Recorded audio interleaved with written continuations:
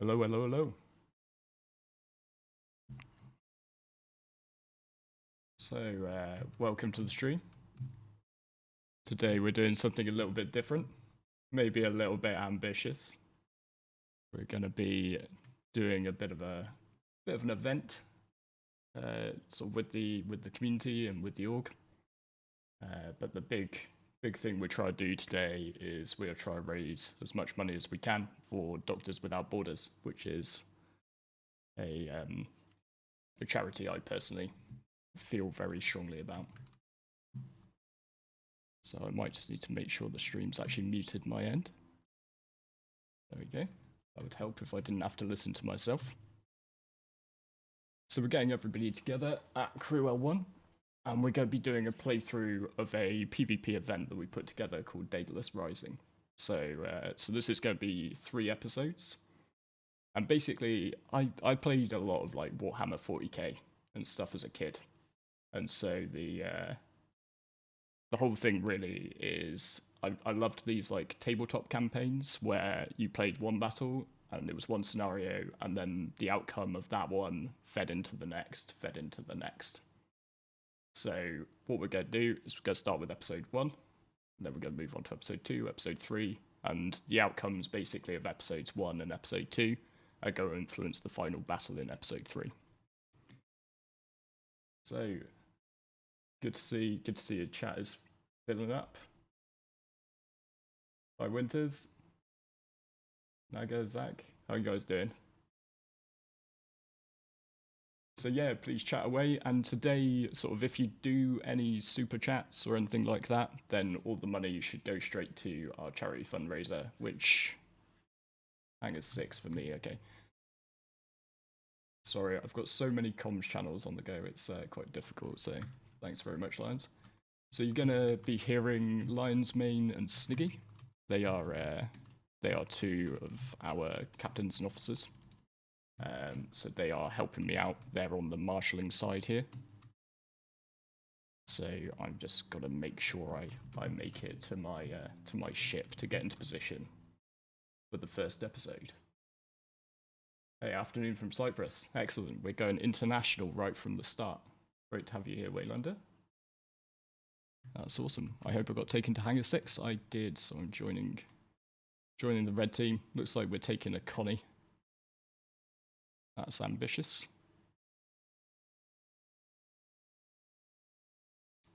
So as a marshal, I better just make sure I activate my flare.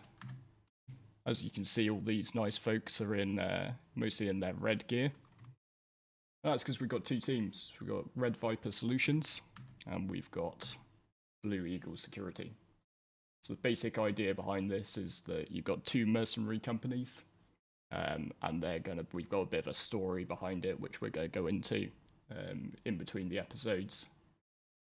And this is going to be quite a long one because sort of at Frontier we're an international community. So what I wanted to do is I did want to make sure when we did a playthrough of this in a single day that we had maximum opportunity from people around the world to get involved. So we're staggering the events. So this is the first one. We're officially sort of kicking off at 1 p.m. UTC. So we actually loaded into the verse in time, which is a first. And then we've got episode 2 is starting at 5 p.m. and episode 3 is starting around about 8:30 p.m. The good news for all you folks is that you get to put up with me for the entire time. Because I managed to do a couple of streams, and then I thought, why not do 9 hours? I had a mate who once ran a marathon, and the longest he'd ran was about sort of 16 miles. And he just said, I'll find it on the day. And that's very much the approach I'm taking today. I'm just like, sure, I've done a couple of 2 or 3 hour streams. I can do 9 hours. I'll find it on the day. Last time I tried to do something like this, I got COVID right before it. So, so that didn't go too well, to be honest. And thank you very much. We've already got some donations coming in for Doctors Without Borders. And amazingly, we had already raised $215 before we even started today, just based off some of some of the videos I've put up in the last couple of days. Sure, Jet, we can be friends. Pretty sure he just misclicked on me. I think having your in-laws visit isn't that reason to hunker down in front of the screen. Oh well, maybe it's just me. No, that's a joke. That's a joke. I really like my in-laws. I just need to learn more language skills to properly converse with them. I think they think I'm maybe a little bit stupid. Since all I really know how to say is like, hello, tasty. I learned that pretty quickly. My mother-in-law's cooking is incredibly good. So while we are hanging out and waiting, you have to bear with me, professional streamer that I am. So I've got some new toys. I've got like a stream deck and stuff. And I've set up some screens very carefully for all this to try and share these things with you guys. But you're gonna have to see whether I can pull it all off. I'm very much going down the line of like, this could be total chaos, or it could work out quite well. But either way, we're doing it for a good cause. So that's the important thing here. But hopefully if I press this magic button, ta-da! The first thing worked. So yeah, so I've put together this campaign, and we've got sort of a bit of story behind it. So we've got one of these documents for each of the episodes, and one of the things we're gonna do is we're gonna put all this out into the wider Star Citizen community. As soon as we're done with this, we'll probably make a video on it. And then we'll put it out. So if you're in a different org, different community, then we'd really love it if you take these sort of mission briefings and you go ahead and play with it. So yeah, so we've got a little bit of a backstory. So for episode 1 here, this is Breach and Clear, and this is basically sort of the backstory to Daedalus Rising is that we're in an uncharted, sort of lowly populated system. I hate to add, it's not officially on the Star Citizen map yet. I just made it up. So there is a moon called Daedalus. There are some scavengers who have they've found something cool on one of the planets, and they obviously, having come across this alien artifact, they're a bit out of their depth, and so instead some shady businessmen have set some mercenary groups to go and recover it for them. So having just arrived in the system, both of our protagonist teams, Blue Eagle and Red Viper, are looking for some extra supplies. So this is effectively an attack and defend mission. We're going to use SPK, near Selin and Crusader for this. And so our one team, Red, get to go ahead and sort of take control of the of SPK, and Blue are going to come and try and take it off them. I just need to keep an eye on my actual game to make sure that I'm not getting logged out. That's cool. So once Blue have had a go at attacking Red are going to have a go at attacking Blue. Both teams have got a maximum of 45 minutes to take control of the station. Taking control of the station is going to be done by whether they can hack the command console in the center. So they've got up to 45 minutes to do that. But the winner of the round is going to be whichever team managed to do it the quickest, basically. So it's going to be Blue Eagle who are going to be hopefully setting a time for Red Viper to try and beat. We've also brought what I wanted to do is I wanted to have, stuff like Warhammer and things. They've got like a point system, and so in this we've gone for classes just to try and bring some balance to it, so that there's a bit of sort of fair play involved. So we've got sort of specialist classes, got heavies, medics, recon, Heavies, only guys who can wear heavy armor. Medics, only guys who can carry med tools. Recon, only guys who can use silencers, but they have to use light armor. And then we've got the Marines, and the Marines make up the rest as such. So they get medium armor, can use frag grenades. So sorry, I might be a little bit quiet. Sorry, I will try and move my microphone a bit closer to my mouth. So yeah, so within this all we've got the various armors that the different teams wear, and we've got sort of allowed weapons lists. So there's some caps on certain weapons like grenade launchers because they're a little bit OP.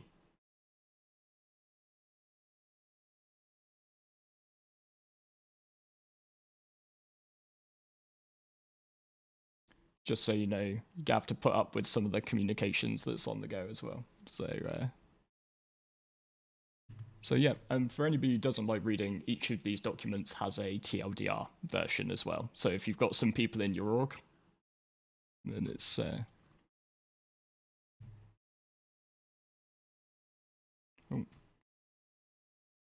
I feel like I'm waiting around in the wrong hangar.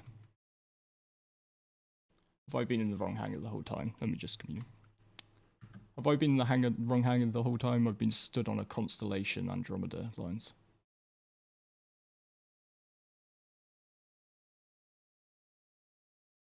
Aha. Right, so I was stood on the ship where they were all switching gear, so... But it looks that like Star Destroyer and Sly were with me in being confused as well, so... I'm guessing they're going to go to the right place to take us to SPK.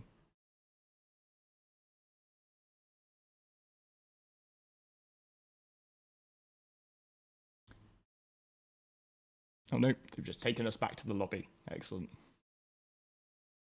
I don't know if anybody here has done any of this sort of thing before, but yeah, organizing large groups of people in Star Citizen is tricky. It is tricky.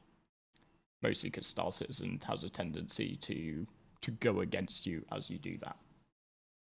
Thank you so much though for the donations that we've been receiving already. Already up to $338. That is amazing. Thank you very much, Rav, and to everybody else who's dropped a donation. That's fantastic. I might have to increase our target considering we're most of the way there. Right, I'm pretty sure if I follow these guys in red armor, I'm pretty sure they're going to know where we're going.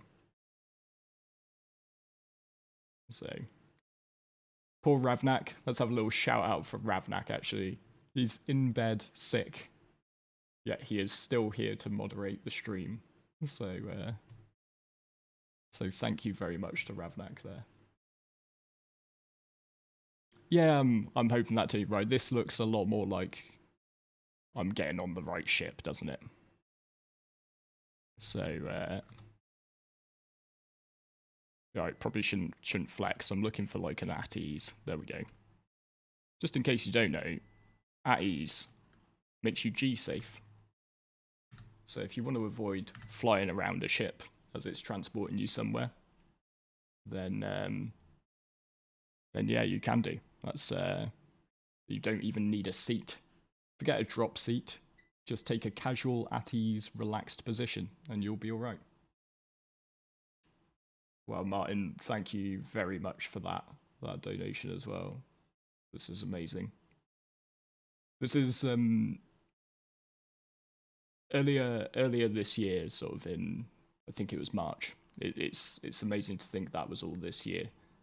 But back in March, this community helped me raise some money for my wife's family, who are from Ukraine, and it was amazing to see how people came together. Ali had up a GoFundMe page, and that money went so far to helping them. It got her mum over here. Now, unfortunately, Ali's grandma is very old, and so she had to go back to Ukraine to look after her. But the 2 months that she was able to come over for really, Life-changing is a bit of a cliche, but that's what it was. So she was able to relax and really sort of decompress from that situation. But this time, so Doctors Without Borders has always been a charity I've felt very strongly about, because they will help regardless of where somebody is from, regardless of what their background is. It's help without questions, and sort of that to me is what we should all be striving for, really.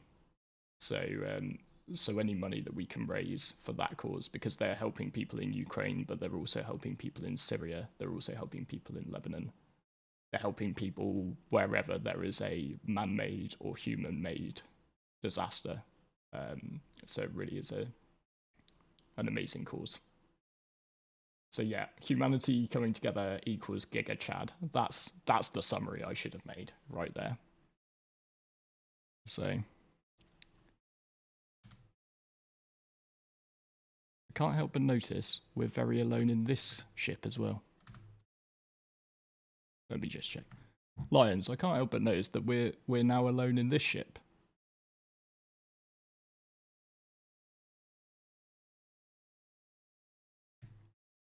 Lions main, Lions main.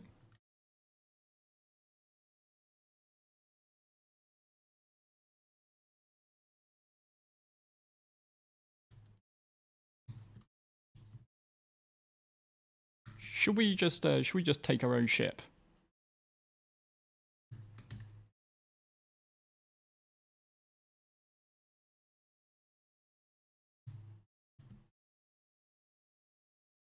Right.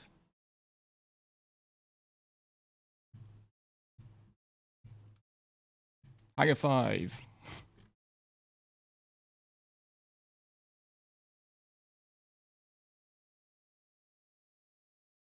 Brilliant.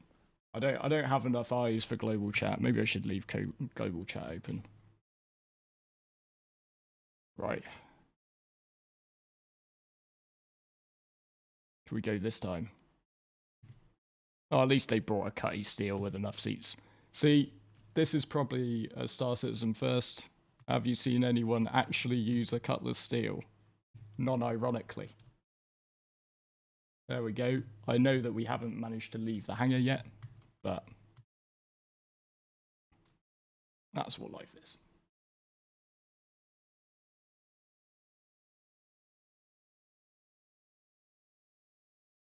Yeah, I love how it was just me and Lions, just like, where did everybody go? Why did nobody tell us? You might also hear on this...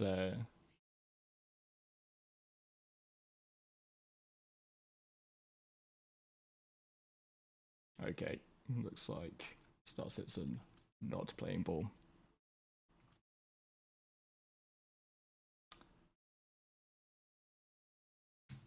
Right, let's just make sure that goes out to... so this is on TeamSpeak. Looks like we're having some crash problems. Fairly standard.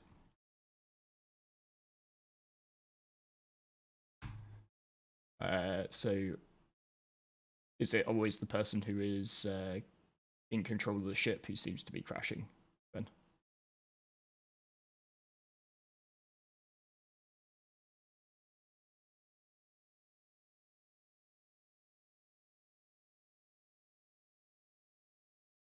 Yeah, that's cool. We might just have to call it and go. I think the teams were only were even at the start anyway, so.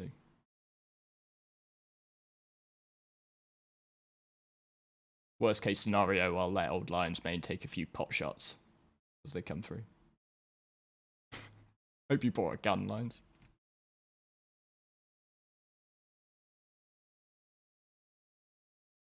Hey, Brandon. How you doing, mate?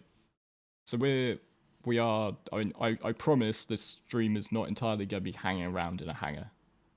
Ideally. I mean, look, that said, can I make that promise? It's Star Citizen. I don't know that I can.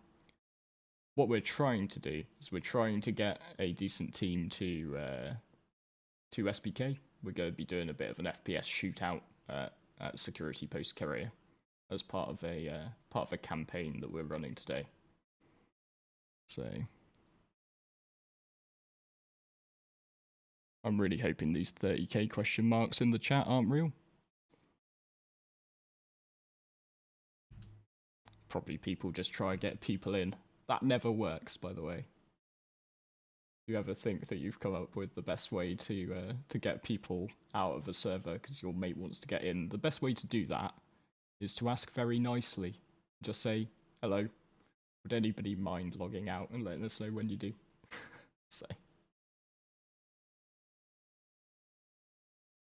yeah, I mean, like, look, we're going to get to persistent hangers, and then at least that means that we're going to be able to add some features to our hangers. I mean, I'm looking forward to having a pinball machine, that sort of thing, for all of these moments. I really hope they bring in like games arcades. Like, I always like the irony of playing a sort of modern AAA title and using it to play something like Asteroids from the 1980s. It's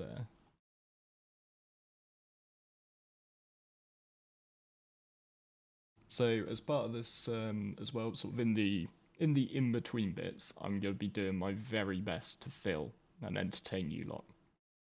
So I would be greatly helped out if you had some questions for me to answer and rattle on about, because that's how I can get through sort of the hour or two in between each different bit. So we can do some spurious theory crafting. So if you've got any questions for me, then do let me know. Helps if you stick open brackets question in, because it just makes it a bit easier for me to pick out a chat.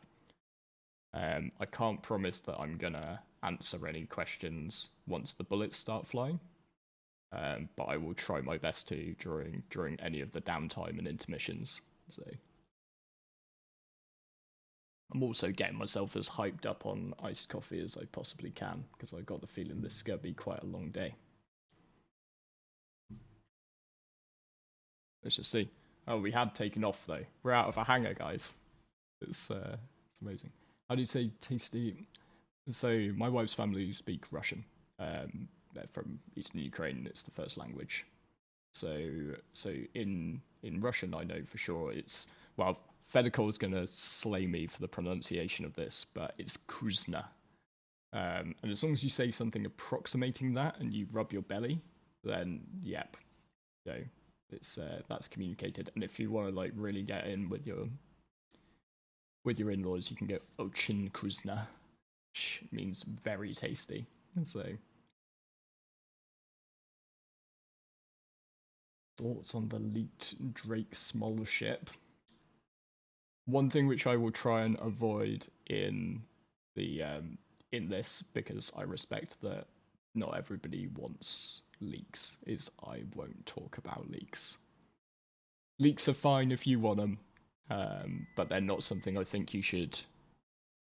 Some people just want CIG to show them the ships. They don't want YouTubers and sort of rubbish images.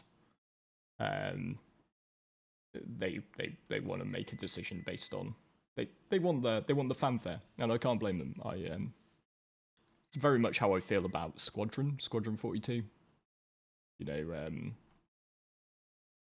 It's like I saw a while ago that there was like 12 minutes of leaked Squadron 42 gameplay, and I'm just like I don't want to see it. I'm alright, thanks. Like I'd rather see. It's sometimes what you're playing for is to be wowed, right? It's not. You don't want to open the presents, sneak around and find the Christmas presents. You want to unwrap them on Christmas Day. So, who's my favourite Backstreet Boy, and why is it Nick Carter? Well, you answered your question, didn't you, Ravnak? It's Nick Carter. And why not would be my answer. To be fair, I didn't know any of the names of any of the Backstreet Boys, so you gave me one. So I assume he's now my favourite because he's the only one whose name I know. I know some of the songs, of course. So Staris, so in terms of donations, I believe if you do any Sorry, break for the comms. Okay, there's a donate button, as Ravnak has said, and I believe you can also super chat. I think that's a function. So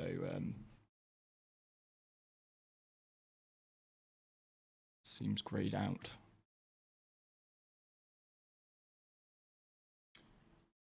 Yeah, I'm really excited for Squadron.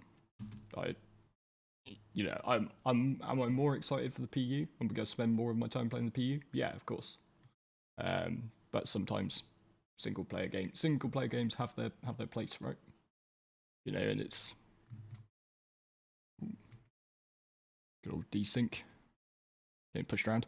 I really hope there's not some poor guy just try to clear his crime stat at Carrier right now.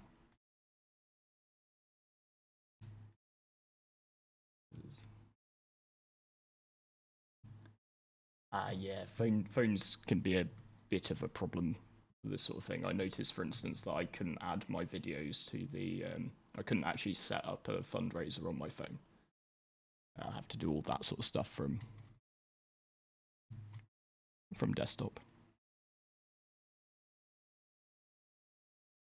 Red leader. Just to be aware, sounds like there is the like couple of Ninetales guys here, so the mission seems to have been triggered. So just watch out for a couple of NPCs.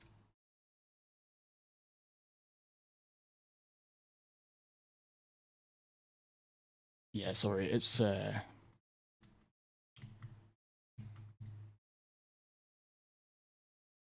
you could just fly away lines, maybe.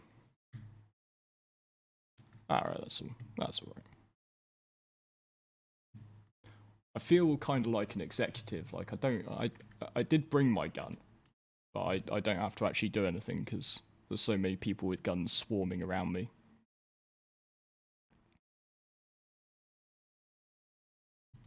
So I'm gonna find somewhere nice and safe to hide. But what we should be able to do is we should be able to also get a stream from. Should be able to see what Lions is seeing as well. So he's going to be a bit of like a war reporter for us. I've instructed him and Sniggy to get as close to the action as they can without getting killed. That's the main idea there. So if I just we'll try and get Sniggy stream up. Maybe we can flick between them back and forth. Let's just check it's working before I try and switch to it.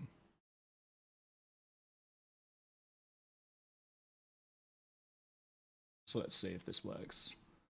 There we go. So we've got Lions, who's nice and embedded with the red team.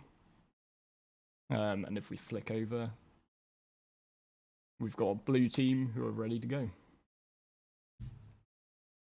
We should probably get something ready to time these guys, though, shouldn't I? Since it's a timer. It is currently intentional that there's no SC audio. Sorry, before you worry about what I'm doing below the desk, I'm just getting my phone out because I tend to have my game sounds very low. Maybe I can probably turn some of those up a little bit for this. The reason I have my game sounds very low is because the okay. So we're gonna I've turned my sound effects volumes up. The reason I have them so low is because Lancet mining lasers in a mole are deafening. So even down at like 5, they are incredibly loud. So I've turned my audio up, and I'm pretty sure we can also turn up the stream volumes on Lions and Sniggy. So yeah, some of the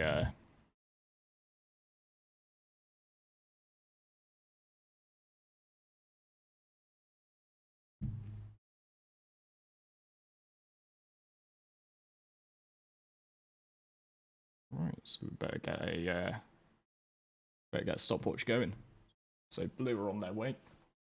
Fortunately, there seemed like Sniggy's stream was a little bit laggy for us. But even so, we can use it to judge when they're coming. Looks like, yeah, Sniggy's going to give us some audio as well. Wow, Otto, thank you very much for your donation there. That is very generous of you, sir.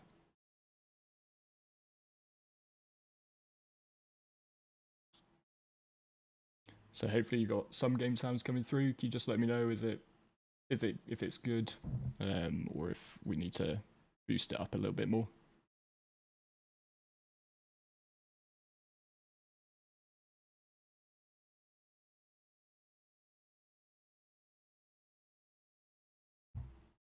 Just check in. Has Wormskull got the message to launch?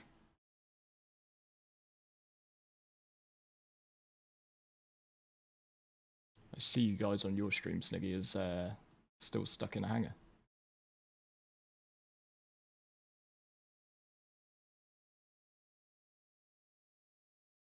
I think I'll let the timer start when he leaves the hangar, unless there's more than one ship they're coming in.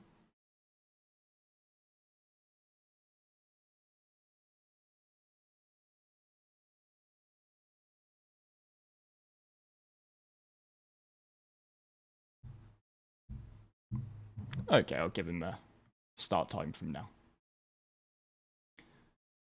We have so we're using TeamSpeak for this because we've got some different whisper lists so that we can communicate between the captains and between the marshals. So that we can talk to the captains of red and blue teams, who are, so Master Ben is the captain of red, Wormskull is the captain of blue. So we've got the head of our the head of our combat division versus the head of our industrial division. So really, it's kind of like interform rugby.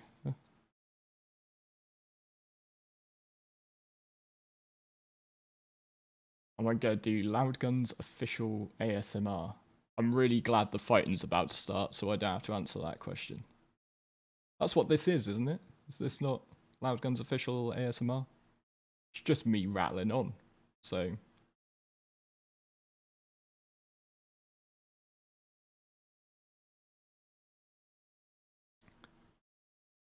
One of the other good things about having marshals for this sort of thing is that they get to handle all of the party formation mechanics, which otherwise will take sort of the captains of these teams quite a lot of time.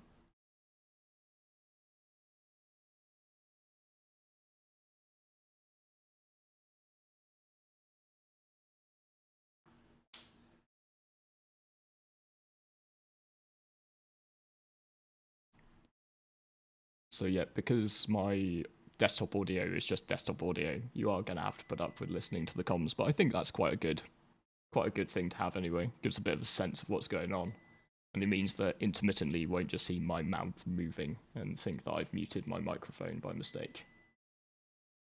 So what I am going to do though, because I have a very, very needy washing machine dishwasher, is I'm just going to go and I'm going to get that off so that you don't hear the beep, beep, beep in the background. I don't know if that's coming through, but it's annoying the hell out of me, I can tell you for free.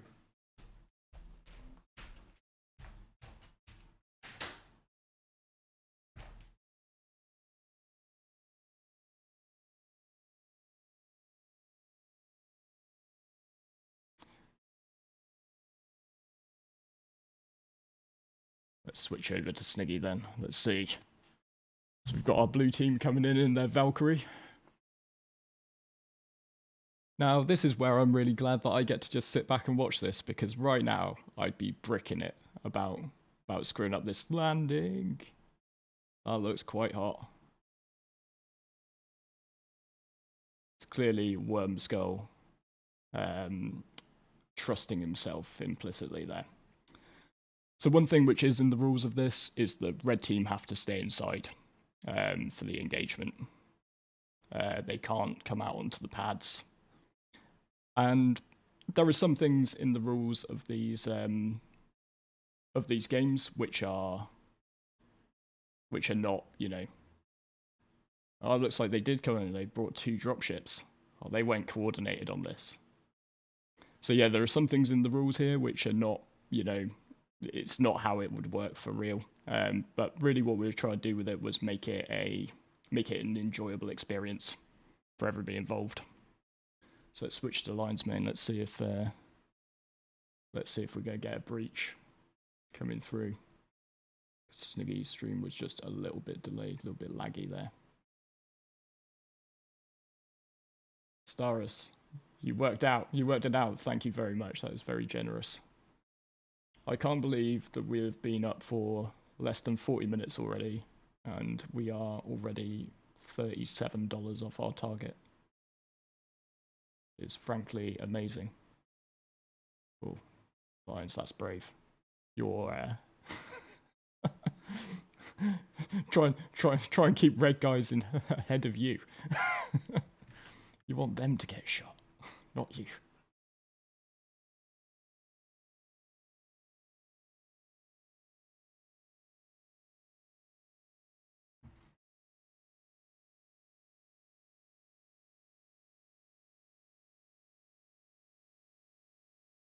Let's see. This is the point where it goes like deathly quiet. Right. It's a little bit laggy here, but looks like they're stacking up. Looks like they're going for a coordinated breach right now.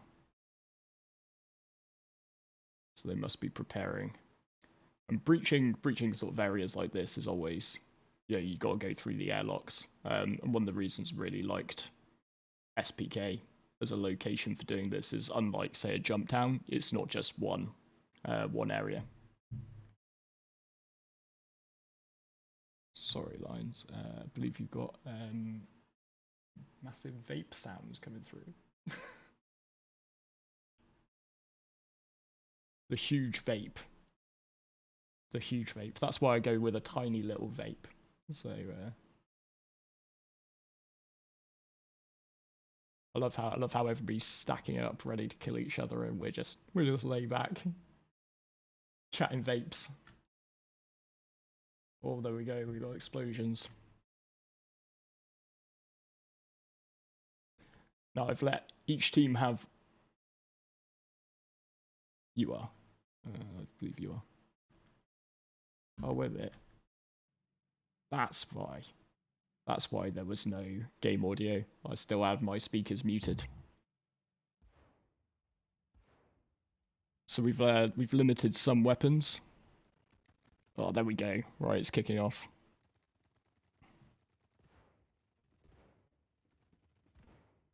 This is War Report Alliance. It's been very brave. Sly Marco, I think that is, has just taken a hit. We've got a blue breach at the top of the stairs.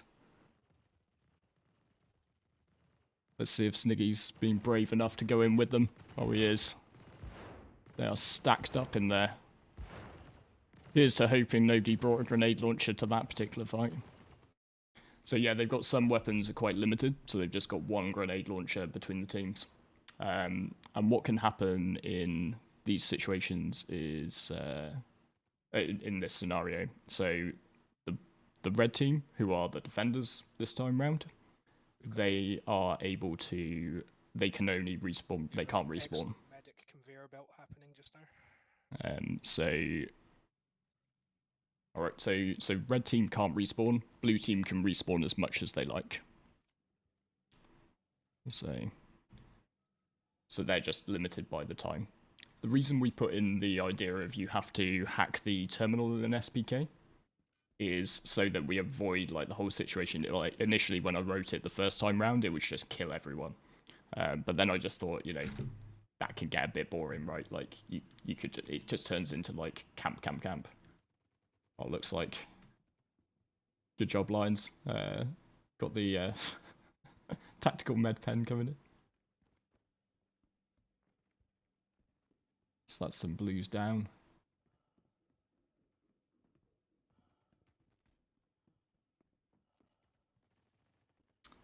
And because red can't respawn, so one of the key things, so we did some playthroughs of all of these episodes. one of the key things for the attacking team is to make sure you secure your kills. So when you incap someone, you want to then make sure that you finish them off. Because particularly if they're in these sorts of situations, you can. Right, we'll switch off lines because it looks like it's mostly getting accidentally shot.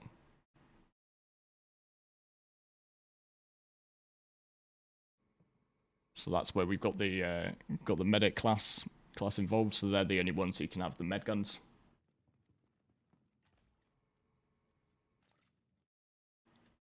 Right, I think games sounds still a bit quiet. I can just boost the stream volumes. Somebody took the risk of a grenade.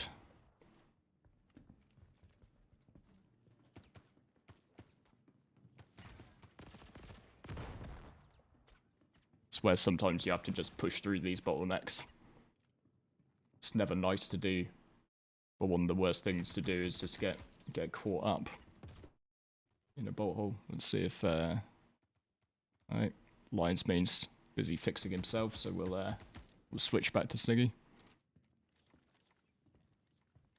One of the other things is using the tractor beams there, like Ballin is, to just make sure that you recover fallen comrades, get them back into a position where you can get them up nice and safely. Just hope the grenade doesn't sail around that corner, eh?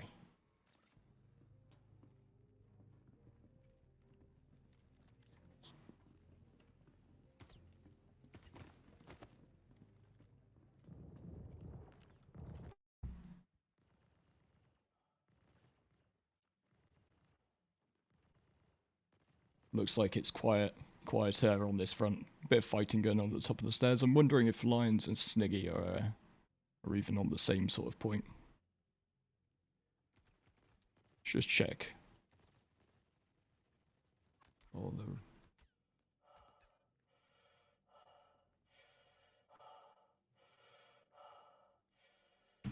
Blue leader.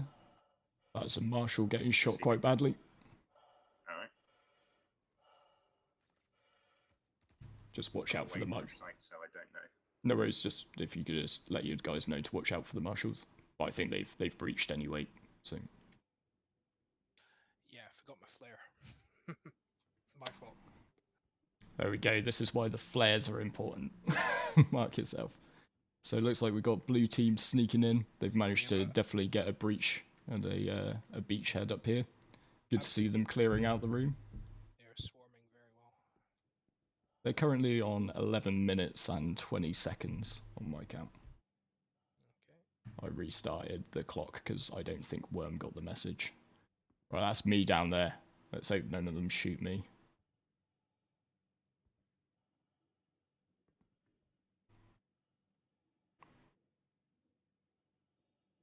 Interesting. I don't think, because I think I'm technically still attached to red team. Do you reckon they've wiped red there? I think they have, haven't they? Only one way to find out. Lines main to red leader. Yeah, grenade launchers are so OP, Wookie. That's why they are just getting one of them each. This red leader, just confirm the last one is down. Stopwatch can be, or at least with bed, can't they? They still have to hack. They still have to hack. Copy that. Marshal moving. Marshal moving. It's always good to just use your in-game voice. So this is my just so that we got the official time on it. They do have to get her in hack now. Maybe they haven't been counted bodies. Confused about what might be shooting. Potentially sounds like SPK's turrets.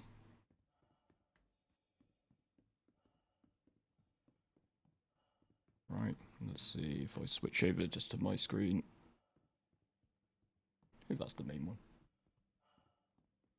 So what I'm doing is I'm now just waiting for one of them to come down and actually hack this terminal so that they can log a time.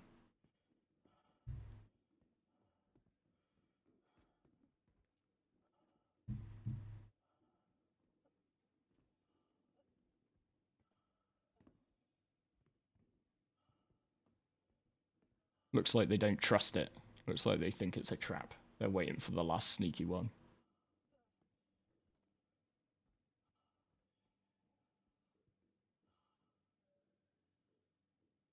I think they believe they're getting lured in. Now the main question is, have they remembered?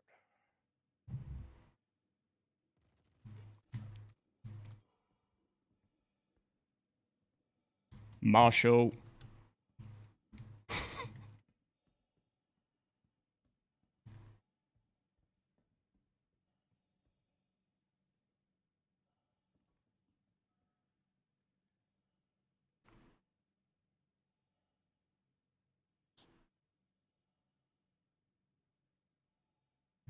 Not sure if this counts as cheating, Worm, but you do have to hack the terminal.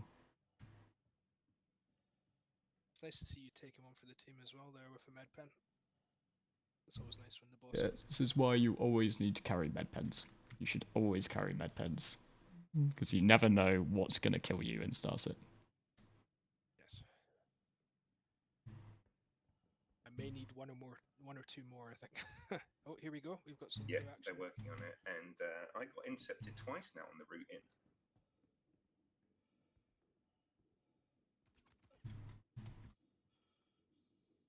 Marshall.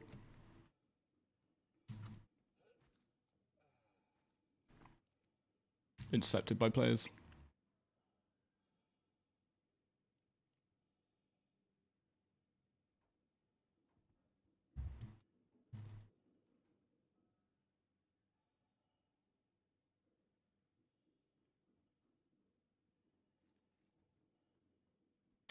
Anyone know roughly how long a hack takes?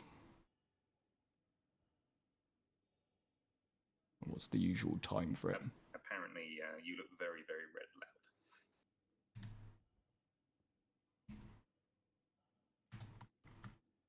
loud. I had also forgotten to activate my quick flare, so that might have something to do with it.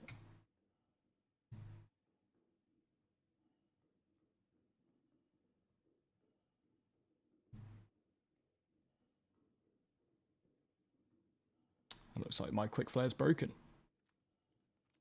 Apparently my orange armor is very red, so the blue team were understandably paranoid about me, particularly given I got shot twice.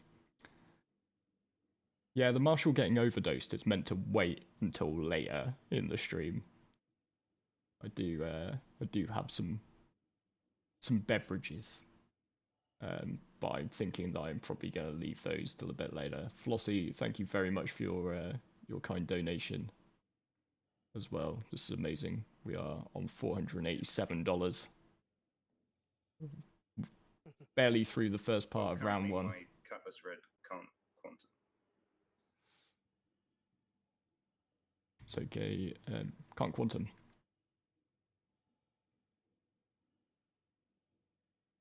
Were you interdicted by players or by just NPCs? NPCs. Ah, nice. Obviously, one of the problems of running events like this in the verse is that, you know, it doesn't change that it's an open world, and anybody could come and mess with us. So that is completely possible. I'm just hoping there won't. I'm hoping there's nothing in it for them. So if you don't take any risks, you don't have any fun. That's my general view on it. So it looks like Astro is throwing himself there. This is a pretty good time. Pretty good time that Blue are putting down. 17.5 minutes have gone by so far. I'm a little worried, because this just means that I'm going to have to ad-lib for a lot more time in between the different episodes. I was hoping that they would go or use the full 45 minutes and draw. But while we're looking at this, we can go into a bit more about what they win. So episode 2 follows on from here. That's going to be a PvP ship battle. But episode 3 is sort of, I for one, am massively looking forward to Theatres of War. And so episode 3 is like a full battle with tanks and centurions and infantry and stuff. So for that battle, the winner of this episode will get some extra railguns to use, since the sort of backstory of this is that they were scavengers waiting for sort of looking for extra supplies. So they've got a limited amount of railguns for each team for the final round, and just by winning this, they're going to get themselves some more. So yeah, I can also take some questions, couldn't I? At the moment I've got around 8 million AUEC and no real idea what I should want to spend it on. Any potential recommendations? That's a good one. But sort of maybe a better even recommendation is waiting for IAE. Because at IAE you're going to be able to rent every ship for exactly 0 credits. You can rent pretty much everything. I think there are some restrictions, maybe. This is Red Leader. Could Demon Knight get a passing height, please, for group? Right, 19 minutes 20. Okay, sorry. All comms. That is 19 minutes 20. Time set by Blue Eagle. Successful episode 1 for them. So, Red Leader, you have a time of 19 minutes and 20 seconds to beat. But don't forget that it's within 5 minutes. Will get you a soft victory. So you're ultimately trying to beat 19 minutes 20, but if not, you're trying to get faster than 24 minutes 20 to limit it to a soft victory. Linesman to Red Leader. Demon Knight will have to add me as a friend from menus, because I won't be able to do it from this side. I don't have him on my list. Copy that line. So yeah, Zach, I would probably use IAE as an opportunity to try a whole bunch of ships and then blow your cash on the rest of it. Confirm the times for soft victory again, please? It's 5 minutes on a 5 minutes is a soft victory. If you're sort of within 5 minutes of their time. Thank you. Right, should we put a timestamp of 20 minutes for a turnaround? Is that fair? Yeah. So I think potentially some people need a heal. I saw Astro for sure, clutching his stomach like he'd got a tier 3 or something. All right, I'll get this check.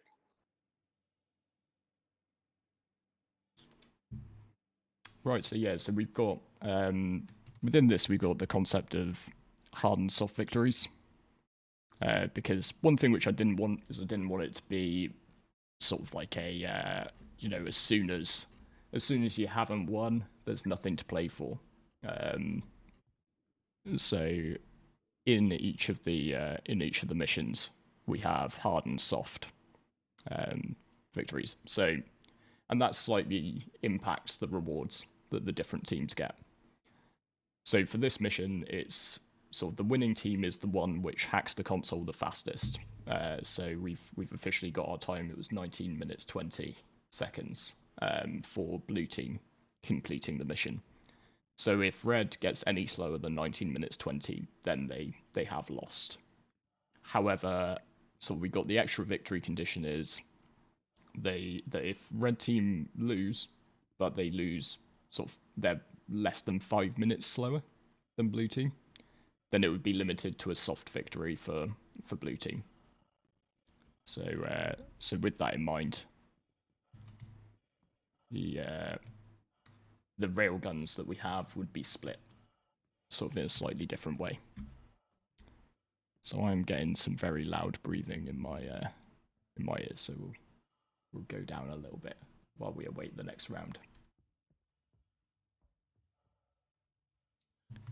Right. So I guess there's... Red Captain, I'm in the process of trying to steal your dropship and bring it back so I can hitch a ride on the way over.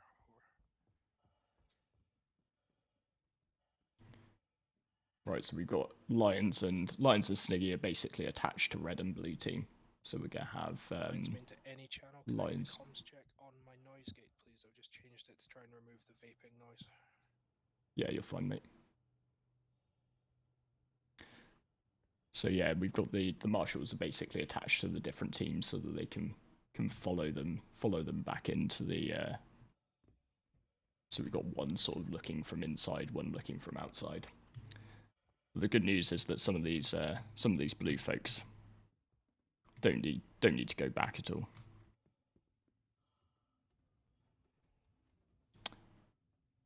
They are very limited in the amount of ammunition they can carry as well. So yeah, it's we're gonna bring in.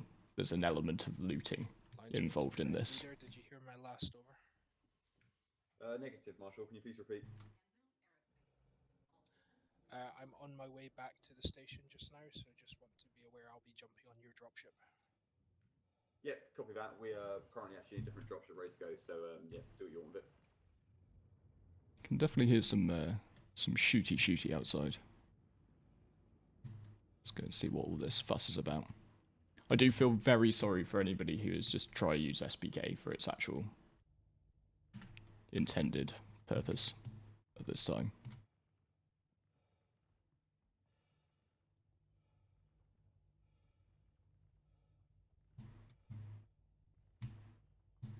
Oh, that's it.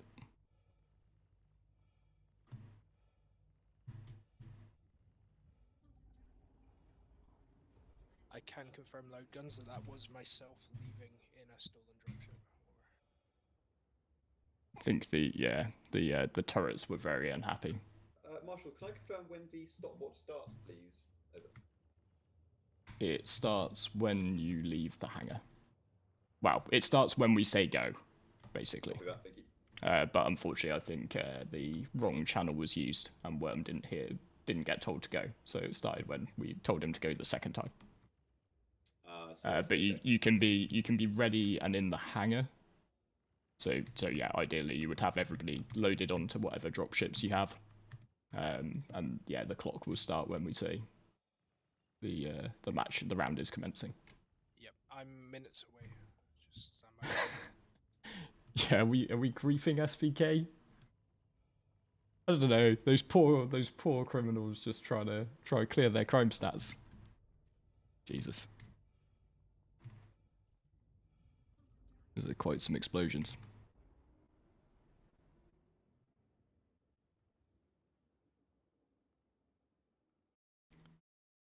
There you go. That's where all the extra noises were coming from. I had forgotten to mute Lions' stream while I was back on my own screen. We're doing this at SPK. This is kind of a farewell to SPK, because after 3.18, this will not be possible anymore. SPK, Security Post Carrier, is getting a revamp. Not entirely sure if that guy. Okay, that's just one of the blue guys. They're patrolling. Lions to Ben. They're being very RP.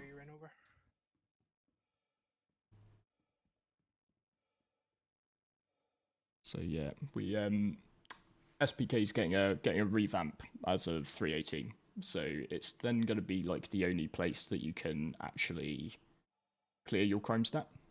But it's also going to be occupied by Crusader security. So currently the sort of backstory of it is that it's a new station waiting to come online for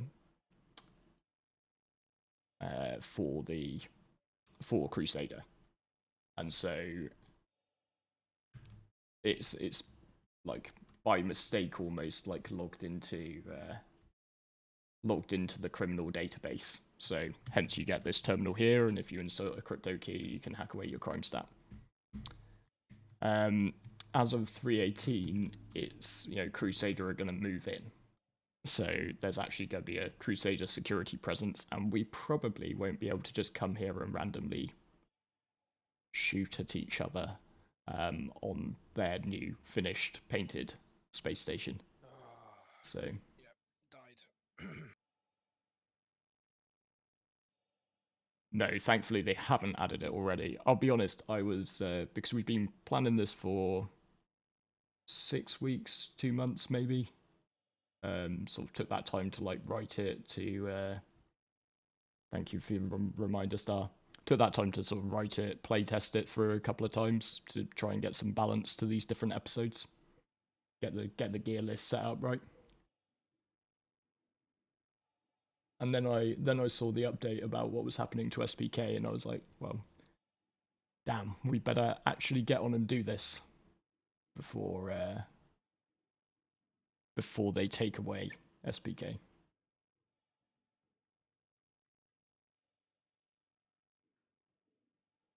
So Bigfoot Wookie, I don't even know, is that a squirrel? That squirrel? Ben, can you hear me? That's just my eyes, I reckon, as opposed to the indeed. as opposed to the stuff. Yeah, sorry about that. I just got blown up. What hangar are you hovering outside? We're not hovering out. We're still in a hangar, currently hangar 5. Roger that. 2 seconds. Marshals, how long have they got for the turnaround? I said 20 minutes. From the party, we're inviting him, please. Over. Roger that, Ben. 2 seconds. I said 20 minutes, but then I realised I forgot to actually take any note of when I said 20 minutes.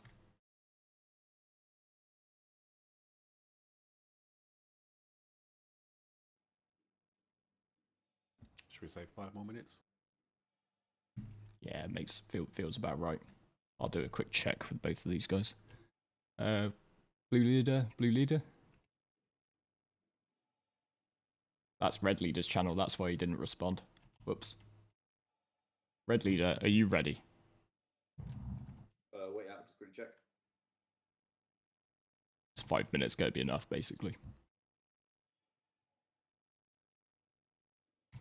Blue leader.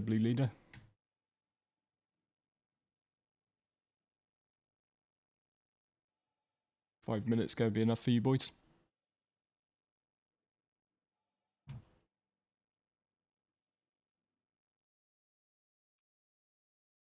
Red team is ready to go anytime.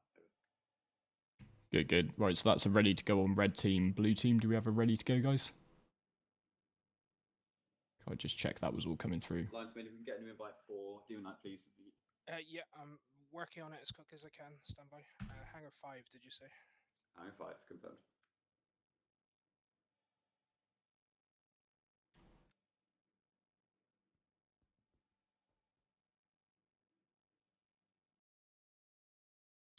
Have we still got Worm on comms?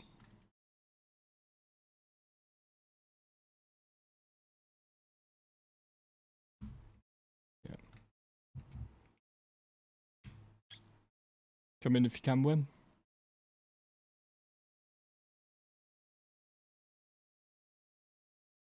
Right, sorry, Marshals. Doesn't seem like we're getting a response out of Worm on TS. Would one of you be able to go down to their Discord channel and raise them? Yeah, I'll do that just now. Stand by. This is the joy of multiple comm systems, but it's sort of what you need, because we needed the comms on the Marshal side to not be too crazy. We did this previously with us in the Discord channels with the guys, and it was chaotic, to say the least, and probably not safe for streaming.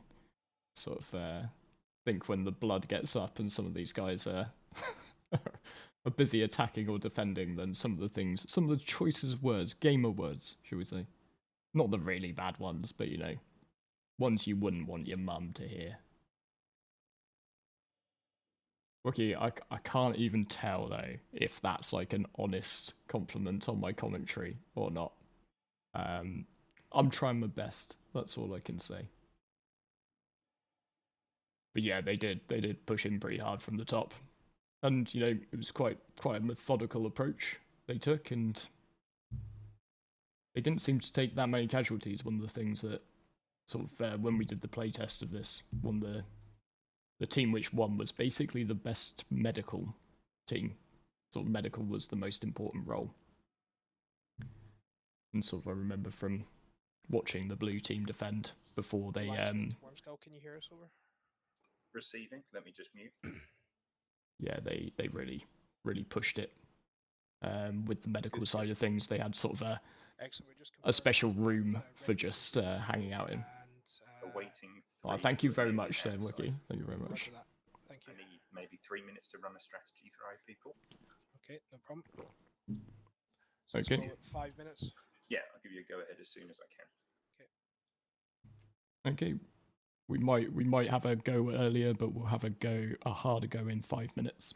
Roger that, 5 minutes.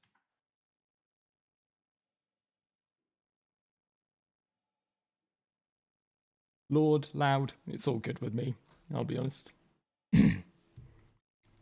Wait, who's this guy in a... Why do I have a white jumpsuit in front of me? Ah, he's come back for his gear.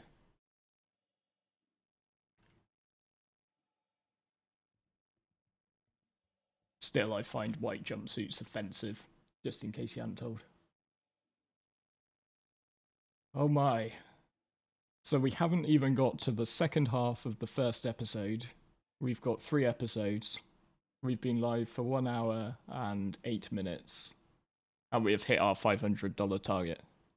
That is amazing. We are into exceeding it. That is amazing, guys. Thank you very much to everybody for coming, for watching, for playing. That's not going to mean I'm going to cut this short. I know you might have just been paying me to shut up, but no, we will still carry on. We will raise as much money as we possibly can today. But that really is amazing to be over the target already.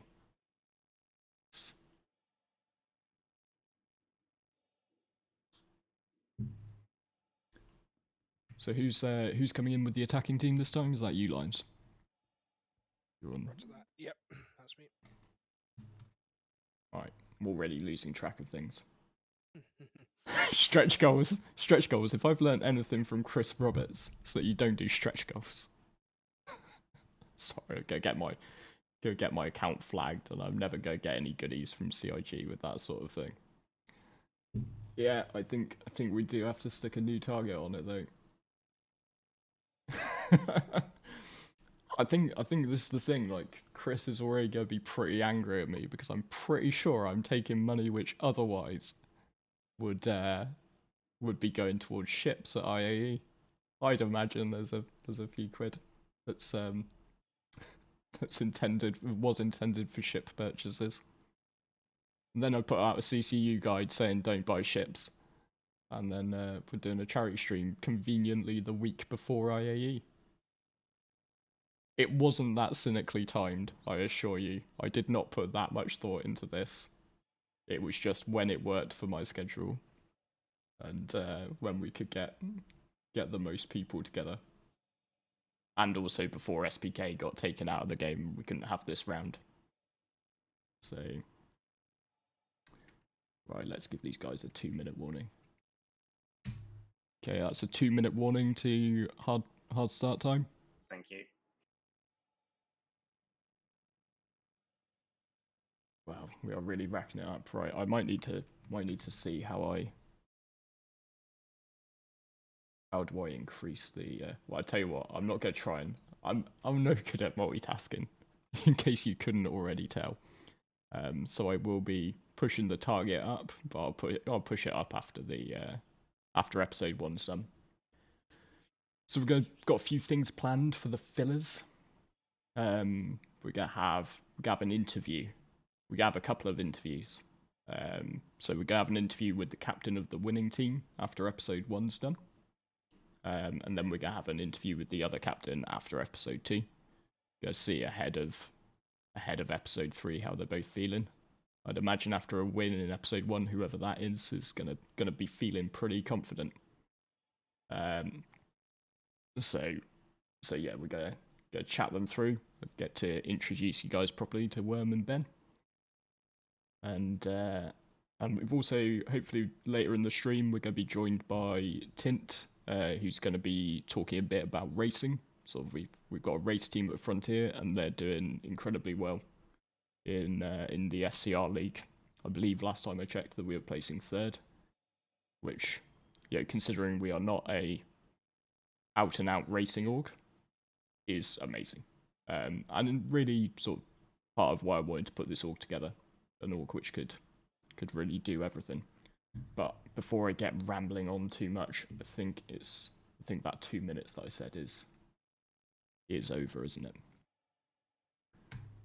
Right, captains, can I get a ready check? Because that's the hard start check. Ready enough from Worm. Ready enough from Ben. Red team ready. Excellent. Okay. The count of 5. You're gonna start 5, 4, 3, 2, 1. Clock's on. Clock's on. Okay.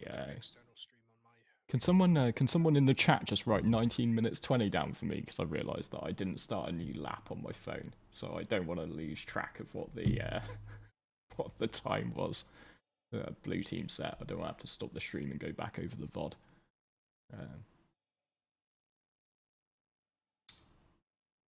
Yeah, I might get shot again. It's slightly less concerning this time around because obviously we've got more flexibility. I don't have to survive through quite as much this time. I was a bit worried about having to move around before. But as we can see from Lions' stream, he's on board with red team. They've decided to go with their Cutlass Steel strategy for this, eschewing the Valkyries that the blue team laid down as their choice of dropship. We can cut to Sniggy, currently embedded with blue team, and in a very janky way going down a staircase. So Sniggy, that's us approaching career just now. Roger that. there we go. So we've got red team on the way in. So that's interesting to note. About 1.5 minutes is just the travel time from Crew 1 to Korea. We did not use Grimhex because even though Grimhex is a bit closer, it is maybe not as useful a place to spawn from because the medical respawns are janky. They've really gone for a true Cutlass Steel strategy, red team. I'm proud of them. They just bundled everyone into that red. Blocked.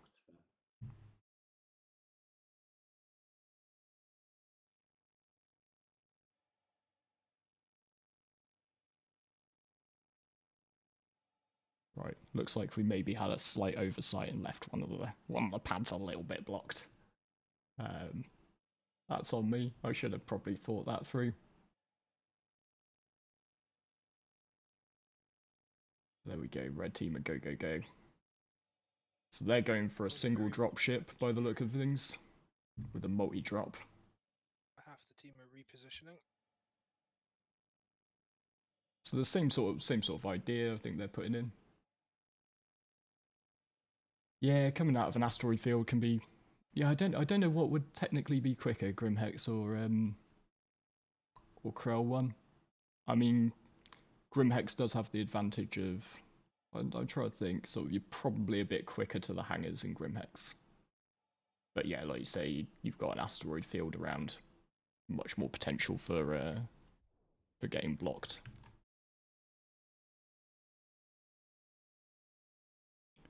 Let's pick up Lions' game sounds here.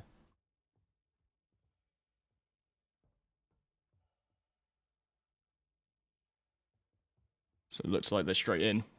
Looks like there's chaos and bodies on the floor already. Now, I can't tell if those bodies are from round 1. This might have just been a particularly bloody impasse in the earlier round. I reckon you want to get in before that door cycles, Lions. Go on. Who dares wins? Just, dare from the back, mate. Dare from the back. Base first. Yeah, the medical elevators at Grimhex, just that just made it a no-go. Anyway, so that's why we're using Crew 1 as our respawn point for all this. Oh, starts immediately. Fedicol leading the charge. I would expect nothing less. Master Ben's up there with him too. They're pushing in hard.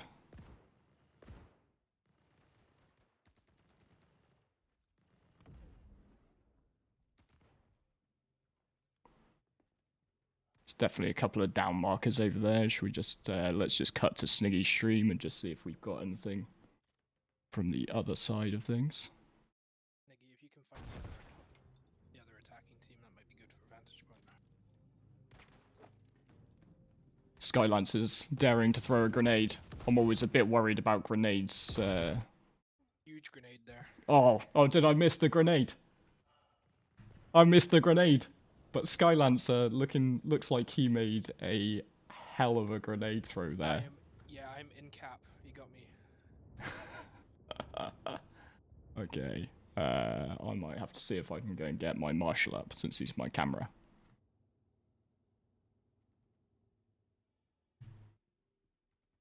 Right. Lions, when the time comes, I will come to you. Okay. Right now, there's still a few too many reds up and around you. Yes, absolutely. Like, I feel that's still an active war zone, so we're gonna switch to Sniggy Cam. I have a tier 1 face. My med pen might not be enough then. I'm Josh. That's okay. I'm just out of blood for some reason.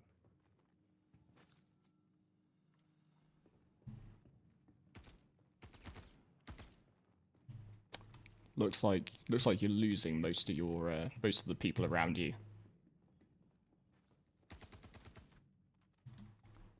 Marshal.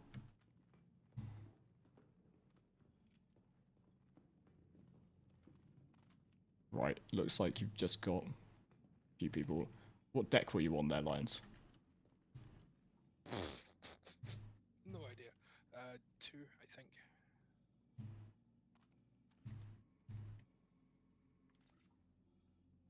I need to try and remember where the staircase is.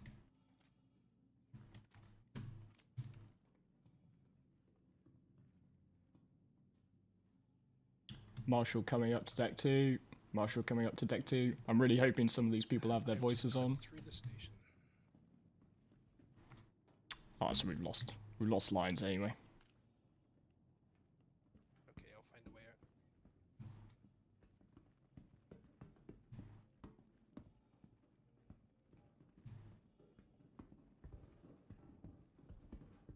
Wait a sec, Lions, that might actually make you more recoverable. Are you back up, are you?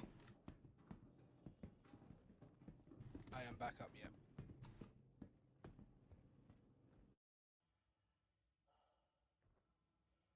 One of my cameramen appears to be taking a trip through the station instead of try and navigate a way out. So we'll have to stick with Sniggy Cam for now.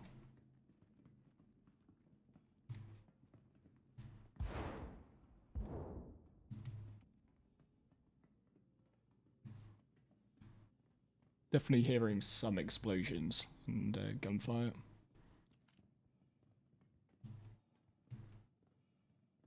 A little bit.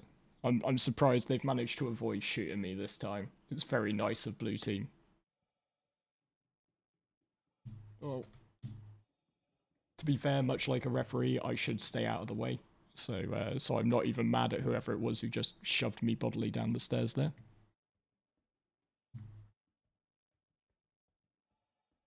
It looks based on, because I'm still in red, so it looks like that was a full team wipe from blue on red. Very impressive. I think Skylancer's grenade may have been Poggers, I believe, as the kids are calling it nowadays. What's our time looking like? So they're on to 8 minutes 40. So with 19 minutes 20 to beat. So I made it out. Okay, we've got Lions Cam back. I'm wondering, are they using the bodies as a barrier now? So that was my thought actually. When we were approaching, there was a Ninetales guard inside the airlock, and they never spawn inside the airlocks. We shouldn't say this because otherwise we're gonna be faced with a cries of cheating, cries of foul play. Yeah.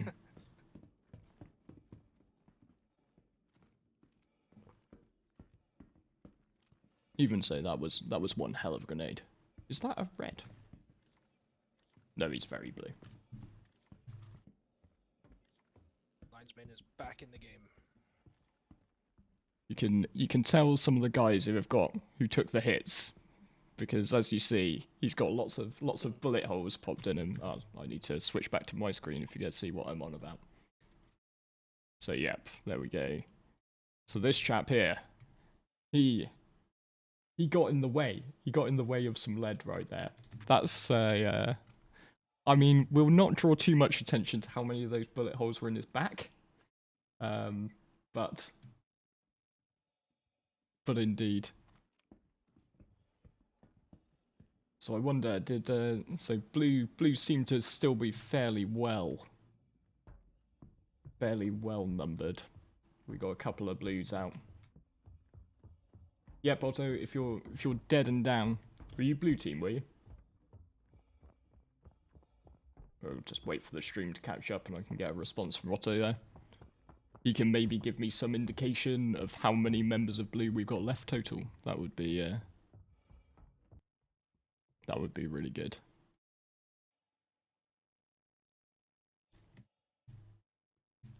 But yeah, I'm sure if you're dead and down, then you can watch. That's not a problem. Let's see. I wonder if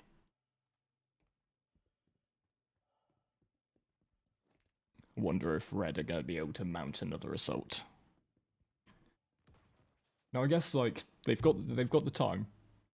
So what I would probably be looking for in this situation, if it was me, is making sure you go back in force, because like the mistake that you can make in a lot of games is you can trickle in, and trickling in against defenders' advantage is always it's never a good strategy to take. So I'd be resetting, be calming, and just going like, right, we failed that first assault, but we're gonna hit them with another one, and they got some kills. They took down Rocky, for instance, who's in the chat now. So now they're against less numbers. Like, the worst mistake you could make at this point is just coming in piecemeal. And I really hope this sort of thing does just highlight defenders' advantage. You know, this is sort of what I was talking about in my video yesterday, really, about shipboardings. You know, if you're in the defensive position and they will come to you, then, you know, and in this game, we've banned certain, like, the use of certain weapons, like grenade launchers. Sorry, Marshals, can one of you keep an eye on the main terminal just in case they try and sneak it? I'm going to go and try and get a shot from outside to see anybody coming in. Yeah, it's no worries. It's much like the blue team here, we're a bit blind as to whether these guys are coming back in or not. It looks like they've got fairly good numbers. What do you count? 1, 2, 3, 4, 5. That's a Marshal. 6. So there's 6+ of them defending just this one airlock. Now I'm probably gonna mess up their strategy if I go and interfere with that particular door. So let's look for another way out. Right. I know and they don't. There's very definitely a sneaky member of red coming in. So I'm wondering, is this going to be... And there's the rest of red team. Okay, looks like red team are here for assault 2. Yeah. Can see one of them pushing one side. Got Rex in one side, and then we've got Interesting. Ben has done exactly what I would have done. Full He has force. gone with the full force. That's exactly the right approach to take. Very reminiscent of episode 1 earlier, or the last time we did it for red team. Annihilation in the first round, and then regroup on the second.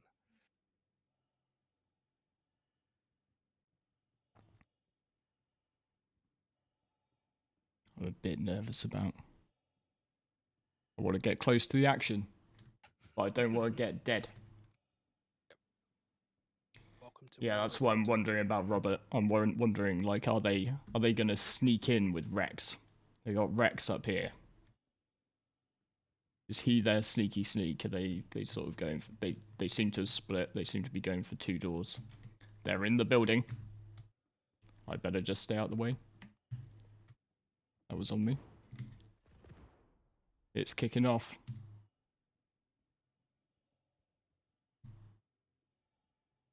They've breached. They've moved around Blue's position. I'm trying to find somewhere where I can get.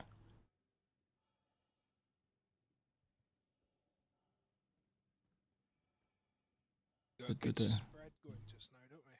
They're kind of really splitting up. I think they've.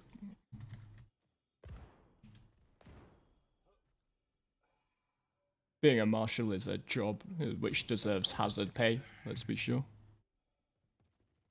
Very promptly med-gunned back.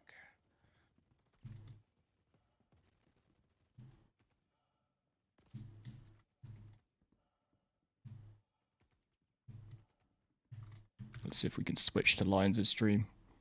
Oh, there. He's embedded with the red force here. They are using the technique of grabbing people out with the tractor beams as well. There are a lot of grenades right now from a grenade launcher. That grenade launcher is being put to good use. This is interesting. This is 16 minutes. They're on 16 minutes compared to the 19 minutes 20 set by Blue. If they push it hard and they push straight for the hacking array, but we've still got a couple of Blues. I definitely saw one running past on the upper balcony. That grenade launcher's doing work. I better duck behind. I don't want to get taken out by a grenade. Thank you very much. Our destroyer seems to be having great fun in the railing.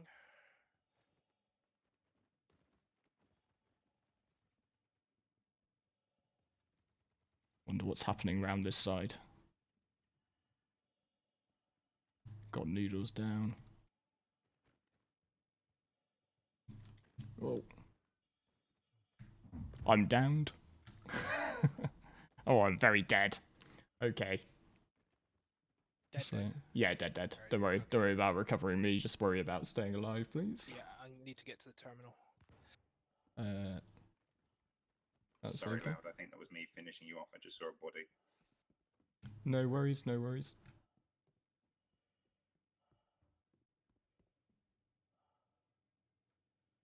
Yeah, we've got Lion's Mane to observe the all-important terminal. Let's see if Sniggy's embedded with the action at all.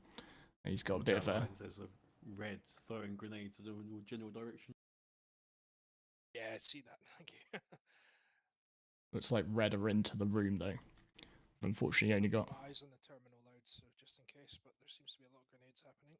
Definitely got reds in the room, but we'd still, because we can see from Sniggy's team, because he's on blue team, we've still got 4 blues up, 5 blues up. Well, I think there that Green Tacker was probably downed. We still definitely got Worm and Skylancer. They are on 18 minutes and 10 seconds. They have 1 minute and 10 seconds to spawn this. Yeah, Robert, I would absolutely love CIG to implement some form of sort of zones for doing this sort of thing. That would be amazing. Oh, looks like an awful lot of blue guys are still up. Judge Grimm just took a shot from the back, though. Not even sure where that came from. Second approach.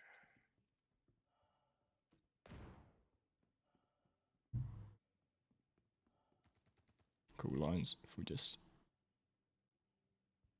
keep an eye on that terminal. That's 19 minutes. 19 minutes. Looks like it's going to be a blue victory, but is it going to be a hard or soft one? I think this assault is going to either be it. Yeah. Been no attempt so far onto the terminal, so... That's... Oh, we've got some blues getting... That's a clear push. Yep. Oh, that's that grenade launcher. somehow managed to like, I think it managed to hit part of the scenery there instead of instead of going through. Yeah. Let's just check the time. Okay, we are now at 19 minutes 50, so it's past. Yep. I'm gonna let. See. I'm not gonna let the teams know. They could have counted this themselves, and I don't want to demoralize Red. I still want them to push. Yep, I am not Let's see. seeing any player markers in Korea at the moment for sure. For Red, Yep, for Red. that's repelled. Okay. Well, I will offer Ben the chance to can come back if he wants some more. He can carry it on to the full, or he can call a surrender here. Red leader, red leader. Go ahead. Time has passed, so we're at 20 minutes 40. You can still, if you get, if you hack it within 24 by 24:20, you've got a soft. You limit them to a soft victory. I'll leave it to you to call if you want to carry on or not. Yeah, confirm. Continue. That's the spirit. That's the spirit, Ben. That's the spirit. It's what I like to see. You can't train that. No. So that's they're still gonna push, and as we know, it takes 1.5 minutes, maybe 2, to get into Korea from Korea 1.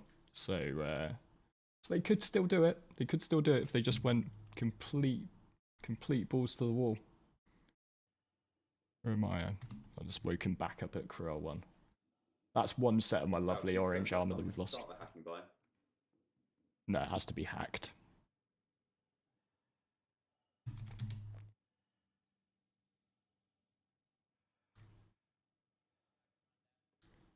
So yeah, we can add that as a counter to today's stream. How many sets of orange armor can Loud lose?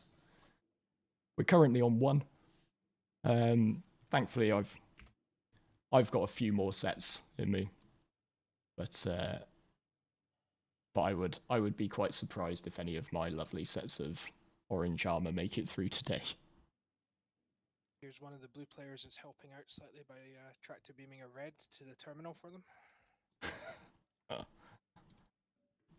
Oh, there we go. Oh, he's Okay. no, it's me. It's me. They're just saving my orange armor for me. That's very nice of them. Tell you what, one of them can take it as a prize. Yeah, I think deployable cover. I think sort of you're probably going to need something like riot shields. Like, it's interesting to sort of watch read a lot of like 40k Warhammer 40k books, and like shields are like carryable shields are incredibly important, and they're used an awful lot. So we've got incoming again. Fortunately, they've got all of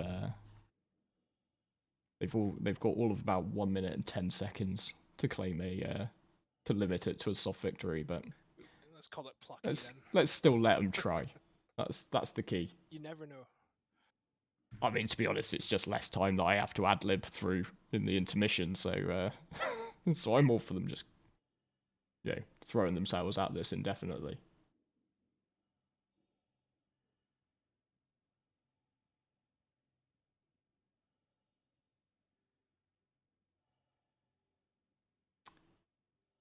Yeah, shields are kind of hilarious.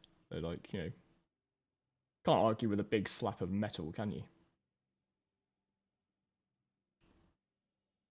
Yeah, it's and sort of particularly in, I don't know, I was watching, what's it, Stranger Things? And there's actually a scene in, I'm not going to deliver any Stranger Things spoilers, but for anyone who has watched it, there's a scene in the latest episode, the latest season, where sort of some of the army guys there sort of put riot shields to very good use. And it's that sort of tactic that I can see being just essential for shipboarding. Would it be a good idea for you to bring the transport ship that we're going back in with you? We can I thought we'd probably just get on it at Crew 01. Or where's Worm's gone? Is he dead or alive?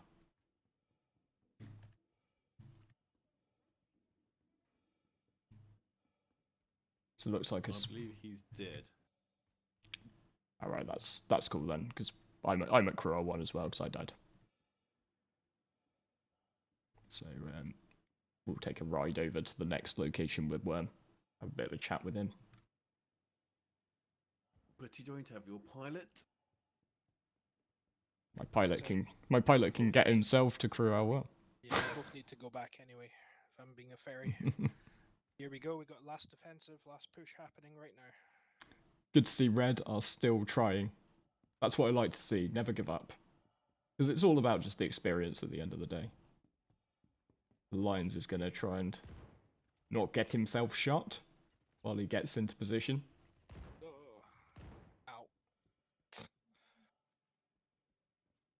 Ow. Don't worry too much about DCing at this point, Rocky.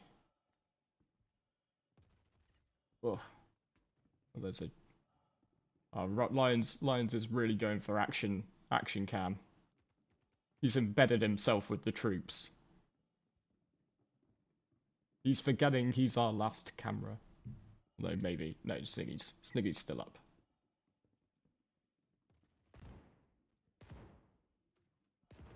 Red have certainly taken the room this time. They're not pulling back any punches. Oh. Definitely some flying ragdoll physics on the go there. Looks like this is a hard victory for Blue. The terminal. But Red have... I like how Red have soldiered on. And they have continued to take it. The irony is, when we did the playtest of this, Red lost the first round, and then they won 2 and 3. But their battle cry for episodes 2 and 3 was "Remember Korea," because they did get stomped in the first round. But so it looks like their battle cry is once again going to be "Remember Korea." There we go.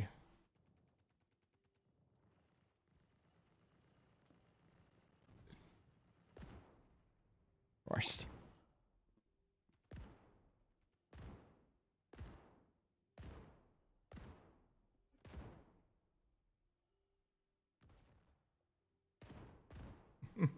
Remember Korea. Remember Korea is going to continue, I think.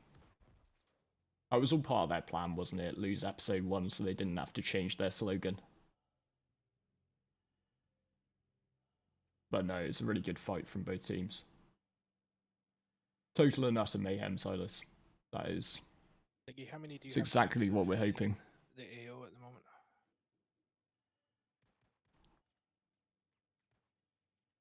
Stand by.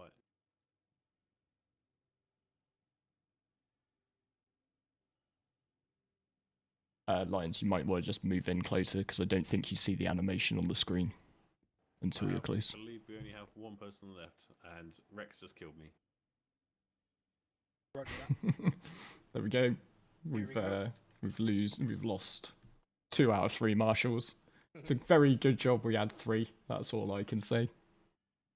Last time we did this, we didn't have any explosive weaponry, so so I think to be fair, most marshals have fallen prey to the explosives.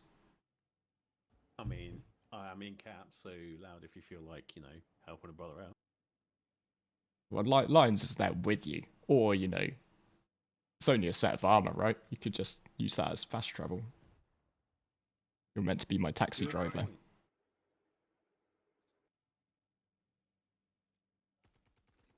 Yeah, we are now all dead. Blue all dead, Roger. They are hacking. But congratulations, Blue, you have taken a hard victory. Loud, this is Red. I'm presuming this is all too late. It is a hard victory to Blue. But Wonderful. But it's still worth it. Jack 3-1 is on the terminal, and just I was impressed by Red for keeping going. That was Yeah. that was well done, boys. That final push was excellent. So the fact that both of you got the complete within 45 minutes. So yeah, no boring 45-minute each way draws round here. So well done on that.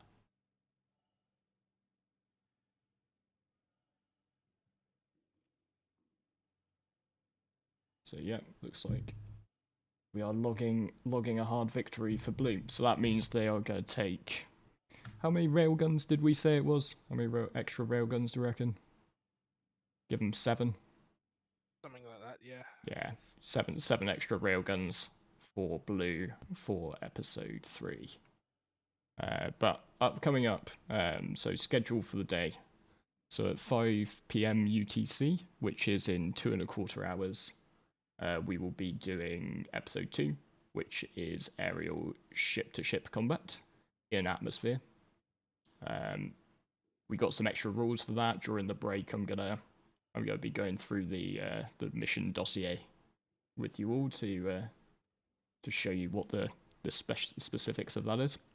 And then at 8:30 p.m. UTC tonight, so that is in a little under 6 hours, we have episode 3, which will be the Battle of Daedalus, the final episode in this series.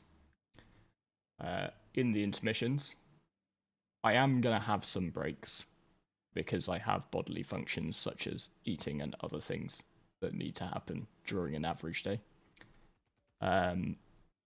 But during those breaks, we're also going to have a few other bits and pieces. We're going to be hearing from the captains of the different teams. We're going to be hearing from Tint, who's our head of racing, and we're also going to get Star Destroyer in to have a bit of a chat. He's designed a really cool tool called SCL Tools, which we're going to take the opportunity to just take a look through as filler. And also, of course, feel free to sort of the rest of the day will be a little bit of an AMA in terms of anything you wanted to ask, anything you would like to ask me, you can. Looks like we're officially going to clock a time for red. A little bit over 32 minutes by the looks of things. Ready to stop the clock? Yep, ready. Stop. 32 minutes and 8 seconds for red. All teams. That is Index. Well done to everyone, especially Thank you. Blue for a pretty solid victory there. We head back to Crew 01. I can offer a ferry ride to anyone willing to go to Everest Harbour, okay? Roger. And Worm, I'm going to grab you to take in Phoenix, if that's alright, mate.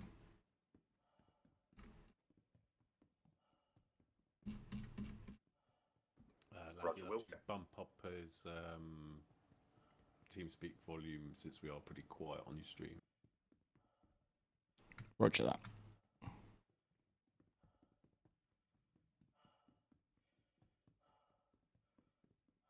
Right. Let's get back to my stream. So I'm going to take out, so while everybody else travels across, I think Lionsman is very kindly offering taxis to Everest Harbour in his 890G.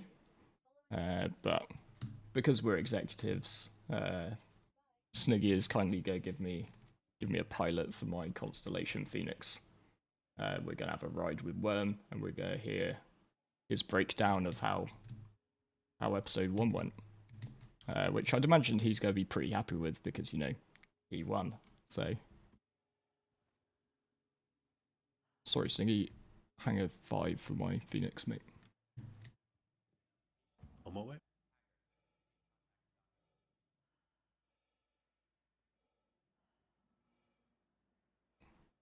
Hopefully. Constellation Phoenix is undoubtedly my favourite luxury ship. So, we're going to be having a quick ride over to Korea. Then after we've had a bit of a chat with Worm, we're going to have a little break. Just a bit of an intermission, probably about half an hour. And then I'm going to come back and I'm going to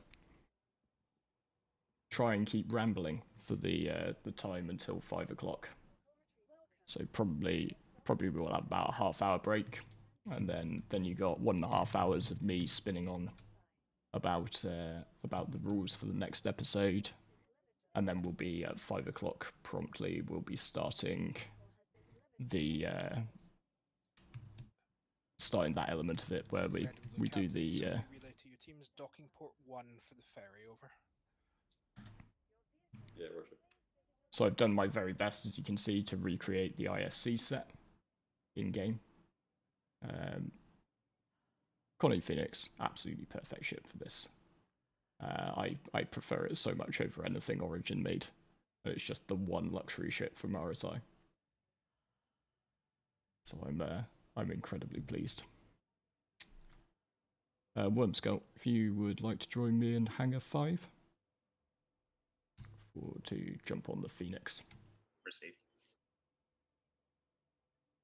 And are we able to drag Wormskull up to just the normal Marshall channel? Yep, there's no limitations.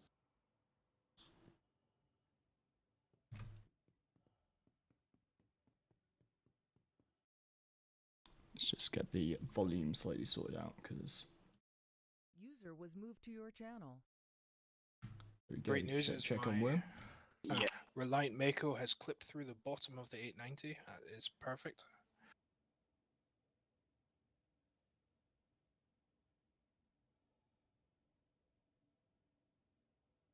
Yeah, I mean, if you can't make it, you can't make it. We'll work around it, but we'll work with whoever we've got available at the time.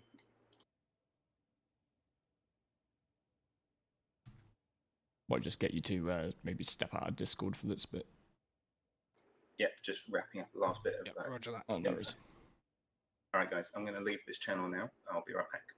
Well, I'll be back after an interview, apparently. Can I just check User was moved out of your the channel. volume of the other people I've got in the comms? Just can somebody was in moved to chat your give me channel. a plus of Oh, I can't it's hear all myself okay? in Discord. That's kind of weird. In TeamSpeak. No, don't worry. You're coming through loud and clear. Yep, that Just was got a to, look that was a apart. Give me victory for second. blue. Remember career. It continues. So definite hard victory for blue, so that's why we're going to have Wormskull come in. And we're going to have a bit of follow-up with him, see how he felt that all went. I got my interview suite at the ready. And then after episode 2, we're going to get Ben in as well, have a bit of a chat with him. Marshals do need to stay out of fire lines. We're trying our best. We very much in the Marshals briefings, it was all about Which hangar number was it? Hangar 5-1. Alright. So in the Marshals briefing, the guidance that we gave to ourselves was think like war reporters. You know, we wanted to get as close as we could to get you the pictures. But the fact that it was a 2 out of 3 kill I'm trying to ratio get a on the ship out. Marshals. Why am I trying to get a ship out? That doesn't Yeah, make no, any there's sense. you've got a ride, Worm. You've got a ride. Yeah. You've even got a pilot. Oh wow. You get to come and sit in the fancy First class. seats of my Phoenix. We can have a chat. So yeah, it's we did our best to stay out of those fire lines. And, talk to the ATC to get the doors to open. I believe I can do it from here.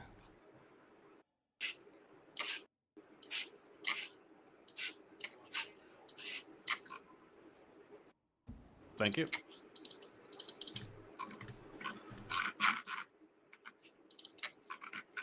Sorry, Worm, I couldn't get you to push the talk just for this bit, guy. Just got a lot of background noise picked up on TeamSpeak. Yeah, sure. Give me a second to work out actually how to do that in TeamSpeak. We're all learning TeamSpeak. That's what Yeah. we're doing today. We had a little bit of a practice, but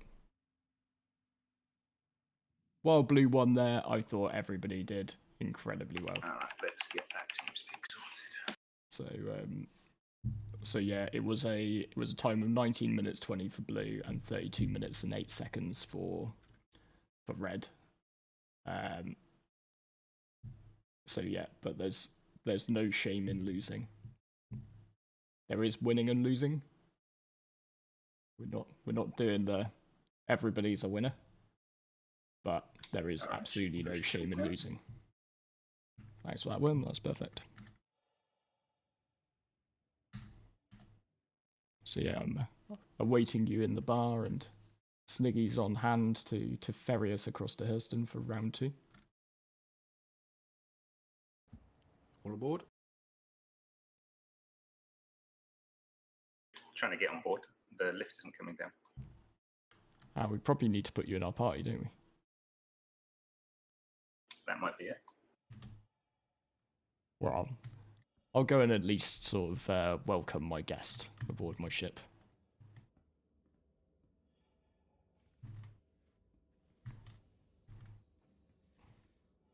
That might just be the quicker way to do it. Oh, I'm appreciating the commitment to style you've got there, Worm. That is a garish outfit.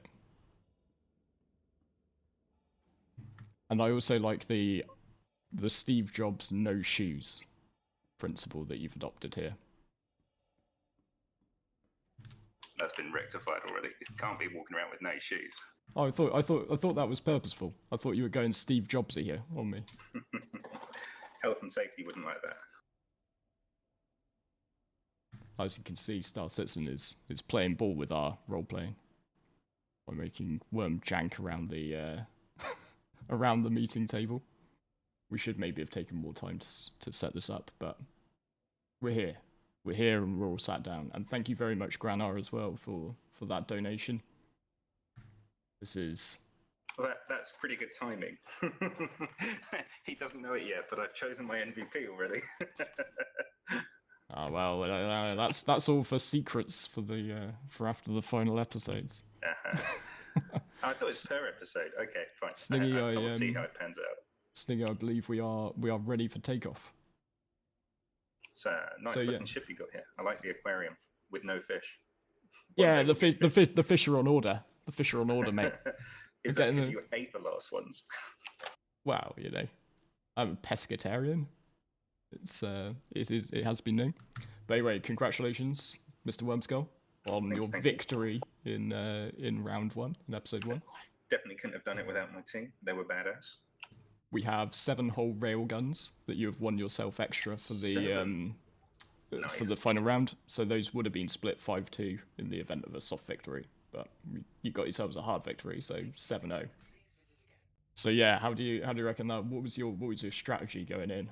I saw a multi-drop. Yeah, so essentially we actually had 2 teams and 1 recon. We were initially not even going to bother with the recon on the bottom door, but we decided to essentially have 2 teams, basically 1 medic, 1 heavy per team, and just the 1 recon in our entire group. And so yeah, the hot drop came in after en route from Crusader to Selin, getting intercepted by NPCs. So I just booked it through them and carried on quantuming. It's like, you aren't affecting my timer, thank you very much. We basically did land on 1 pad, get someone out, whilst we suddenly realised that one of our players didn't actually have a weapon attached. So in that time, between that first landing and the final landing, they managed to sort a weapon out from someone, which was a bit spicy. I'm sure you could possibly guess who it was, but I won't mention you had any somebody names. doing isn't that the rat technique for bunkering, where you just go in with an undersuit and a pistol and nothing else? Yeah, I had to have some serious talks with Skylancer. He's like, I've got a tactical med gown and a knife. I'm like, no, maybe not. Although that said, we unfortunately missed it. We switched camera at exactly the wrong point, but we saw Skylancer throw that grenade. Nice. and then we saw, I flicked over just at that moment to Livestream, who was embedded, and there was just an airlock of carnage. Nice. To put it nicely. Including one of my marshals who were taken out in that. We didn't factor in explosive damage last time when we were testing, so yeah. But, so yeah, after the first landing pad, drop off 1 scout, go over to the bottom landing pad on the other side as a decoy, go up to the top, drop off 1 team, go up to the other top, drop off the other team. Then we tried to play around people camping the door with a grenade launcher. So we basically opened the airlock with 1 person in it, So if they died, then we could cycle the airlock behind them before they could get finished, and we could res them and know that that airlock was not safe to go through. We did actually see a grenade on one of the sides, so that worked pretty well. And then at that time, we had Taco open the bottom door as a bit of a distraction, and he managed to stay alive, I believe. And then at the same time, we breached the top two sides, and our idea was basically push into the top corridor. Line way up. Let's see if I can get in the corridor. We can school together. Oh, sorry. Just 1 second, Ben. I want to see if I can get my hammerhead alongside the 890 during quantum. Might just have to quickly mute Ben. he's busted into your interview, Worm. That's all right. It's like you can't wait his turn, can he? No, it's my fault. I didn't have him on mute. All right. But yeah, no. Yeah, we controlled the top corridor, and we basically wanted to have a fire base there with 2 medics, and from there we could basically work top down, try and get the high ground, control as much as we could. If anyone came to us, we could then, defend that one spot for a while to whittle down numbers before we pressed out, which was the plan, and it worked pretty well. I was quite happy with that. And then on defense, it was a similar idea, try and control the top area until we whittled some numbers down a bit and then pushed down into the middle area to defend. Yeah. You had some really cool medical tractor beaming on the game. Oh, you had that practice so from round 1, right? Yeah. 2 new medics, and they both did a great job. It's just the importance of combining the tractor beams, isn't it, with with the med guns. So yeah. Keep your medics safe. I mean, I think Granar res me 7 times. I ended up with a tier 2 chest, tier 1 head, tier 3 leg at some point, and I'm just like, I'm still alive. How? It's like Frankenstein's monster just stitched together dead pieces. I've got a definite good moment of looking at one of your team members who'd been patched up, but was must have had about like 7, 8 different bullet holes in him. Like, so you can still see the animation of the air escaping from the suit. Nice. After it's done. So yeah. So any thoughts for episode 2? You willing to share any of your? I'm not going to share strategy. Who knows who's listening? But I feel like we've got a bit of a spicy strat, and we'll see how it goes. It could be absolutely terrible, or it's going to be horrifically good. But it's toss a coin. Hey, that's pretty much the motto of today. Yeah. To be honest, as you well know, this is like, either it's going to be great or it's going to be a cluster foxtrot, but one of the two. But yeah, thank you very much for your time. As you see, we've arrived at Hurston, it's looking very pretty, where our next battle is going to take place. But Worm is the head of industry for Frontier, so the irony, do you want to talk a bit about what we do in Frontier?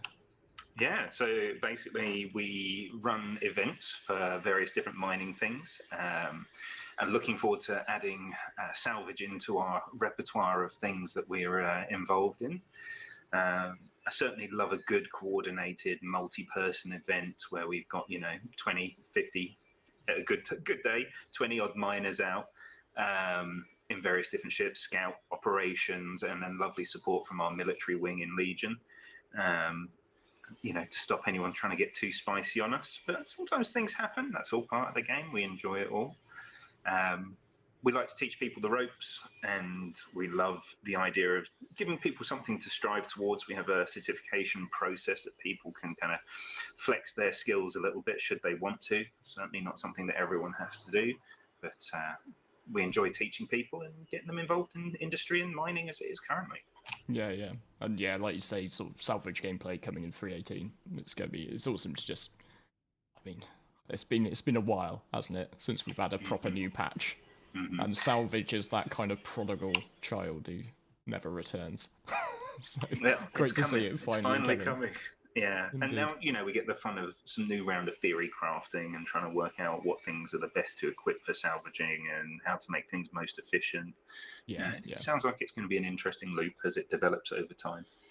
Yeah, and sort of how we can maybe combine that as well with sort of one of the things which I'm quite interested about is having multiple disciplines on the same op. That's always like what's been most interesting for me, sort of the idea of how you can synergize different sort of disciplines. So how sort of combat maybe feeds into salvage, literally feeding salvage in the case of the reclaimer, I guess. Yeah. But also how you might like take out salvage craft alongside mining craft, because you don't know what you're gonna find, right?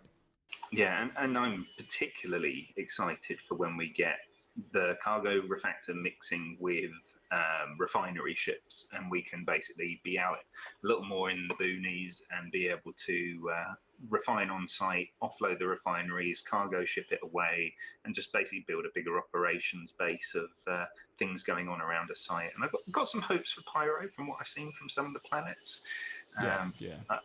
It'll be interesting to see if they come to fruition. Yeah, that's gonna be really cool to see.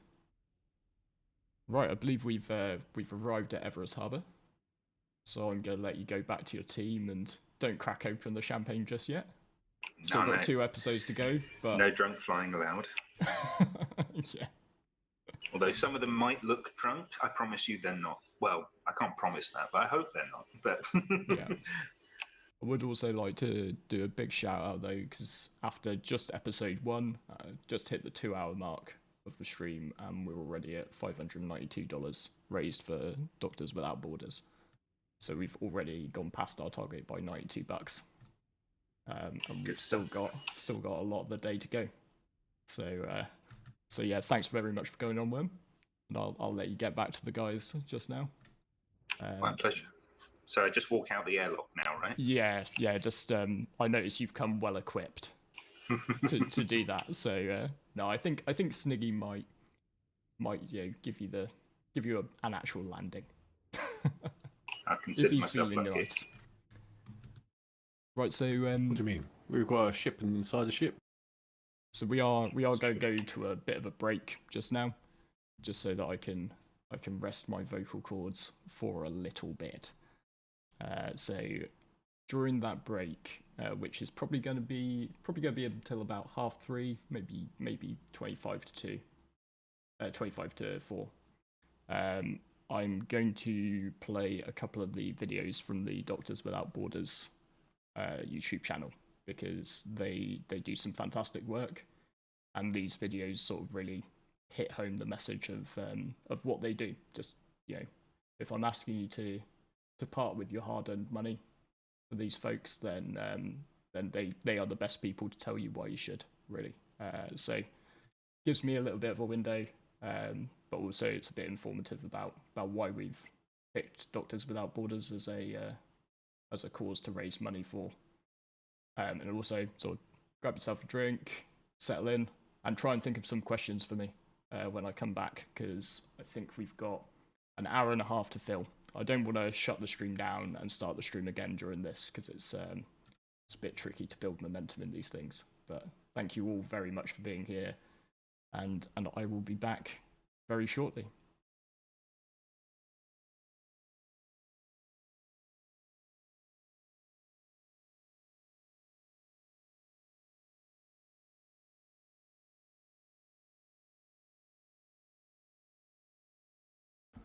Before you run off, be a dear and call ATAC for us.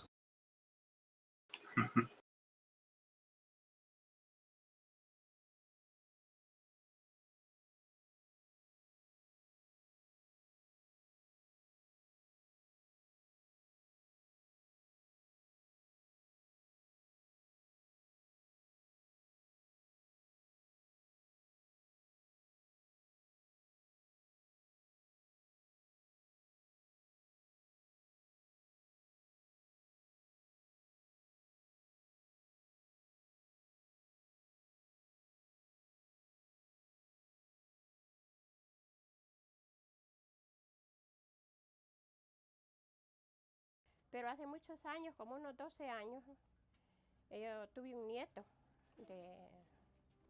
que se enfermó del dengue, ¿va? Primero le dio ardor en los ojos, pues allá me lo trataron de esa enfermedad, y gracias al Señor, pues el niño se recuperó.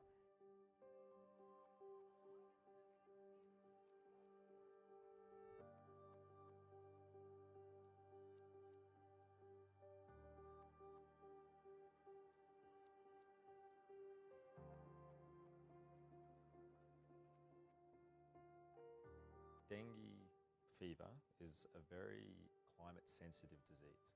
It's climate sensitive because the mosquito that spreads it breeds in pools of water, which are more common after rainfall, including after floods. And the mosquito breeding speeds up when it's hotter and more humid. So more mosquitoes, breeding more quickly, virus replicating more quickly, more contact with humans, all of those factors combined together with globalization means that in the coming decades, an additional 1 billion people are going to be exposed to dengue fever.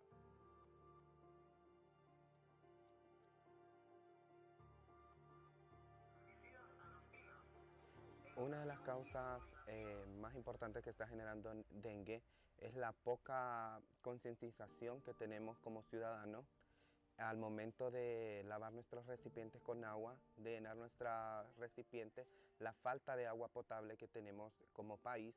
Hay colonias donde solo llega el agua una vez por mes. Entonces las personas tienden a llenar y acumular, almacenar el agua sin importar si tiene larvas, si va a tener futuros zancudos, porque solo pensamos en que nos hace falta el vital líquido que es agua. Esa es una casa y esta es otra.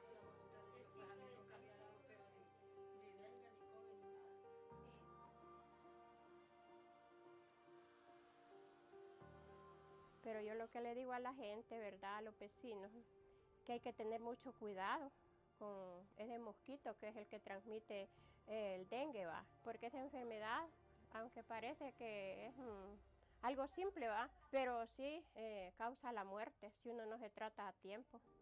Bueno, a ver, en el futuro me gustaría que los niños fueran sanos y que hubiera cuidado también, siempre se siguiera el cuidado de la comunidad. Les écoles ne sont plus bonnes, elles ne sont plus de bonne qualité, au point où les populations vraiment ont du mal à s'approvisionner, à en vivre en denrées alimentaires, même sur le marché local. Moi étant moi aussi agriculteur, j'en souffre, puisque le rendement que j'avais, je ne l'ai plus aujourd'hui.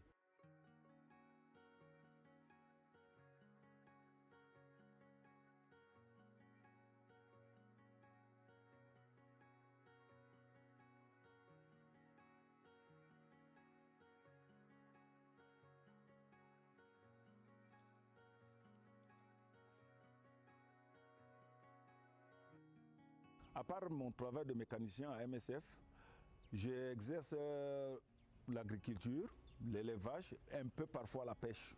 Il y a de cela 10 ans, bon, les saisons étaient très bonnes. Disons, ça suivait réel le programme, comme on peut dire, les mois.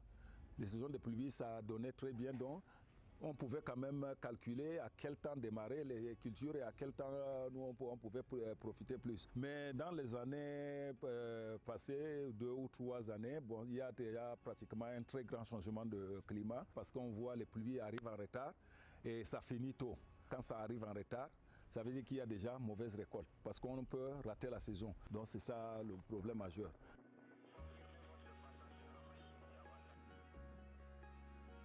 Dans nos localités, des enfants qui sont tellement malnutris, qui nous reviennent dans les hôpitaux, surtout à une période de soudure, à partir du mois de mars à avril jusqu'à septembre. Et deuxièmement, l'impact, c'est des maladies hydriques, les diarrhées et toutes autres maladies liées vraiment au changement de ce climat.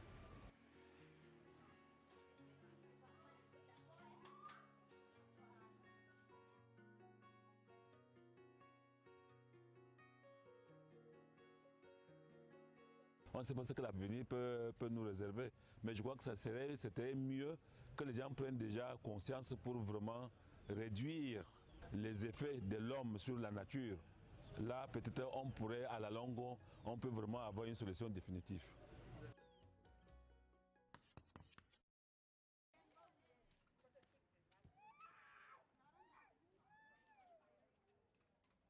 I'm Vincent, a nurse. I joined MSF in 2012.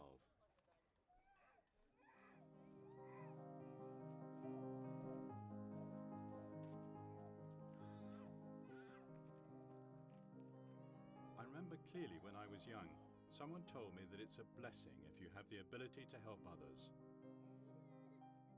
Since then, I've always wanted to make use of my knowledge and go to other less developed countries to help people there.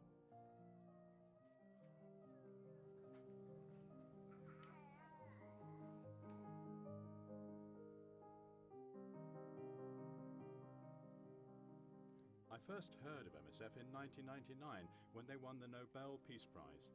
I thought they were amazing when I found out that it wasn't just individuals who can get the award, it could be a group of people. From then on, I started to learn more about MSF.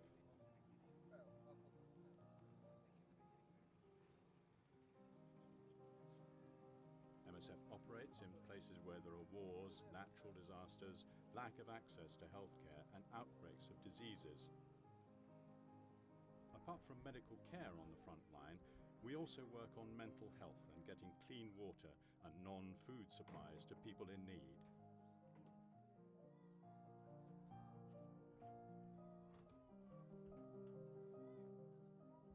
We have patients coming to the hospital in very serious conditions, and we have to treat them with limited resources. Whenever I see patients being cured and going home in good health, I feel really happy.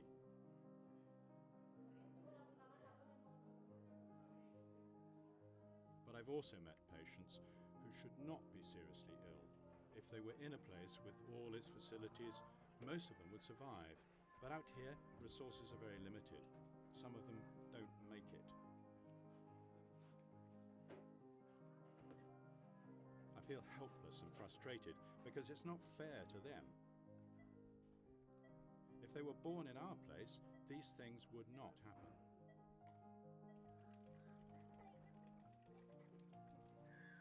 It's very important for me to go to the front line in person, not only to provide direct medical care, but also to pass on my knowledge to local people and to learn about their cultures and lifestyles.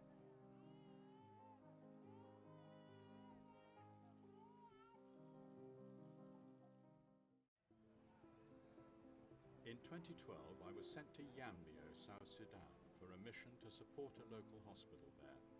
We mainly help pregnant women and children, and I'm working in the pediatric ward.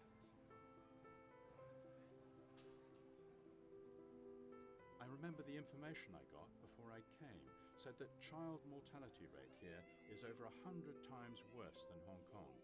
I felt very sad after reading that and really hoped I could do something to improve the medical services there.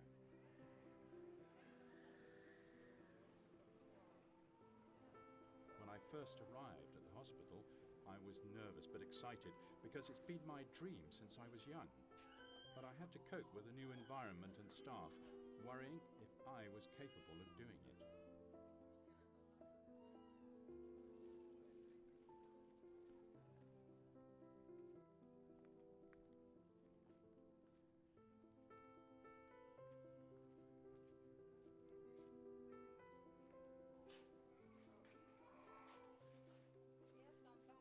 Moses is a kid from a remote area. He's come to our hospital with a burn. We can see that there's a serious infection of his wound already. His mum is so worried that all she can do is cry. Fortunately, a rapid cleaning of his wound and some injected antibiotics, and a few days later he's discharged. If Moses hadn't come to the hospital in time, his hand might have been amputated, or he might even have died from an infection.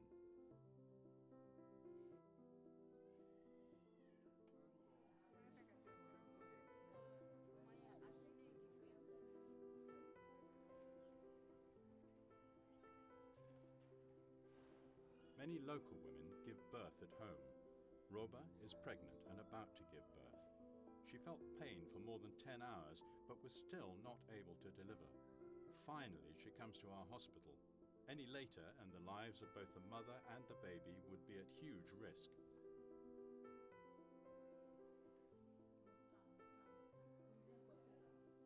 We do a checkup with Roba immediately. The concern is that the labor is too long. So we send her to theatre for a C-section.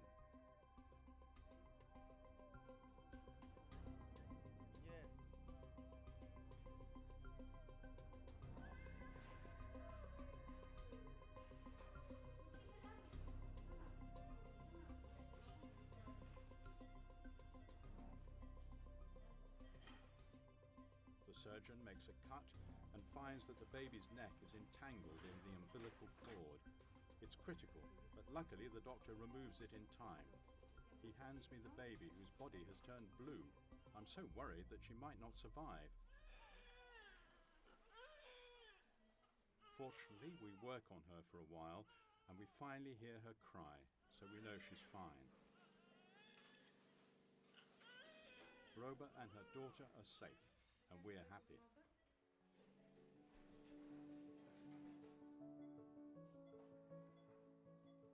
Roba and her girl are lucky.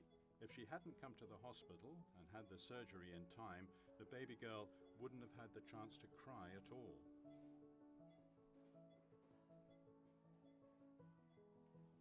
But not every frontline story has a happy ending. A child with malaria arrives at the hospital. His situation is very serious. Antonita, can you help me to pick the ambulance bag?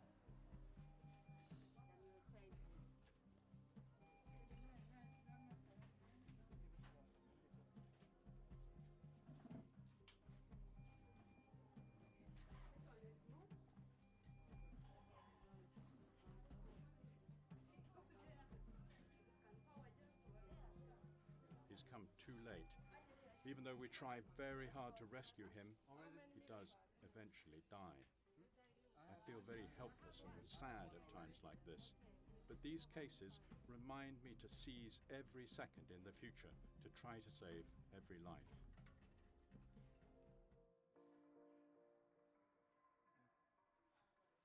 We are the only hospital here. Everyone has to come here when they are sick, so our wards are always full, and we set up makeshift tents outside the wards to receive more patients.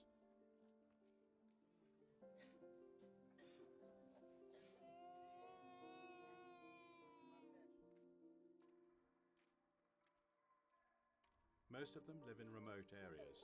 They have to come to hospital on foot or take a motorbike for several hours.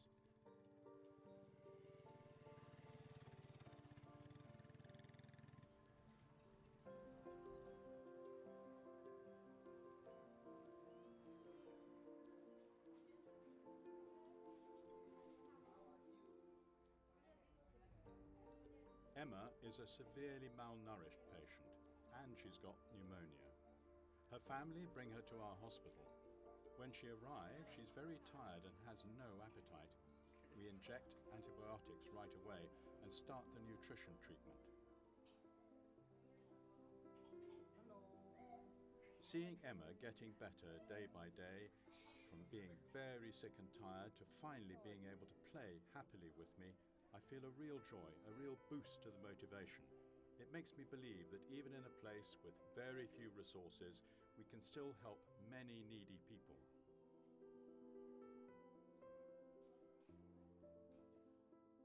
I'm just one of many field workers in MSF's teams. On the front line, there are people with a range of skills who come together with the same aim, to save lives.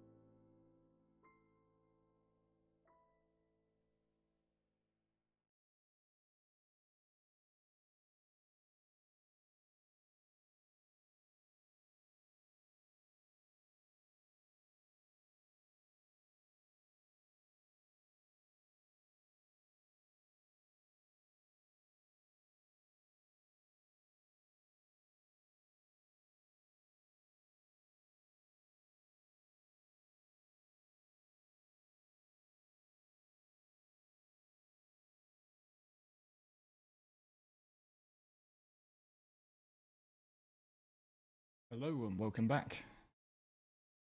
So I know some of those videos aren't like the easiest watching,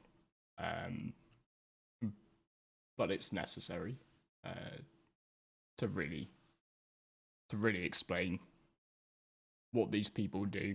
And I know, for instance, I've got a couple of friends who have been out and have done various work of this type. One with Doctors Without Borders and one with another emergency aid charity. And it's work that not everyone could do. I couldn't do it. And so to me, it's about supporting those people who can, with what we can, financial support. So thank you all very much for your donations and for taking the time to watch those videos. And amazingly, we are now up to $642 out of our $500 target. So time to take a leaf out of Chris Roberts' book and add some stretch goals into this situation, I think. So I think what I'm going to do is I'm going to bump up our target a little bit. So what do you reckon we can go for? We're already at 642. Let's say 1,000. Let's try and get to $1,000. I'm pretty sure that this community can do that. But we're going to add some stretch goals. Since we're going to stretch the target, we're going to stretch the goal as well. So when we get to $1,000, I will give away 2 Grey Cat STVs out of my own money to 2 people in chat. So and yeah, as Sly is pointing out, we do have an upcoming, I believe the Legion, the security and combat division of Frontier, are busy making a calendar. So so you know what? The 2 people who win the STVs, they can have a copy of the Frontier Consolidated Legion calendar when that comes up. So I believe that's I'm going to specify, because this has got Chris into trouble in the past between physical goods and digital goods. I'm going to specify that that's going to be a digital copy of the Frontier calendar. The Legion calendar, that is. So we'll chuck that in as well, you know. So let me just, I will do some behind the scenesing to update our new goal to $1,000. And yeah, like I say, when we get to the 1,000, if we get to the 1,000, then it's going to be a random pick of whoever's here in live chat. And we're going to pick out 2 winners and they're going to get a Grey Cat STV.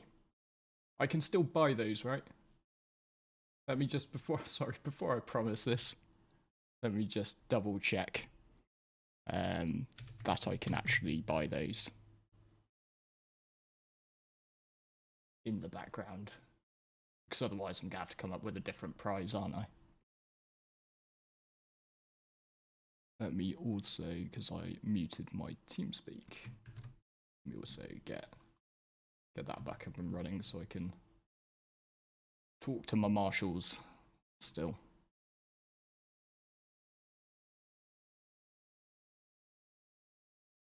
Check marshals.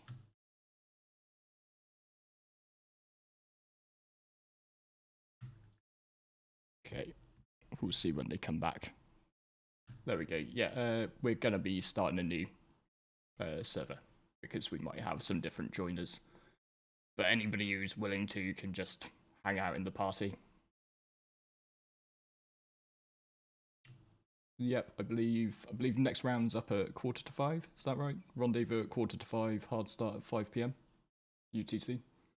So that's, yeah, RV in 1.25 hours, and hard start in 1.5. Javelins for 5 winners, Ben. I tell you what, I reckon if we can get to the point where, sorry, I'm just going to mute the TeamSpeak again. I reckon if we can get to the point where I'm giving away 5 javelins, I reckon, you know, £1,000,000, and I reckon I could probably at that point ask Chris very nicely. You know. So if we get there, we get there. But I prefer realistic goal setting myself. So while I just check whether I can still buy STVs in the store. I guess we're gonna have to come up with something that we're gonna do for the next hour and a half. Now, for a bit of that time, I am going to be going through the briefing for episode 2. Going to be in a little bit less of a rush this time, so I can go through that in a bit more detail about how we play episode 2. But also, what I wondered, I did a series a while ago, and I haven't done one of them in a while, called Getting Organised, which was all about sort of building different fleets for orcs, because my view very much in Star Citizen is probably at this point there are a few too many ships floating around, particularly when you consider about the amount of people that you'll need to run some of them. So the whole point behind Getting Organised was doing a fleet for 5 people, a fleet for 30 people org, and a fleet for a 100 person org. So I think what we're going to do is we're going to take the bit of lore that we've put together, and we're going to try and build a fleet for either Red Viper Solutions or Blue Eagle Security. And yeah, sure, we'll play the trailer as well. That'll buy me 2 minutes. That'll be excellent. Great idea, Sniggy. So let's just see what my buying options for these STVs are.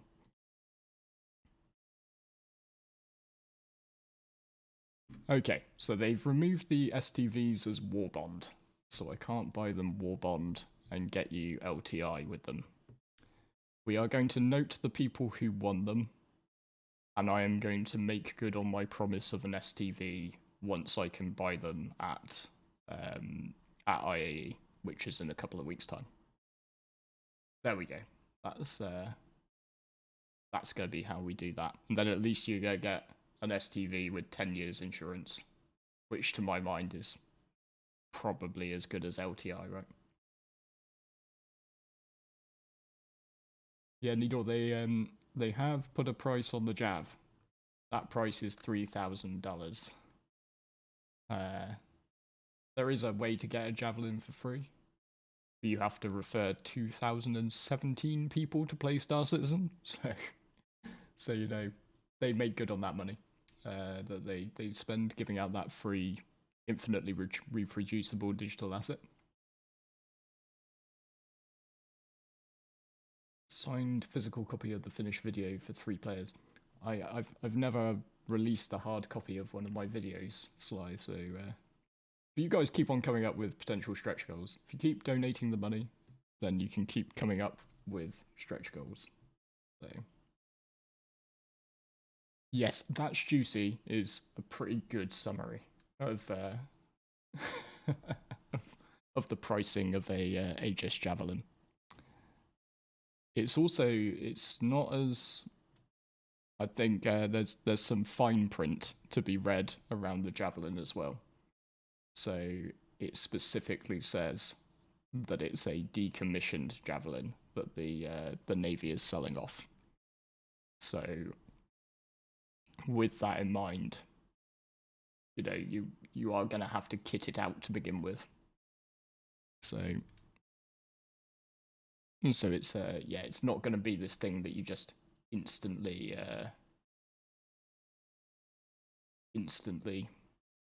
get and go out and start blasting everything in the universe with. I've got a few referrals, not that many. But I have been lucky. I've been very lucky that I've got a chunk of referrals and some ships as a result of that. The only regret I have regarding the free referral ships that they gave you is that I've then sort of viewed those as LTI tokens. And so for all the stuff I profess about how you don't need to go and buy lots of ships, I've somehow ended up with a bunch of ships. Unfortunately, my dog Krug is not here. He is at his country retreat, which is why you haven't heard a total amount of chaos in the background. Because I'm pretty sure that had I sat down at a computer for 2.5 hours while he was here, he'd have at some point during that time had one of his slight meltdowns. So he's a very sweet dog. That is an understatement. He's an amazing dog, but he definitely lets you know when you've pissed him off. Like, and you can piss him off by doing quite a few things. As I discovered, just because I tried to get a new rug the other day. Me and my wife decided that we wanted a slightly larger rug for our living room. It would be quite nice for us to be able to fit on it, not just him. He got very angry about there being a new rug. He doesn't like change of any variety. So yeah, that was not okay with him, let's say. So let's just see if we can. Let's update this target.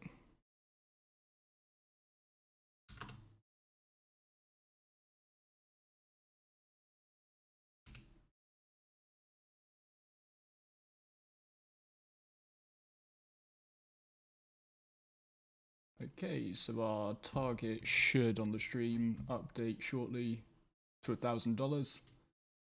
And like I say, if we hit that 1,000, then I will be giving away two Greycat STVs, which I will buy during the IAE sales. So I'll be taking note of any of the people who win them. Just a quick thing, because I've got myself into some trouble doing giveaways before. Well, not trouble, but, you know, it unfortunately, as I discovered, attracts a certain type of scammer when you do giveaways. So these giveaways will be specific to this stream. If you get contacted by somebody claiming to be me, I will not ever be asking you to part with any money. You know, the obvious, but it's obvious until you don't say it. It goes without saying until you don't say it, type thing. I'll never ask you to part with anything. I'll never provide you with my phone number. Sorry, but no. So, and if you're at all unsure, like, just check the profile of the person who sent you the message. You know, make sure it is Loudguns with 12,000 whatever subscribers, not something that looks like my channel but then has no videos and no subscribers. So amazing. Thank you very much, Jason. We are already off to an amazing start towards that. That is huge, mate. You have me getting my wallet out as well for those STVs in no time, aren't you? But it's good. I never set out to make money doing YouTube. So I have a full-time job, which that's what puts a roof over my head. So I am more than happy for any of the money my channel makes to go towards something like this and supporting our community more widely. So just to be clear, I drink Coke out of tiny cans. I don't have the biggest hands in the world, but I've just found that Coca-Cola in tiny 150 milliliter cans is a little bit easier to regulate yourself on. Otherwise I can barely chug my way through it, and then I'd have even more British teeth than I already do. So yeah, so I think one of the things we'll probably do first during this intermission this time around is we'll look at doing an impromptu getting organised. And I think we're gonna say it's for Red Viper, but they're pretty much the same thing. So what we're looking at is like a mercenary organisation that does sort of a mixture of what we see throughout the episode. So a bit of sort of boarding of things like space stations and other ships, some aerial combat and some ground combat. And we're going to try and build the sort of fleet you might want to build if you are either a 5-person organisation. So that's, I always like including this one because it's like a group of mates, right?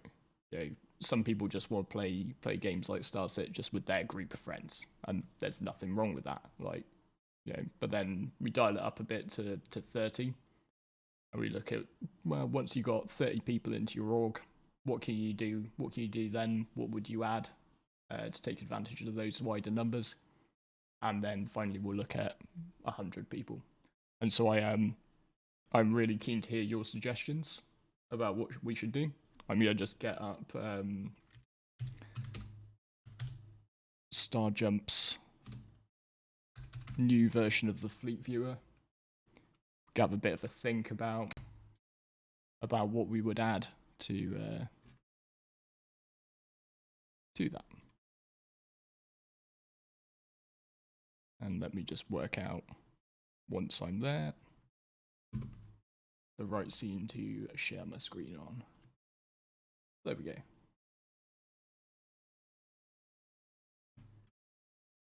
So this gives us a lovely blank canvas with which to start adding ships. So just in case you haven't seen it before, this is Fleet Viewer from Starjump.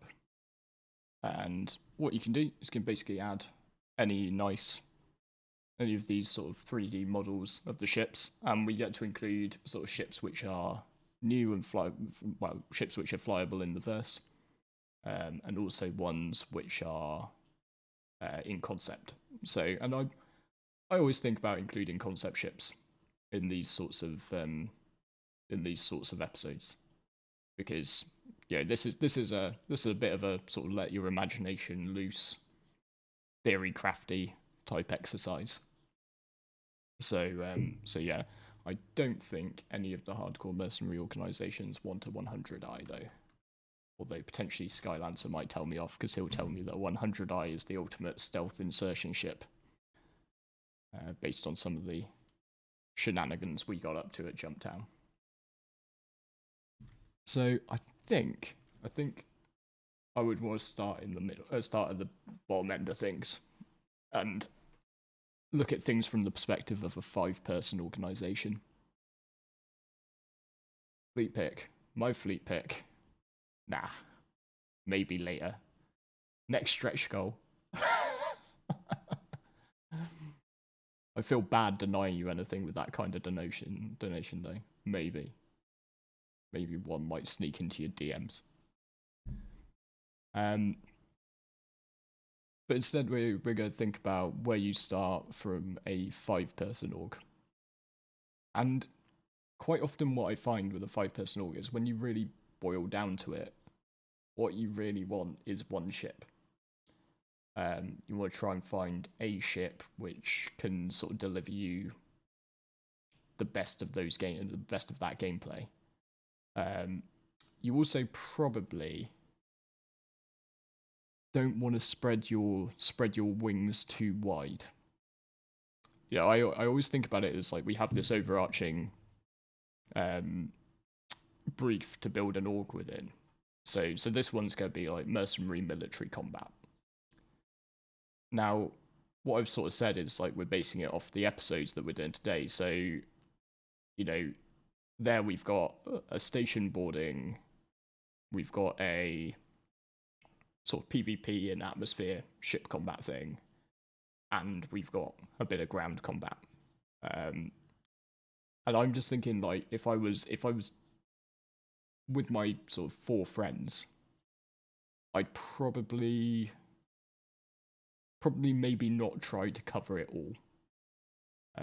So yeah, we got some votes coming in. Carrick, the Redeemer, Connie. They're all good picks. They are all good picks. Let's add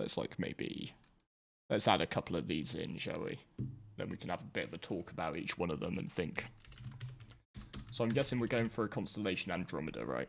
Because I do like the idea of a bunch of mercenaries in their colony Phoenix.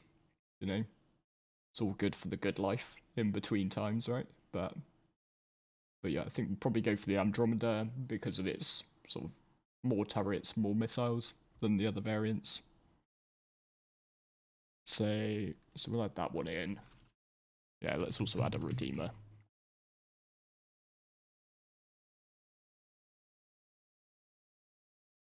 Add that one in. And the Carrick was a suggestion.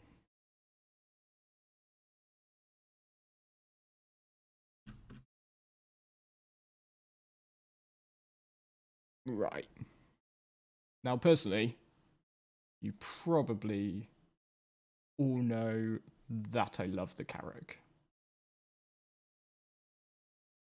So don't this can't come across as me not liking the Carrack, because it is my favorite ship in game at the moment, and it's one of my favorite ships of all of the ships in Starset. But I'm just not sure that it fits with our brief of a mercenary type organization.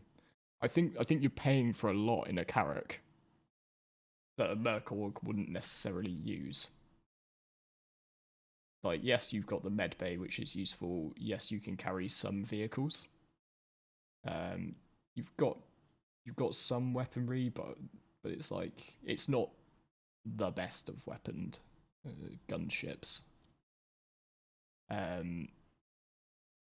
So I don't know. How do you feel? How do you feel about me discounting the Carrack at this point? Probably get flamed for discounting the Carrack. Big advantages that it has, and the Connie also has, is you can obviously carry another ship with you. And sort of, particularly if you're like limiting yourself to one larger or medium-large ship, then having like the ability to bring a bit of fighter support with you if you get into a bit of trouble is good. I also agree there, like Sly, like I feel probably a Carrack is actually going to be a bit of a push for a 5-person organization. Now, I do think you're going to be able to hire NPCs, and I should have probably said this at the start in terms of like the rules I set myself when I do these.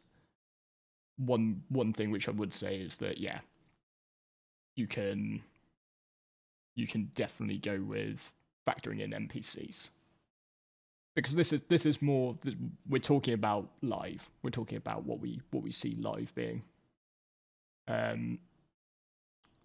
So I think maybe Carrack might be a little too much. So I think just for the 5-man org, that's one that we should clear. Delete selected. There we go. Now, one I do wonder about, and again, this maybe like comes down to what type of the aspects of the brief you want to focus in on, is maybe including something like an M2. You know, more guns than the C2 version. Still carry 2 of the larger vehicles. So if you wanted to sort of introduce a ground combat element into this, then you could definitely sort of look at the M2 as a way of potentially delivering like a tank and a Centurion, or 2 tanks, 2 blisters, whatever you want to put in there. It gives you quite a lot of versatility to bring in some of the punchier ground vehicles, whereas your Constellation Andromeda, for instance, isn't gonna, that will fit a Cyclone, if I'm not mistaken. So you'd be able to have like sort of a semi-mobile infantry. You'd be able to like drop a Cyclone TR or something like that in. Maybe deploy a sort of sniper team from further out. But I don't know that you wouldn't get any of the larger vehicles. And obviously the Redeemer, our trade-off there is we completely have no access to ground vehicles in this. So this is much more our, you know, we're not going to worry about the ground part. Maybe we can offer our services as sort of the gunship that supports ground operations in that way. So I can see an argument for basically any of these ships. You know, you probably go to the Redeemer if you just want to focus on the ship combat. It makes quite a good dropship. You know, with 5 of you might be able to just have sort of 2 of you flying it and covering one of the turrets, and then the other 4 members of your organization can get dropped into something like Korea on the way out. The Connie Andromeda probably doesn't excel so well at the dropshipping part. in terms of sort of dropping onto like for station combat, that sort of thing, shipboarding. But it's still fairly spicy on the guns, and it does have that added benefit of taking at least one ground vehicle. And then meanwhile your M2, you know, is your one where basically you're saying like not too worried about the ship to ship combat side of things or the station boarding, but we're going all in on, you know, ground combat. We can, even as a 5-person org, we've got the capacity to drop in a couple of tanks. The Liberator I would say is definitely something we should come back to next winters. So particularly on the as soon as we look up to 30 people. I think it's still a bit big, the Liberator, to handle a 5-person org. 5 is really quite challenging and limiting.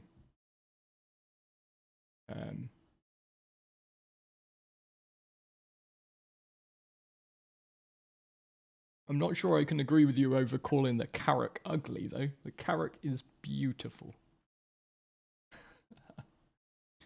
And yeah, as well, Zach is absolutely right as well. You could always switch that M2 out for an A2, at which point, you know, an A2's guns are like horrendous.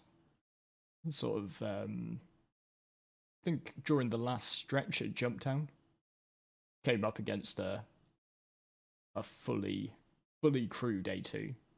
Yeah, and like a lot of like the A2 meme at Jumptown is obviously about it just bombing, you know, a few people on the ground, but it's always just like a solo guy with his Carrack trying to wipe everybody out. With his A2, sorry, what am I saying, Carrack?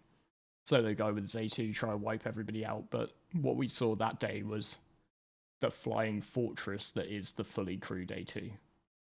And that thing is nasty to fight against. And it can bomb you, like, which shouldn't be forgotten. And obviously in the future we're going to get cluster bombs as well, so when we can sort of switch out the armaments.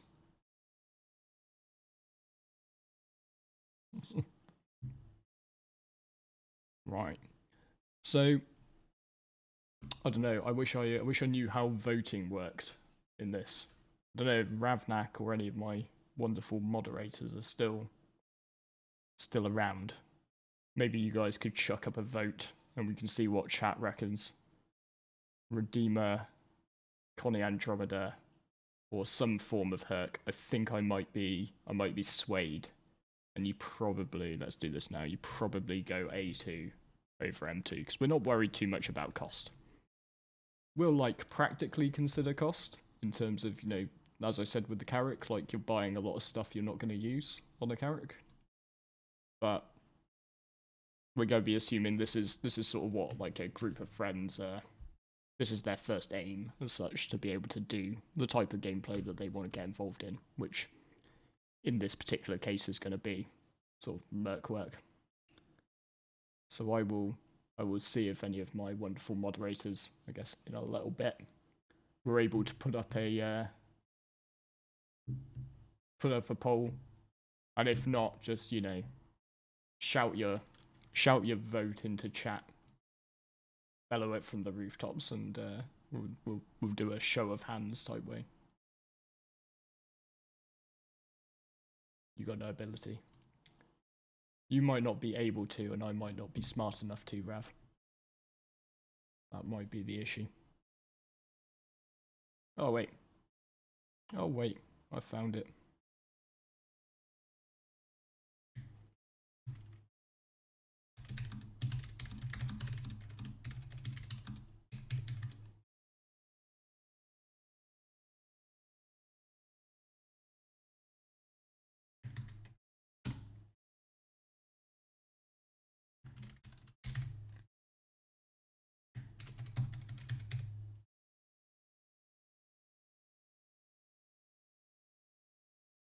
There we go. There's the there's our poll up now. I worked technology. I hope you're all very proud of me. Speaking primarily to the people who have to deal with talking me through how various bits of tech work. So yeah, we'll see. We'll give it a second, then we'll see where that comes out.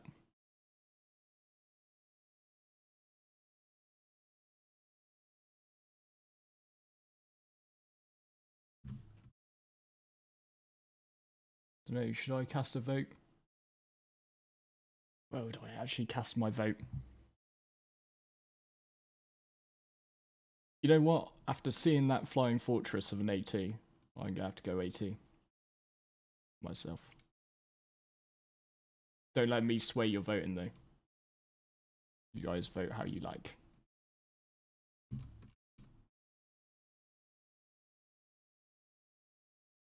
Doesn't look like I've swayed your voting at all though, by the way. The Redeemer is solidly in the lead.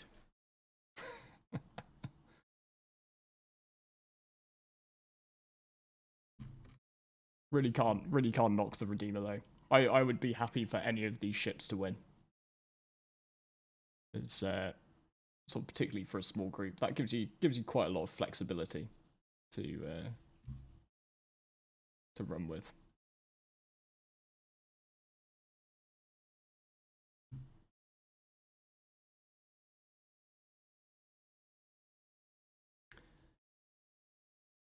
Yeah, the Constellation. Constellation is the ship which I would recommend to anyone who, like, you know, if we took all of the limits off and somebody just said, like, right, I want to just get out and do lots of different things in Star Citizen. And if they said sort of it was with like a couple of mates, then probably the Connie would be my recommendation from that. It's just, you know, it's a very well-rounded ship. There's a lot of potential gameplay in it. And the one thing I wish with the Connies is that they maybe got a little bit of an update to their sort of seating, that, you know, their crew areas. Like, because they sort of feel like they should have more than 4 bunk beds and a, you know, common room table next to a microwave.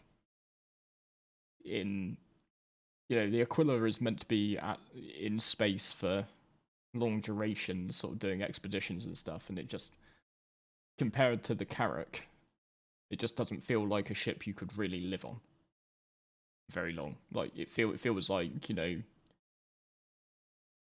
up in space for a few days. Like, it feels like camping, whereas the Connie feels like living. And it's not, the Carrack feels like living. And it's not just like about the size of the ship, right? Because the raft also feels very livable. And that's a small ship. You know, so, well, it's a medium-sized ship, sorry. But that just sort of reveals, I guess, that over time CIG have got better at designing ships. And the Connie is old. Like, so it's one of the first ships to have ever come out. And I just feel over time they probably just gradually got better at it, right?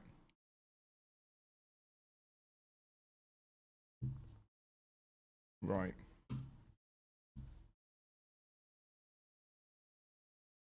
Let's see. Let's see how this poll came out then. So yeah, solid win for the Redeemer with 47% of the vote, and then the rest of the votes split bang on evenly between the A2 and the Connie. So if I hadn't voted, then it would have gone Redeemer, Connie, A2. So I vote for the underdog.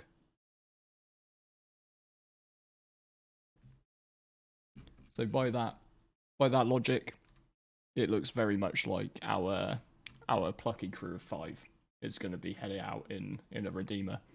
But that said, sort of judging by the split vote, you know, this is one of the advantages to small orgs. You know, you might only need one ship, but you've got quite a lot of different choices.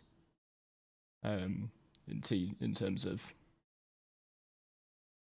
you know, in terms of what you can achieve.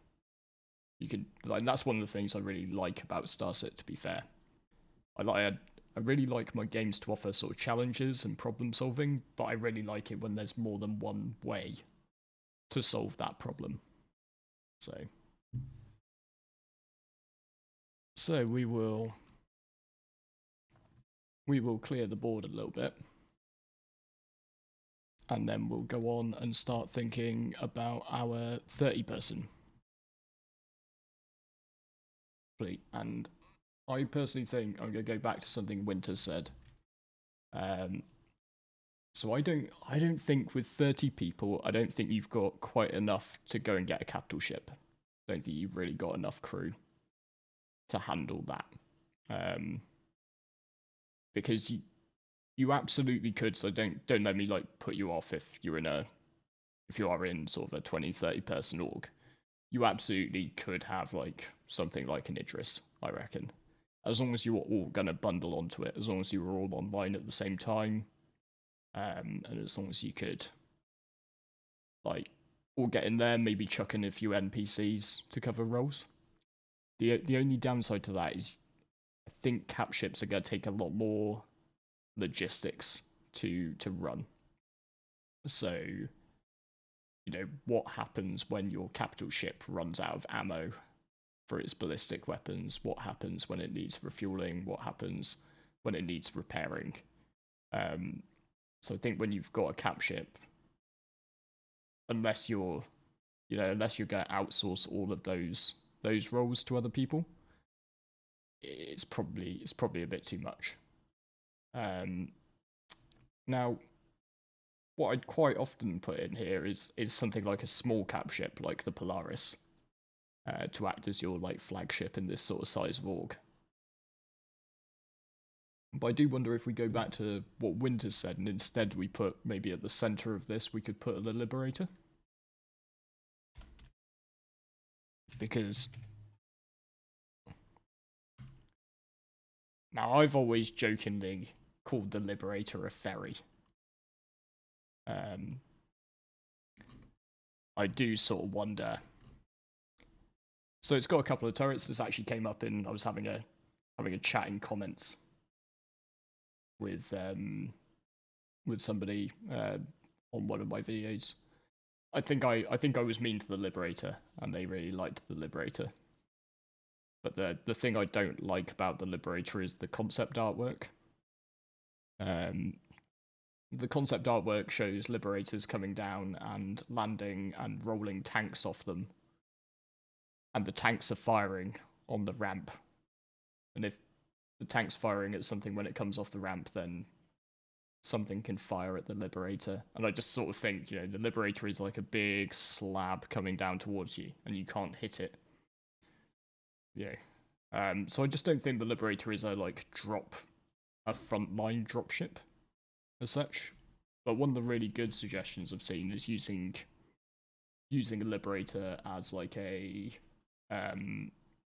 FOB, like forward operating base type thing, and sort of dropping troops in behind the lines, behind the main line, not behind enemy lines, and then you can like maybe ferry people further forward in your other more dedicated dropships. So let's just change up the view. Let's see if we can get, there we go, top ship view, and face it down.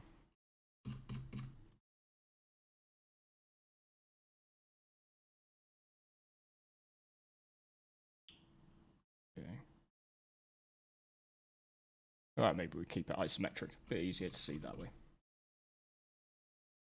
So with our sort of Liberator at the center, that gives us 2 pads to take. Now I believe they are, I know that they can carry Hornets because that's what's shown in the sort of the concept art and stuff. So don't know exactly what size. Does anybody know, is a Hornet an extra small pad or a small pad?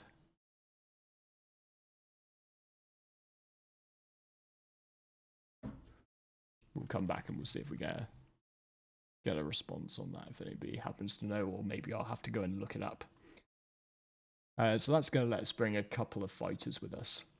Now, one of the things I struggle with the most is recommending fighters. It's really, it's a lot easier when you're doing this sort of theory craft to like recommend a cap ship or, you know, a large ship, because they're quite often like in much more delineated roles. You know, the Orion is the mining cap ship, the Javelin is the, you know, the destroyer. You know what they do, like the Nautilus, also a combat cap ship, but different role, like laying mines and stuff. So, whereas fighters are fighters, you know, they sort of share a space like all the different light fighters, and as we've seen, it's really impossible to iron meta out of that. You know, one of the reasons we'll come on to in the thanks Winters XS, that's great. So one of the things we'll come on to when we look at doing, sorry, I can take my headset off for a bit. Ears are getting a bit hot under that. So one of the things we'll come on to when we look at the briefing for episode 2 is that I've discounted the blade. So just, you know, they've got a list of light fighters that they can choose from, but one of them that they can't choose is the blade because it's just OP. So one of the issues there is we're always going to, if I stick any fighters into these builds, then the chances are that in the future they could easily just get outdated. That's not the best fighter to have anymore. So in that case, I'm probably I'll keep it to a Hornet and an Arrow. But let's just all agree. Let's go Super Hornet because I just like the way it looks. Let's just all agree that we accept that these are just generic fighters. You know, they're not necessarily representative, but they are just representative of that we'd have a couple of fighters with us to provide some close support. Gladius for current quality of life. I was going Anvil for Anvil. This is very much a sponsored by Anvil Aerospace video here, Lines. But I can add in a Gladius for some variety if you insist. You gotta give the people what they want, right? So yeah.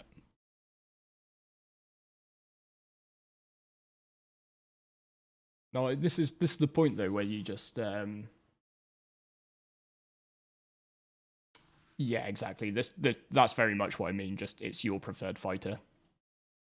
Because also, I'm a big believer in that. Like, you know, some people can, people should be able to like have their own view. Like, sure, there's like the technicals. There's this ship technically turns quicker. This ship technically rolls better. This ship has slightly more DPS. This ship has more alpha damage. There's all of that, and there is sort of a qualitative element to picking, you know, the best ship. But then there's also the human element, and different people find different ships more comfortable. You know, there's a reason we don't all drive the same car. Or like don't all drive the same car in every price range. It's because we feel different ships, right? So yeah, with that in mind, those are basically your choice of fighters. Now, we can also add, let's also add some ground vehicles to this because we want this team to be able to ground and pound and make use of the Liberator's garage. So let's definitely add at least 1 or 2 Nova tanks. How many vehicles can the Liberator carry in the garage? Sort of ground vehicles. Is it like 4? I don't know very much about the Liberator, as I am clearly demonstrating here on this stream.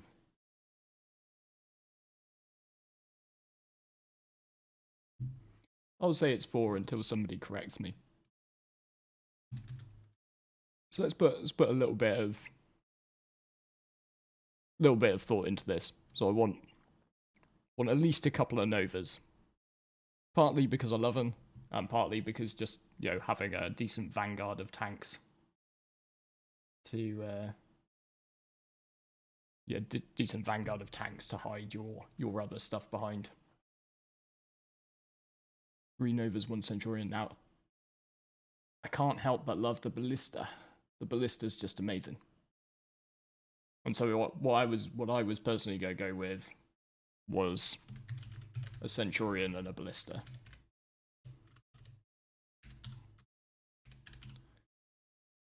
Like, one of the massive advantages to ground vehicles is ground vehicles against air vehicles. We sort of proved some of that in the testing that we ran of them. And I think sort of one of the biggest problems we came across using the Ballista as opposed to, so right now I would say the Centurion is a lot stronger. But that's because of the reloads.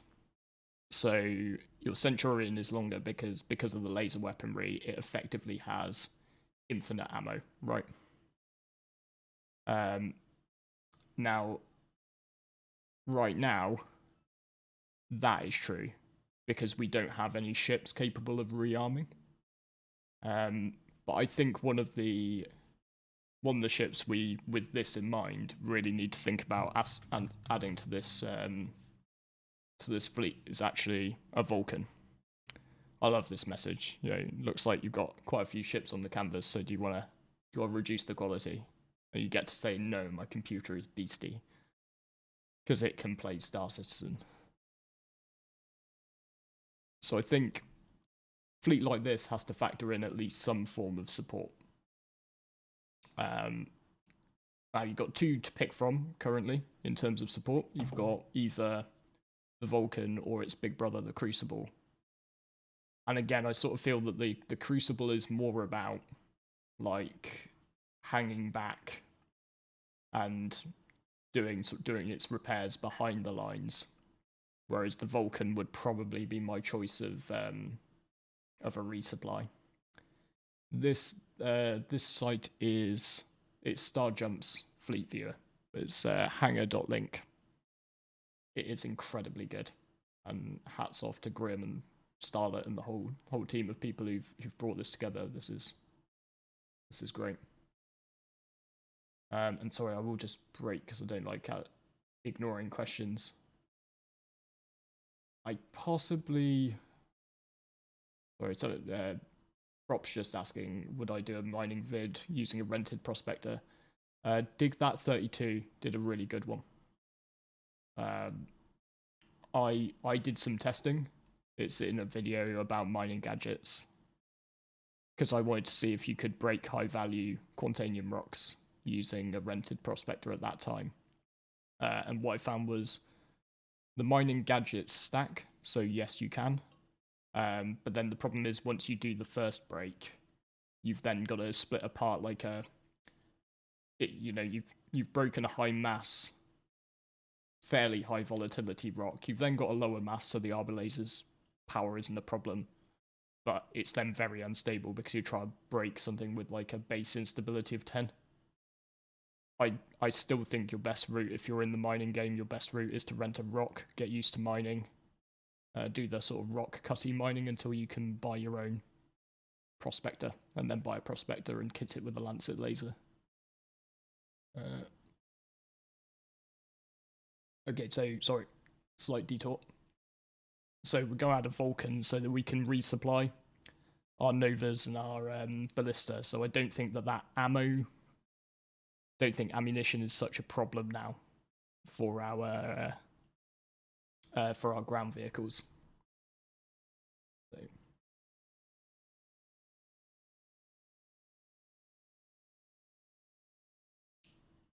I get that, yeah, you've got a supply line to factor in there, but like the difference, the way that I see it is like this is an organization which is now capable of landing and setting up a FOB in a relatively safe sort of area, and then conducting with these ground vehicles like a patrol into enemy territory. or into contested territory.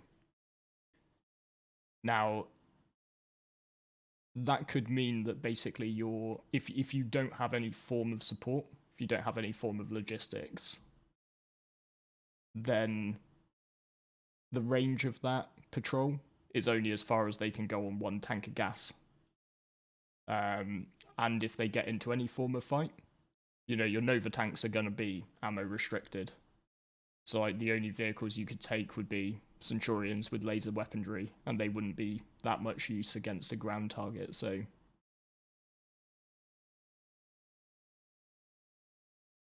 Yeah, it's 2 AA vehicles enough to cover air defense in combination with the fighters. That's an interesting...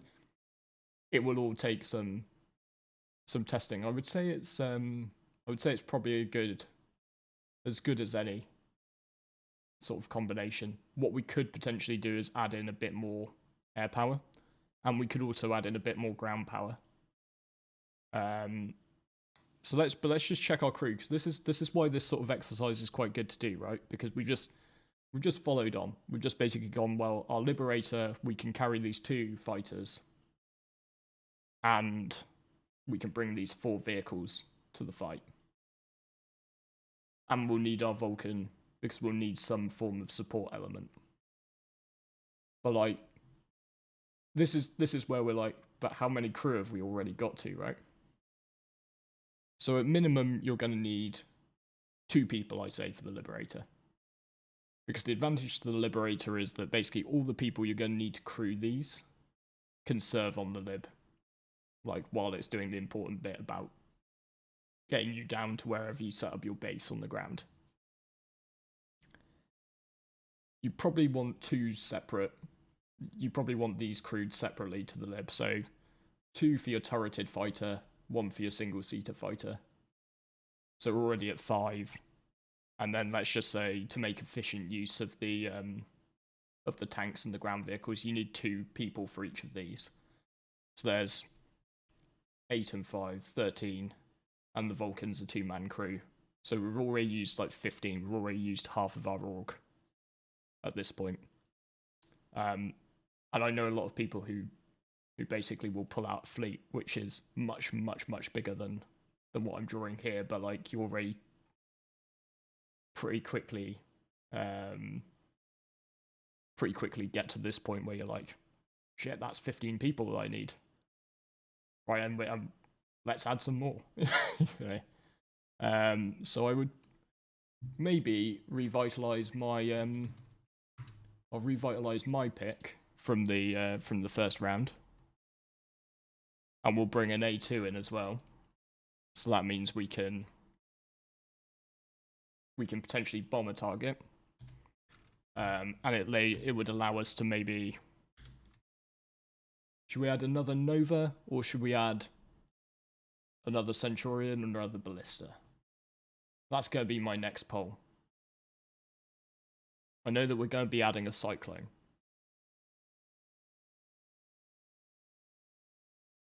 But,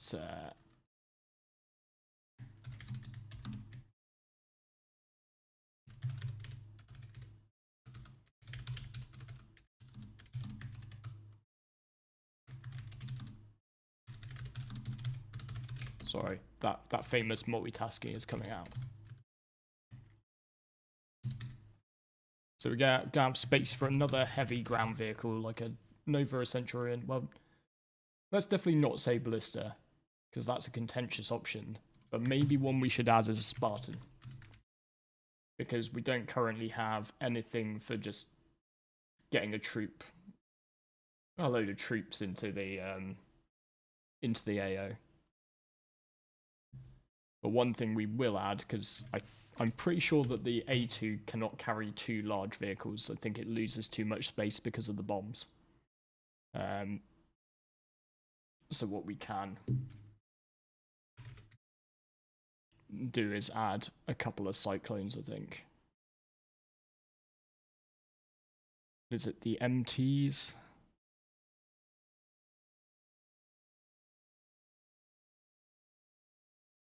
I have to scroll in a really long way for this, I'm sorry.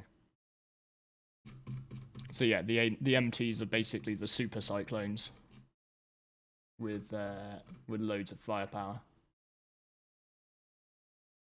So let's add a couple of those in and stick those into our A2.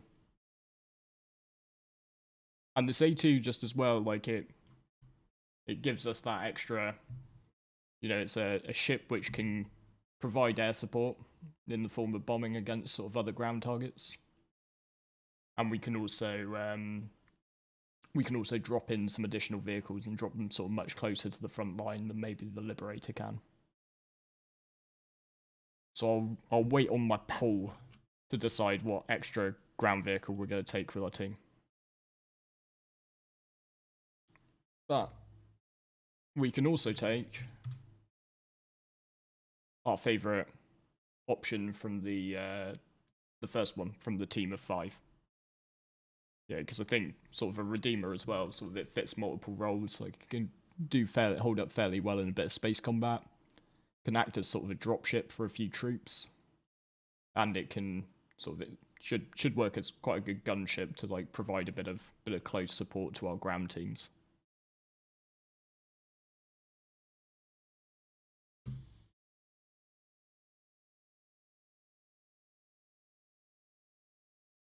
Oh, people love the Centurion, do they? That's fair enough. I think we're going to be going for Centurion. Now, one more ship I'd love to throw in there, though, particularly with an eye on sort of the last episode that we just ran, is actually sort of more in the concept stage. And I was just stalling there because I was trying to remember what it was called. I think it would be wise to add at least one Legionnaire. Because, so particularly in the future, like, this is the boarding ship. So yeah, this could be really helpful, sort of for those things like space missions. And I'd imagine sort of future iterations of somewhere like SPK, we're going to see proper airlocks for like docking. I know it came up in the latest ISC with the QA team. One of the chaps there was talking about doing the work on the Pyro space stations, and said sort of some of those are going to act as like something for players to fight over. So yeah, it could be essential to have this sort of ship which actually interacts with docking ports, and particularly if you talk about like boarding ships in the future. I like it so much, I'd probably actually give you 2. And this is just for where like your org might have to switch over to being more space based, you know. So you might have more ships than you can use in one go. Just have a couple of ships for a few different reasons. But I like to build these fleets in such a way that if you got everybody in your org on, you could probably take out nearly everything in your fleet. Like, that would be efficient to me, basically. So yeah.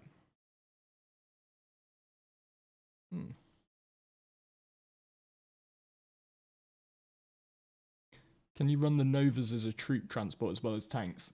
Arguably yes. Arguably yes, because you've got 3 stations in the Nova, and you need them all manned in order to make like full use of all the weaponry. But at the same time, you can make use of a lot of the weaponry just with one person, just on the driver. So if you were to move from, like, let's just say you rolled in towards a target, like, let's just say it's one of those big bunker sites that's come up. Like, you could roll in your Novas, and then maybe when you wanted to just stack a perimeter around the bunker, you could potentially have 2 members of the crew hop out of the Nova, and then head down to breach it in FPS. One of the things to consider in nearly all things Star Citizen, though, is, and the reason that I actually suggested the Spartan. I should have maybe made this point before everybody voted for the Centurion. So in these other vehicles, you probably won't be able to wear heavy armor. So one of the specific things that the Spartan has going for it is that it can carry people in its seats are designed to accommodate people in heavy armor. So we're going to add our Centurion because give the people what they want. But personally, if it was me, when I come to re-record this episode for a future video, I will probably argue the case for the Spartan. Purely because I'd prefer to have something to drop troops in on the ground wearing their heavy. Because as we sort of saw from the playthrough in episode 1, you know, it's heavy armor is a decided advantage in close quarters.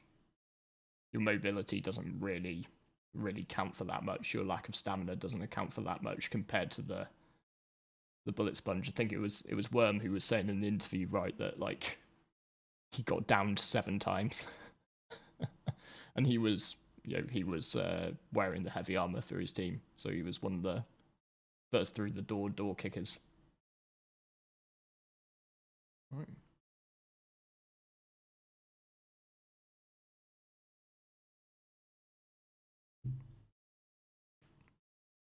But it's also all situational, right? You know, so the reality is that probably orgs will be having like a bit more flexibility than what I'm giving them. So probably what this org would have is some sort of base like right in the safer part of the universe. And then because they're mercenaries, they get a call, they get a job, and it's sort of explained what they're going to have to do. And then they're probably free to, you know, pick which of their vehicles they'd want to take. So chances are, yeah, they'd have Centurions, and they'd have Spartans, and they'd have Ballistas. And just based on the mission brief of what they're going out to do, where they're going to do it, they could sort of change it up accordingly, right? So, based on different factors. Are you going to need to drop any FPS combat guys in anywhere? If not, then, you know, why are you bothering taking a Spartan, basically? But what I do want to see in Star Citizen, I want to see, like, orgs have to make these decisions. Like, you know, Stanton in many ways gives us a poor impression of what we can expect, because everything's just at our fingertips. You know, I need exactly the right ship for this job. That's no problem. I'll go and get it out at any one of the ATC terminals, which frankly are, you know, incredibly close together. So what I do, like many people, is I'll cruise around Stanton in my Cutlass Black with its XL1. And then when we get to wherever we're going for the event, that's where I pull the exact right ship for the job. Whereas in the future, that's not going to be such a luxury. You're going to probably, ahead of a mission, have to think about what you're going to need for that mission. So that should be really interesting. That's part of the excitement for me. Part of what interests me, having to sort of make these preparations. Well, I'm conscious this has been a very successful use up of our time in between episodes. So because we're, I believe, half an hour away from the start of episode 2.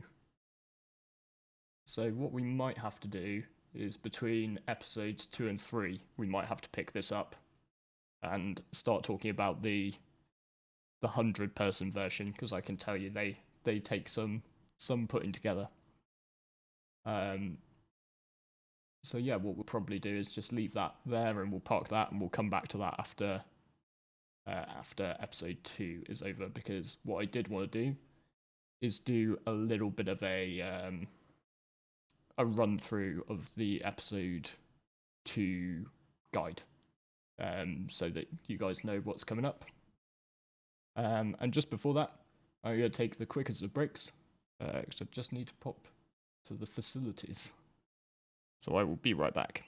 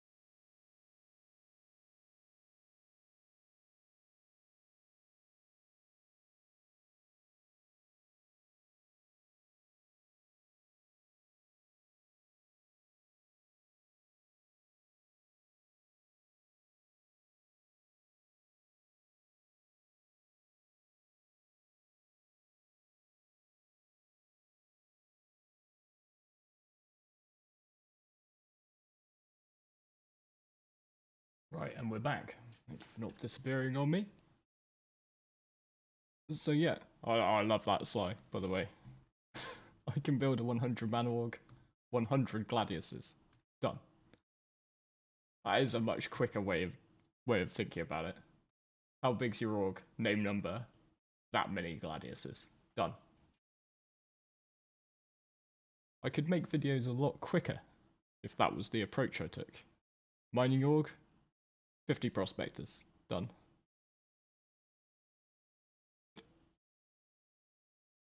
So, never too old to learn new ways of doing things.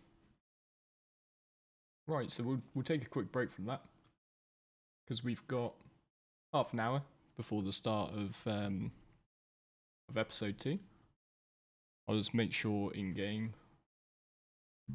No, I've been disbanded, but looks like Lions is already putting a new party together.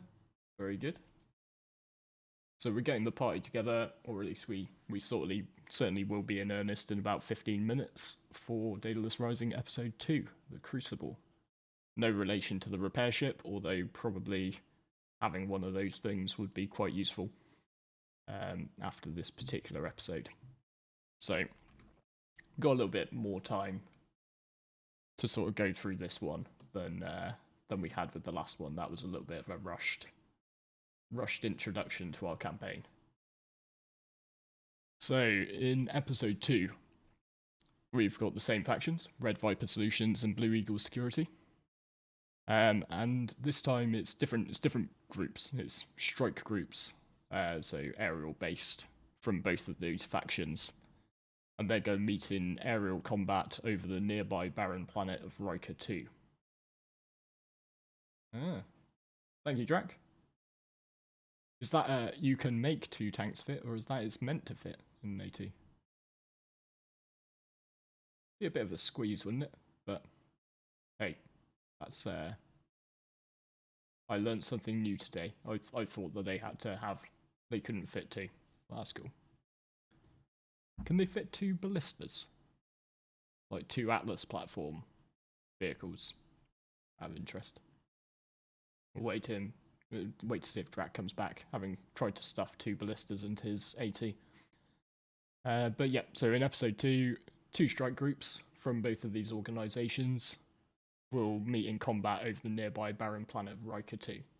Again, fictional system that I've invented in my head.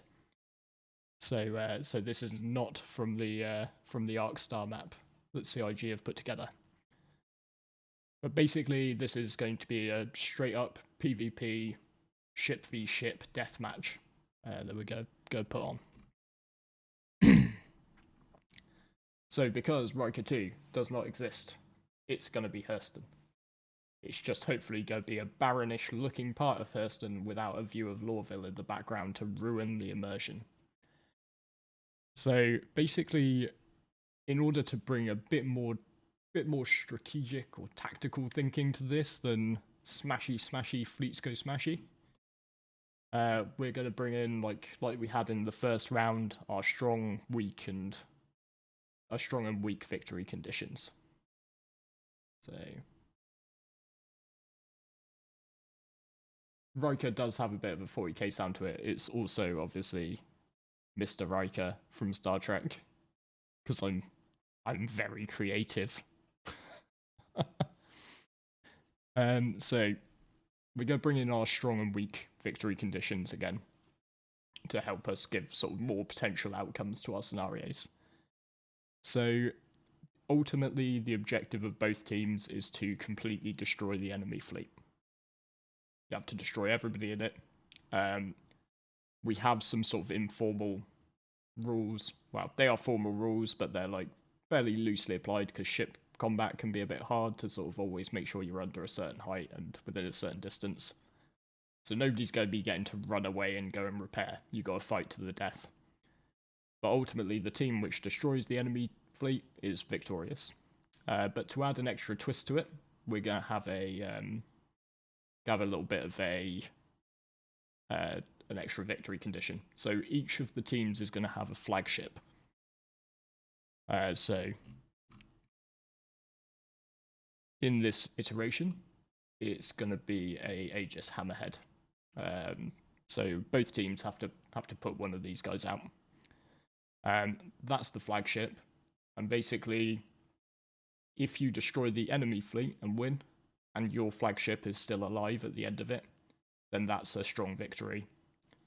If you destroy the enemy fleet but your flagship gets destroyed in the engagement, then it's a weak victory. Just to add a bit of cohesion and strategy here. In addition to this, we're sort of trying. When I first wrote this, it was quite prescriptive. It was like, you must bring this and this and this. And it was really great to play these events through with the community and do a bit of play testing.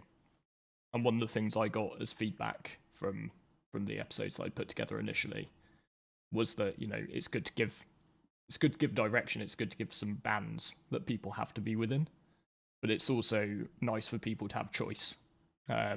So then for the remainder of the ships, we're going to have up to 3 heavy fighters for each team, which can be selected from most of the Aegis Vanguards, the Warden, the Sentinel, and the Hoplite, the Hurricane, the Crusader Ares Ion, and the RSI Scorpius.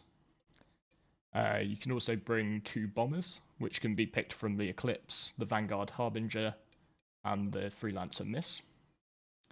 And then the remaining members of your team can either operate turrets, or they can pick any of the medium or light fighters from that list. So we've got the Gladius, Saber, Arrow, Hawk, all forms of the Hornet, the Cartual, Banu Defender, Buccaneer, the Talons, Misk Razors, and the 325A and M20, M50. I almost got through that list without making a mistake there. So this is then your choice. The rest of your people are able to either bulk out your light fighters, or they can add to your turreted weapons. There is no requirement on the teams to have people sat in the turrets. They can use as many or as few of the turrets as they wish. However, turrets are quite strong this patch, and what I probably wouldn't want to do is leave my Hammerhead a sitting duck without enough of its turrets operating, because obviously you want to make sure that Hammerhead is defended if you're intending to get yourself a hard victory. So we do have some rules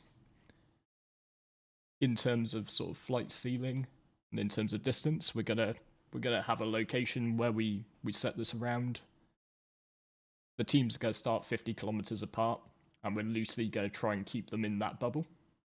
So it's basically a 100-kilometer diameter of a bubble, and there's a flight ceiling of 7,000 meters.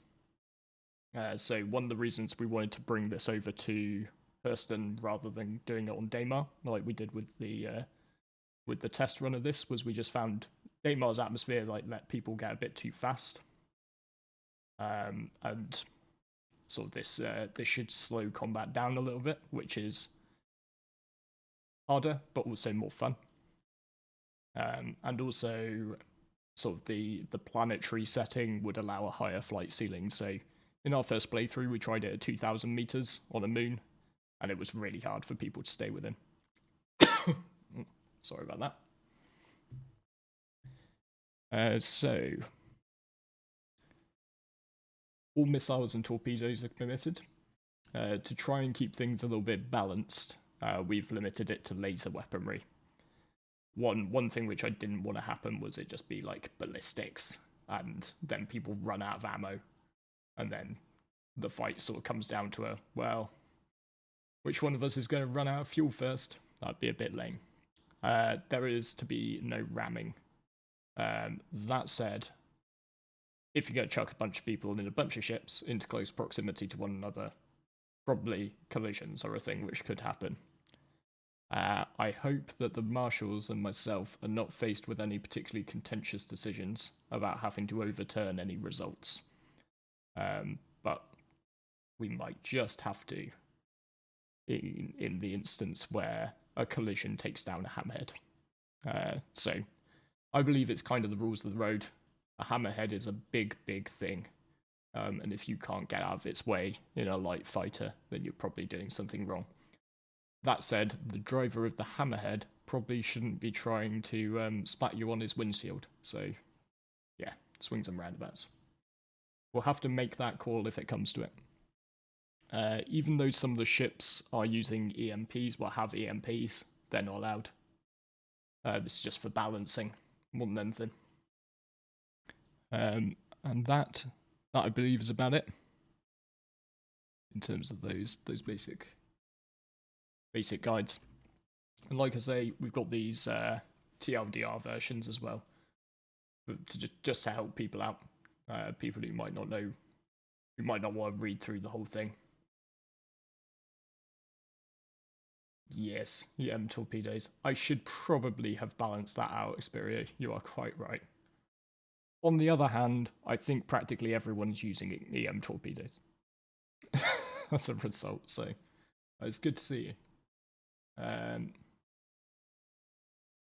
So yeah, so like I say, all of these documents are going to be made available to everyone inside and outside our community after this is over. So yeah, if you are in a different org and you would like to do something like this, then you'll have all these documents sort of explaining the scenarios available for you guys to use.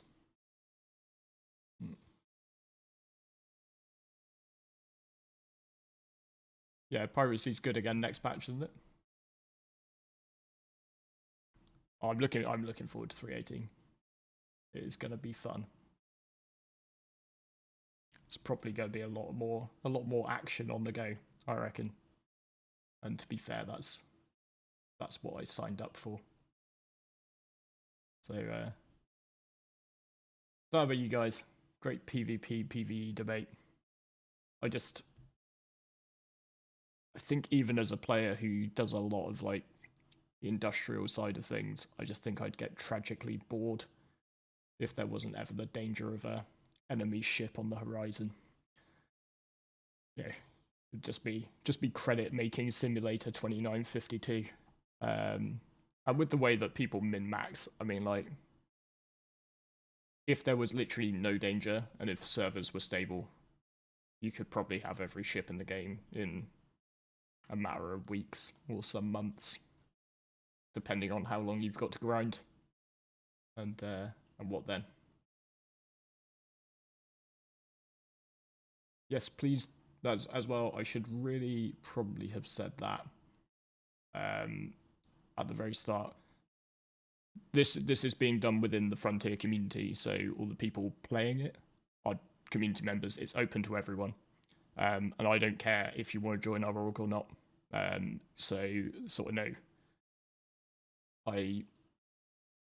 Part of why I set Frontier up with the other founding members was so that we could start building an org for live, which we view very much as a marathon, not a sprint. But another part of it was because, and the reason that we've kept a community and we've kept it completely open, even though that's worked to our detriment sometimes in some elements, is because the goal and the mission of the community is to give players who might not otherwise get it a taste of multiplayer. It's basically a no pressure taste of multiplayer. So in that way, it doesn't matter if, because we're very open about what we're doing, some of our events get jacked, like our mining events, because like that's an experience, right? And that's an experience which, you know, some people might not have had otherwise. So yeah, please, if you feel free, if you feel like it, please do get involved in the Discord. And you know, come and participate in the events. And it doesn't matter if you're a pirate, you can come and hang out in the Discord, because one thing which has happened by accident, but it's a very happy accident, is we have lots of different viewpoints.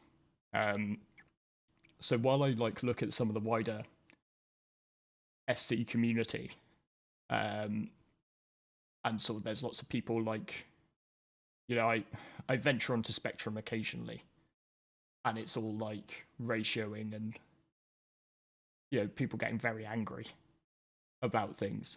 And then meanwhile I look at our Discord and it's people talking nicely about things, having different points of view. And I think it's just because we let everybody in, we don't like try and keep certain people away from our bubble. I think it helps a lot of our members like see the game from a lot of different directions. So yeah, that's something which I personally am really happy with and proud of. So I better just make sure that I actually get an invite to this that we're setting up. And Sniggy, is that you guys, you and Lions are back now, right? So I guess I should put my TeamSpeak back on. Yeah, I love the idea of Spectrum, but it's just, it does kind of seem to be like the loudest people shout the loudest, and they shout the most often, and it seems to be quite a, you know, very polarized environment, and it's people who are being fairly extreme about their opinions on the one end of the scale, sort of who are desperate for a PvE game. I'm not knocking people who prefer PvE who don't want every day to be PvP, but I just think over time, like, it's going to take different security levels of system to get us to that, to get us there. And that will come. But then also on the other end of the scale, you've got people who, you know, want nothing but PvP. And also I'm sure for them, there are going to be systems in the future, maybe ones which are quite tight and compact and force you into conflict, which are going to mean that, you know, you can go there and pew pew pew, and, you know, you're guaranteed once you turn up there that you're going to get a fight with an equal opponent, with well, maybe not an equal opponent, but somebody who also is just all out, right? Yeah, it's, and I just don't agree with the shift towards PvP bad, because it's like PvP is what's going to keep the game interesting. Otherwise, it's just who develops the best min-max strategy, and a min-max strategy which makes nearly no sense because it's one which doesn't factor in any risk. Yeah. And I'm sure there will be systems where PvP can't, well, or doesn't happen at any time. It could, but it doesn't. Because just, yeah. There has to be an area. There has to be, kind of be an area for everyone. I can't remember which streamer or YouTuber I was watching, but somebody put it really well when they sort of said that I accept that if Star Citizen is going to be everything I want, then there have to be plenty of areas in it that I don't want or have no interest in, like just areas that aren't made for me, right? And I think that's going to be great. So, right. Let's switch over to my game. And let's see where we got to. Well, we got 35 in the party. So that's looking like it must be pretty good. Can I get a check on TeamSpeak?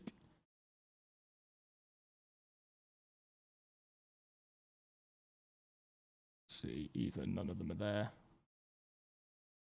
or I have not turned it back on correctly. Either one of those is a potential. Thank you very much for that, Drizzle. Just for anybody who missed, sorry, Ames. Oh, looks like we're getting taken in. You should be told by the people there which team to join. I'm pretty sure we can just slot you in. Do I need to unmute?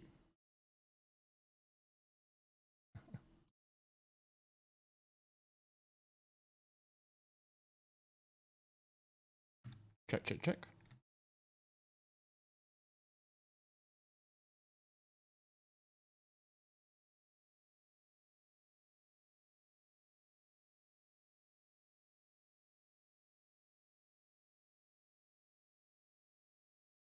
Yeah, I'm pretty sure I have unmuted lines.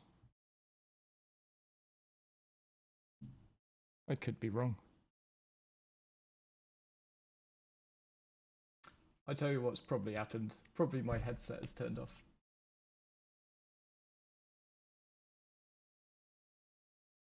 There we go. Check, check, check. There we go. Turns out when I don't use my headset for a while, it goes into power saving mode.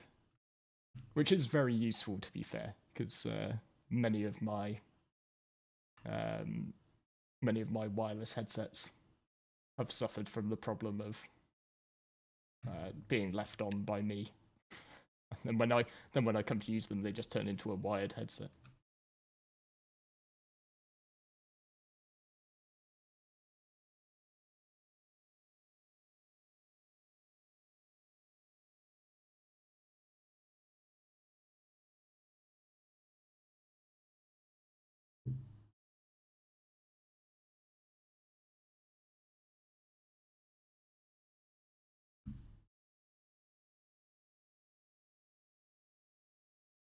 Unfortunately, on TeamSpeak, Worm and Ben sound a lot more similar than they do on Discord. That's what I found out today.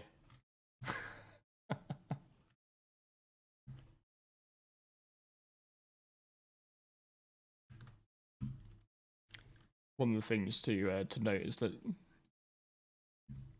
sometimes you get far longer load times when you are loading in as part of a large group. Usually means that you're getting wound up a server of your very own, which is always nice.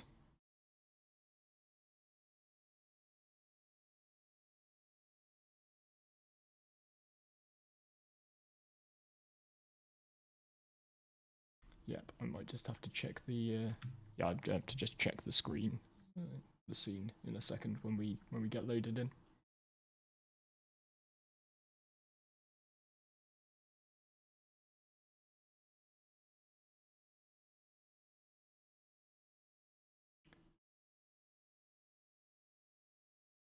Yep, that very much looks like a new server that we've got now.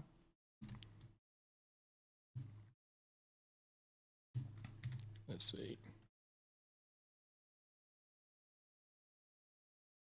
Oh, not that new. It could have been new. I could have just taken so long to load in there. Better just check I didn't leave our... I did. I left our hanger link up. So you know that thing which you click where you say, my computer's beastie?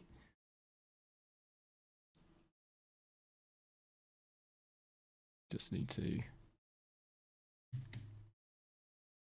keep in mind that when new servers go live, you need to keep in mind when you load up Star Citizen, when you've been enjoying hanger link, that it is putting some pressure on your computer.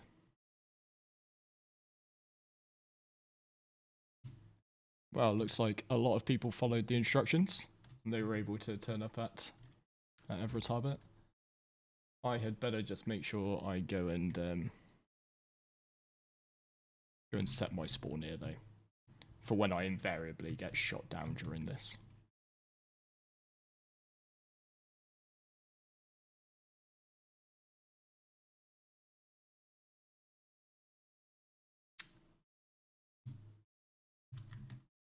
Right, who are we short?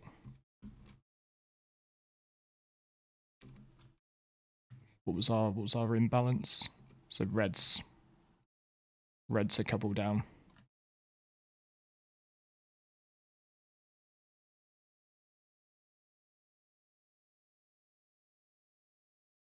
Okay, Ames, I'm going to just move you to Red Viper. And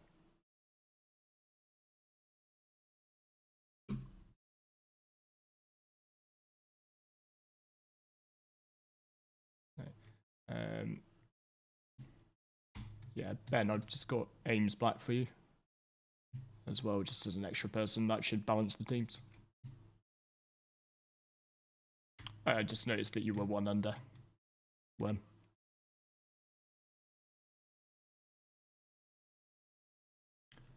So it's always a nice time to see when you see some of these sort of destinations a bit more full of people.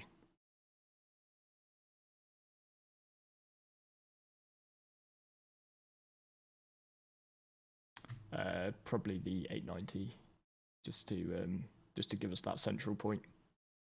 hanging at the right height. So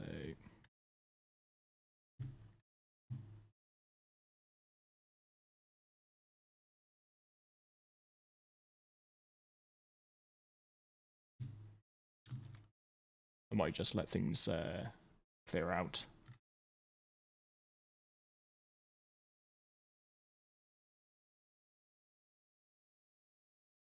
What was the name of the place again? It was it Orinth? Reclamation and Disposal Orinth it is. All channels.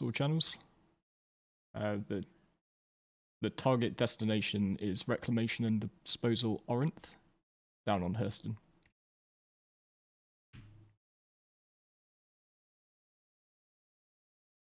Yeah. So that's Reclamation and Disposal Orinth. First ones there can pick a side. Try not to be dicks. No, if the sun's setting in a certain direction, set up either side of the sun. Don't pick into the sun advantage. Just getting that one out there. Reclamation and Disposal Orinth. It's quite near Lorville. It's a scrapyard.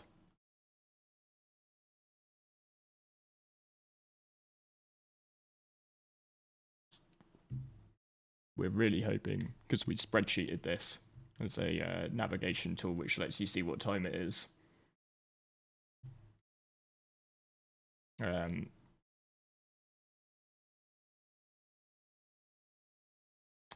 We ran this through a spreadsheet, and technically it should be daylight at this destination we're heading to. But I think we're about to find out how many days ahead you should trust a spreadsheet like that.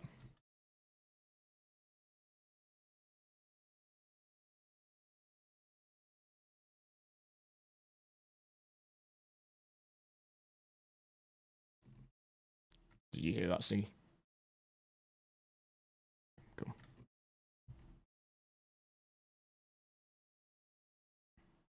Right. I'm just going to claim my Mako, and in the common feature of today, another one of my household appliances is going nuts in the background. So I'm going to go and deal with my washing machine. As you can tell, I'm being a very good boy today, and not only am I doing this stream, but I'm also I am also doing all of my household chores.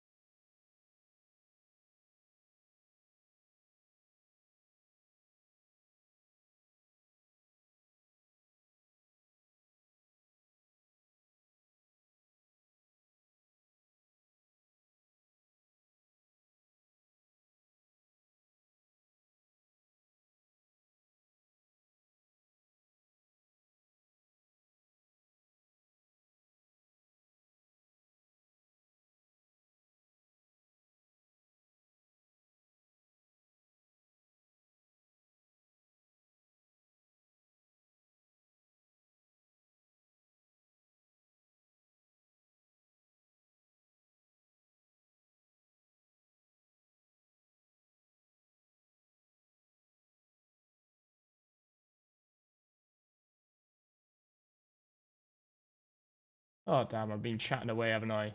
And I forgot to hit the unmute my microphone button. I am sorry.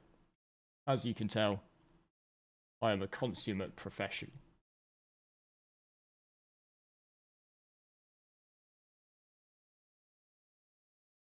Hopefully that's caught up now and you lot can all just have a laugh at me.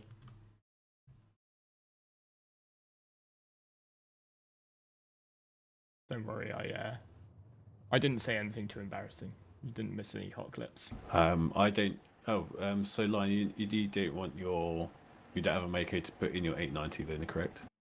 Yeah, don't worry about it. I don't have an alt to fly the 890, so. Roger that. I'm going to come in my Cutty Red then, because I don't have any other ships that to hand. Right, I think you were briefed on that. Yeah, don't worry, Cutty Red's fine anyway.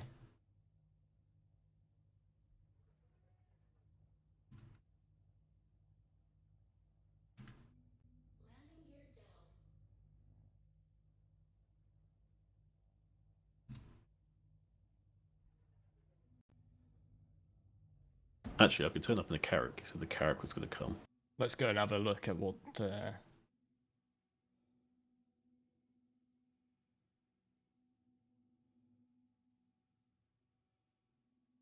audio pushing to YouTube intentional. No, I just muted my microphone, and then I forgot to unmute it. It is as simple as that.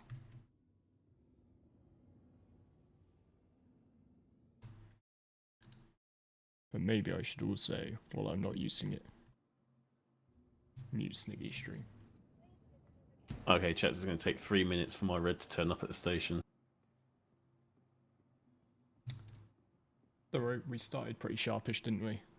Technically, they've got, is it 15 minutes after the hard start time to get in position?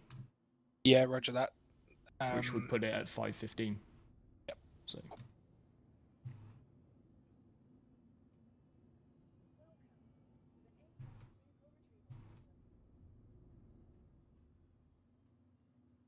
Let's just see.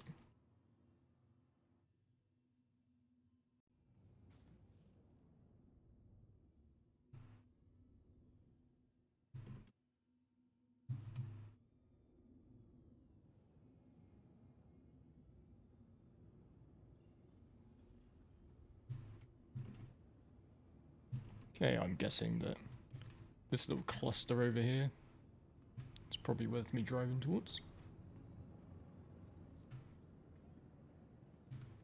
And hopefully we can get a few nice shots.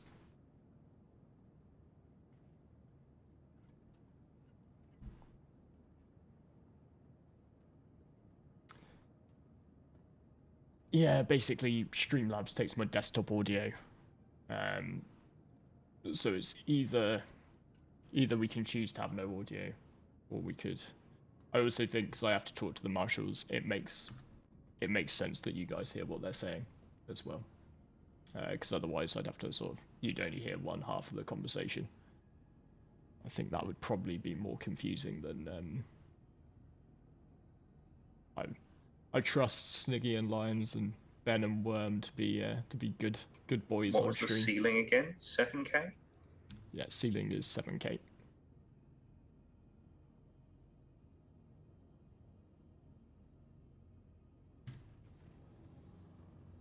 I think I was also getting Sniggy's game sounds in the background because I had his stream running.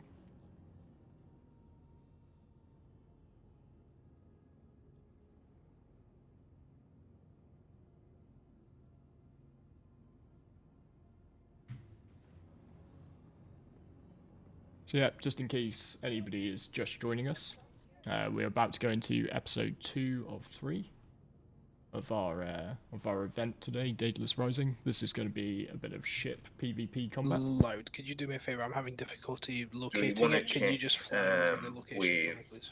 Master Ben which direction he wants to go in?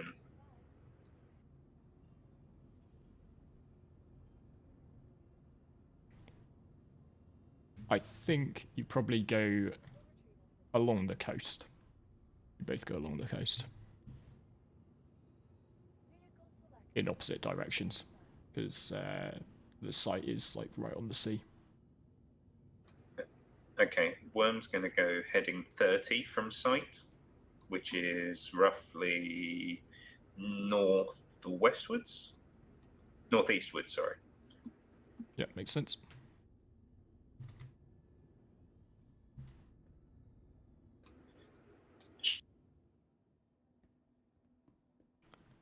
And then Bendo's roughly heading 250, right? Yeah. What's the distance away from site that we're looking to go? Sorry, do you mean our group? 50k? 50 kilometers. All right. Yeah, copy that.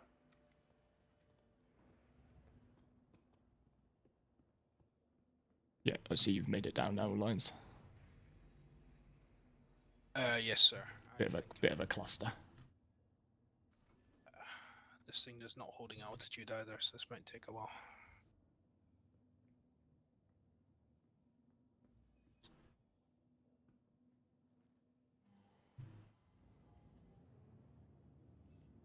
Would it be possible to get the party splitting on the way, just because I know everyone can see what everyone's bringing? I believe it should be underway.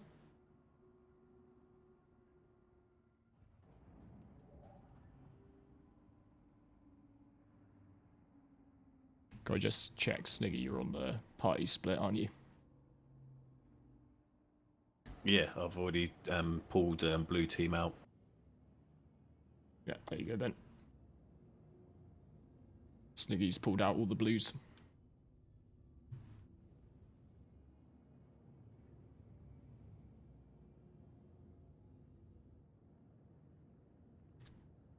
So thankfully Hurston looks enough like a barren, lifeless planet.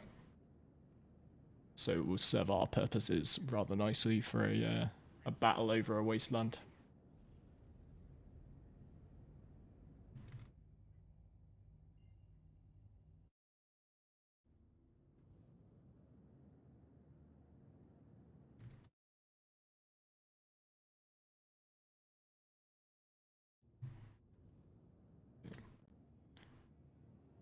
Some reason the game sounds there were really doing their best to come through regardless of what I did. So Great thing we're doing it in a planet with gravity. Oh no. Let's just make sure. Let's see. Right, so that's only 15 kilometers. We can definitely put a bit more of a burn in.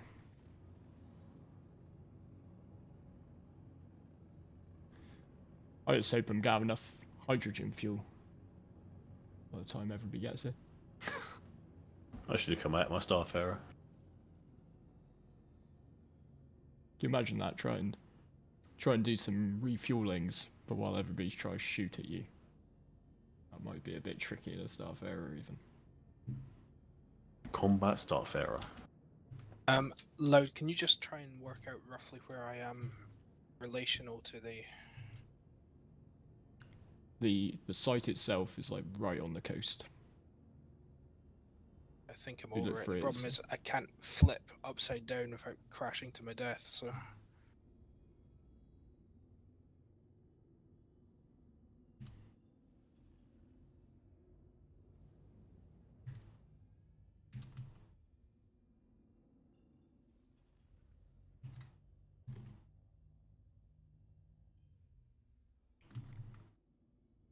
Yeah, I can't get the QT marker for it to work at the moment.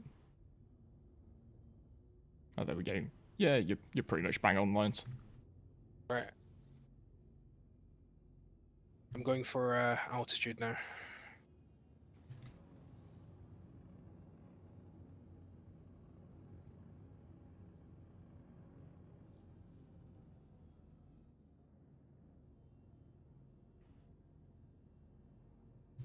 Let's get ourselves nice and put out. Yeah, I'm definitely gonna land. I've got a feeling that this little Reliant, it's a great ship. But I'm looking at my fuel gauge a little nervously. Down at the moment.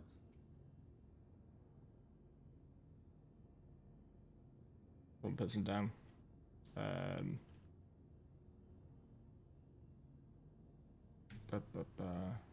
I know we have Arcjek, who's not currently in a team. I know he's recording. Could we get him in our team? Yeah. Do you want to just grab him and ask him? Yeah, cool. Yeah, we'll do. What about Wiseman HD? Is he one of yours? 500 kilometers away. Nothing to do with web. Yeah, Wiseman is. I was only going off the Discord. We had one unfortunately lose power and crash. Don't know if the spec wasn't up to par.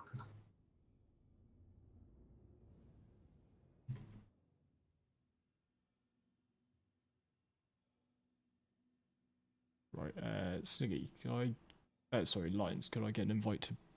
Wait a minute, you're red team, aren't you, Lions? You'll still be red team. Yep.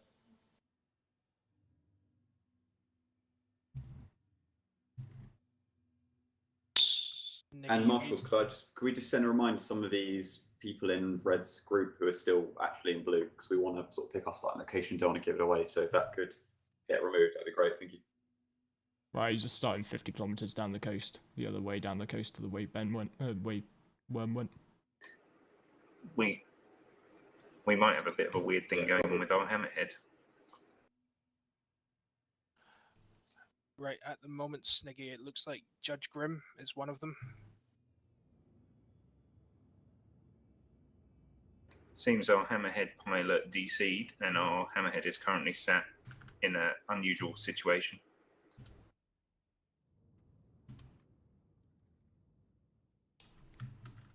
Any chance if he reconnects that it will fix itself? We're looking for that, yeah. It's Kegels. This is the joy of Discord as well as in Star Citizen. You have to just learn to roll with the crashes. If you learn to roll with the crashes, well, that it's should be all all fun of, and games. Blue Eagle. I count 16 in the party, so 16 in the channel. Although that should it be 17 because I'm in there as well. Yeah, exactly. Yeah.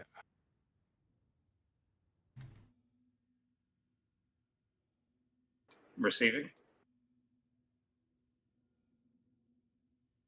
Yep. We have Strider Space, who basically his power just switched off his ship and fell to the ground and blew up. And Kegels, who is our Hurricane pilot, is suddenly disconnected and the Hurricane is on the floor.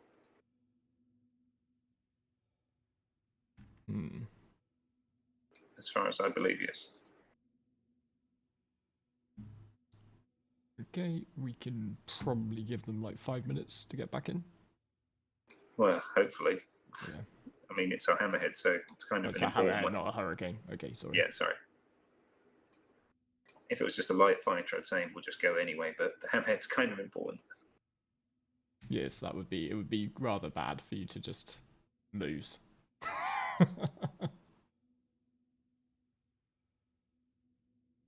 All captains, it might be worth having your chaps land temporarily while we wait, so you can preserve some hydrogen fuel. Literally what we just decided to do. Sorry, just confirm, is Red now in the correct spawning location? Can I just get that confirmed, please? I've got a fear that you both headed off in exactly the same direction. Lion's Mane. I am reading Lions. the boat. Sorry, just confirm, who's the central point we're bouncing from? Lion's Mane. Lion's Mane. Oh, in that case, we're next to you, mate. Okay. Yep, so at the moment I'm reading Red Team at a bearing of 205 from my location. Okay, so the reciprocal of that is... Wait, do you mean blue? You mean worms? I mean red. They're right next to you, though. I'm pretty sure Worm headed off at roughly a bearing of 30, was that right, Worm? Correct. Right, so I think Red Team, you need to come down towards Loud Guns. Do you see where I am? I'm like the other way down the coast. Yeah, got visual. Right. Yeah. And basically roughly where I am will perfectly do.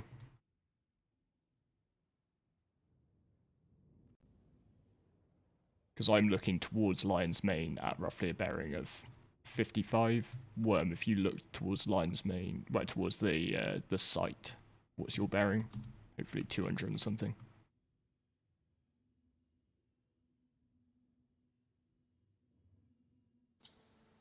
Yeah, that's looking a lot better, Ben. So, with the exception of Wise Man and Loud, everyone's within 50.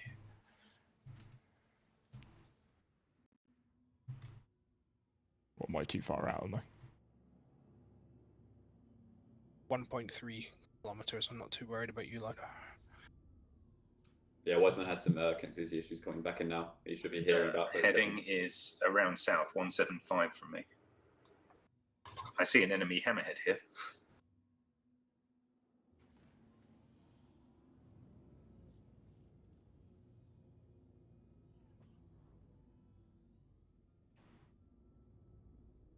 The worrying thing, chat, is this was meant to be the easy event to do.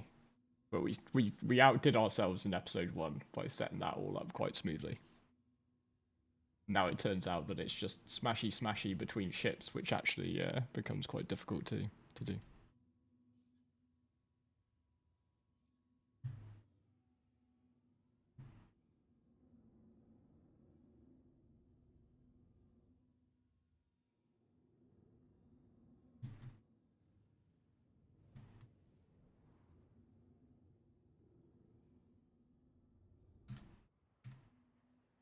Right, that's brilliant, because my bearing towards Lion's Mane is north and 50 kilometers away, so I think if Red group on me...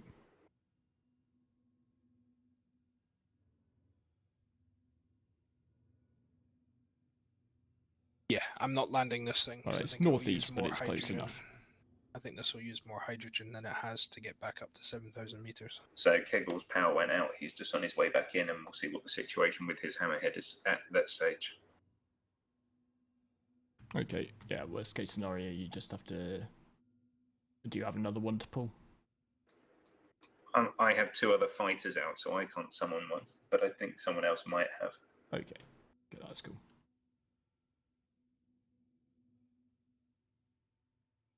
Yep, so it looks like... That is a good call, Zach. The life of a gunner. And this is partly the life of a GM as well. I don't have the added pressure of actually pew-pewing anyone. I just have to get everybody into position. So, once they start shooting at each other, my job's done. My job's done. Yeah, Kegel's just trying to get in through full server, so he should be there soonish.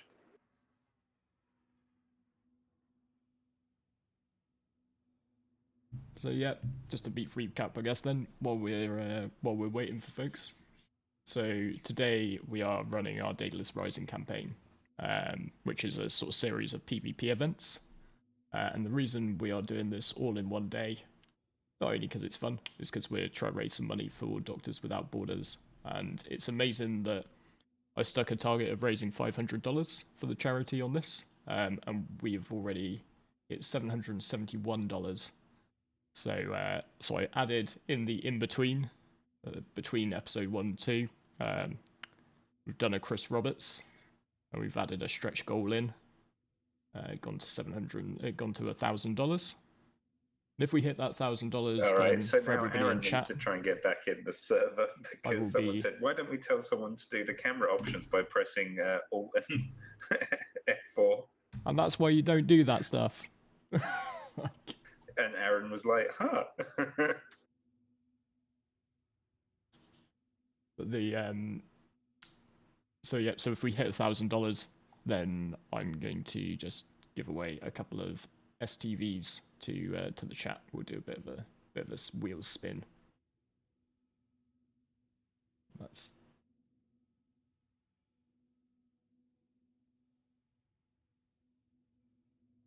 yeah. Episode 3 is like more of a land battle, so it's gonna be a king of the hill between a couple of different groups of sort of tanks, and chuck a Centurion in there, some Cyclones, and then sort of, you know, everybody can have all kinds of guns and stuff, but it's all about controlling a point, and sort of basically a point dominance for, they're going to be trying to hold it for half an hour. Alright, we've I'm got going some back added to pick up shenanigans in Aaron, there. and Kegel is going to get a hammerhead sorted, and we'll be back as soon as we can. Okay, that's cool. Has Kegel got to claim his hammerhead? No, Will is going to summon his one, so do you guys lose the hammerhead already? What happened?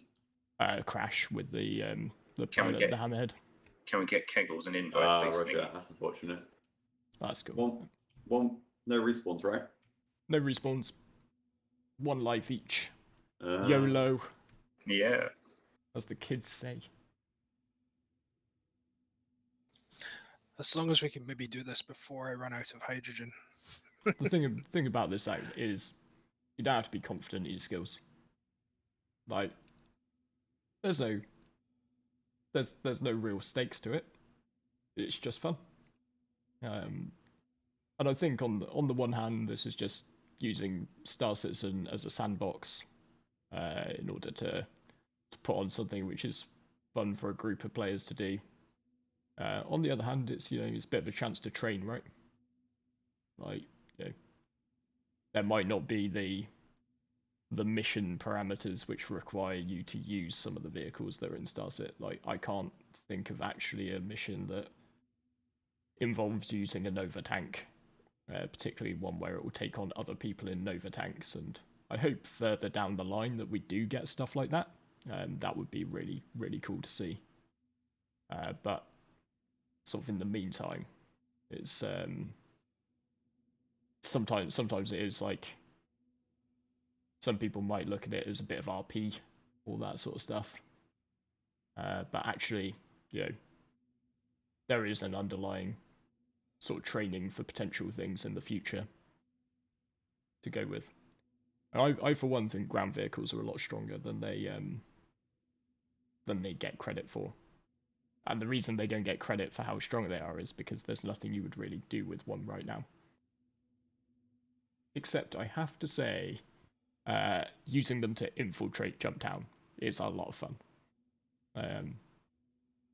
Me and John snuck in to a Jump Town in a cyclone and got in nice and close with our sniper rifles. And honestly, it was just some of the most fun gameplay I've had in quite a while.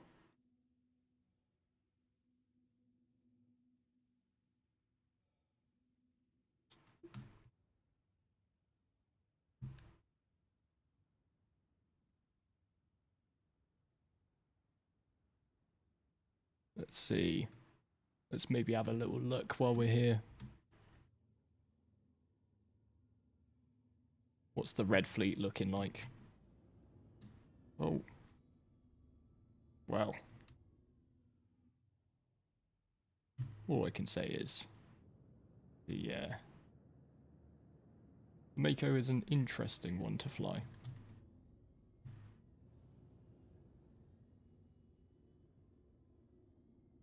So what have we got out here? Let's have a look. So we've got a Demon Knight in a Hurricane. I'm assuming he's got a gunner with him.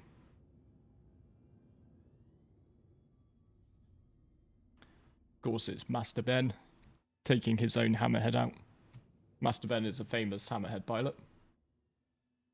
I won't say what he's famous for. He'll probably kill me for saying this later. That's got Rusty bringing the Vanguard Harbinger. That's great. If there are any members of Blue Team watching this stream, this is we're going back to the world of GoldenEye on the Nintendo 64. Okay. No looking. All right, Hammerhead is on its way back down, as is the other people. We should be good to go. Watching you. Just gotta get Hammerhead on site. Roger that. Thank you. Wise man rocking the Gladius. Of course, Fed. For some reason, I've got Draconic on my Cutlass. Fedicol is bringing the Eclipse. Oh, he's left. He probably just needed to med up. Probably just needed an intravenous burrito sniggy. And now Star needs an intravenous burrito. I didn't realise I was running a burrito van here. Yes. And an arrow. I'm glad to see somebody's rocking an arrow in the good old Arrow versus Gladius debate. I'm definitely Team Arrow. Maybe I'm just Team Anvil. Who knows? Anvil cap ship when. That would probably be my ultimate cap ship, I'll be honest. I would like a Polaris-sized small capital, but I'd like it to be from Anvil, and I'd like it to be very, very gun-based. So.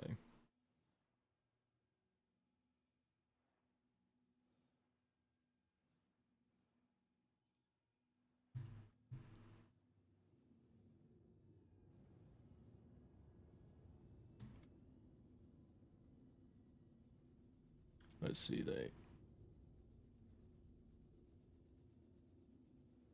good to see, as is tradition with a hammerhead. There are people who just cannot help but pew pew the moment you sit in a turret of a hammerhead. I challenge you. I challenge you not to just randomly fire. Anvil's out of the capship business. Sacrilege. Never say never.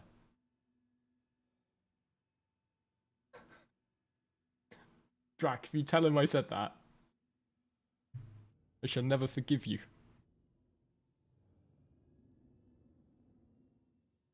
You'll just be like, watch loud stream, timestamp 4 hours, 26 minutes.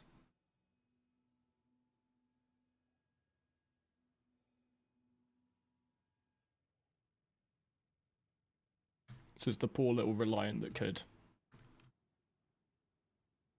So you'd be taking bets on whether or not I survive this. I reckon there's good money in running a book on that, Ravnak. I bet on myself to crash.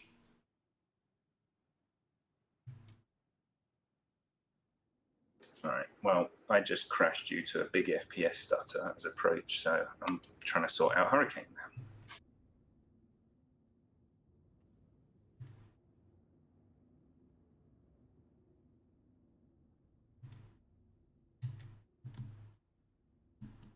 Oh, while Star Citizen is crashing a lot, it sure is pretty. I think a little bit of column A, a little bit of column B, Jason.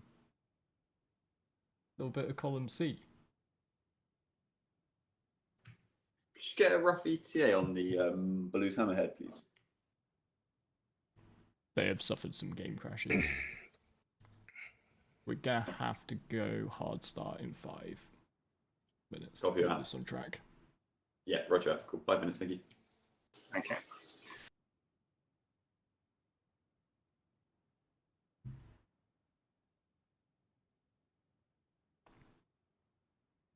But Worm, if you're like rough ETA on you, Should be within that 5 minute timer. Yeah. I've got 2.5 minute claim on Hurricane, so that won't take more than 2.5 to get to site.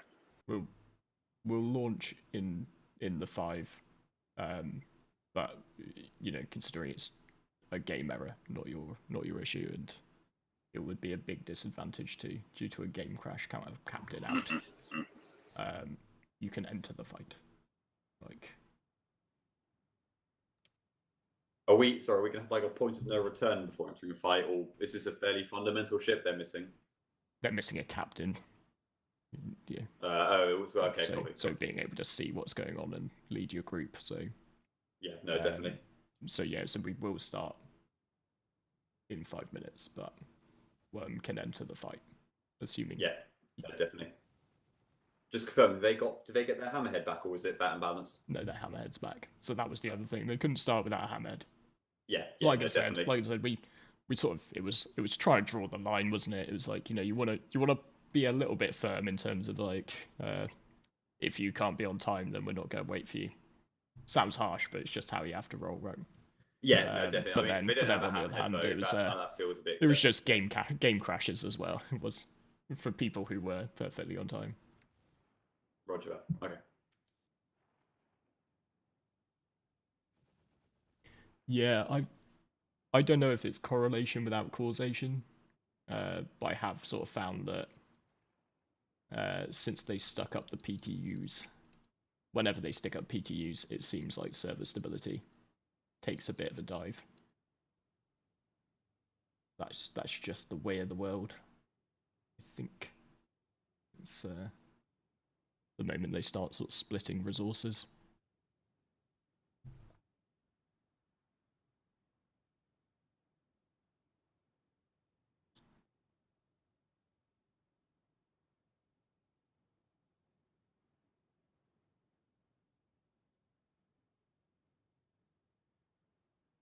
Good news though, Ben. Regardless of what happens, you still get a ride on my Phoenix after this. Oh, looking forward to a lovely journey. Be nice. We've got a driver and everything. I was watching the stream. It looks very luxurious. I don't know if I like that life though. We'll find out. Chilled drinks will be served. Oh, waitresses, waiters, and all. Wow, love it. As long as you bring them yourself, but you know. Oh, bugger.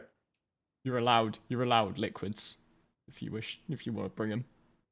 Do I need to put them in a small plastic bag under 25 mil? I don't know. I don't know who's running security these days. This is it. I've sorted myself. No one SBK.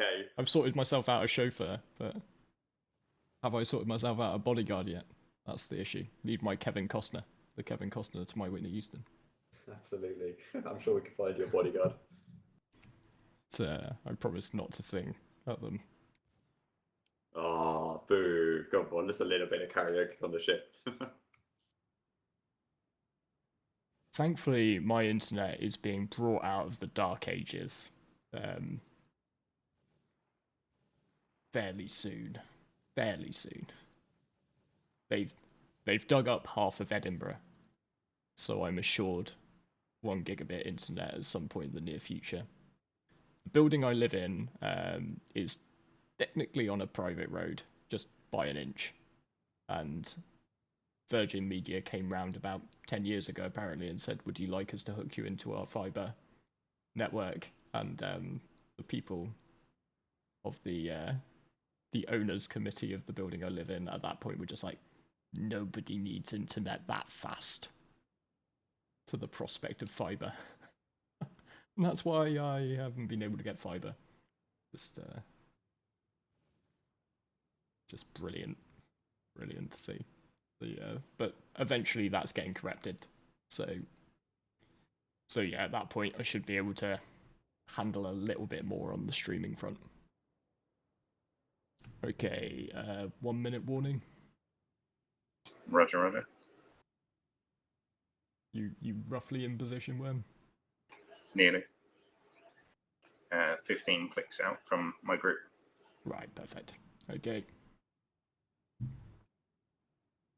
1 minute warning to your teams then.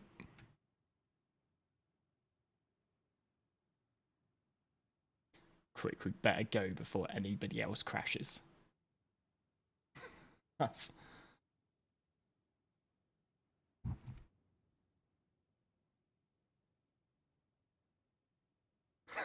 You don't need to fundraise anything to dig up the rest of Edinburgh. They do it by choice.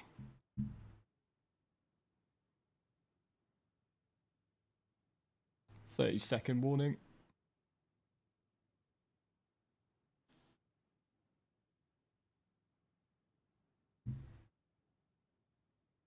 Ten, 9, 8, 7, 6, 5, 4, 3, 2, 1. Go. Afraid I'm out of time for a poll, but feel free to shout your support for red or blue. We're riding along on my stream with red team, if I can keep up. I'm mostly worried about the meeting with the guys in blue though. Maybe I'll make sure I go in a little bit high, so I don't get taken out, because I can't even really see where my ship is. The joy of cinematic camera. So it looks like one of the Hurricanes is breaking off on the right wing there.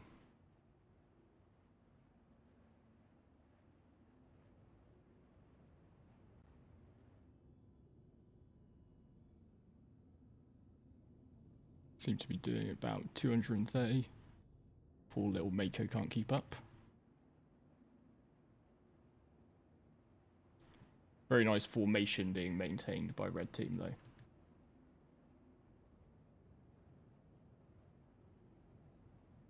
I like Ben's confidence as well. The tank of the hammerhead is really going in first.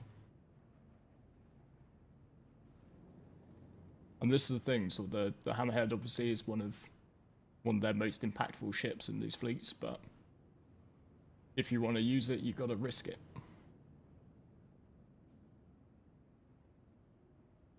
believe that's the Harbinger, being flown by Rusty Sport just below me, sort of bottom left of my screen. So it looks like he's staying relatively low. I like the fact that the Harb got a look in.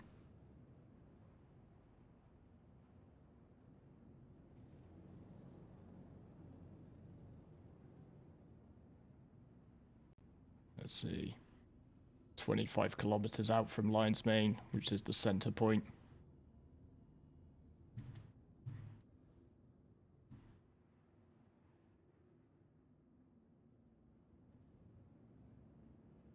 Should be able to see some blues fairly soon. If I do go down, thankfully we've also got Sniggy and Lion's Mane's cameras still, so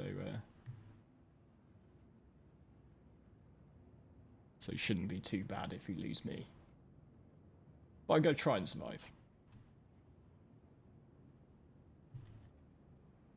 I'm worried that my death might be just like not looking where I'm going and splatting on the A90 jump. Red Captain, can you please just double check Fedicol's altitude, please? He looks to be quite high. 6.1 clicks currently on Fed, over. Thank you. So we've got the marshals here to try and keep things fair. Lion's Mane doing his check in there. But yeah, they've got a ceiling of 7 clicks, which is quite high. Quite high. What are we at the moment? Currently coming in about 4.5 clicks up ourselves. And there's Lion's Mane up there. He's the central point. Looks like we are way over the blue team, so it looks like we're going to be descending into battle. They came in lower.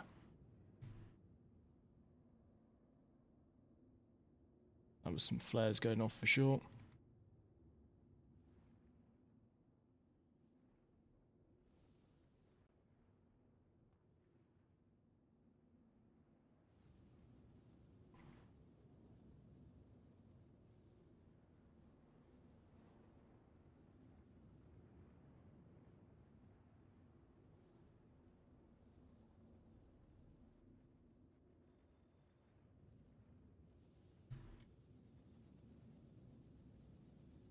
Does anybody else do that? Do you have to tilt your head every time you do a little bit of a turn?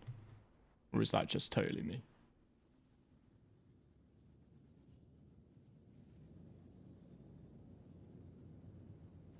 Try and get around. I haven't seen the blue hammerhead just yet.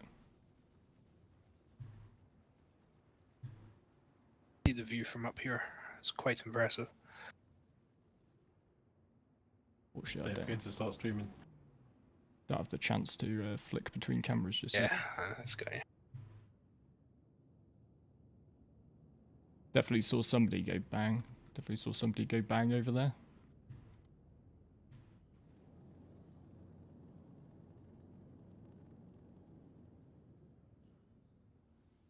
So it looks like Ben is taking the tactic of going low.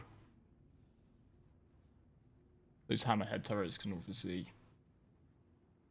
They've got pretty decent fields of fire on all of them. Let's see if that's a friendly hurricane or an enemy one on his tail. Let's be Demon Knight. They're sticking pretty close formation there. Fedicol in the Eclipse is hanging out. Like this, Kegel just hiding behind a mountain.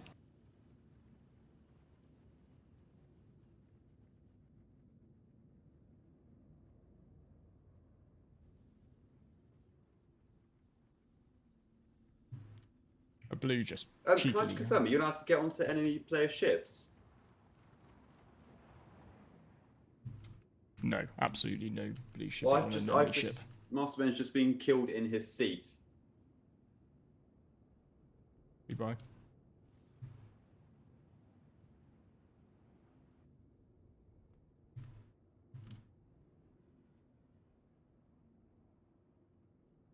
Negative, waiting to respawn.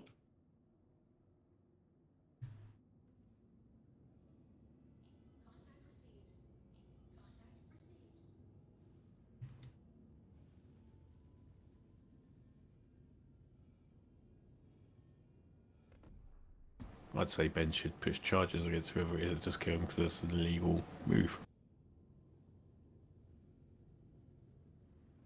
Well, okay, we just lost our hammerhead for something totally out of our control then, right? Okay, I'll find it out.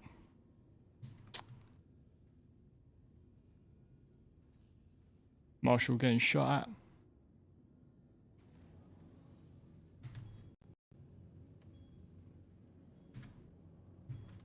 Yeah, I just took a massive missile. My entire back of my ship's red.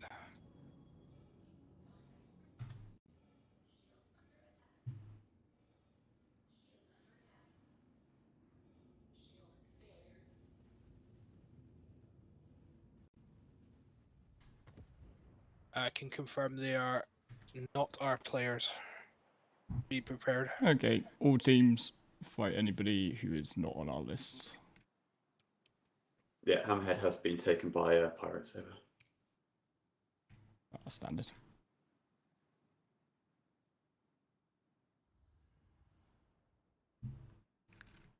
Looks like a bit of surprise sabotage. Let's just see if I can. Yeah, still got Sniggy's camera. It wasn't us on the Marshall kill. No, I think it's third party. Oh, okay, fun. I like grief as you interrupt chatty streams. Don't So worry, morally good. Don't worry. This thing happens. This sort of stuff happens. Yeah. It's always a potential.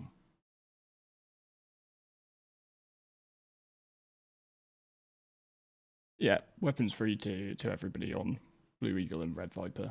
I mean, just kill anyone you can, basically.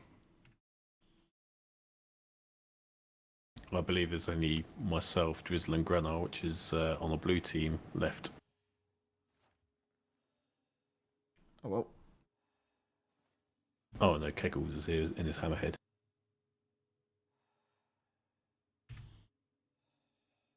Yeah, I'm down. They managed to kill an 890. Yeah, don't worry. That's Mongrel Squad. Send their Did regards. you have a name? Yeah, Kestrel, Mongrel Squad. Oh well. Does it look like our usual suspects? Yeah, Nuisance Squad. Oh well. Guess we'll call that one a draw, boys.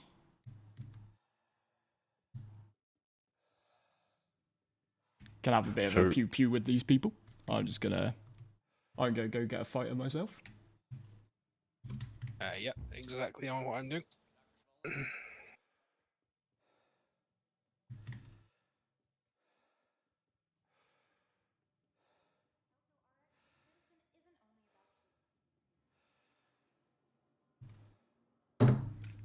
Time for the medical gown of destiny.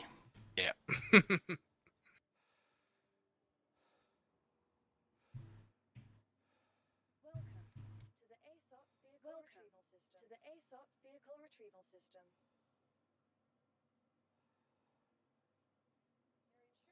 Here's me wishing I'd claimed a combat ship before I got it.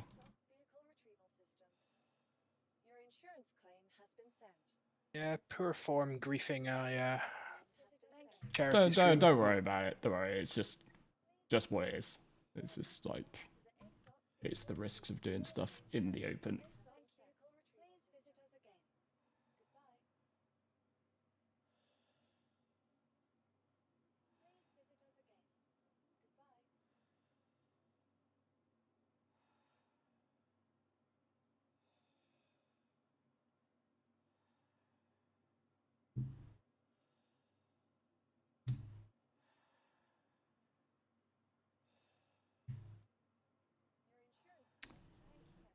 So, just for any members of Frontier, if you'd like to get 3 months amnesty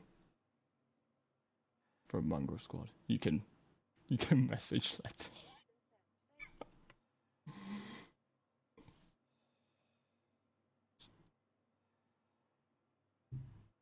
Good job, mate.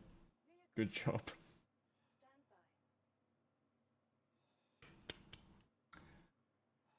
You just gotta roll on from these things, though. just, you know, don't let sort of stuff that will stop you having fun. That's the #1 rule. Yeah. Let's take this opportunity, see if they'd like to stick around for a scrap, but they probably won't. It's not the style. I offered them some very nice dog pictures. I know. I thought that was a very good deal. But they didn't agree.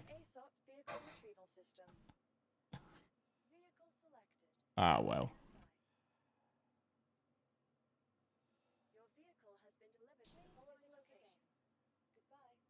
Right, so bit of an anticlimax, but we just move on from those. Because we're nearly 5 hours in. We've raised $771 for a charity. That is all entertainment, isn't it? So let's just do one of the most sensible things in the world and turn off all chat.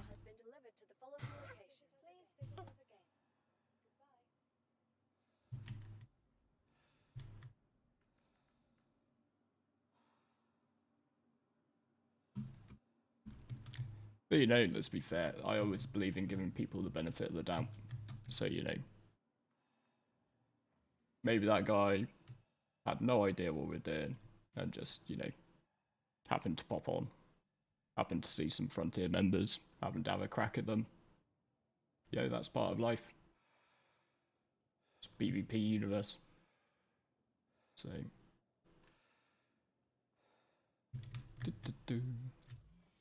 Let's go see if they're still there.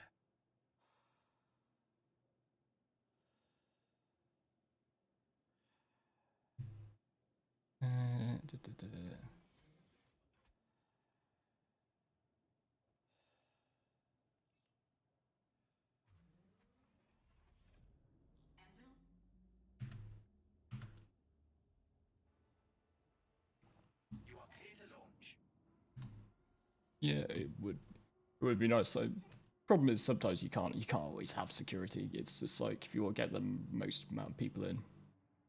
Yeah, exactly. That's why that's how I'm viewing it. It's just like just got a bit shafted from behind, but I'm gonna go back and see if anybody's still there to fight. And that's the attitude you should have, right? Something like that happens, don't cry about it. Just go and see if you can get even. If I could just remember where the site we were at was. There it is.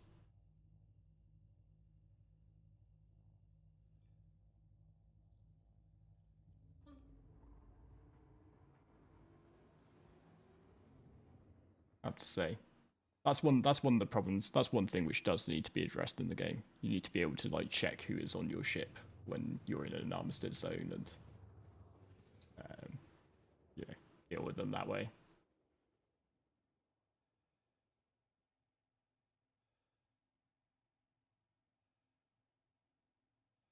See anyone still around, Lions?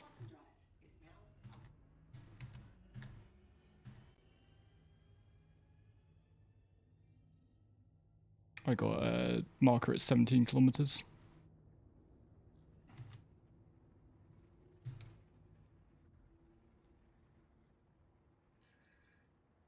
I'm radar locked. Got a mark on me, Lions?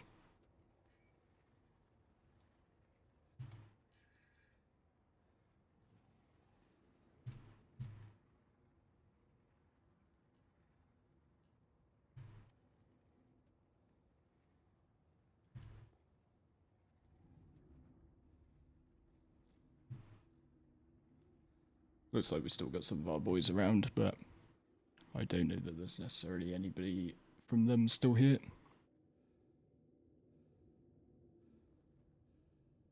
I've returned to Everest Harbour.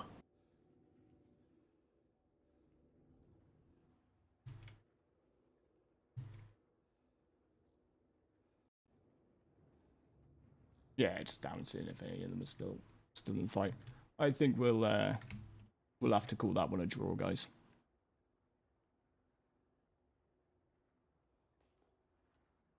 could call it a draw and increase the length of time of the third episode. I think the time of the third episode is just maxed already. Half an hour to hold the point is quite a long time.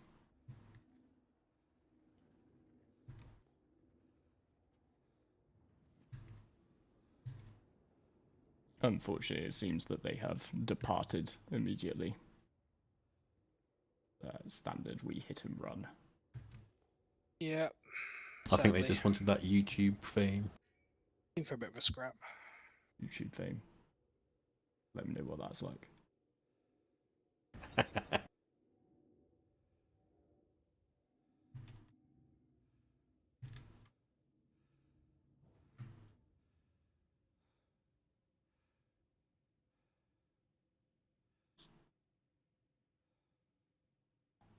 Oh well, it will keep it spicy. I mean, you're both at 7 kilometers for the start of the first episode.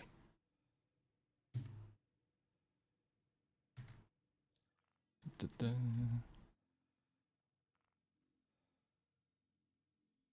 Okay, well, we are approaching 6 o'clock. So are they running like chicken shits after that? They have departed. That's his standard practice. They're like, yes, it's a surgical strike, and we're like, oh, chicken shits, right? Cool. Okay. So are we prepping for a new episode 3 now, or what's going on? Yeah, it's still going to be the same schedule. We just got to keep it running to the schedule. So, so Ben, we're still going to have a chat, but we're not going to be salty aboard the 890. There are no peanuts. Not my 890, my Phoenix, because I travel in real style. So we'll still have. I'm going to come back because I got in an arrow to go and have a look, but unfortunately they sodded off. So I will come back and we'll get the Phoenix out, and then we're going to have a bit of a chat with Master Ben and see what he's up to. And then we're going to get ready for the final episode. Okay, so we're going to regroup at Crew One. Happy days. Looking forward to that. I'll wait here. Okay, I'll let my team know. What's the start time, please? 8. So 8:15 for rally up time. All right, 9 o'clock start. 8:30 launch. 8:30 launch. And then I think, because this is a little bit complex, it'll probably be like, if we can get ready in 20 minutes and everybody can be ready to go in 20 minutes, it'll be 20 minutes. If not, it'll be half an hour. Half an hour will be your hard start, I think. So 8:15 rally for 8:30 launch. Yeah.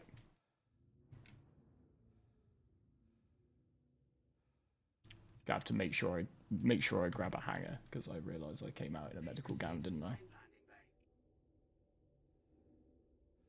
Let's see, and I don't know that I actually left any of my nice armour here at Everest Harbour, so I might be conducting Ben's interview in a Now, medical is your gown. Connie still at Everest Harbour, or is it at Crew 1? It should be at Everest Harbour, because we landed it here, didn't we? Well, I had to get it impounded because you were AFK, but yeah. Yeah, so it'd be here. I join, it will take far too long for the 890.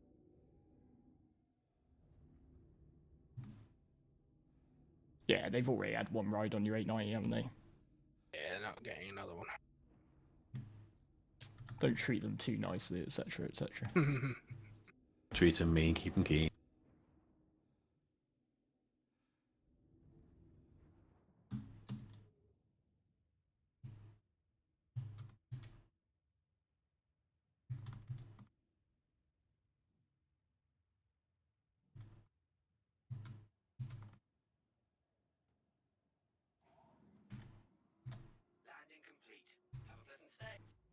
Right, that's me back at Everest Harbour just now.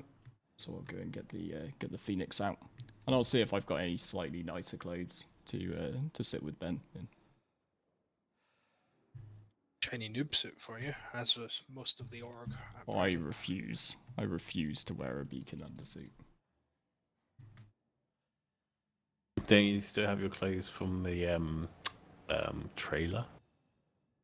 No, unfortunately, I've got a choice of a medical gown or a white undersuit. So I choose medical gown. I've got more armor back at Creole One.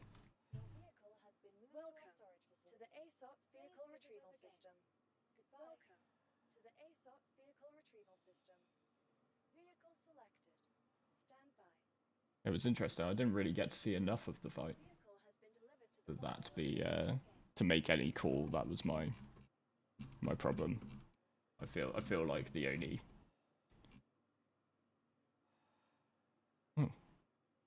Shit, we have to claim the Phoenix apparently, which will be 7 minutes. So I got time to go and get some nicer clothes.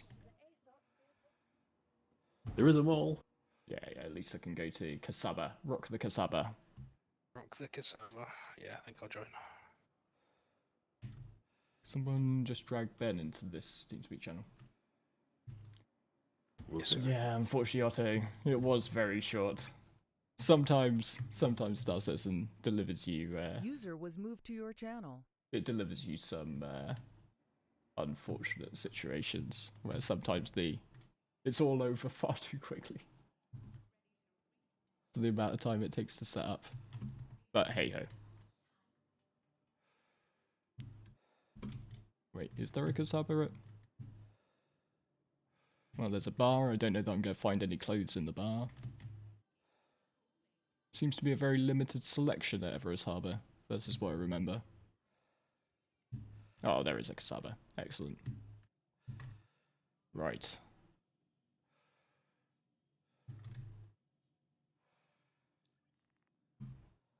That looks good enough for me.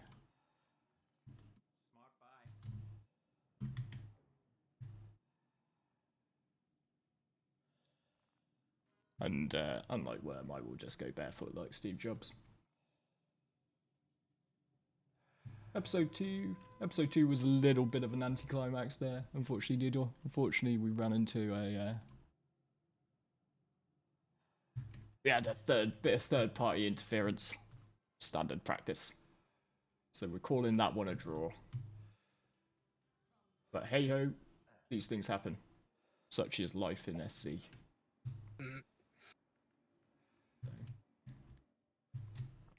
Right. Back to the hangers and habs with me. So yeah, in this break we're going to be having a chat with Master Ben. Fortunately, there's not too much deep analysis we can do on that particular episode we've gone through, but I'm pretty sure we'll find some things to chat about anyway on our trip back from Hurston to Crusader. And also sort of like Worm is the head of our industrial division, Ben's the head of our combat division, so yeah, it'd be interesting to hear sort of some of his wider thoughts on things like the combat changes coming in future patches.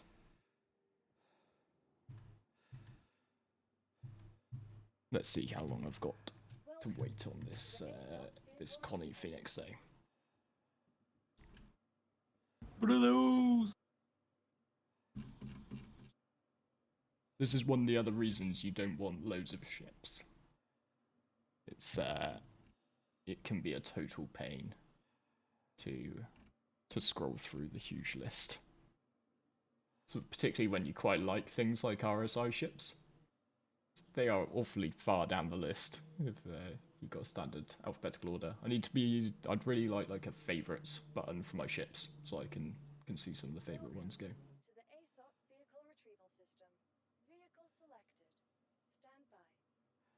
Yeah, you don't point out to me at this point that it's so long to wait, Tack. I need to fill.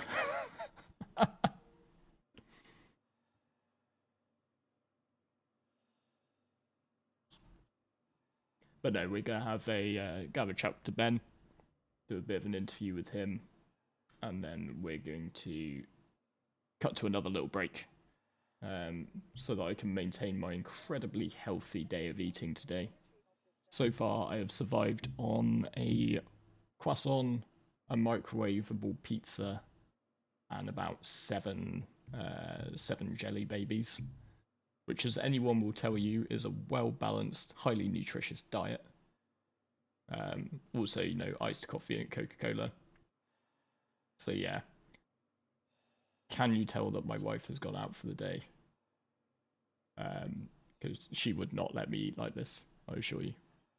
And if we manage to get through all the way to the end, then I am definitely ordering myself some pizza of the non-microwavable variety. And yes, you can eat pizza more than one time in a day, because pizza is basically just the base. Like, can deliver all forms of food stuff on a pizza. Welcome to the ASOP vehicle retrieval system. So, Vehicle selected. Stand by. let's just see. Your vehicle has been delivered. So yeah, then we'll get back to our impromptu getting organised planning session. We'll take a look at doing that 100-person fleet. And then I think we're going to have, hopefully, Tint and Star Destroyer in to talk about racing and about SC org tools, Sorry, respectively. just going back to your pizza comment that I've just heard over the stream. That was a while ago, but there was a bill passed through Congress back in the day, wasn't there, where pizza was tried to be labelled a vegetable. Vehicle retrieval system. Pizza more than once a day is apparently Tint's college experience. I have to say, my university experience was much more cheeseburger based, and that was because I worked on a cheeseburger bar. Oh yeah, and the Burger Boys. Therefore, it was just free. It was that was just the only way I got enough nutrients in an average week. Yeah. Having spent all of the money I earned at said burger bar on cigarettes and cider. Hence the 50-year-old's voice in the 35-year-old body.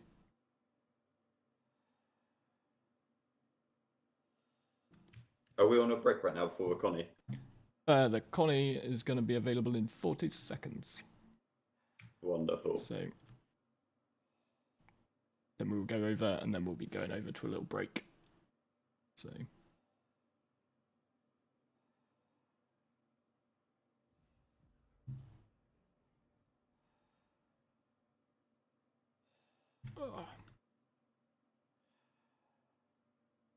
So I am planning absolutely nothing for tomorrow, though. We're nearly 2/3 of the way there. 5 hours in. I'm feeling all right. I feel like I got a second wind. Yeah, I could use some lunch, to be honest. Microwavable pizza, mate. That's where it's at. Your vehicle has been delivered to the following location. I'm really glad that helped. That CCU video helped. That was a video I was pretty torn over making, if I'm completely honest, because it's not really something I like focusing on that much, I'll be honest, but it's sorry, hangers 7 for the Connie. Yeah, I felt it was important, as long as it was framed in the right way, that I'm not telling you this is how you go and buy loads of ships. I was telling you this is how you get that one ship you wanted cheaper. That was my that was very much my hope with that one.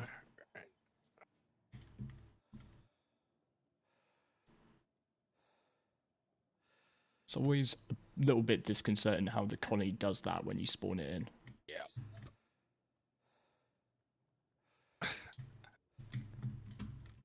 Right, my pilot and crew can go and get the ship warmed up, and I will wait to greet our guest.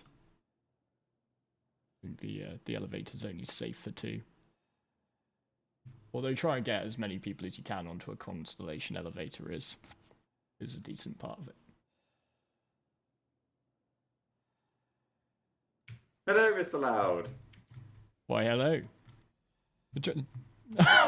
You did bring your own chilled beverage. I found drinks. Did you bring me one? I did. I have one in my bag. I feel like I need a G&T after that. Yeah, I can join on that for sure. That's I like how you've donned the helmet that allows you to take beverages. Oh well, it's the only helmet you should have when traveling in Star. Really, I'll be honest. It's not my favorite thing. It's one I'll wear and forget that I can't breathe any out of atmosphere. So it's going to bite me in the back. But it'll be okay I did initially put those in as the helmets for the recon guys, and I got to be reminded the hard way that as a helmet it doesn't offer any form of protection from the outside world.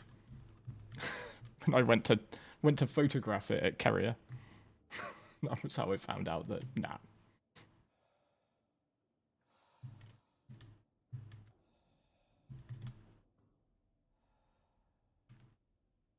If Commander Lau could issue a command to ATC so we can get out of here. I can indeed release us. That's true.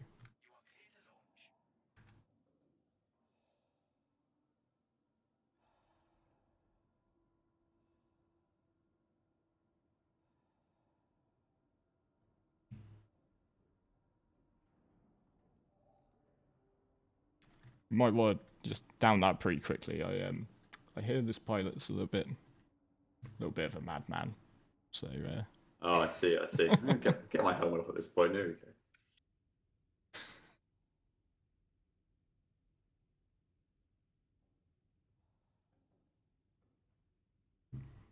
Good old animations for sitting down.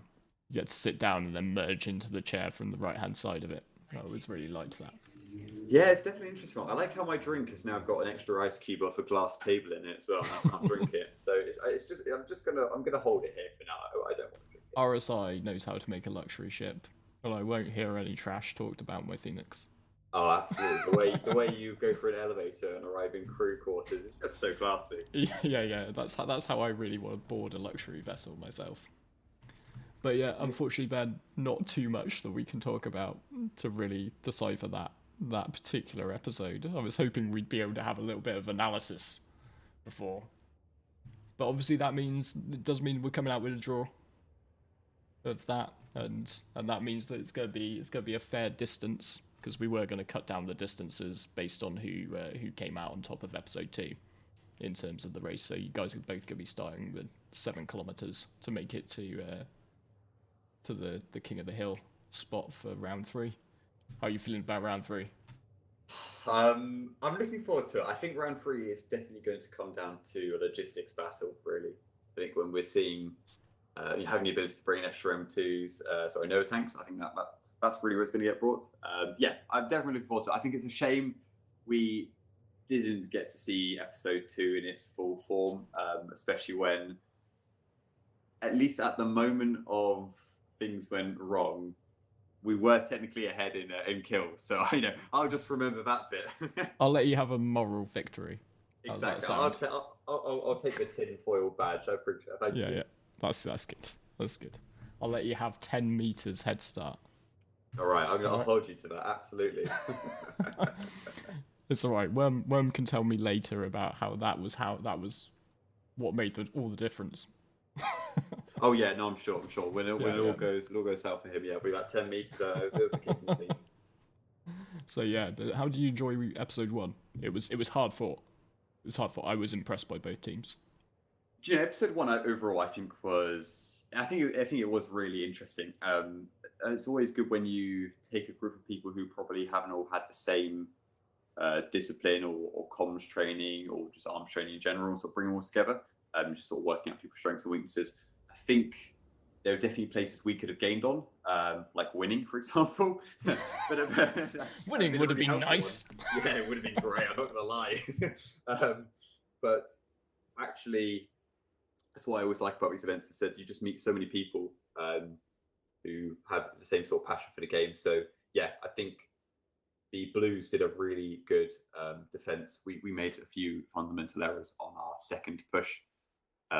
Just when it came to, we seemed to play a game of let's look at the staircase and see if anyone kills us, and then we sort of did it with about 4 people. So I'll go look back at that one, but yeah, it was one of the ones that, like, I think Astro picked me up on from one of his events where I was in charge of the pirate team who were breaching and taking a ship, And he said, I know what Lau's going to do. He's going to come right up to the front door. He's going to charge through it. I'm like, yep, that's what I did. Like, yeah. It's one of the ones I remember from like playing paintball when I was a kid. Like this, you know, the people who are far too old to be playing paintball, or at least you think they're far too old to be playing paintball when you're 16. Yeah, I know exactly the people talking about. They're basically us now, right?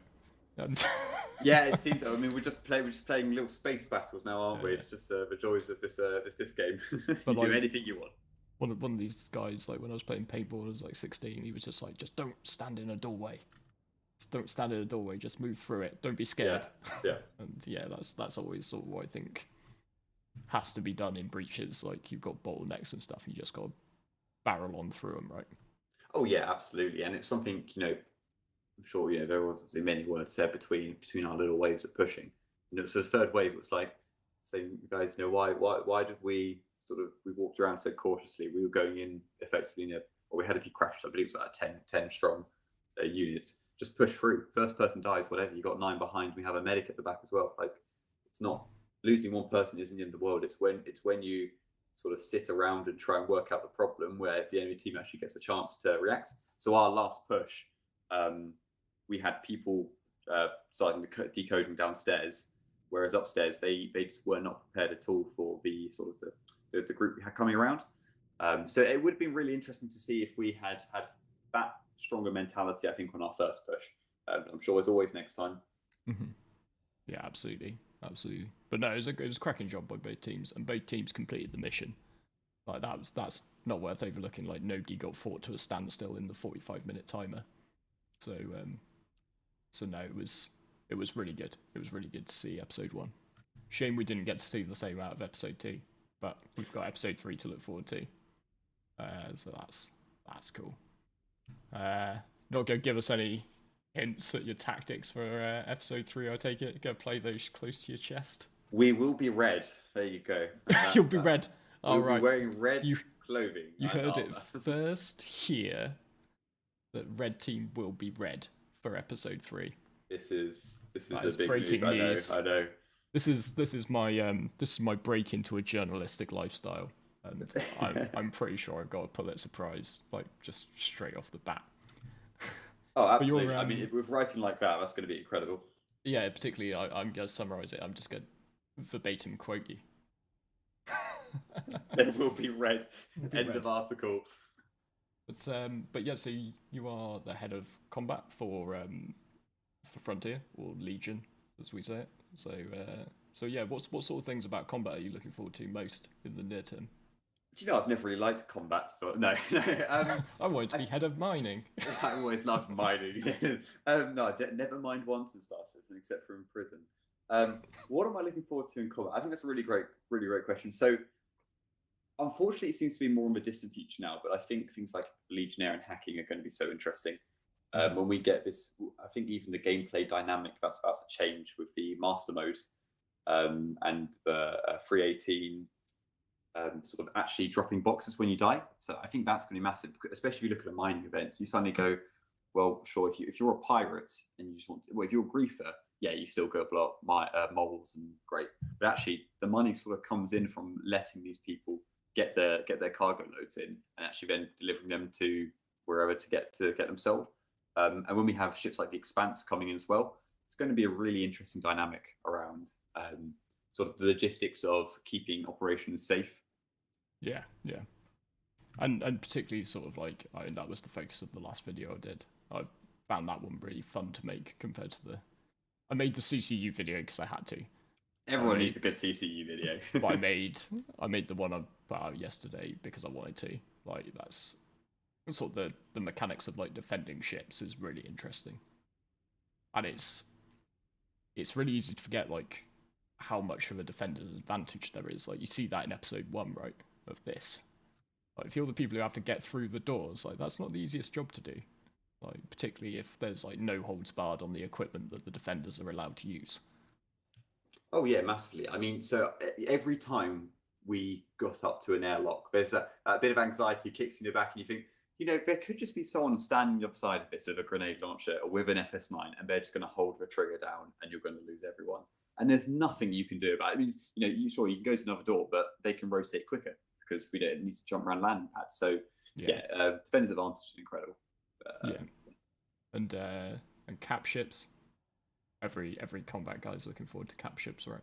Okay, I love cap ships. So I mean, personally planning to have most of the Legion based out of an Idris, at least for longer operations. The extra abilities that's going to add, and even just the dynamic nature of, you log back onto the game and you're already with your group instead of logging in, move to location, sort of wherever you wake up, you're with your community, your org. And actually, just the amount of money you could be risking every time you move those around it'll be great to see. And I think it'll be interesting to see how they go around balancing them. I know recently the whole story has come back up about smaller weapons won't be able to damage capital shields and things like that. Makes sense. So you do wonder sort of what sort of force you're going to have to bring to attack these things, or are you literally just going to be, if you're a small org or a soul player, you can never really try and attack these guys, rightly so in a way, just because your weapons aren't strong enough. Mm-hmm. Yeah. No, it'll be really interesting to see how like the dynamics between different types of ships like expand as we get those sort of cap ships enter the fray, and just larger ships in general, right? And armor, all these things, like you say. Yeah, one of the things which really, like, people talk about immersion breaking. The thing which breaks the immersion for me the absolute most is the concept of like, and I've done it, like an arrow spinning around an Idris, like nipping it to death. It's just like, even when sort of you do things about like ERTs, you get an Aurora and it's sort of taking down a hammerhead. You think this is a demilitarized, it's not a frigate, but it's a bit under that. And you think, it's being beaten by some first ship people are picking up, and it's the space camper van. Yeah, exactly. It's basically the space VW camper. Yeah, and it's just taken down a small warship. Because it had maneuverability, and it's like, no, this is just silly. And that's the one area where we do lack right now. So it sort of starts as nice right now with you shoot a shield once and it instantly stops recharging and things like this, and you think, well, why on earth would this sort of size shield plants be cut off because an Aurora shot you? Like, it doesn't care. It must surely have the capacity just to power through it. Yeah, that's definitely going to be interesting to see. So, right, I think what we'll do is we'll probably cut to a bit of a break right about now, and then we'll come back and I'll be continuing with our fleet makeup. Do you happen to catch any of the bit in between? You happen to see any of the fleets we've put together for?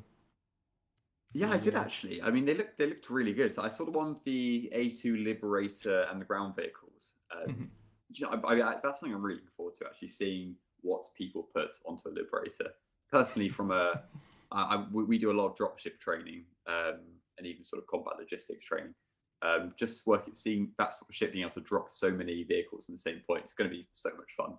Mm-hmm. I mean, it's definitely going to go wrong. Someone is going to have been into the wall, but until that moment, it'll be good. Yeah. Is that someone new, by any chance? I've heard tales about you and Hammerheads. No, okay, right. I'm not bringing that one up. No. We're not. I still get that everywhere else. And sorry, Ben, before we go, you do have a YouTube channel. I do. How funny you should mention that. Yeah. Did you hear how seamless that plug was? I did. I heard you say you're going to cut to break. I thought, hang on a minute, there's one more duty to be done. Yeah, there you go. So what was there? So Master Ben. I believe it's just Master Ben now, isn't it? Yeah, there used to be a 10 on there, but it's not. So it's just Master Ben. Yeah, so my main focus, I try to do sort of ship reviews. Now, when I say main focus, Loud seems to have a schedule, or at least regular uploads, whereas I am much more of a. I have upload anxiety. Yeah, exactly. Yeah. I mean, if I basically just play ships for a while. When I find one I really enjoy, make a video on it. And I haven't really had that inspiration 317, just because the idea of this wipe's been in the back of my head, so it's not really made me sit down with one ship and play it. That being said, so I'll give you a little bit of a teaser there. I've been playing the Hammerhead now, so that's my daily drive for the last 2 months. So definitely check out for that. I mean, Meet the Hammerhead will be coming fairly soon. Excellent. But, yeah, we'll get there. I look forward to them because they're much better edited than my videos. No, I don't know about that. No, I very much went to the slap it together school of video editing. So I only just discovered scene transitions. So you know. Oh, I'll get love there. a good I'll transition. Fade to black, wonderful one. Yeah, that's the only one I use. yeah, it's really easy. Slap it over. Righto. So yeah, we'll see maybe if one of the mods could potentially slap a link to Ben's YouTube channel into the chat, and I highly recommend you to go and check that out. But yeah, we will be cutting to a short break. Probably be another half hour or so again, because I do need to probably eat something as well. And I'm told there are fruits in my fridge, which indicates that maybe my wife is watching this stream. Suspicious message reminding me that I've got grapes and oranges to consume, so maybe she heard the bit about microwave pizzas. So with that in mind, I see that Sniggy is taking the approach of impounding us very nicely, so we will be back at Cruel 1. And yeah, I'll be back in 30-ish minutes, probably by 7 PM UTC. And again, sort of during the break, we're just going to play some of the videos from the charity that we're raising money from today, the Doctors Without Borders, and we are up to $771 now. So that is amazing for just something a bunch of people just cobbled together for a day. That is crazy. So thank you very much to everybody who has donated, and we'll be just showing you some more videos because these really speak the best about the work that Doctors Without Borders is doing and why we've chosen them to raise some money for. So thanks very much, Ben. I'll catch you for round 3. Thank you very much. I look forward to taking the winning trophy. We'll see. Confidence. I like it. It's got to start somewhere.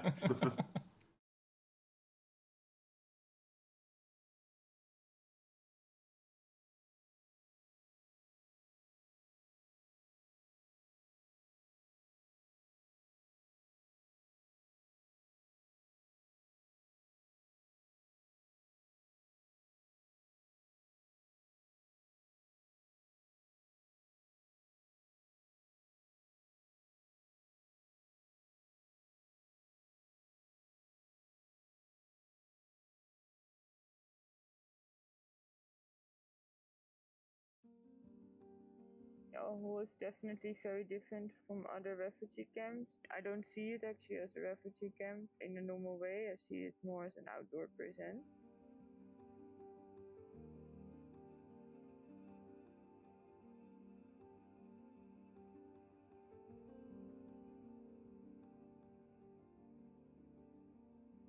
Very often in media, this image of Al-Hol being an like ISIS camp or like the camp of the ISIS brides, so connected to the image that this whole camp is filled with terrorists. Those children, they have never done anything even apart from being born with certain parents that made that they live there now, or maybe they were born even in the camp. In Al-Hol, it's quite clear that like they're structured, the fences with barbed wires are not meant just to keep people out, but it's also really to keep people in, and there's high amount of armed soldiers going around.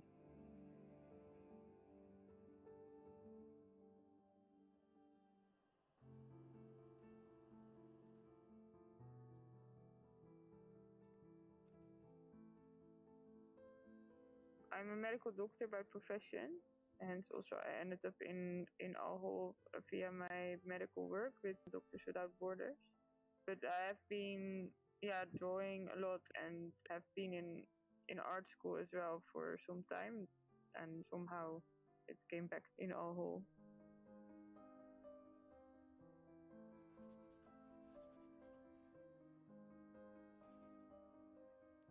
So it's really for me something of the special things to see when I was going on outreach, which is of course much different than only working in a clinic, because you actually get to see what Al-Hol looks like from the inside, which is a whole different world.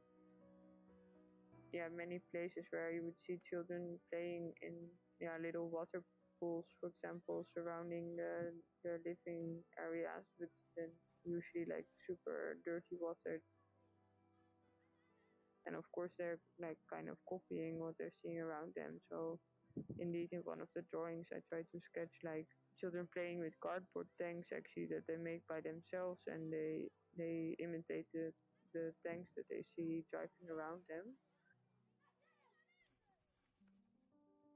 This is like the gate in between the camp where the women live in the annex, which is the part of the camp that's only used for third country nationals.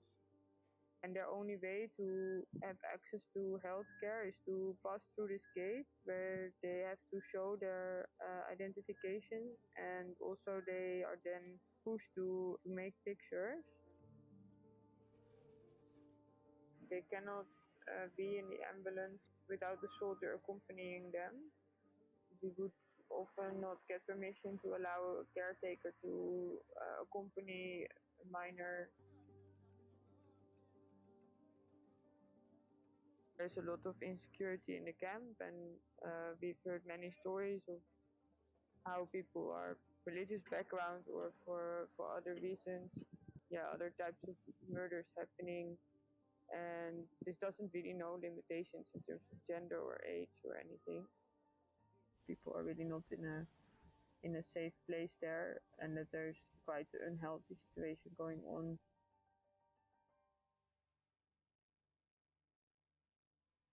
It has been quite a process actually, even though me being there is indeed a year ago.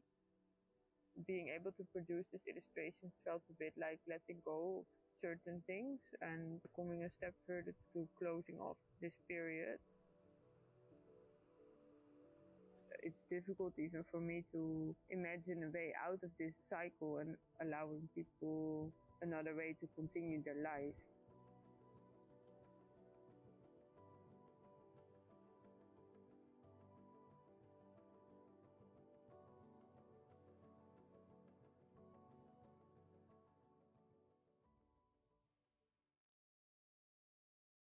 On the 6th of October 2022, a cholera outbreak was declared in Lebanon.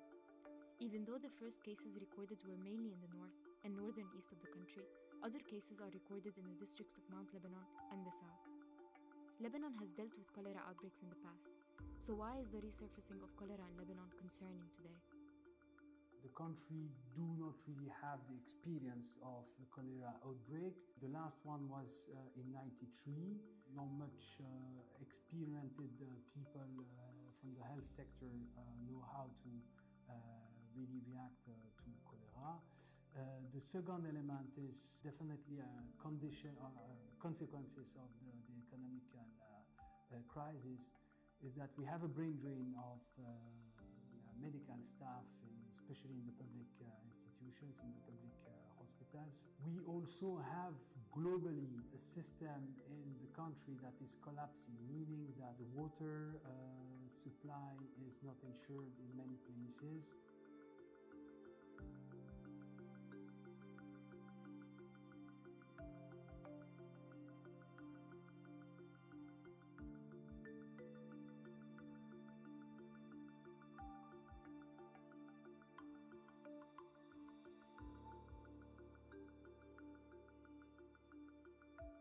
Following the outbreak of cholera declared in Lebanon, what we did was to assess some camps in remote areas near where we work, in Arsal and Ermel. In Arsal, what I could see was a good access to water but not chlorinated, so this is a very high risk for a cholera outbreak. People were not given hygiene kits, not enough soap. And what was very, very worrying for me in Arsal was the wastewater system that is absolutely not functional, and we have tanks with sewage spilling over the streets.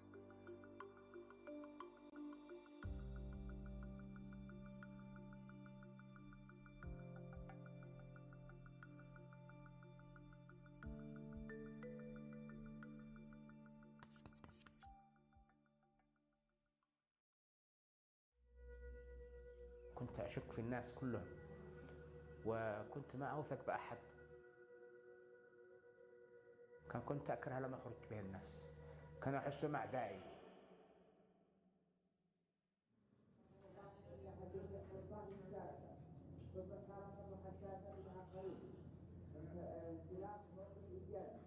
الامتناع عن استخدام لغة سيئة، تقبل بعض المفاهيم. من 2012 كنت أحس باكتئاب وعزلة عن الناس وتوتر وخوف. مات علي المولود وأخوتي كانوا يعاندوني، بعدها حسيت بهذا الخوف والقلق كانت بداية المرض هكذا. ده شوي فكرة حلوة، زيد رشي موية. كنت أكسر وأحطم وأضارب أولادي وأسمع الأصوات من كل مكان، يعني أتخيل هنا حقيقي. كنت أبكي وما عاد شتت بكاي إني ما عاد أسمع شيء، حتى إني طلقت بسبب هذا المشاكل.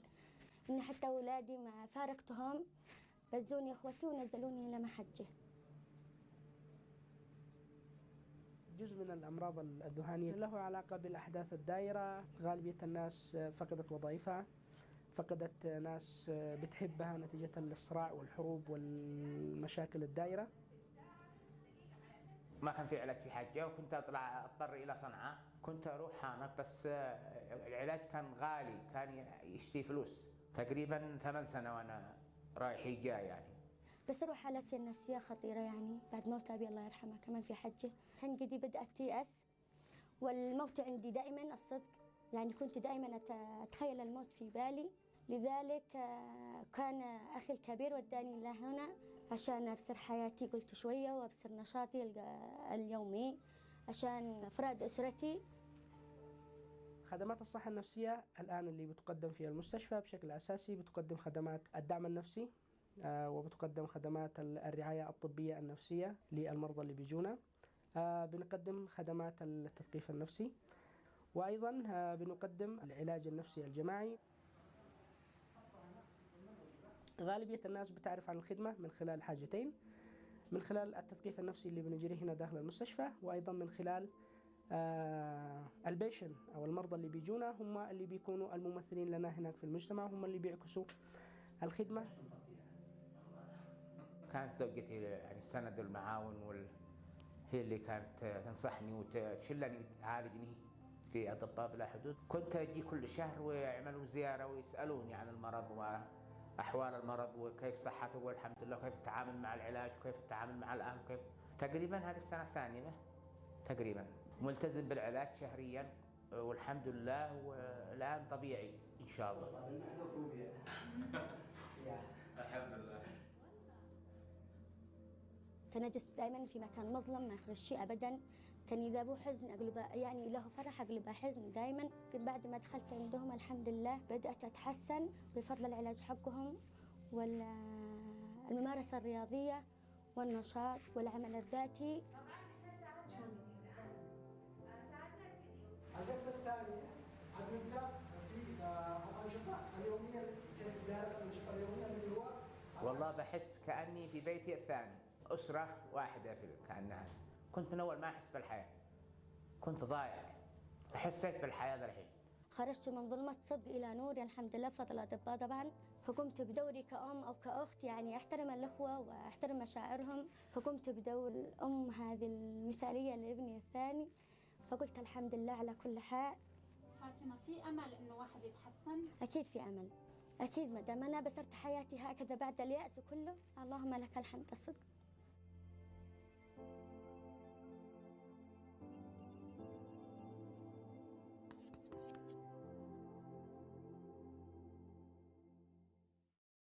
Então, sempre que nós lidarmos com as pessoas cá de Palma, é importante termos em consideração que provavelmente podemos estar a lidar com alguém que perdeu tudo. Então, há necessidade de dedicarmos um tempinho de qualidade para essas pessoas, ainda que seja simplesmente para escutar.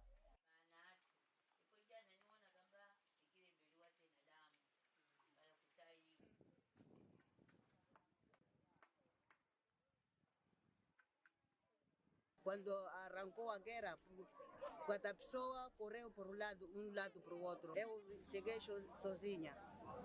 Sim. E cheguei com uma criança que não tem mãe. O pai dele foi abaleado com um tiro. A mãe dela foi repocada. Grande parte dessas pessoas perderam não só os bens, não só familiares, mas perderam aquela dignidade de viver como pessoa. Então são pessoas que precisam não só do suporte do MSF, como uma organização que fornece esses cuidados, mas também de tudo aquele que lidar com essas pessoas. In Zimbabwe's capital city of Harare, clean water availability and quality has steadily decreased over the years, and the country is expected to suffer water stress by 2025. Communities mostly rely on boreholes for water, but constant bacterial contamination has caused regular outbreaks of waterborne diseases like typhoid and cholera. Munharaunda muno mukare vanhu vaichera mvura mumugodhi nepamwe panenge pasina kuvharwa, saka zvaiita kuti wanwe mvura isina kuchena. Vanhu vaitombofa nezvirwere zvekorera natyphoid nokuda kwokuti vainwa mvura isina kuchena.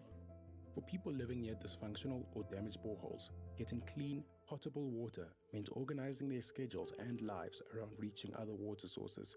Water collection would often mean poor families have to walk far distances, pay money to access water points on a daily basis, or wake as early as 2 a.m. each day to collect water.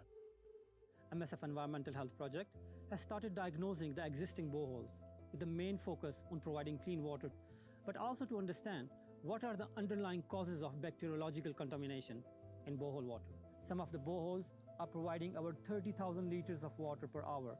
Asi nokuda pakazoya project semhuri yangu ndakabenefita pamvura, taakunwa mvura yakachena, uyezve zvakaita kuti zvirwere zvemanyoka zviderere mukati memusha wangu. Then vana vakunwa mvura yakachena.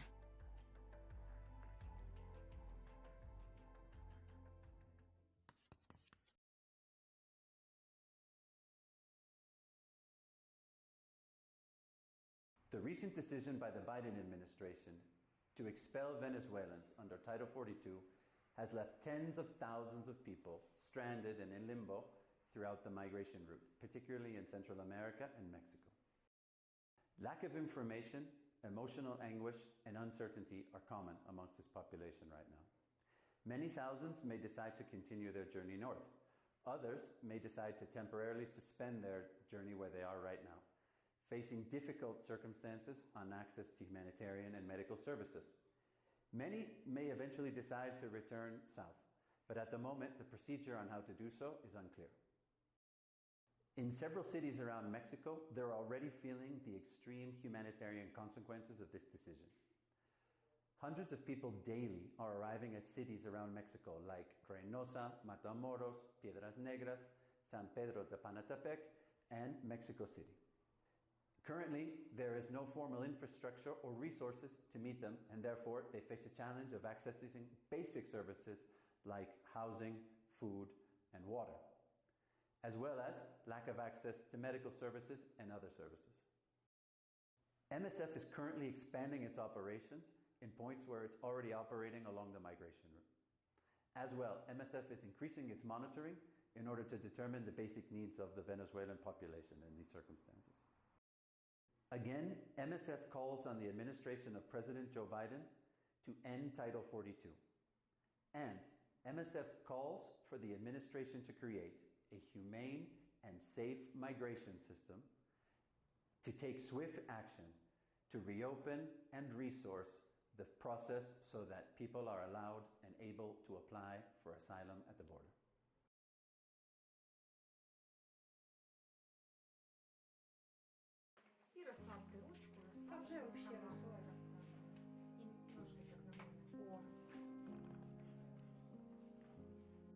Most of the people here, they haven't seen medical people for more than 2 months, 3 months.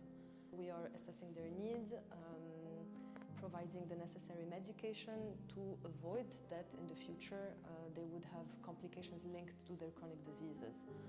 Оце в мене тривожні сумки, щоб ви знали. А чого в мене їх так багато? То що я не хочу в 2 сумки помістити усе своє життя. Четвертий місяць у нас немає світла. Раз світла немає, немає інтернету, не роблять холодильники. Вони вимушені пристосовуватись. Однією з проблем цього пристосування є те, що вони готують їжу в неприлаштованих умовах. Дуже багато було скарг саме на желудочно-кишковий тракт. Це така спокійна. Я така рада, що до нас хтось приїжджає. Взагалі. Ми теж раді, що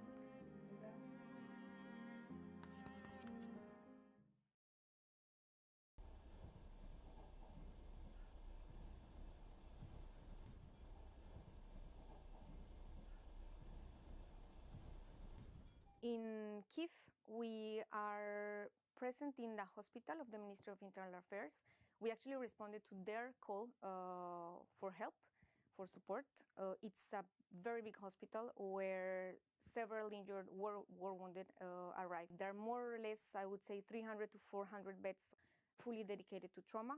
They receive patients from the east and the south, so from the front lines, where the first surgeries are done, and then they're sent to Kyiv to continue their care. In Vinnytsia, there is a hospital that has around 60 beds. Most of the patients actually come from all over the oblast. The oblast of Vinnytsia and the oblast of Lviv were, since the beginning, two regions where all the war wounded from the east would come for rehabilitation, for surgery and rehabilitation, what we call physiotherapy. And we see that most of them are actually amputees, and that they are presenting now heavier handicaps that if they were treated properly with rehabilitation. We lost a lot of people who died during the conflict. Very many people who died, innocent people who died for no reason.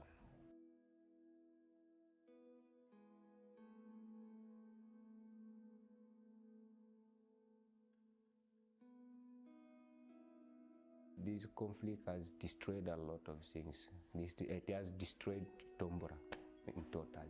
Inside their heart, there is still hatred.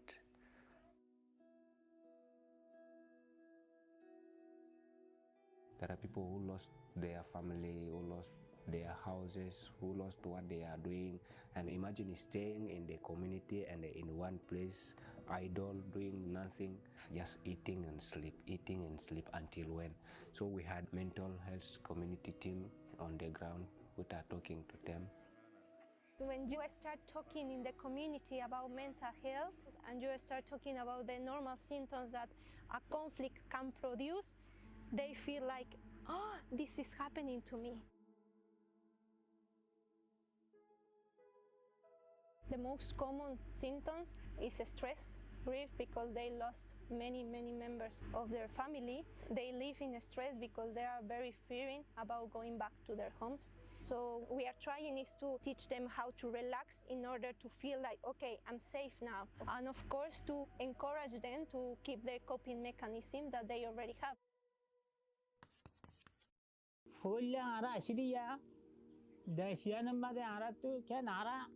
दुनिया यार कम भाई बन लगी এখন আর ইয়া বাঁধো কি গো তো দে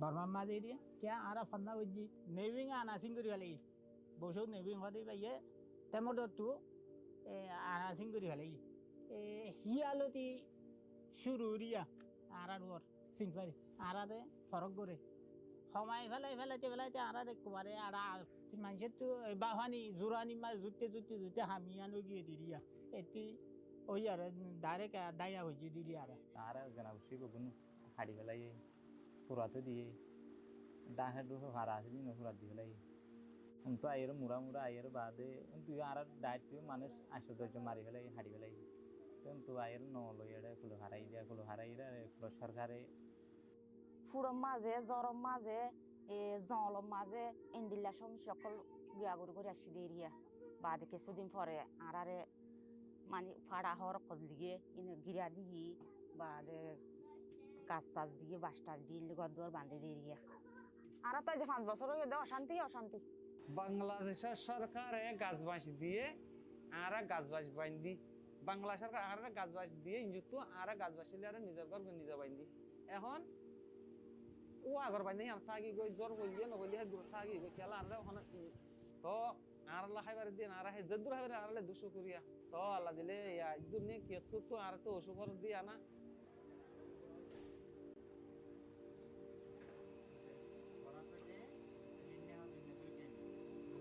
مسافت زای ماشه مسافت زای و کسی بکو شاید مانی داریولی مسافت لجای گای مانی فاندو تو گازولی مسافت لجای گای فاندو تو مانی حتی مانی آرکان هنکان شما شای باشه کنه مسافت لجای گای شرح ما راشن در های দিন গুজারতে এটা বাজার সাজারে লাগে এটা পঞ্চাশ বছরও লাগে আর না এক গয়তুন গরবারে সালা টাকা সমস্যা বেশি হতে এডিও গুড়া ফাংশন লিও গরো গুড়া আর ফাংশন ডরে যায় বেশি কষ্ট ফন্দলা এলম চাই এলম ভরাতে চাই ফন্দলা এলম ভরাতে চাই ইয়ালাবলে দিগিলি এখন আরা ক্যাম্পত আর তো যদ্দুর প্রোফাইল এডুকেশন পাওয়ারের দুন হয় এটা কিছু এনজিও স্কুল আছে ইনের প্রাইমারি না নিচা ক্লাস ওর হাই ফানা যদ্দুর আছে দুরাটা ফরাদের দূর আজ গিয়া তর্কিন খেলা বলতে গেলে আর সোনা হারালে আমি দেখি দিই মানে বেশাবেশি ডাক্তার করলে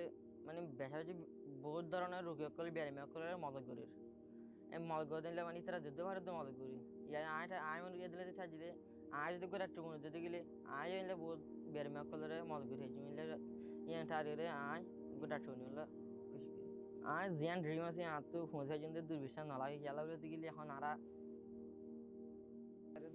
মন কি আজি যদি আর দায় আসিদে আর মন জাকা এখন যদি আর মন জাকা আর যাই গই আর একটা আর খনিজ পা যাই মা 5 বছর মুলা 12 রাষ্ট্র রাখাই আজ 5 বছর না যাইবে গরা বর্মাস এর গণ লাগে বর্মাত গণ লাগে গরা খনিজ পা যাই আর বিচার গান আর ফাইসালা ফাইলে আর দদ রুহাঙ্গিয়া দিলে আর নকা যাইতাম যাই ইয়ান আর দেশ ননে তারা যদি ওদের নিরাপত্তা যদি ফাইদ দেলে হ্যাঁ ওদের শান্তি ফাইদ দেলে আর জায়গা জমিন ফাইদ দেলে আর গরু চল ধ্বংস হবি ওই তুই আর জিন্দগি আর তো হরে মতো বুড়ো কি গই এড়ে মরি নে হরে মরি হই না এড়ে মরিও নিজের অতন না যাইয়ের মরি ভাই জুন্দে ইয়া কান্দিলে মা তমন্না আছে ই তো পুরানি না পুরা হই না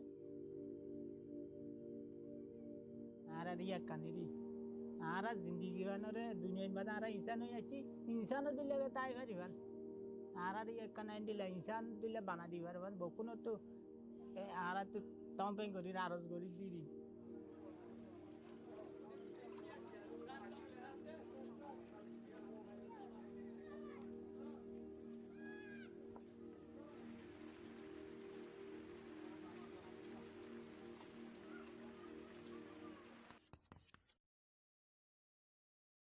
Отошла, а вони автоматом в окно, як шарахнули, розбили окно і в хату залетіли сразу всі. І до нас.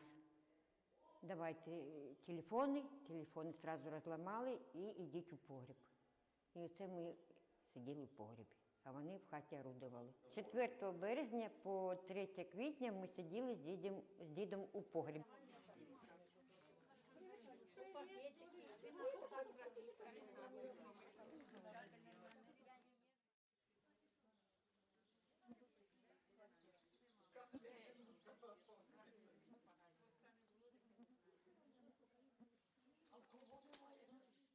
А воно як обстріл починається, воно все крутить, як снаряд, як попадає сюди, все крутиться, все падає на голову, так і всі дітки кричать, старі люди ойкають, бідкаються. Це на психіку дуже, хто там побув в цьому підвалі, це... Нервна така я стала. Щось десь щось гримне, десь щось це, я вже боюся і плакати хочеться постійно. Ну, вообще, на нерви дало. І на це. І організм, мабуть, бо то ноги болять. Ну, починається все. Постепенно. Фух.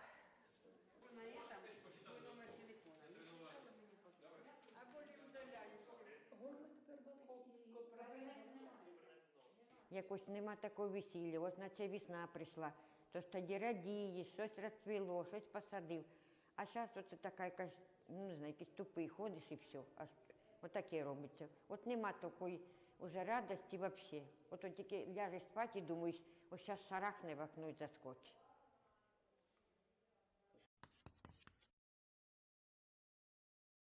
وما أتوقع إنه أكو مدينة مثل الموصل مرت عليها هاي الشيء. يعني هي خطوات جاي تمشي الأمور، جاي تمشي خطوات، ماكو يعني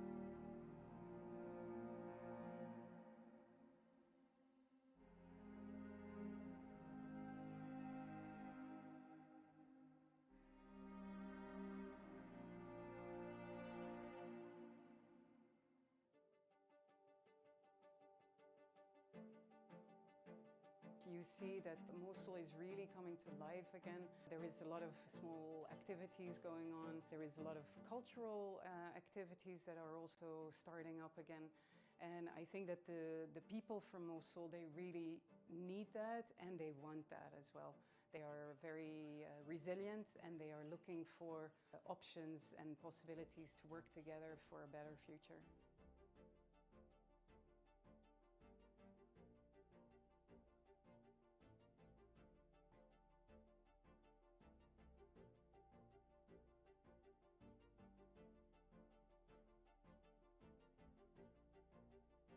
بس بعدين أول سنتين يعني حتى نبات فكرت بالانتحار قد ما قد يعني تعبت من العمليات بس الحمد لله بعدين قمت أتعالج بصورة صحيحة حسيت أكو فرق كثير. La situation dans la ville de Kharkiv est présentement très précaire. Il y a des affrontements constants entre les forces ukrainiennes et les forces russes, surtout du côté est de la ville, avec des bombardements jour et nuit. Parmi les gens qui demeurent encore dans la ville et qui, pour la plupart, se réfugient dans les stations de métro, on retrouve beaucoup de personnes âgées qui ne sont tout simplement pas capables physiquement de quitter la ville. Plusieurs personnes qui se réfugient dans ces stations de métro sortent durant le jour pour aller visiter leur famille ou pour retourner à leur domicile et retournent aux stations durant la nuit pour se protéger des bombardements. Mais il y a aussi plusieurs personnes qu'on a rencontrées qui ne quittent tout simplement pas les stations et qui demeurent en permanence depuis plusieurs semaines déjà. La nuit, plusieurs stations sont particulièrement bondées avec des tentes et des lits de fortune installés un peu partout, ce qui fait en sorte que la situation sanitaire dans ces stations n'est pas toujours idéale. Notre équipe a mis en place des cliniques mobiles dans 5 stations du métro de Kharkiv. Durant ces cliniques mobiles, on prodigue des soins de santé primaires, en particulier pour des maladies chroniques telles que l'hypertension ou le diabète, ainsi que pour des infections, particulièrement des infections respiratoires. Si les gens en expriment le besoin, on offre aussi du support psychologique et on essaye autant que possible d'offrir du support aux stations de manière générale avec des articles de base tels que des micro-ondes pour réchauffer la nourriture, des produits nettoyants pour nettoyer la station, ainsi que des filtres à eau pour leur permettre d'avoir accès à de l'eau potable durant la nuit. Avec les bombardements constants à Kharkiv, l'enjeu principal auquel fait face notre équipe est bien sûr la sécurité, ce qui fait en sorte qu'on doit planifier judicieusement chacun de nos mouvements et aussi que nos déplacements doivent être faits le plus rapidement possible.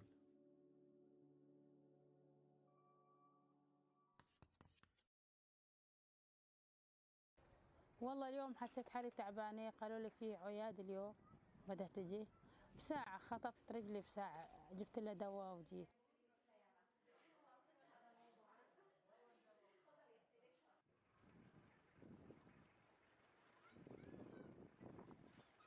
وصارت معاناة كثيرة بضمن هالشهرين اللي أنا رميت فيهم برد وقلة ممرضات دكتورات ما بروح على مشفى اللي يقولوا ما في يعني ما في خدمات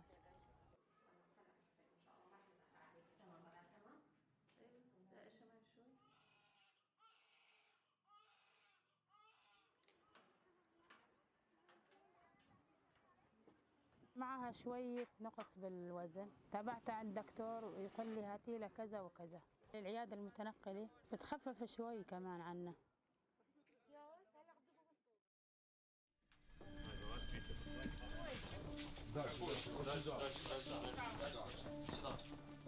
Я зразу в підвал, ну не встиг і взорвалося, не встиг вискочити. Я это самое упала, а потом поползла до кровати. Там море крови было.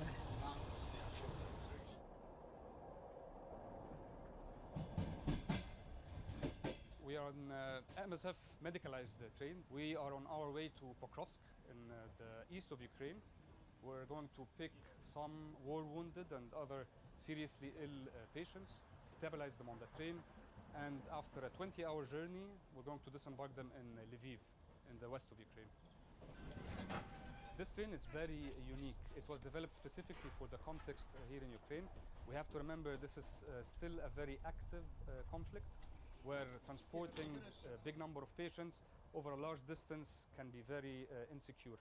We've been very busy since we started on the 31st of March. We've done until now 18 journeys, and this is the journey number 19. Over those 6 or 7 weeks, we managed to evacuate 547 patients, including 78 orphans who were evacuated from an orphanage. What is not comfortable? I didn't. This patient had a blast injury at 18th of May. Unfortunately, he is deaf, and it complicates our conversation with him. I just asked him if he is feeling pain, if he is feel comfortable, what can we do for him. We had absolutely different types of wounds. We saw a lot of amputations, traumatic amputations. We saw a lot of shrapnel injuries of the abdominal cavities, thoracic cavities, head injuries, some multiple injuries of soft tissues but severe burns, anything which can be a result of blast trauma. We saw everything, some polytraumas and so on. Все пам'ятаю, у мене в ушах задзвеніло, кругом пиляка пішла. Та все, страшно було, звісно. А як воно стріляли, дом трясся весь, гуділо все. Непонятно, куди що летить. Страшно було.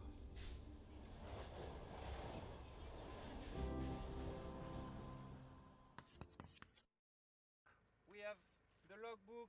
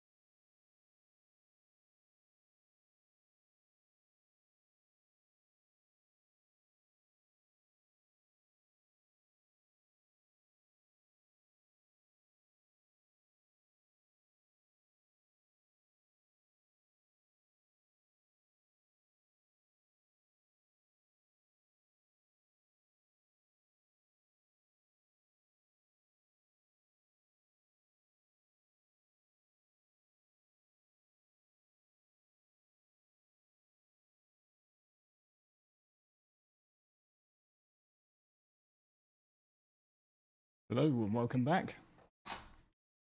A brief break. I'm refreshed. Hopefully I'm still coming through. Let's make sure.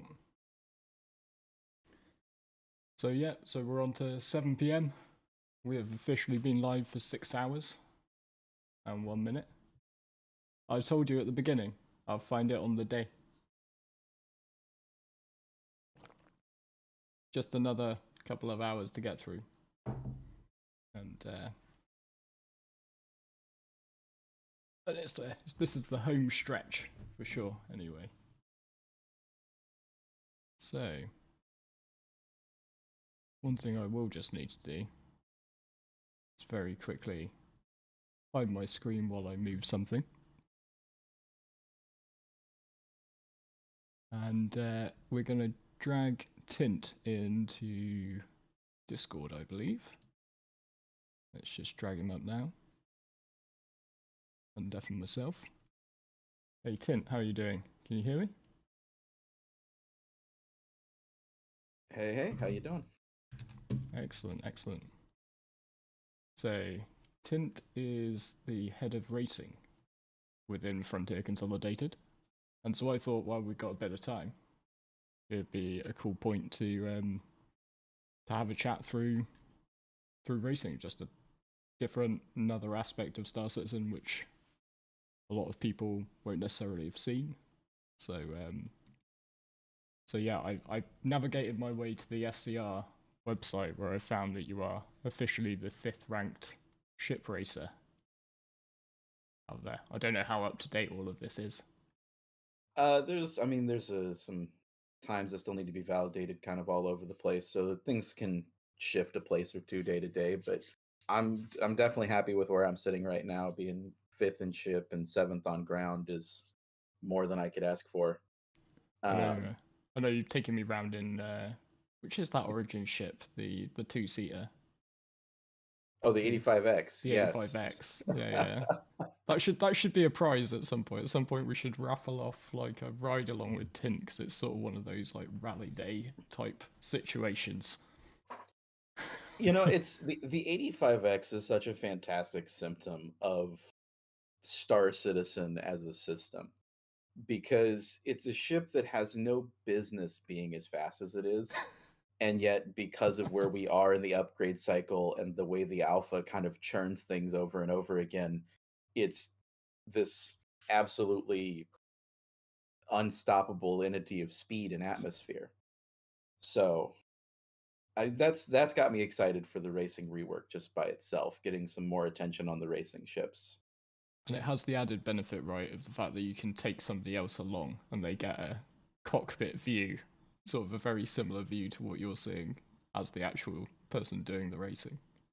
It does do that, and as a trainer, like, I don't know that we have anything that can kind of compare to it for racing right now. Everything else is single seater, but I mean, I guess you can put someone in the bed of your 350, but you know. It's funny you say that, because it's quite similar to like how I feel about the mole, and where we really missed the mole when was it 316, like the mole broke, and then all of a sudden you just realise you can do the same things in 3 prospectors, but it's not quite the same in terms of like taking people along with you. Mm-hmm. And they literally get to see from almost your perspective like how you're flying, what you're doing, and then you as the guy flying it also get the added bonus of just putting your feet up while they actually do the hard work of lasering. Yeah, see, the racing really doesn't let me do that. It's either panicking because I've let somebody else fly the ship, or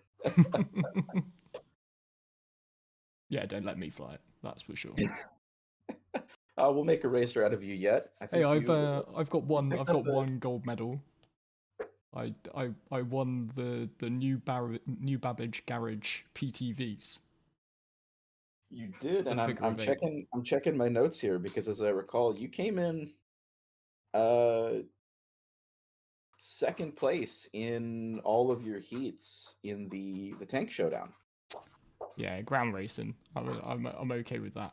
That tank one was a lot of fun though. NASCAR with tanks. We'll get a video of that up pretty soon on the Frontier Consolidated channel. But NASCAR with tanks is pretty hilarious, it has to be said. And that track will be up on SCR hopefully sometime in the next week or so that other people can go out and submit time trials of themselves trying to whip a tank around a crater as fast as they can. Amazing. And that based on like the latest ISC, that seems to be basically where a lot of the racing side of things comes from, right? It's community creating tracks, and then it's great to see now like CIG are just jumping on it and then turning those tracks into proper tracks, which is an awesome sort of bit of osmosis between the community and the developers. It's really, really cool to see this kind of inflection point of it for sure, because looking back through, I was looking for kind of some dates to contextualize just how far we've come as a racing team. And looking back over some of the stuff that's been done in our Discord, I'm sure thousands of other orgs have done over the years of just, hey, let's get some cyclones, go to Daymar, throw a box out in the desert and see who can be the first one there. But to have it get more and more organized, and to have groups like XGR and SCR and Atmo bring the sort of consistency to it and accessibility to it, even if you're not part of one of these big orgs, has created the system where now we have, track guide videos online, time trial leaderboards anybody can put up a time on, and that makes it so accessible and easy to grab for the devs that they were able to turn around 6 racetracks in a couple of months. I mean, it's amazing. Yeah, that's insane. I was when they showed a couple of them, I was like, that makes sense, and then they were like, and there's 6 more. I was like, what? Although personally, I'm looking forward the most to definitely not Rainbow Road from definitely not Mario Kart. I don't even know how they're gonna do it. I'm assuming it would have to be an Orison track. Just I believe it is. I think it's meant to be at Orison. It's on one of the new platforms they've put together. Well, and admittedly, there is a track right now up on SCR. It's called Cloud Chasers that Atmo ran. That's PTVs on one of those floating platforms, and for a while, the fastest way around it was to drive right on the edge. just that little accidental twitch of the wheel from disaster. So nice. It would be nice to see that in a more official track with maybe a respawn bed a little closer by. Yeah, I'll definitely get involved with some of that, because I think one of my old accounts might just have to live at Orison, so I don't have to fly in and out. If all it's got to do is race PTVs, it can just have the stock 25k. just be based there. Log in on that when I want to go. Save myself a trip. So yeah. That is always the question for the racers: are we going to just accept that our characters die very regularly and our next of kin are just inheriting our spaceships, or are we gonna have an alt that has just a razor and nothing else, and let him take that and brain damage? Yeah. But yeah, this is so what's the you'll give a bit of a rundown of sort of how the Frontier racing team works? Sure. So we run regular practice events, and of course I'm happy to do coaching with anybody anytime they want.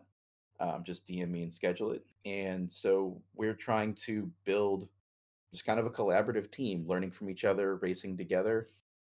Just this week, we had a session where Decoy and I ran the Tundra Dash, and then we ran the Magna Mountain Run with Drizzle last night. Drizzle got his first time up on the board, so props to him.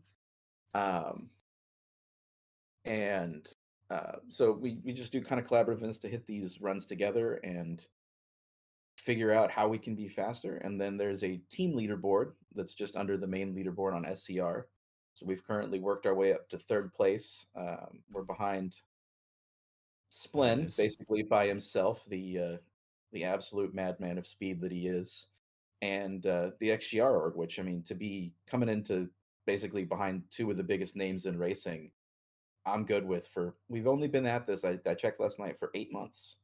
Yeah. So it was in March that we got our very own leaderboard set up in the Discord, and we ran or at least I ran my first actual organized race day on March 19th. So next week it'll be 8 months since that happened, and we've definitely turned around a lot in that time. In terms of I looked back at those early org leaderboard submissions, and the very first one on it is a 1 minute and 10-second lap of Old Van der Waal by me.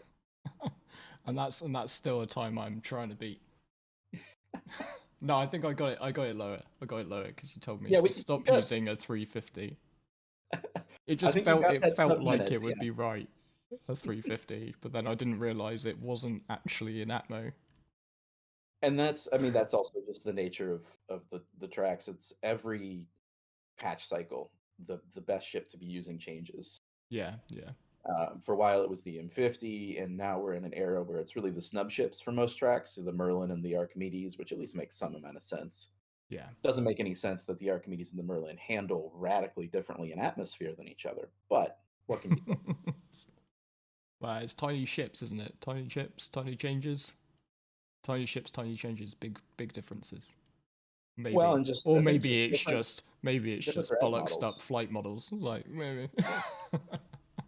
I think it is just that case of one of them got worked on and one of them didn't, and one of them has aerodynamic modeling that the other one doesn't. But it's like, do you remember a couple of patches ago there was like a mess up with the Gladius Valiant?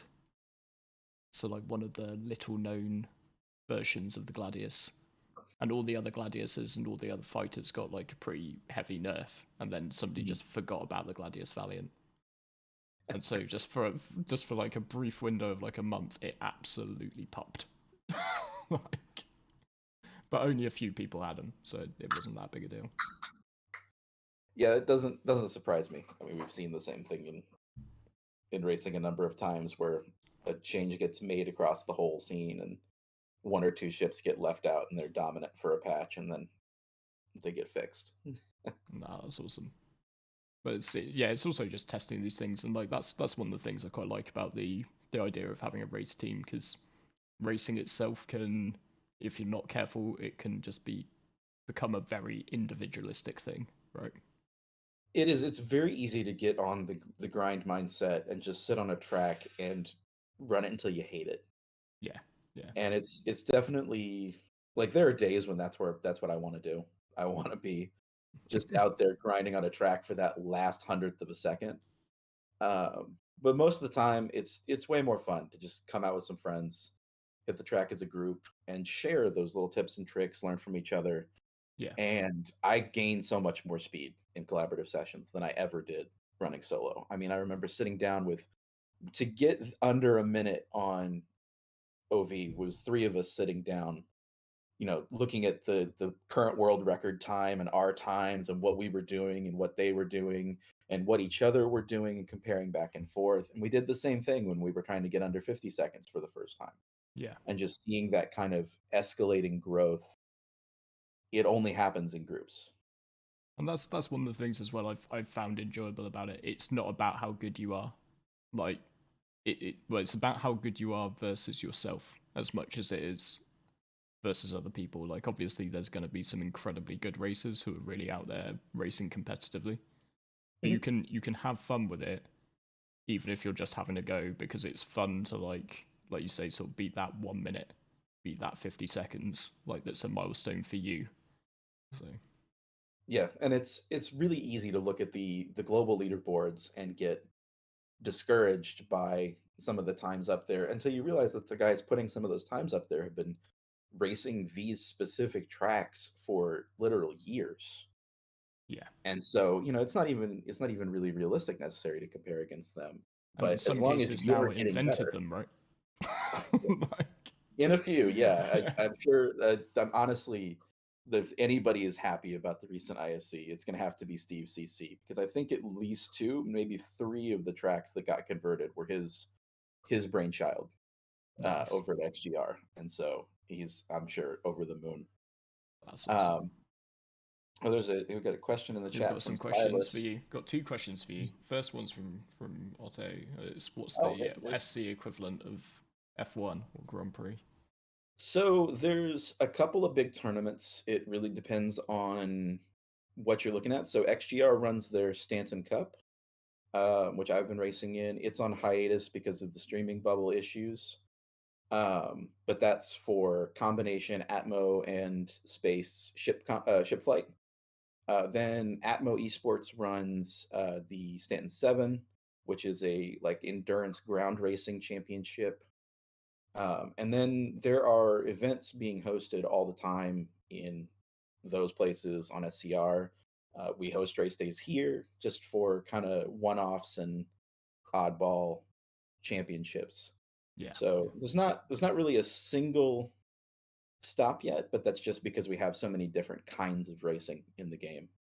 Awesome. And from Silas, sort of any ideas will CIG incorporate inner game timers We were told a while back that a stopwatch was coming, and I have to assume that since they were building the tech anyway for the new mission system, that it may be either that was what they were referring to in terms of the missions tracking your time on the new tracks, or it may just be that they're also giving us access to it through the mobiGlass somehow. Right, yeah. But I mean, really, the big ticket that I think most of the racing community is chomping at the bit for is any ability to set up persistent markers and maybe even persistent like checkpoint trackers, which with persistent entity streaming coming online becomes a possibility. Having the ability to go out to a track and even if it's just dump a bunch of glow sticks on the ground to mark out corners would be phenomenal. That's going to be the first order for 1,000 glow sticks in the game, isn't it? You just need the Drake Mule to get some of its intended gameplay and be able to go and forklift dump them onto a corner for you. Well, and it's funny too because it's aren't the ones that don't burn out loot only?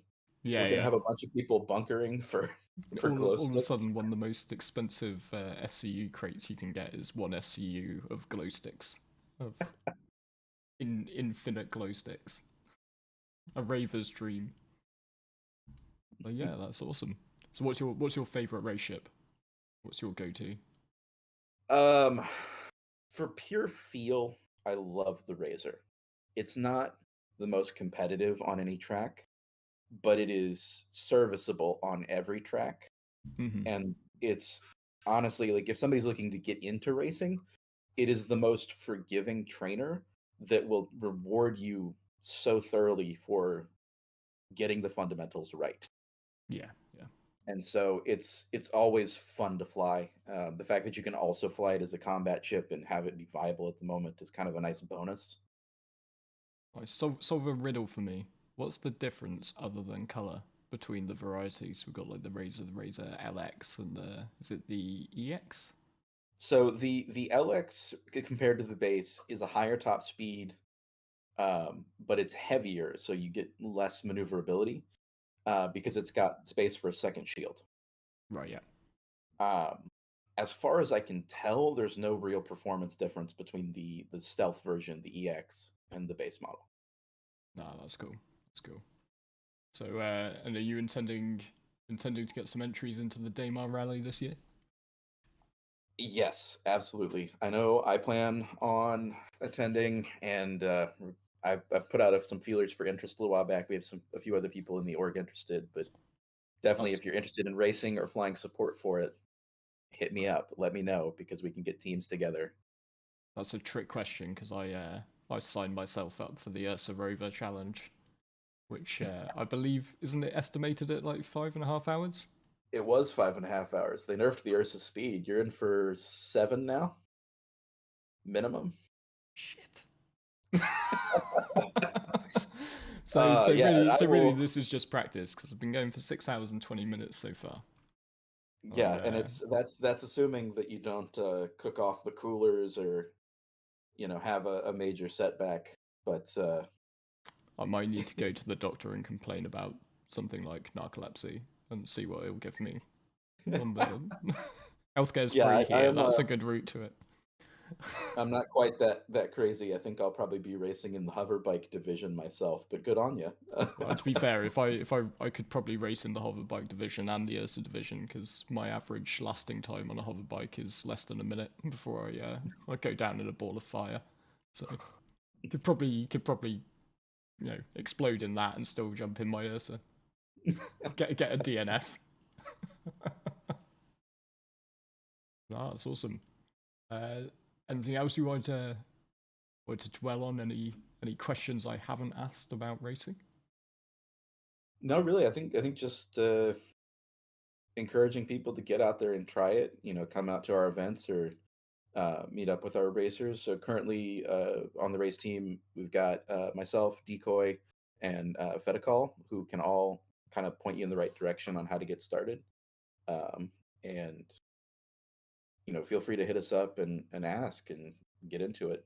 That's awesome. There's nothing stopping you from posting a time, and if your next time is better, then the only place to go is up. It's you just keep building on the skills, keep growing as you go, and Eventually, really, you find yourself where I am on the leaderboards.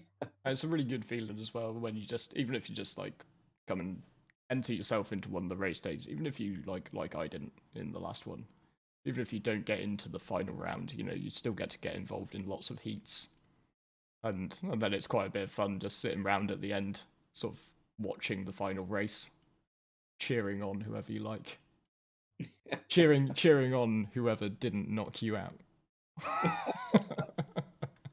I mean, that is, we all get those little grudges, but it's a good time. Got chat is coming to my rescue with Aaron. With what new track are you looking forward to the most? That's a good question. Club track has a special place in my heart because it is the first track I ever like actually competed in a live like large racing event on, and I was not in any way ready. And so to see it in that kind of full, I kind of liken it to shutting down Monaco for the Grand Prix.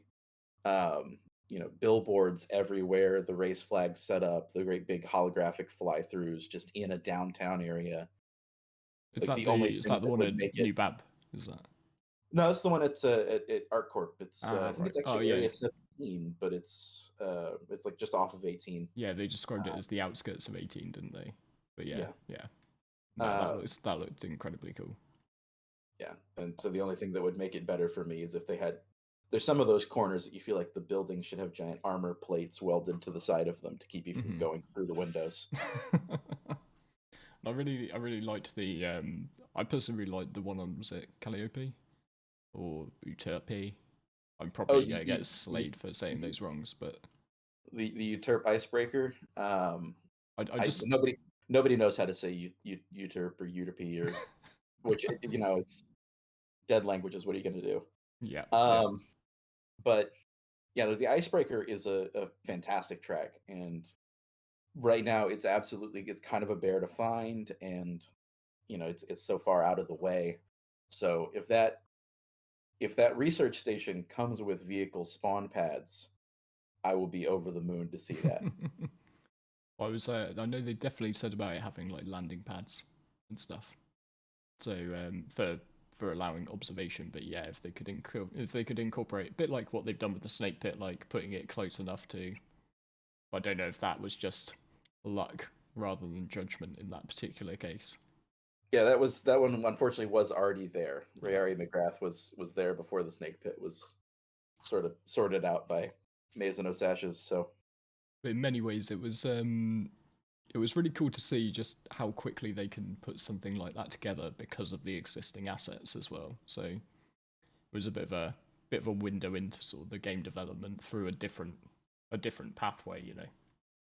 Like it's coming in through the spyglass of rating, but actually like they were able to flesh out an interesting point of interest in not too long a time, which using all the assets, just scaling them differently. I thought that was really cool.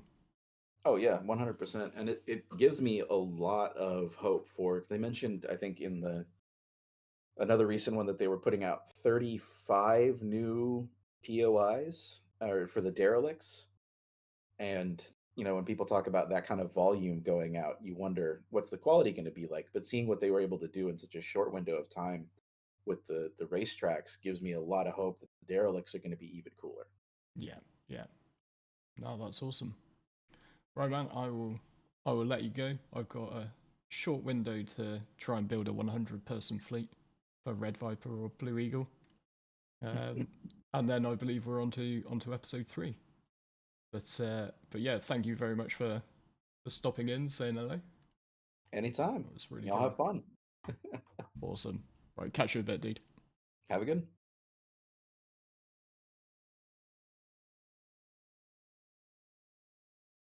Right, so yeah, we're gonna get prepped for episode 3.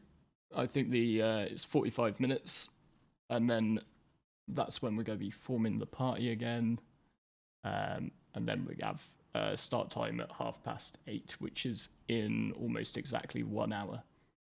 So we are 6.5 hours in, and we've also, sorry, I was straight into that little quick interview with Tint there. I was really glad he could pop in and say hello. But that means that I unfortunately skipped over the fact that we have now hit $854 of charity donations for Doctors Without Borders. So we're $146 away from that $1,000 stretch goal. So if anybody's got any space in their pockets to dig into, then we can push it that high. But honestly, if you had told me a couple of years ago that I could do something like this and we could raise this much money in a single day, I would have probably told you were mad. So really, everything is greatly appreciated, and I think it's amazing sort of what we've managed to do. So I guess we can go back to our little planning session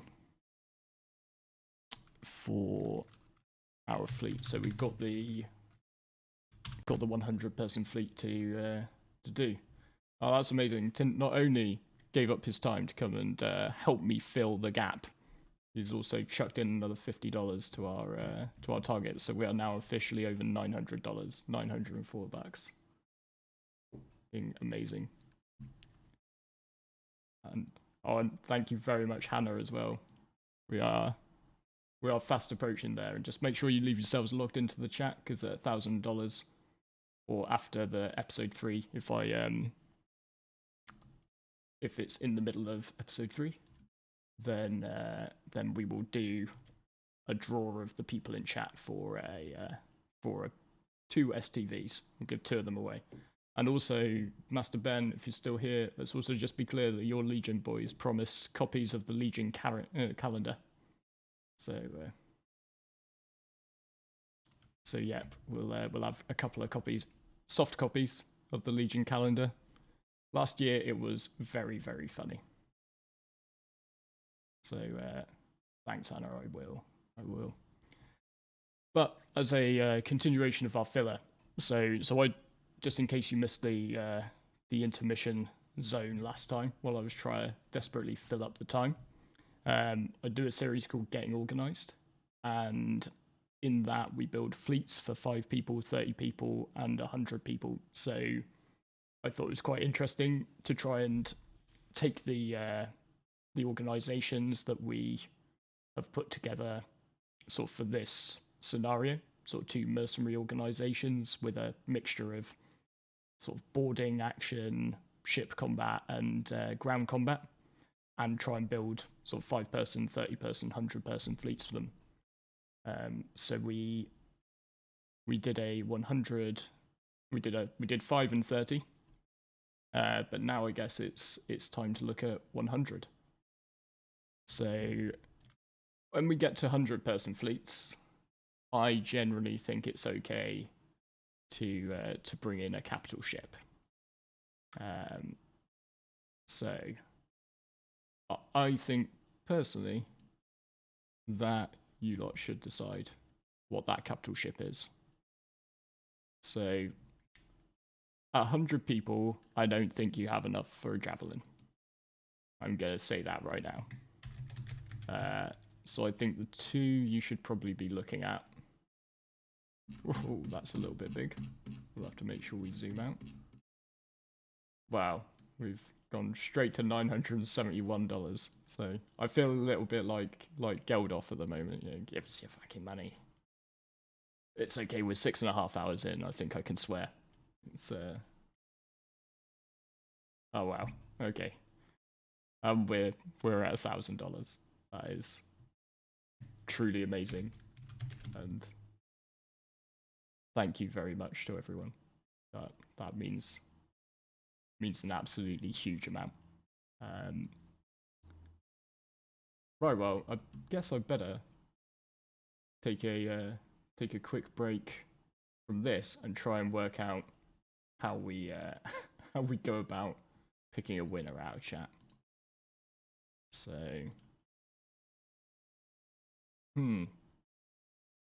I know there is a spinning wheel widget in Streamlabs. So that's definitely something that we can look at doing. As you can tell, I'm highly professional.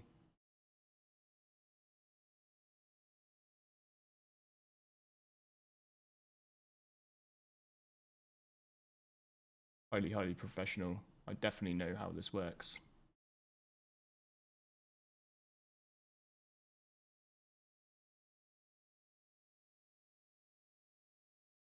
Okay, I thought it would be simpler than that. And it's not. Okay. Could I ask one of my handsome moderators to quickly chuck up, could you quickly chuck up an open Google Docs sheet? And then we'll post the link and we'll ask anybody who would like to add their name to that. You can only add your names once. I'll go ahead and I'll get any duplicates out of there. And then we'll do a random number generator to pick a winner. But really, for everybody who's donated to this cause, thank you very much. It's I just don't have words. So so I'm going to be quintessentially British, and I'm going to move on quickly before I show you the slightest hint of emotion. So we can go back to our screen. Right, I think Lion's Mane has summed it up very well. Legends. That's it. So yeah, if hopefully one of the mods is Lee just quickly creating a Google Doc, we'll open it up with the link, and you can all just post your name in that, and then we will draw that randomly. So in-game raffle.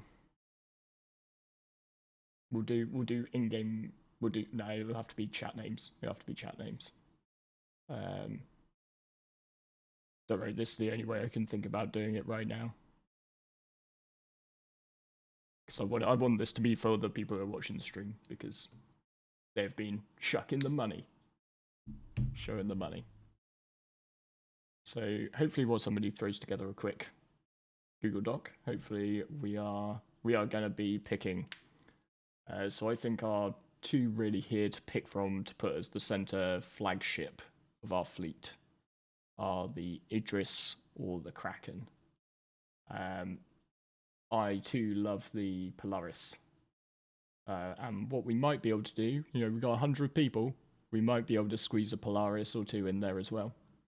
Because I think the Polaris, sort of if you're running an org, I think a Polaris is a kind of perfect size ship in a way. Like, I view capital ships as kind of like, raids. Like, you go get together for a raid on a certain night. And I think if you've got one of these, like an Idris or a Kraken or a Javelin, if you're that crazy, then it's going to get used, but is it going to be sort of a weekend warrior as such? Like, it's going to be the sort of thing that you use at the weekends to go and smash, which, will almost certainly be incredibly good fun. But I think the Polaris, for instance, would get used most days of the week in the same size org. So we are going to chuck up some votage to decide what our flagship is, and while the results of that come in, we will move on and we will look at some other ships while we do which flagship.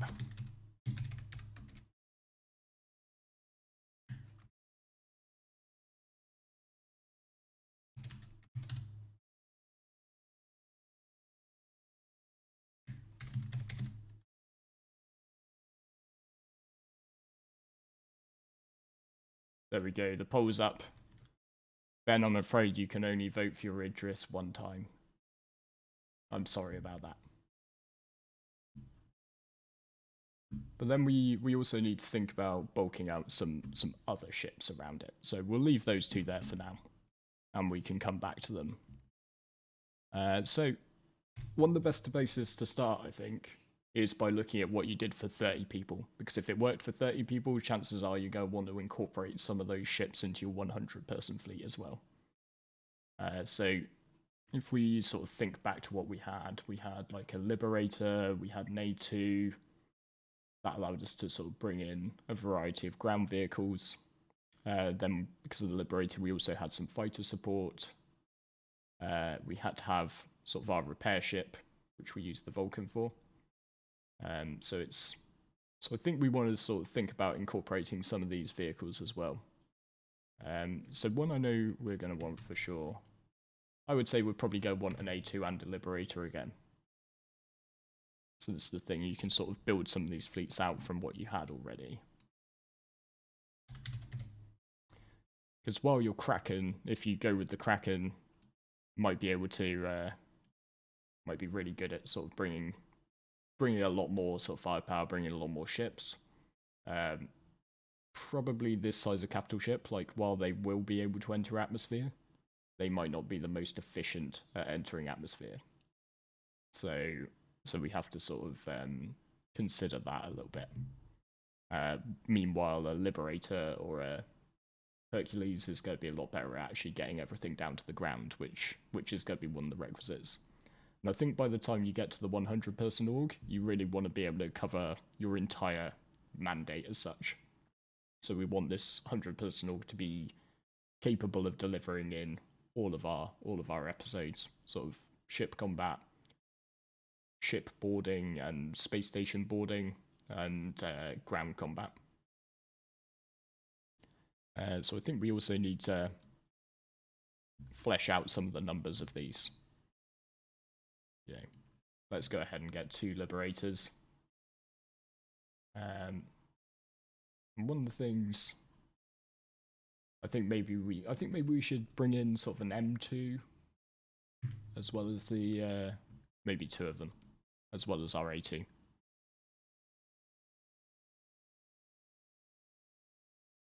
So, because we don't want everything to be a bomber. Even though, as I'm reassured, we can still fit all the good stuff in the AT. Just means we'd have to fill up an awful lot of our cargo on our other ships with bombs. So awesome, and Sniggy has very kindly just popped up a link to a Google form. So if you'd like to stick your name as it appears here in YouTube into that, then we will draw a couple of winners for the STVs at some point in the near future, hopefully before we crack on to episode 3. So right, so we've got our sort of 3 Hercs and our 2 Liberators. So now we can probably add a decent little ground force. So let's start spawning in some Nova tanks. No, my computer is beastie. To be honest, I really don't know how my computer is so beastie. It's quite old. Yeah, if you could add your chat name, that would be great, Zach. Just so I can pick out who it was who won it.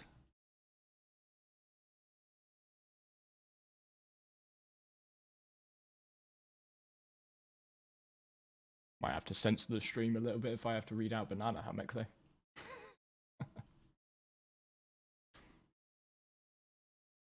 It's alright, let's just get ourselves a nice little vanguard of Nova tanks. Why not? We've got 100 people. So a decent squadron of sort of 6 of those.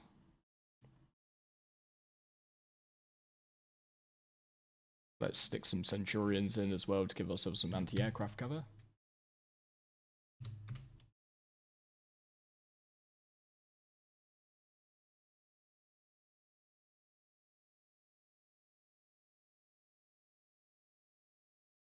You guys really like Centurions, so we're going to go with 4 of those.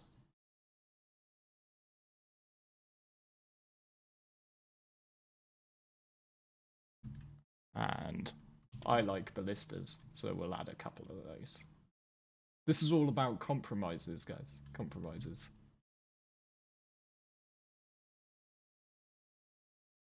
and because I'm slightly sad that I left making the point about the Spartans' ability to carry heavily armored troops, I'm definitely going to add 2 of them this time.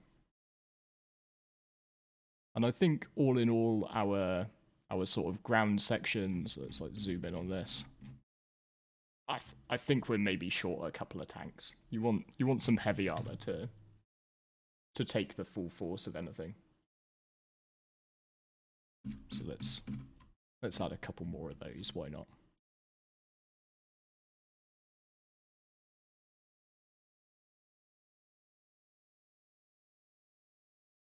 So there, I think we've got a decent little ground force. We might maybe want to add in a few cyclones, maybe even some hover bikes as well, because sort of hover bikes can be really good recon vehicles, particularly over some of the tougher terrain. You know, when you're not quite sure about a route and you're trying to send in ground vehicles, you won't just, if you go fall off a cliff in something, you will fall off a cliff on a hover bike. So let's add a few cyclone MTs, and then I personally would go with dragonflies for a mercenary outfit. The ability to carry 2 people on, I think, is a really strong sort of advantage.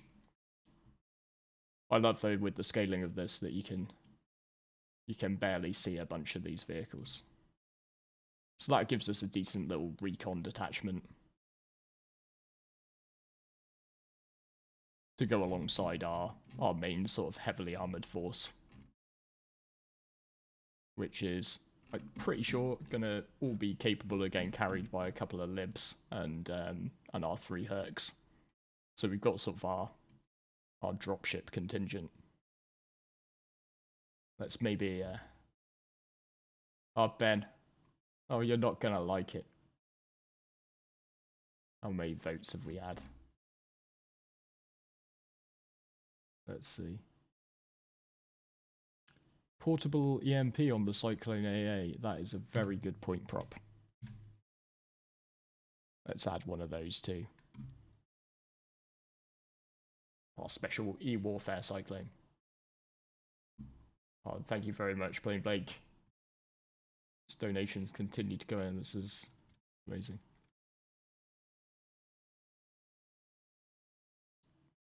Right, and so right now, so that sort of sensible sized ground force, I think. And I think we can probably, unfortunately for Ben, end the poll and see that the Kraken has taken it by really quite some margin. It's a sad day, but we're gonna go ahead and delete the Idris out. So that's official. We got yet another one of my fleets which has a Kraken at its center. But that's quite convenient. That is quite convenient because that means you got the Kraken to, like, you know, it's going to be able and capable of carrying a lot of your fighter support, refueling a lot of that. You've got quite a lot of internal space. Probably is going to leave you a little bit more vulnerable in sort of direct fleet combat. The Idris is going to be powerful from that perspective, I think, with its railgun and all that jazz. But yeah, so let's start thinking. Try to remember whether we can see in this version. I'm sure we can. I just don't quite remember how you do it. To see where how much crew you're using. Okay, might have to just try and add this up roughly in my head. So we've probably got about 10 within our dropships. Let's dial that up probably because you've got an awful lot of turrets and stuff to cover on the A2s and the M2s. So probably we'd need more like 15, 20 people to just run our dropships. And then we've got a armored division, which that's going to be another 16 in the tanks, 32. So we probably need about 40 to 50 people to run all of our ground vehicles.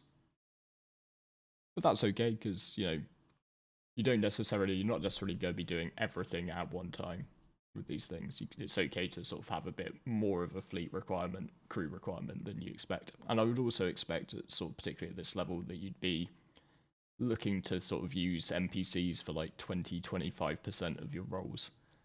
Sort of, particularly on capital ships, you've got an awful lot of point defense type systems, which, you know, technically a human would do the job better.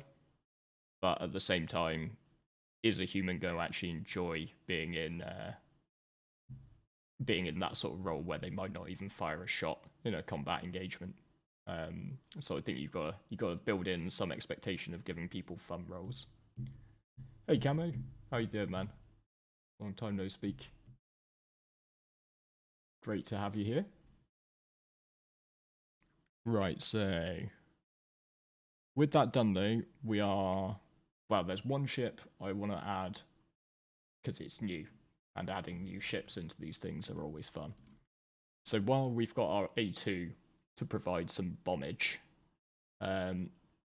if we're looking to sort of bring in this sort of, you know, ground force, the chances are that we might want to be able to provide it with a bit closer support than we would otherwise be able to. So I think we also want to add a couple of Spirit A1s to the mix. And let's also fall back on adding a couple of our Redeemers. So this can be our sort of section for close aerial support for the ground teams. So these guys get them there. This one can go ahead and drop a crazy bomb on anything quite far forward of the position, and then we got this section over here for actually sort of providing close support in combat. And then, of course, because we have a Kraken, we have a lot more capacity for fighters. Again, this is in no way me saying that arrows are great. This is just me saying that arrows are light fighters, and you would have light fighters. And one which I will stick in there because I think it is one of the strongest, sort of more heavy fighter type end of things, is the Hurricane.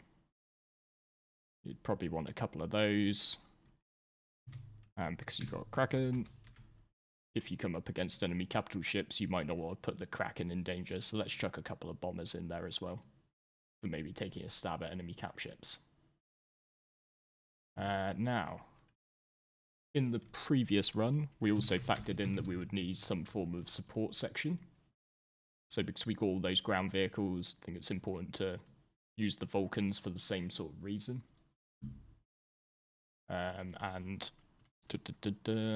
think because we've got this many ships and we could be operating quite far out of safe space, this is a point we probably do want to bring in a Crucible. And because we could be requiring a bit of refueling, go use a Starfarer Gemini. The Gemini over the base version at this point, because most of the space we're going to be looking to go is dangerous. So yeah, more turrets, more armor is probably what we want for even our fuel truck at the moment. And with the fact that I think when it comes to NPCs, I think there are going to be some ships which are better to NPC and AI control than other ones. So one thing which I think you could probably chuck into this fleet is something like a Hammerhead. I feel this is about as far as we can push 100 people, personally. Now, what you could possibly do is add another little sort of almost small capital Corvette section here, and you could go for like a Hammerhead and a Polaris, or a Hammerhead and a couple of Perseuses. And again, sort of what we were saying before, like the organization in this situation would probably have stuff that it wouldn't bring out every time for every job. So it would bring out sort of the more of its fleet capability when it had that need. Yeah, we can add Italian as well. There we go. It's basically a bit of a mini hammerhead as well with all of its turrets. And finally, one thing which I do realise that I missed, which we included in the last one, because the Liberator is my easiest... oh no. It's so easy to forget the Legionnaire that I even forgot its name there and got it confused. So let's just delete that. Liberators we did remember. Because I was trying to talk about the Legionnaire, which just, like I said before, in the context of like Mission 1, sort of hitting space stations, I think is a recommended. And I would also go with a couple of Vanguard hoplites, just for dropping troops in.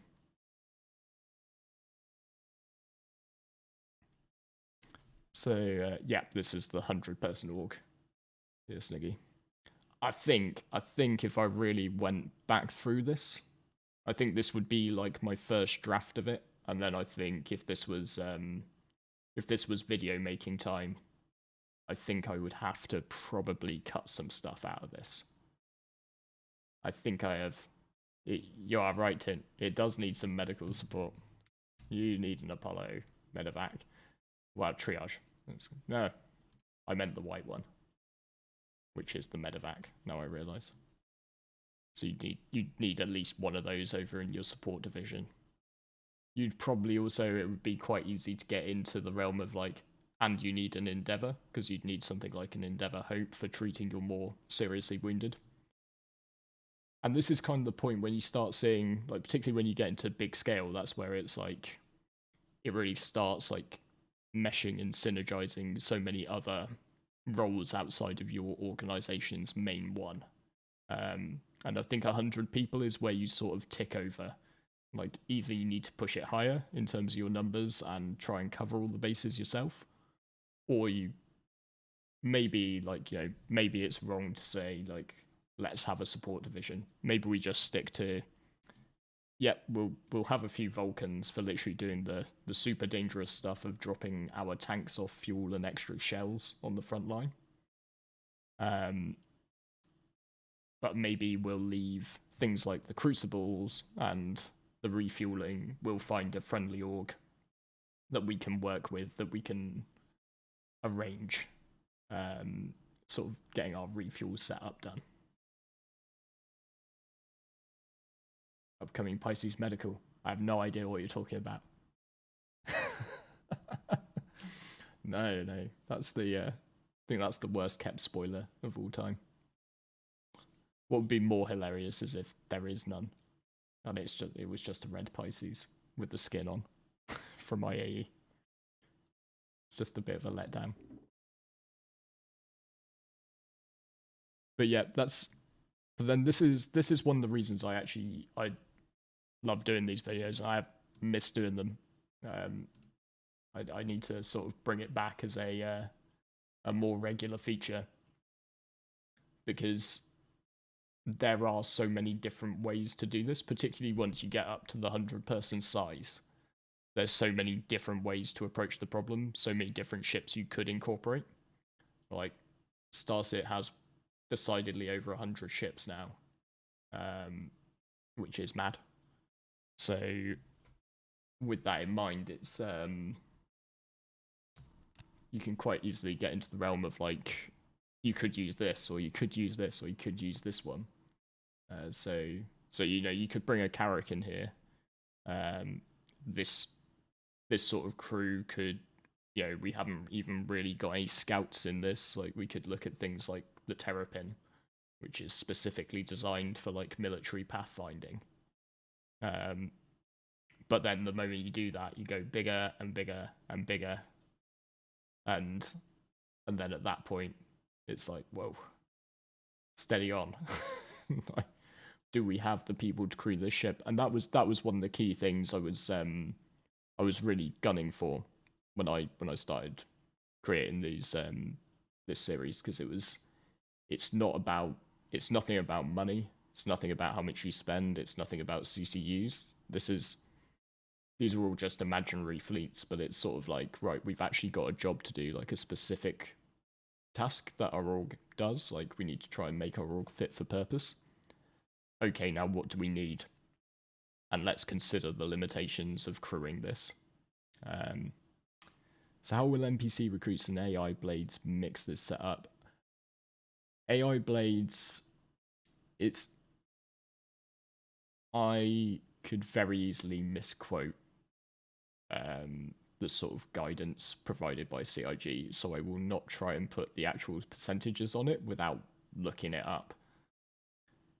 But it's basically, in very broad strokes, that AI blades will be roughly average, but consistently average. You'll get NPC crew who are worse than your AI blades, and you'll get NPC crew who are much better than your AI blades. But AI blades will be consistently in between. The other real benefit to AI blades is that they don't cost you money, and you don't need to feed them, and they don't need X amount of sleep a day. So with that in mind, sort of AI blades where they can be used might be advantageous. Now, the issue with that, though, is that we don't know what else might fit in the computer slots. So I'm pretty sure, for instance, that you're not going to just have a AI blade that can fit in and operate a turret. You'll be making a choice whether to take that over something else. Thank you very much, Main. That's very kind of you. So I think we have to wait and see, because, like, for instance, in Elite Dangerous, which I did play for a bit, Elite Dangerous had computer slots which you could use, and some of them did things like, you know, you'd get a thing called a warrant scanner, and so when you were sent after a bounty target in one system, you take down the bounty target, but if you could scan them with the warrant scanner first, you might also find out that they were wanted in another system and another one.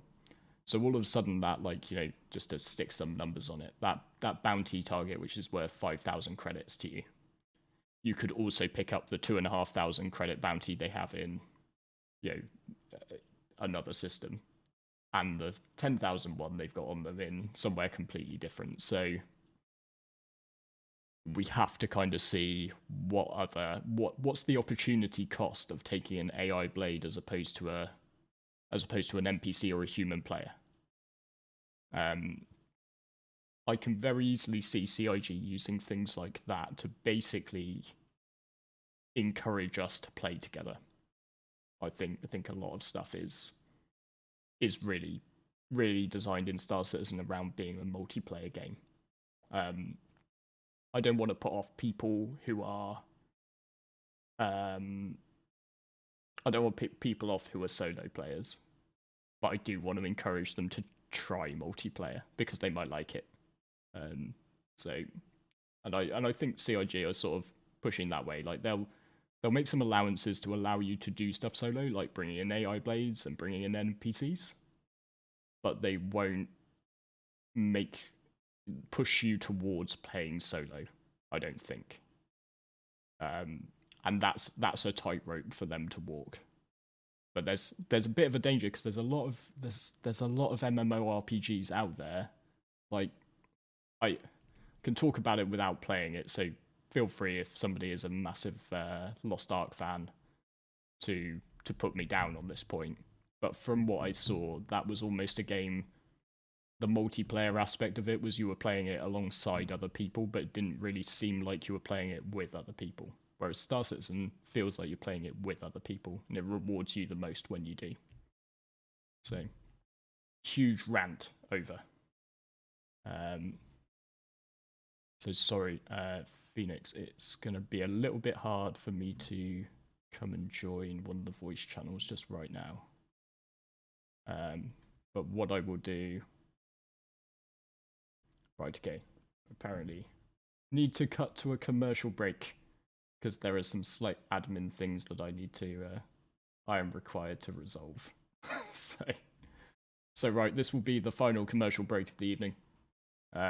We will be back, hopefully very shortly. Hopefully what I'm finding out in this commercial break is not a complete breakdown of admin. But hopefully we're going to be back very shortly with episode 3.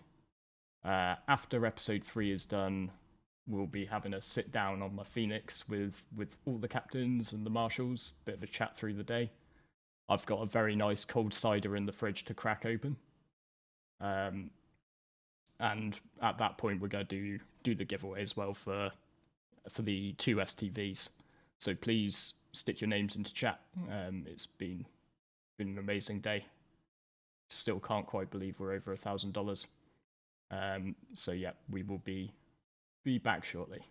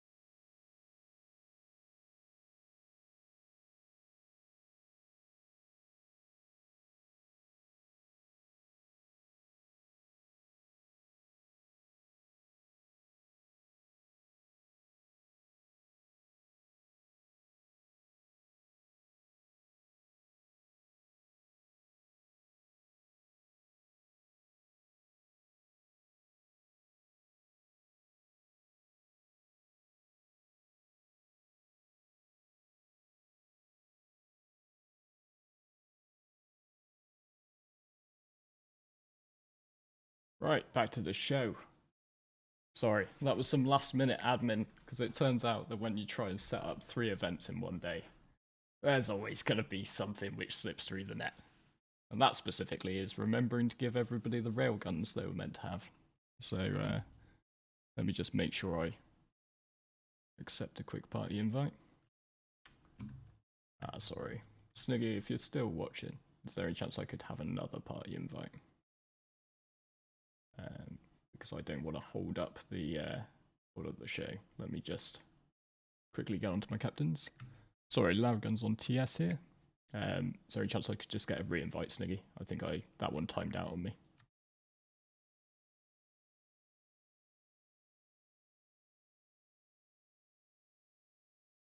Yeah, I used the... I did say Loudgun's on TS. I did say my name. Right. So while just we get the final bits ready, it's time for episode 3, and time for a bit of a look through. And I am assured I've had some messages, and I am assured I just want to clear up any confusion if there was any. That anybody who attacked us in episode 2 was unaware that we were doing a charity stream. And they have very kindly noted that they won't attack episode 3, so hopefully we get to do it, and which I'm really happy for, I'm really thankful for, because I feel that all of you folks who have donated all this money, I feel you deserve a show. So my hat, if I could take my hat off, and it's currently just wedged on by my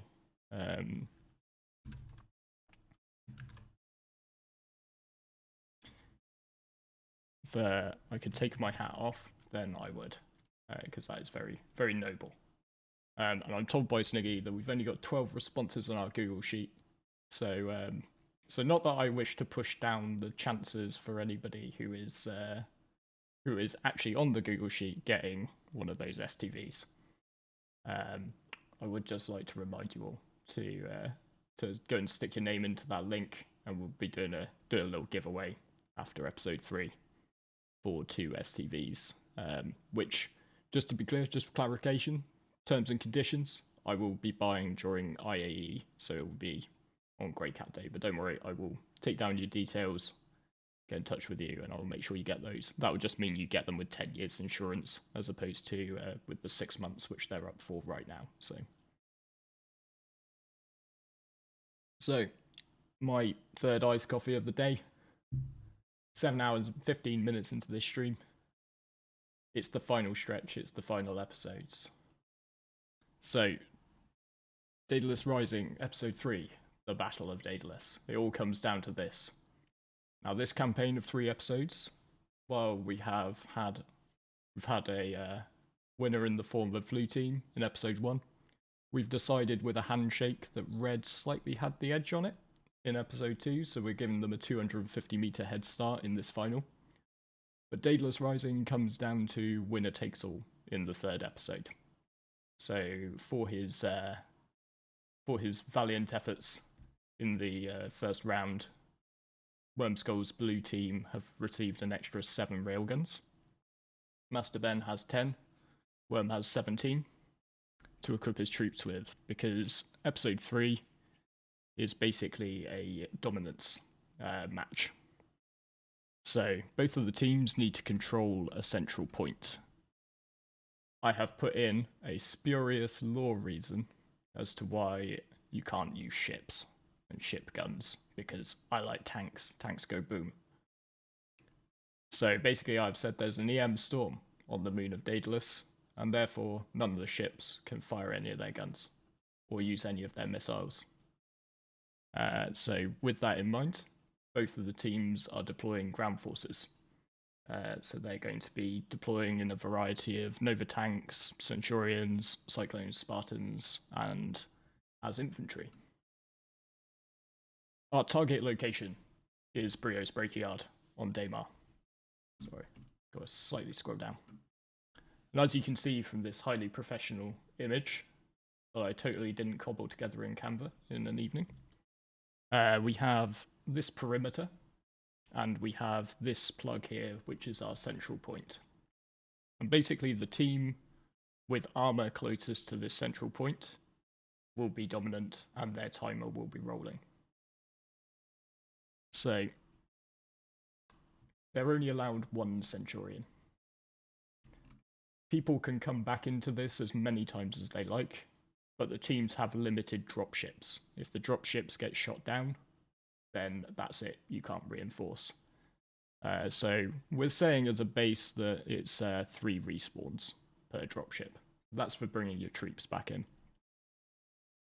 We also have dropships in the form of M2s, which can bring in extra armor in the form of tanks.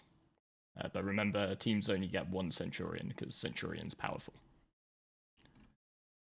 The gloves are off for the personal loadouts. None of that class nonsense. Just straight up, choose whatever armor you like, choose whatever weapons you like. I better just check where we're at in game. Right, we haven't launched yet. That's good. However, we do have some limited secondary weapons. So we're going to be completely writing off grenade launchers for this round because we didn't split out enough amongst the teams.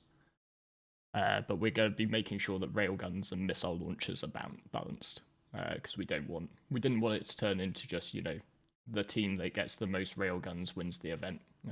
Didn't want it to just turn into grind fest for railguns over the last couple of weeks. And all of the armor sets from episode 1 are viable for this. Now, desperate measures. This is where there's a little bit of pressure on yours truly. As the clock ticks down, so each team basically just adds up time, depending on whether they're dominant or not. We'll be watching from the vantage point of Lions and Sniggy to try and guesstimate which team is in dominant position. But at the 20-minute mark, once one team is losing and have been losing for 20 minutes, the other team is 10 minutes away from victory. The captain of the losing team has a choice to make. And there is a certain maverick mercenary in the area flying around in his A2. That will be me. I have practiced a couple of times. But the offer and the choice that the losing captain has to make is he can ask me to nuke the site. I will try and nuke the site. I can be shot at by any of the defenders just like anybody else. If I succeed in dropping a bomb though, no more reinforcements are allowed to leave Crew L1 from the team that called in desperate measures. So whatever they've got at that point, they need to try and hold the spot with. So yep. And I hope that I don't drop a bomb on the wrong team. My bombing history is mixed. At best, I have received mixed reviews of my ability with an A2. I hope that this isn't the night I embarrass myself savagely. But it could be a possibility. So if we flick back over to the game, thankfully we haven't gone in yet. So the team's gonna have a bit of setup time. I'm gonna have a few things to do, get around, dish out a few extra railguns. But I'm gonna bring my marshals back in just now. But yeah, if anybody's got any, feel free to ask any questions about any of this really, about any of the setup of this. Yo, loud back on com. How you doing?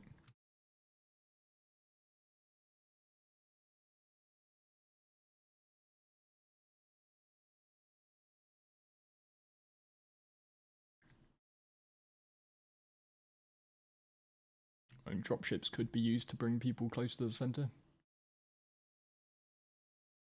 Can't land in the site.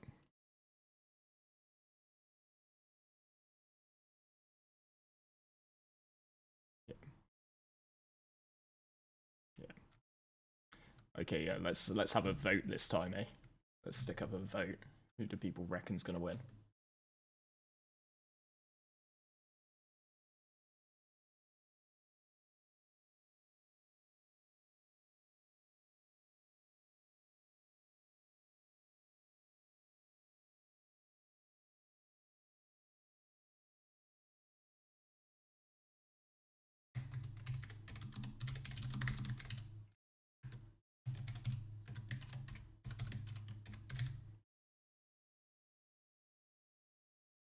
they are not armor as well.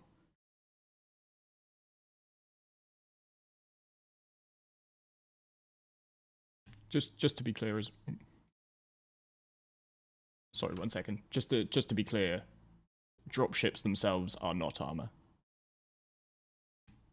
Dropships armor is only tanks and centurions.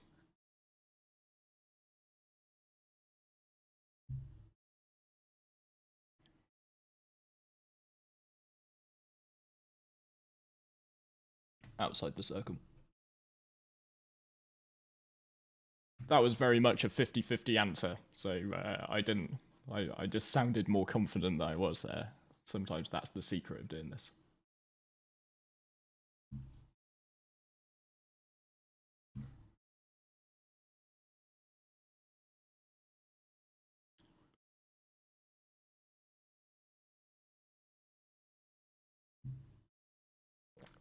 I can't tell if the chat is loaded with blue team sympathizers. Or is that just is that the feeling people have received so far? It's a majority on blue for now.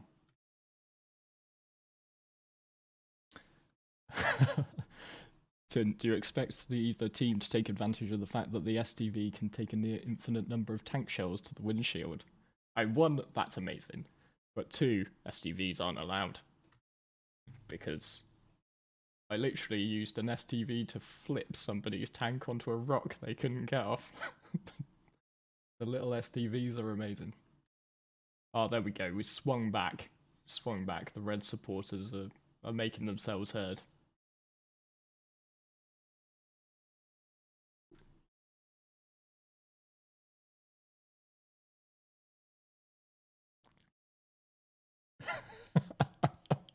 Ravnak, I just voted against Ben to add drama and conflict.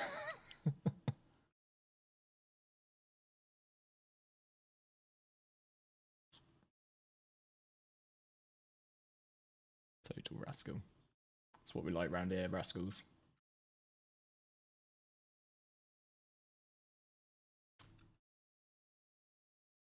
Kind reminder to all captains and all marshals to remind everybody just to reset their spawns, just in case, because a lot of people like me, for instance, will still be spawned at Everest Harbour.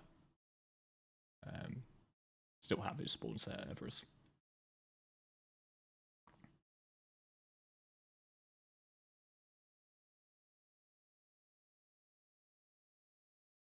I do believe it's the taking part that counts. But I also believe that you should have a winner and a loser. Because it's okay to be both. It's okay to call a winner a winner. Maybe that's just me. Right, I guess I better... While this garb I donned was fantastic. Avert your eyes if... Oh, I don't have an undersuit. Amazing. Better go and buy one of those, I guess.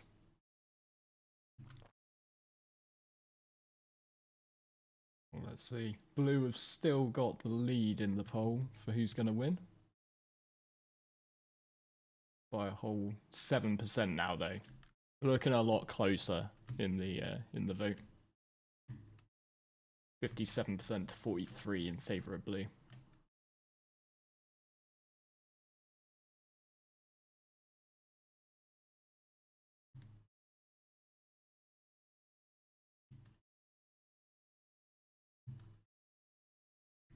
Remind myself to go to the clinic. Good to see some others taking advantage.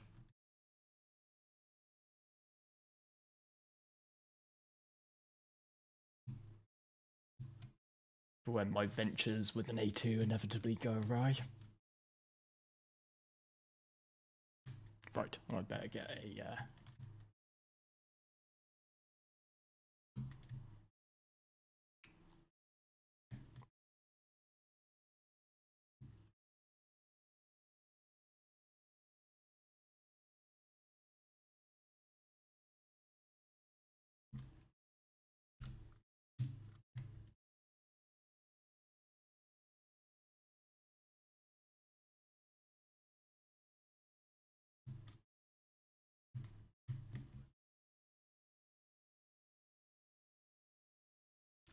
It is Brio's Brickyard.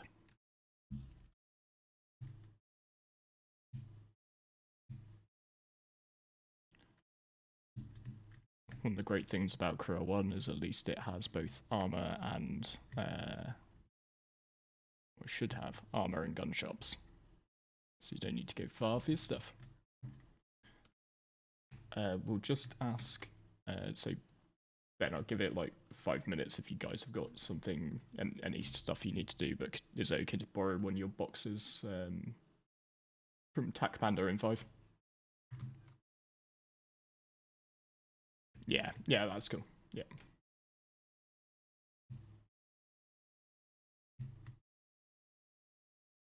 And Worm, if you just bring anybody you might need to split them out onto as well.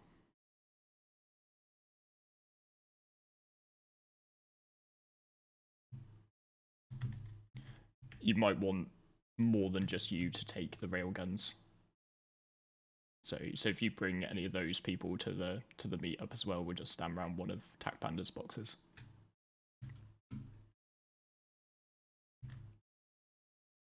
Excellent. Okay. And sorry, how many railguns did you have? Any rocket launchers? Okay. Let me just put some clothes on very quickly.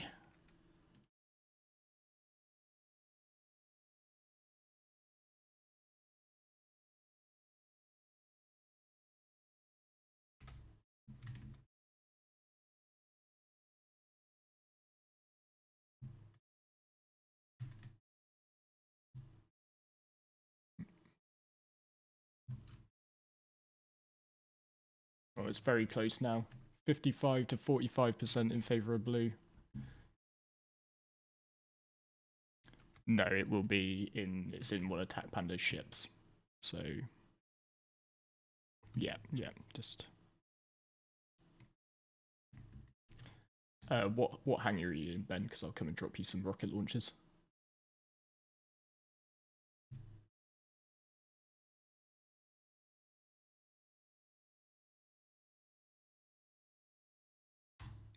Red leader, red leader.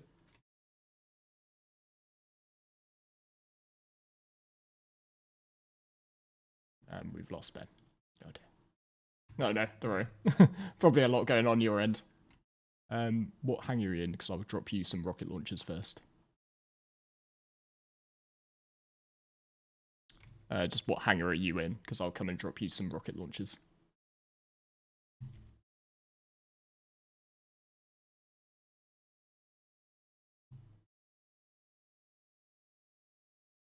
Okay, on my way.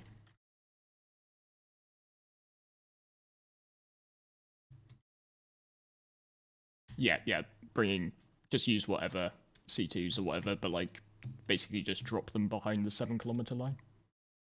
And then, yeah, we won't interact with them going past that.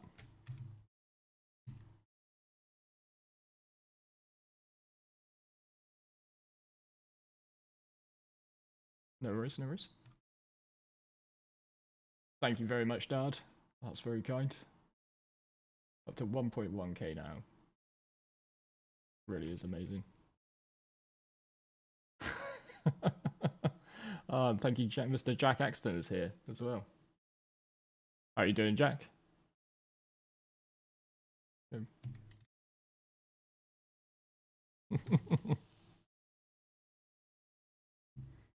Poor old Sniggy for this. Poor old Sniggy is he's gonna be positioned in quite an open space.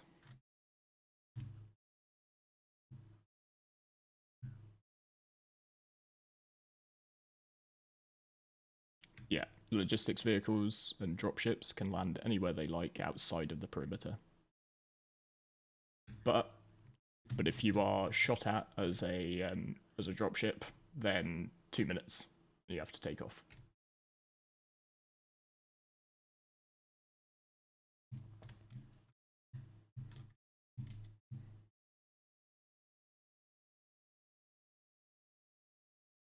Oh.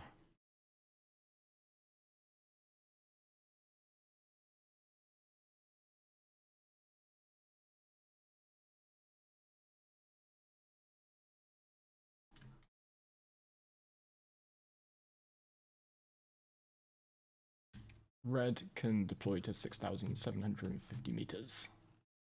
Blue at 7,000.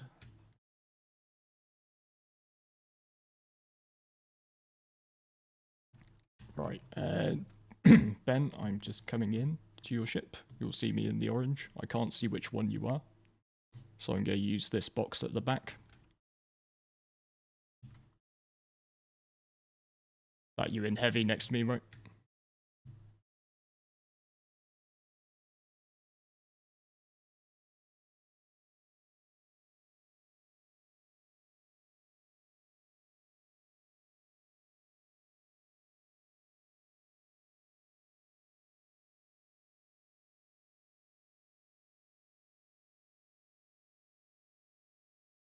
Okay, that's it. Looks like it'll be 2 each on the rocket launchers. Wait, is that a rocket launcher I dragged you, or a railgun? That was a railgun. Whoops. There we go. Rocket launcher or railgun.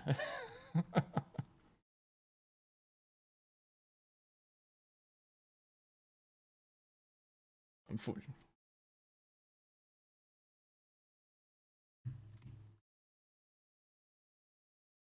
Right, and it's okay, Ben, if me and Worm come and stand by just the one box, and I'll use it to drop him some railguns, so we can get him underway.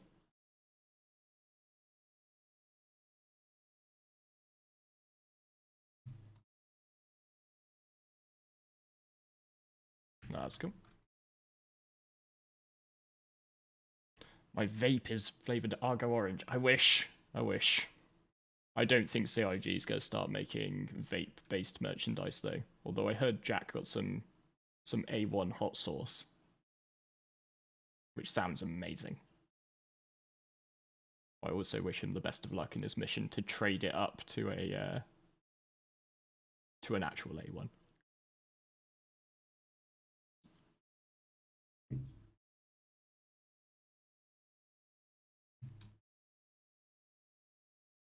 Right, let's wait for these reds to clear out.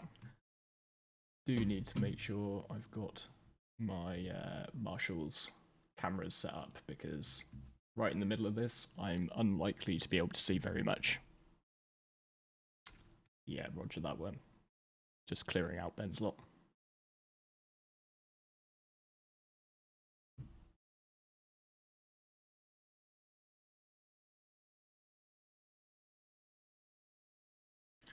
Right, let's just try and sort out Lion's mainstream as one of our things. Let's just check his cam. Okay, that's looking good.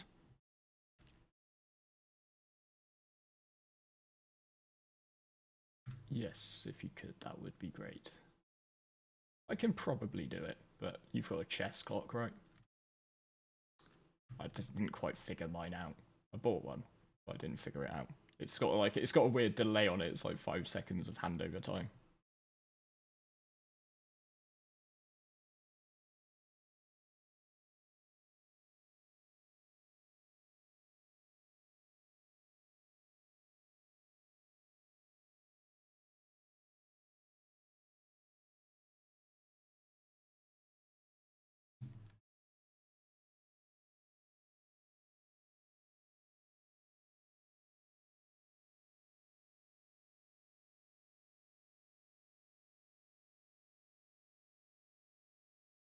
Might honestly be worth you turning around for him, Lions. I think there's plenty of time. It would just be faff to like get rid of it. That's all.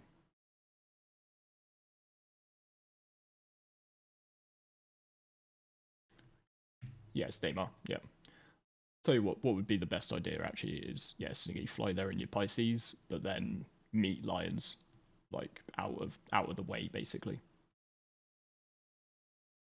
Just on the ground, like if he just parks a few kilometers away, just so it's not, the Pisces isn't in the way, you know.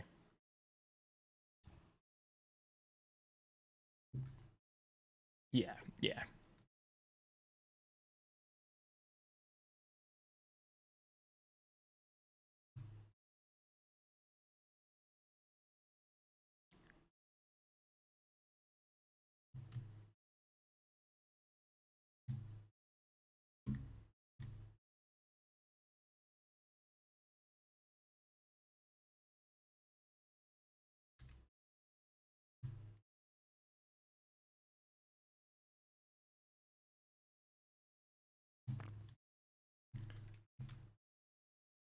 then it's okay if I get worm in. Okay, hangar 8 worm. Hangar 8 worm. It'll be 7 kilometers for you guys. If you could try and form up, like, opposite sides, but I'm not going to be too picky about this because I don't want one side to be put at a massive disadvantage by the other side, making them go over a mountain. So, it doesn't really matter where you start to each other as long as you're the same distances apart. Distances from the site. Hangar 8. Hangar 8.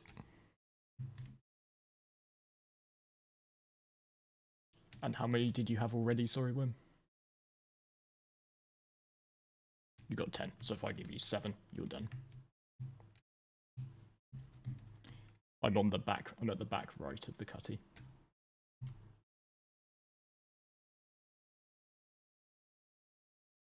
That's cool, we'll do the back right one where I dropped you the rocket launchers.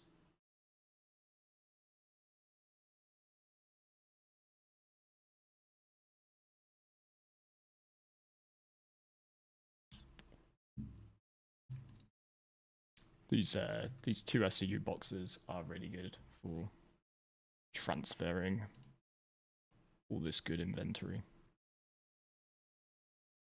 So let's just dish these guys out an additional 5, 6, 7 railguns, and they can have a couple of rocket launchers as well.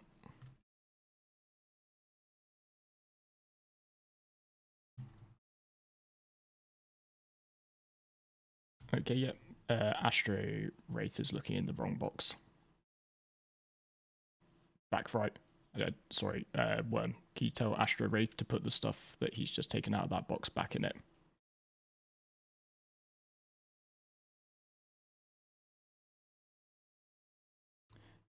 The one Aaron's looked at, back right. The one I'm stood next to in the orange armor. Aaron grabbed it out of the right one. This one.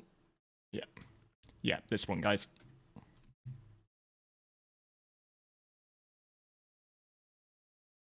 Yeah, Astro is now looking in the correct box. And all the railguns in there are his.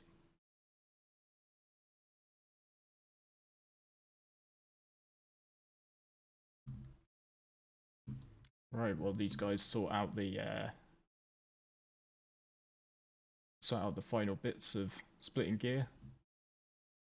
Oh, it's close. Let's end this poll. Because it's currently 51%.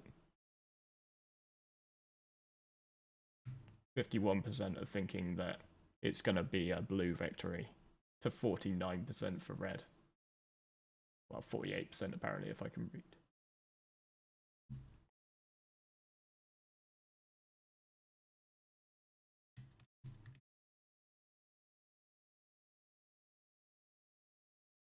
Okie dokie, I guess I had better get my A2 out. Best of luck, captains.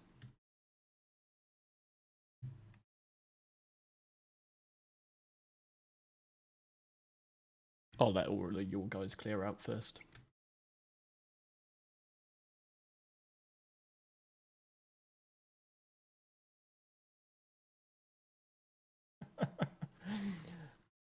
I like that one, Jack. That would have been my response. Just like, no. Just no.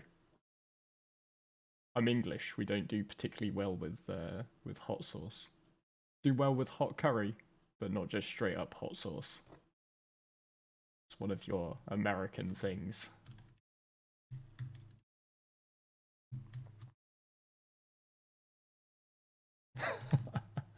I like that, Matthew. If you got A1 hot sauce, what's A2 hot sauce like? Jesus. No, thank you.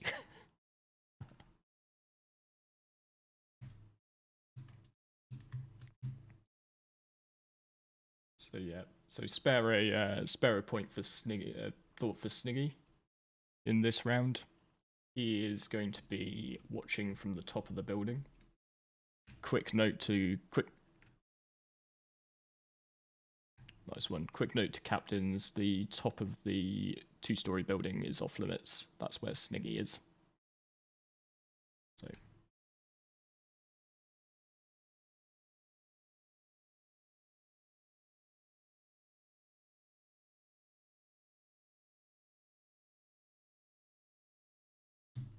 we go. That's my preparation right there.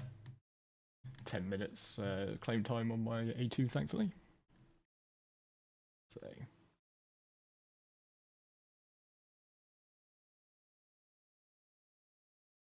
Oh, a source for steaks. Okay, I could go for some of that. I'm not sure if we did international transatlantic postage that this whole swap deal would work out to either of our advantages. But steak sauce I can do.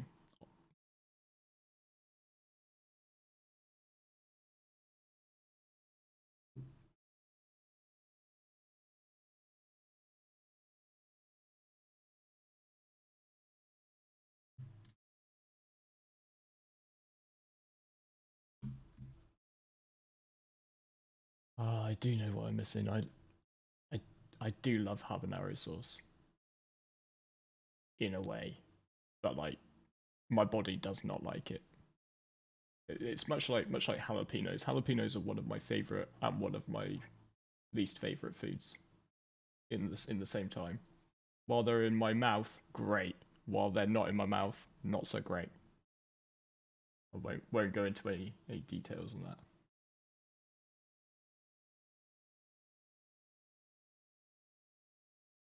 This might have just been me being a bit stupid.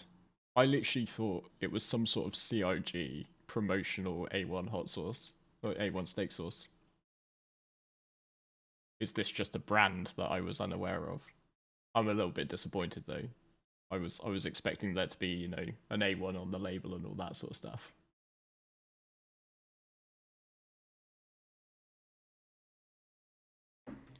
$7K out for the standard. Red can go to 6,750 meters. Yeah, see, I hinted at its support. You said its name. That was I was here to try to keep this a family show.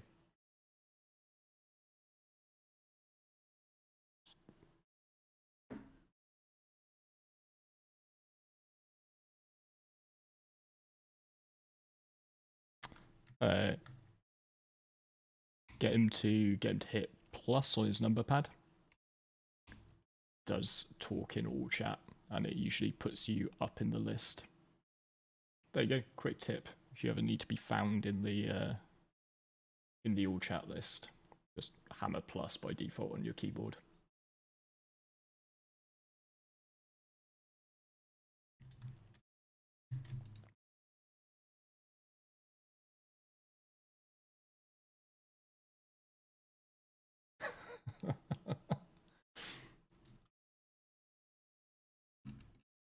It was like, there's a lot going on, so let's just at least have some really nice steaks.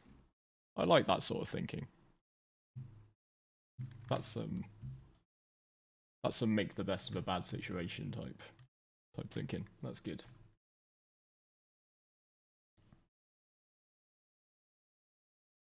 Right, let's have a look. Let's just check our Sniggy cam. So Sniggy's managed to get onto the cutty. Lions is still busy trying to work out the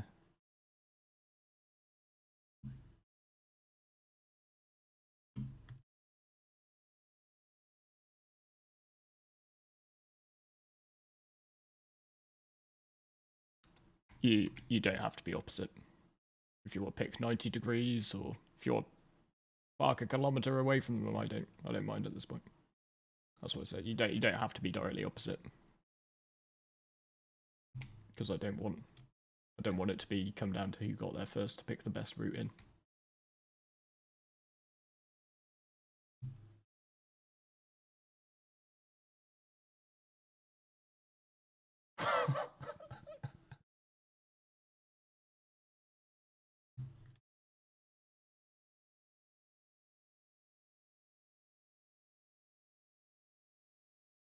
Right.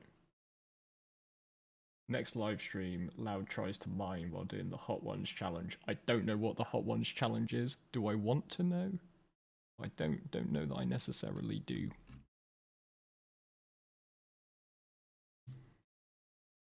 Right. I've got 5 minutes until I can get into the sky in my A2. You definitely pay to watch that. I mean, I do like things that people would pay to watch. Not gonna lie. But also, I've got a vague memory of being at school, right, and somebody having something called Dave's Insanity Sauce. And it felt like I'd unleashed tiny demons into my mouth, and they were stabbing me with their tridents. Was unpleasant.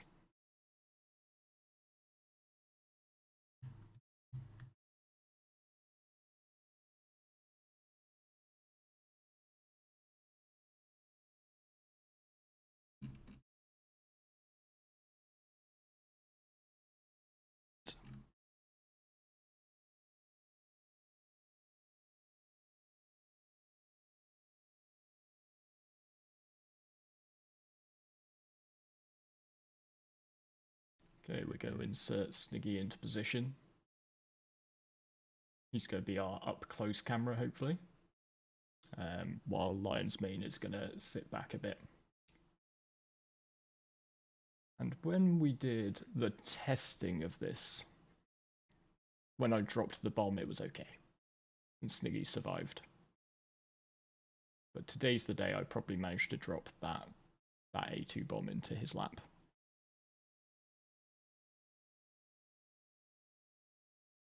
So we'll see if my two brave marshals can manage to have a nice landing.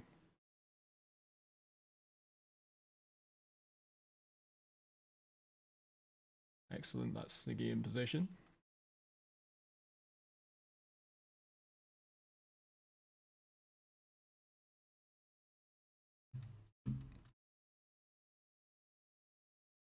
I'm just really hoping that Sniggy's thirst and sustenance meters are going to last throughout the event. Nice, nice. Bit of an intravenous burrito. That's what we like to hear.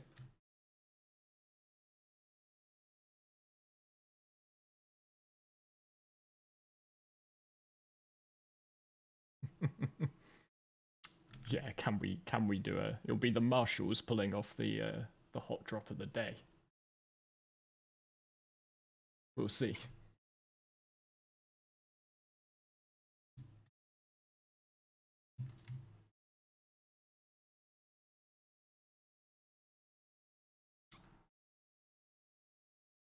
Right, to all captains, are we good for a 5-minute warning, or is that like way off?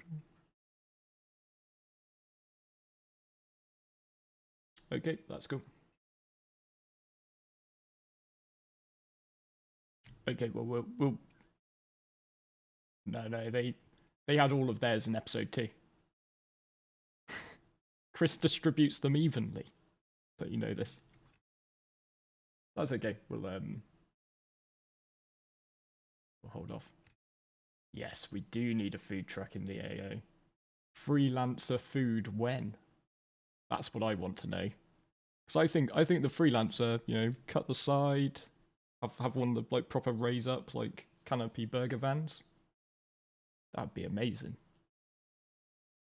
Sort of the there was that fan art, wasn't there, for Benny's Noodles freelancer.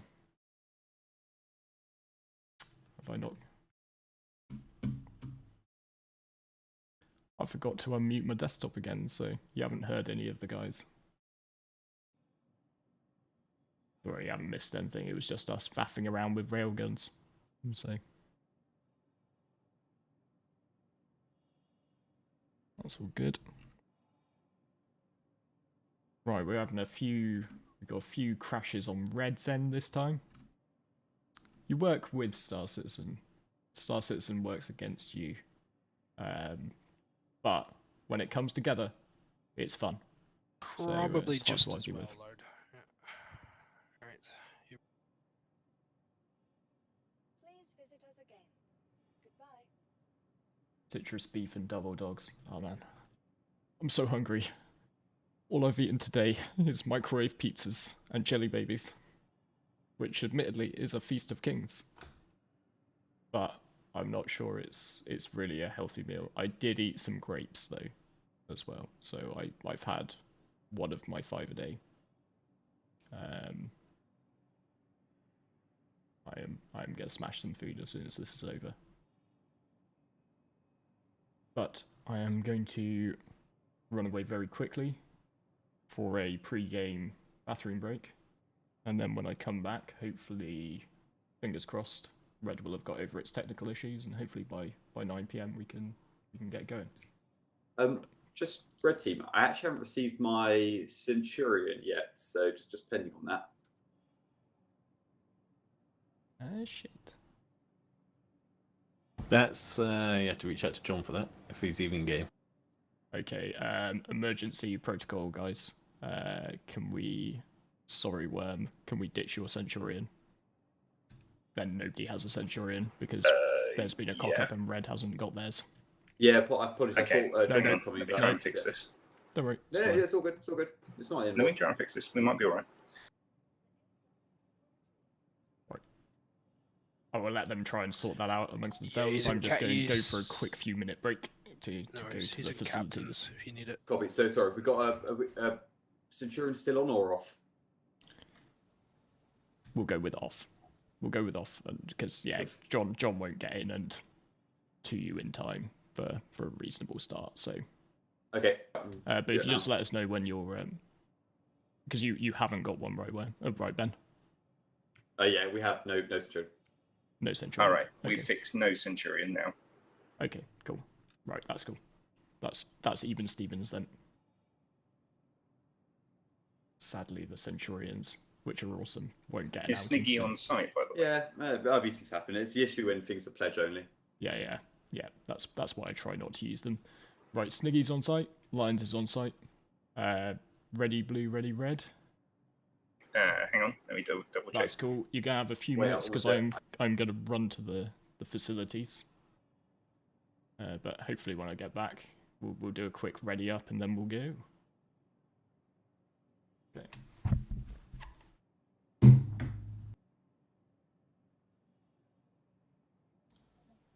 We have a Sniggy on site. I just hope that Loud's a piss poor bomber than what he was last time. He doesn't actually direct hit me.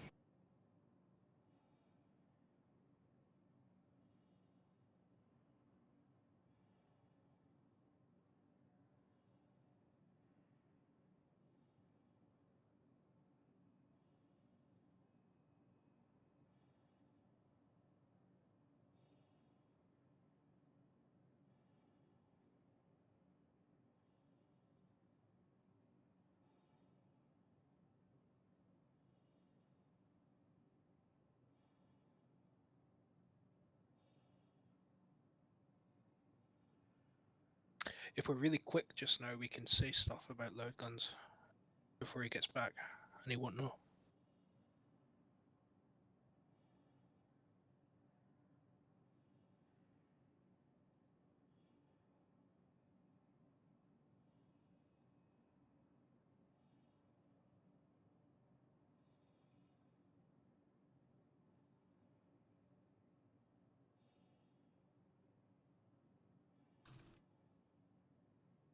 Righto, that's Loud Guns back.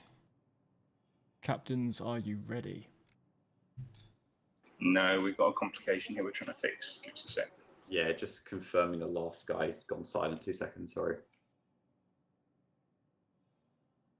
Marshals, are you ready? I'm waiting. It's like gladiators, I like it. Needs more Scottish. I've learned living in Scotland not to imitate Scottish accents. Gets people angry. Aye, it would. Yeah, they do that. Yeah.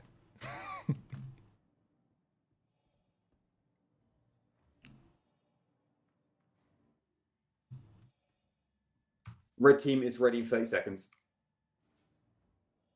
Cool. That's a ready from red team.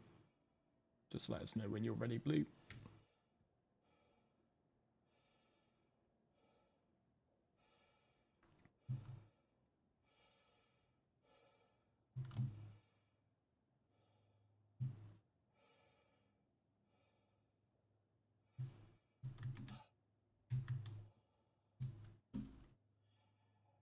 I'm gonna head out into space in my A2 with bad intentions.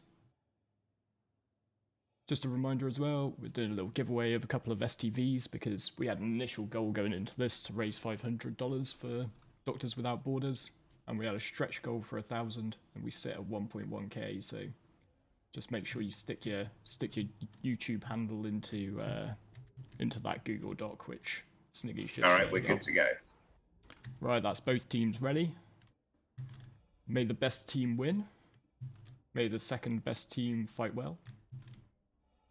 5, 4, 3, 2, 1, engage. Always wanted to say that.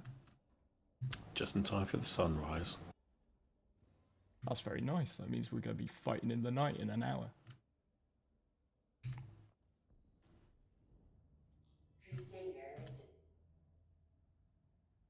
You are clear to launch.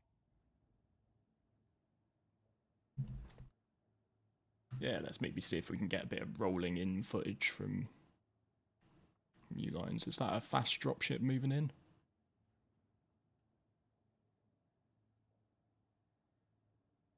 Looks like the Sly's coming in right up from the start. Oh, look.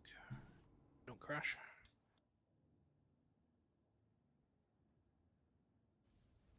So I'll just try and navigate a hangar on the other screen while also try to keep an eye on what's going on. And I believe we talked before about my ability to multitask. So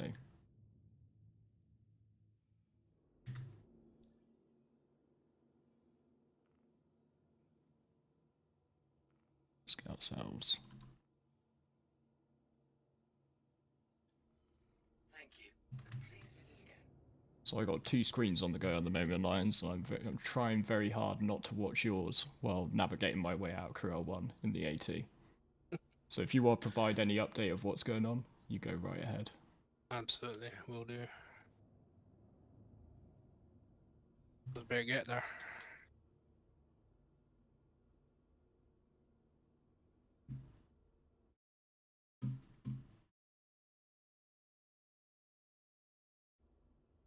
Let's have a check-in on Sniggy Cam.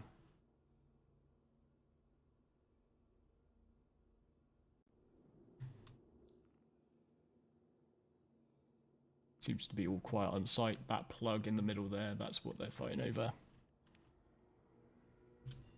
So those, I like it. Shout out for your red team. Need to get some jerseys on the go.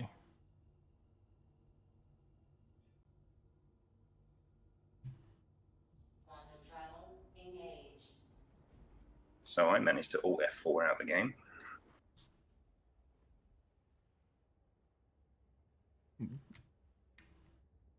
So is that a blue team chat?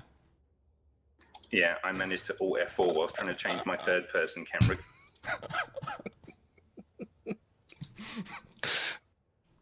All right. Foiled Can you again. give us any eyes in the sky?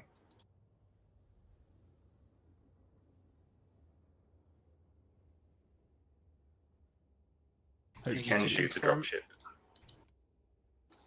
Go for it. Any blues on site at the moment, Sniggy? No, that's a negative. Quantum travel complete.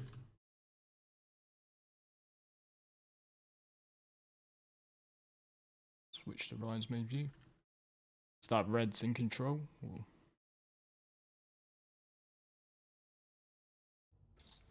Yeah, just to confirm, if anyone's shooting at a ship, that is me. I've just deflected about 6 missiles. Naughty blue.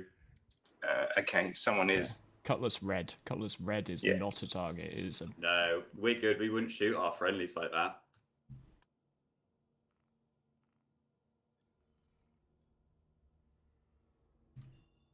At the moment, we have bodies on the ground, but no armor. Bodies count if there's nothing else. So that's timer on for the red team. Timer's running. Engage. Red team timer running.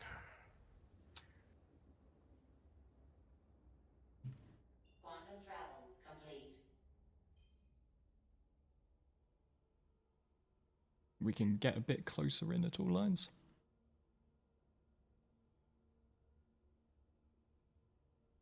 good. Are we able to learn if timers are starting and whatnot, please? Can confirm red team has dominance. Roger, thank you.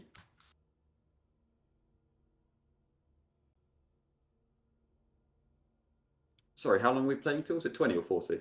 30. Oh, Meet in the middle. Lovely. Shake on that.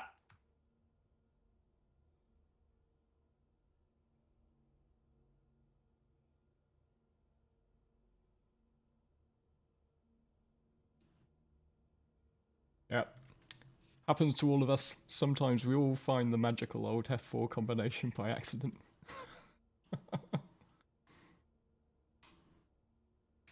If you say you've never done it before in your life, you're probably lying.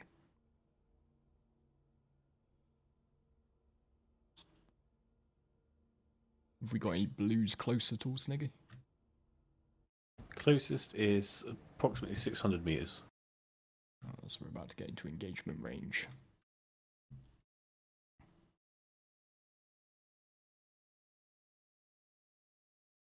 Switch to Sniggy Cam.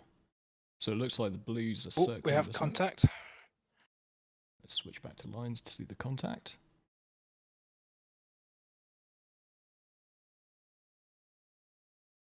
Let's see.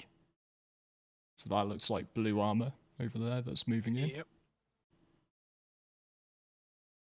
It looks like have red got armor onto the site now?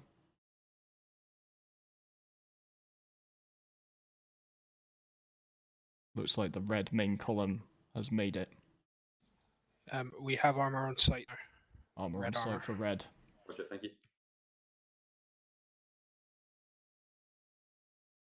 Could you just give us a an update on the time every sort of milestone it ticks through their lines? Yeah, absolutely.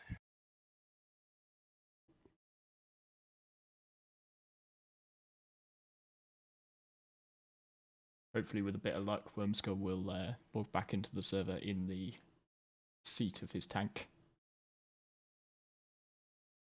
Looks like red establishing a good position. Yeah, you should be. You should be safe. Just make sure stick your lights on your cutty. Yeah, they're flashing. Is that blue armor approaching from the north? I'm gonna call that the north.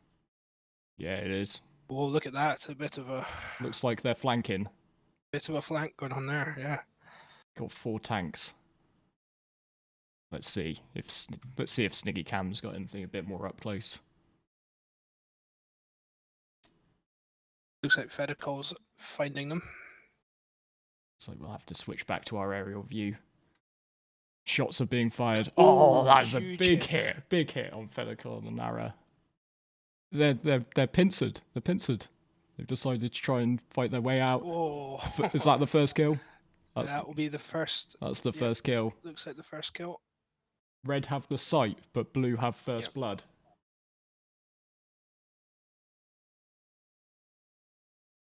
Looks like Second tank down. Blue tank down. Oh. Demon Knight's tank taking a hell of a hit there. Yeah, there's that tank, yeah. Oh, and that was a miss. That could be a big miss. Valentina and Diamononymous taking a couple of hits. Yep, there's... Here we go. Still red in.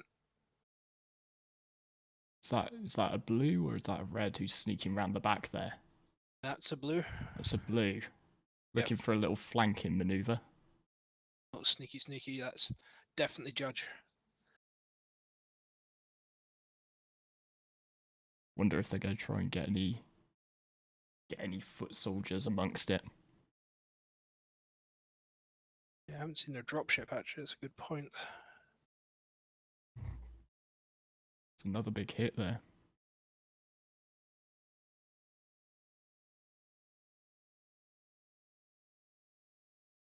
Oh, here we go. 2-on-1. Pincer. Oh. Huge kill. Oh, that is a big kill. But red are very entrenched here. Blue are going to have to push in. Valentina's tank is... I'm tempted to call that... It's closest to the plug. Okay. It's 24 and a half minutes remaining. Looks like we've got an M2 flying in. Switch to Sniggy Cam. Oh, just in time for a hell of a kill. It's that Demon Knights going down. Right, let's see. So red still have dominance at the moment. Red still have dominance. Reminder to captains, it's about being closest to the plug for dominance. Yep.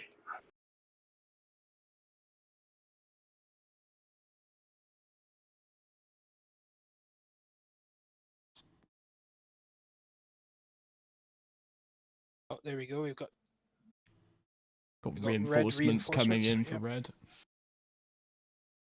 Let's get back to the center. Let's see if blue are pushing their advantage while red are reinforcing. Looks like Jet's tank is out. I think we have to call that a switch. We have to call that a switch of dominance. Correct. Dominance switch to blue team. They have armor within the perimeter, closest to the plug. So what's the total time red team managed to log there, Lions? Everything counts down, obviously, so we're looking at 23 minutes, 29 seconds remaining on their timer. Cool, so they racked up 6.5 minutes. 6.5 minutes, yeah. Now it looks like Stond is pushing. Okay. Switch back. Red team have dominance.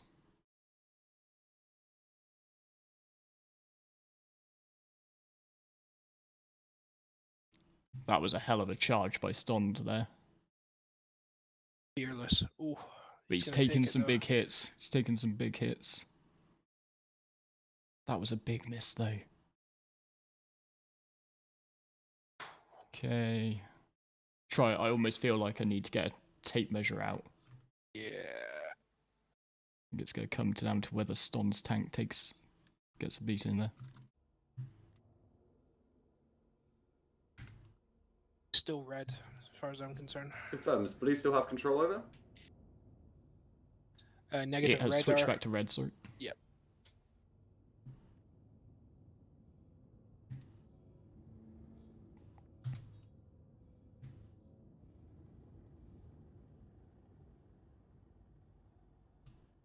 Huge explosion off there, for blue tank.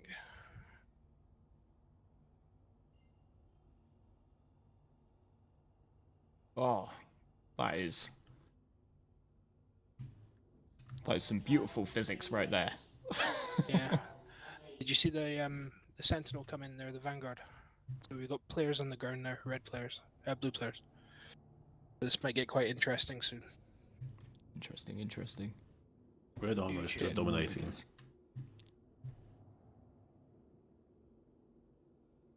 have a view back of the play. Area is now contested. Blue has entered the area. Yep, where's the closest blue tank? North. They're still outside. Northeast, yeah, they're there. Right.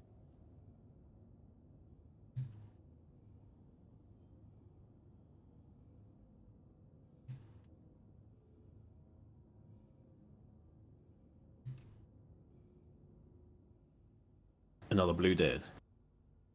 Ooh. We have blue foot soldiers in the AO.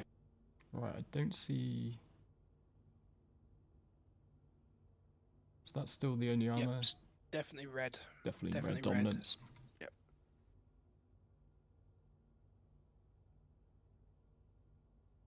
There's rail guns going.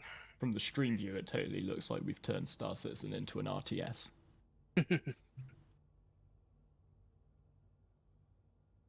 Was that a blue tank sneaking up on that red one? Nope. No, they are allies. Okay. Oh, but there was something popped off there. I'm trying to see if that is the blue reinforcements there. Right off to my corner. Looks awful lot like your. All I can see is a strut.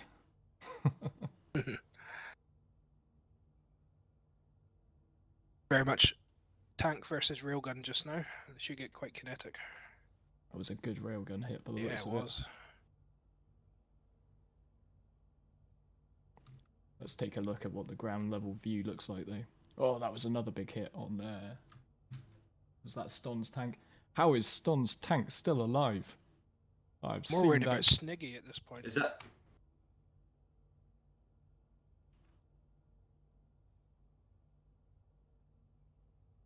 Red are still in control. Have armor in the area.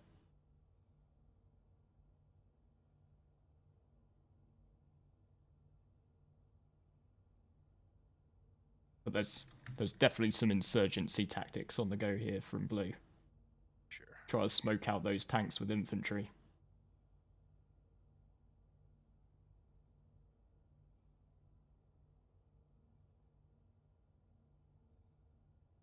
I wouldn't be surprised here if Red have used both of their reinforcement tanks already, though. They might be playing to a disadvantage moving short. Definitely dropped it in, but I think we got Here we tacked go. under So the, we got Master Ben here going after a solo blue player on foot with a railgun, running around a stone.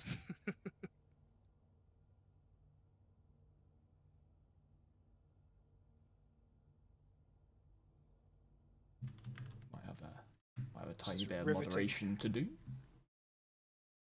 Oh no, Ravnak's. No, Ravnak is all over it. Yeah. Shout out to the man in the wings, Ravnak. Okay, I don't see.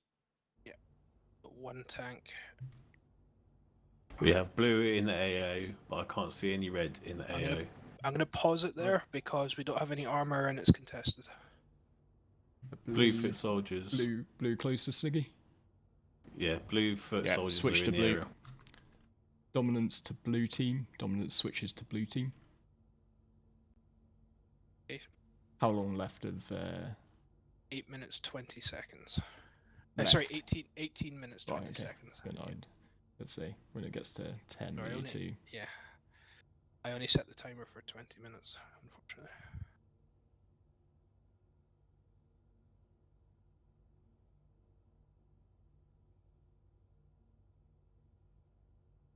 That's not a tank though, is it? That those two are in, or are they just on foot? Confirm blue still have control? Blue still have control.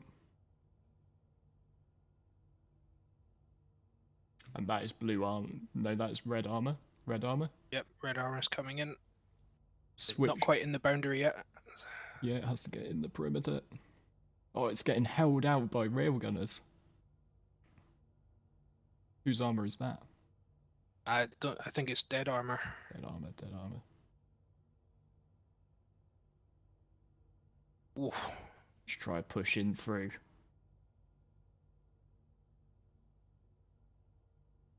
He just goes past that line. Oh, wait.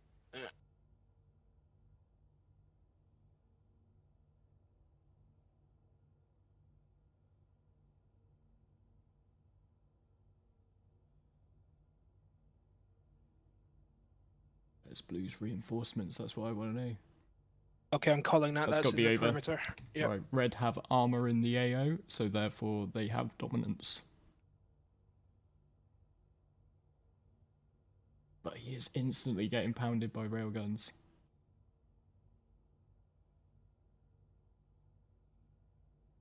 Oh.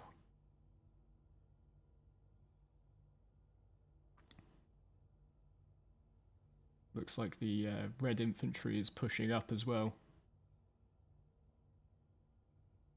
It's like they've sighted their tactical.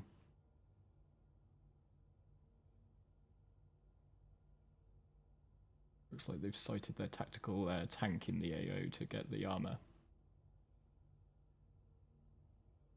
Feeling blue must be having some problems with their resupply of armor.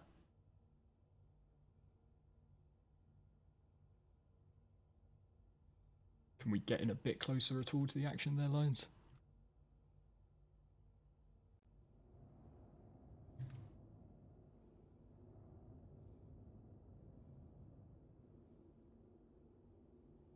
Ravnak, I feel strongly for your ass cramps. It's quite similar my end, I'll be honest. And mine.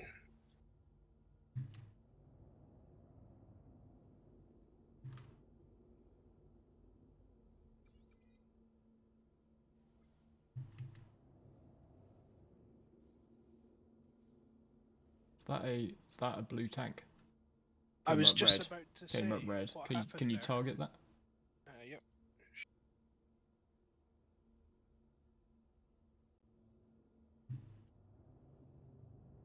Cannot target it. It must be dead.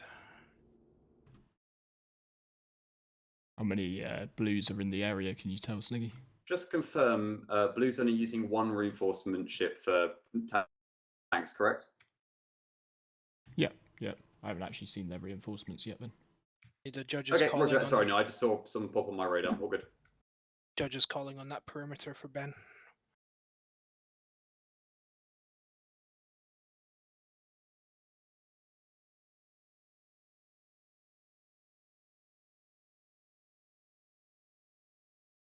Oh, so Just confirm Red still has control over?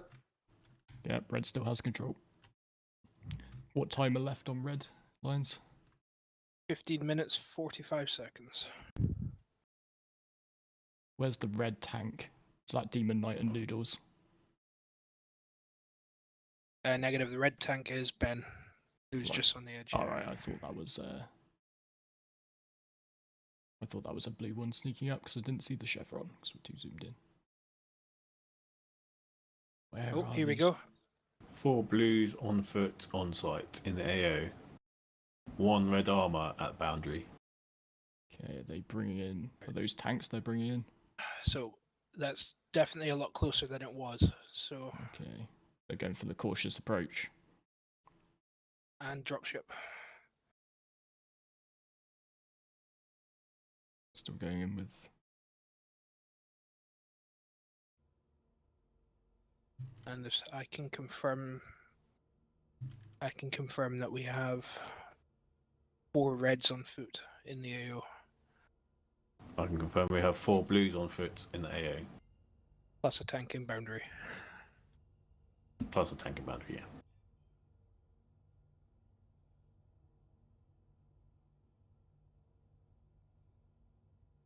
There is a tank at the bottom of that M2. Alright, looks like they're going to press up for a charge.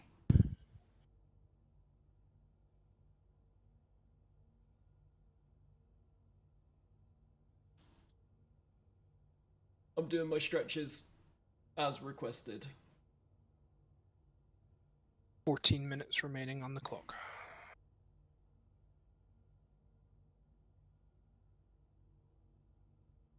Clearly red drilled for this. They drilled for the tanks. I don't see any blue tanks at all. I just see everyone on foot. Yeah, tank they're decamping off the M2 just now. That was a vacant tank by the looks of it, because it's now exploded. Right, Ben has left the perimeter, I would say. So now, can we tell whether it's blue or red infantry? There is no blue, no reds in town at all. It's full of blue. Blue have dominance. Blue have dominance. Switch the timer. What was? So is that reds at about 17 minutes? Is that right? Yeah, 1740 now. Looks like blues are coming round to take out the tank. Oh wow! Here we go. Red armor back in dominance. No, red armor out. Red dropship. Yeah, I know.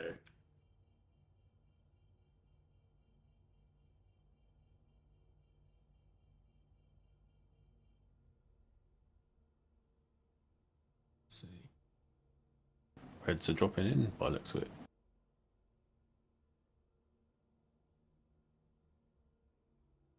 Is that red armor? Red armor back in confirmed. Timer back on for red. Armor in the AO. Trying to find that those tanks. It's very difficult to see with all the tank-sized stones. Oh, that's been down. Tank has been destroyed. Red Blues armor have some destroyed. dominance. Blue dominance back in. Blue dominance Confirmed. is back. Blues have dominance. Time on the clock for each one, if you please, Mr. Lionsbane. Yes, sir. 16 minutes 50 seconds. Sorry, 26 minutes 50 seconds remaining for blue. Is that blue 13 armor minutes. as well? That is blue armor. Blue armor as well. We have blue armors in the AO. It's 26 minutes 35 seconds remaining.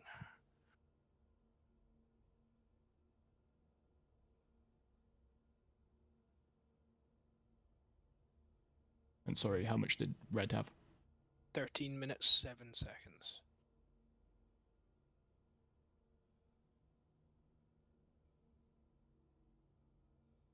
Now I can see a tank in that. To be M2, fair, but it's Radlek, not moving anywhere. My adverts were hopefully more meaningful one that took than off from the bottom of the Tinder rampage. I did watch spammers. it leave. I don't know if they went. I know, I see what you mean now, Rav. Okay, here we go. Massive offensive and another tank coming off. For red Right, team. quick, cheer for red or blue and get the Tinder stuff off the page. Red armor inbound.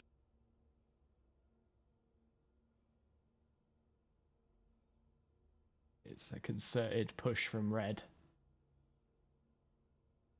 They want this. They want me to drop the bombs. But that is still a blue tank in position. You know what the difference is here? We've got Tac Panda, Master of Logistics on red. Yeah, Box Panda just coming straight through it. War is logistics.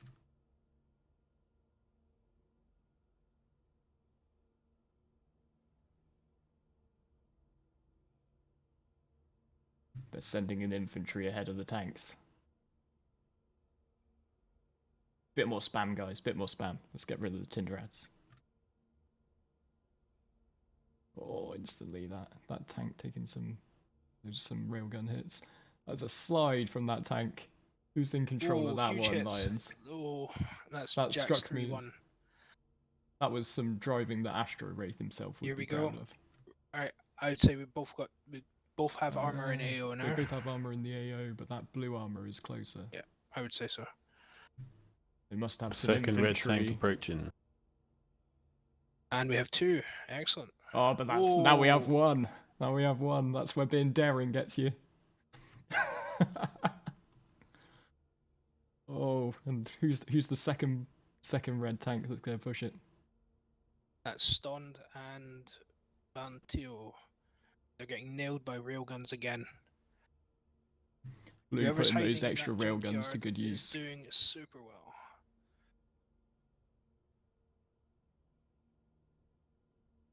Oh, but that was a big blast. It's just firing wildly.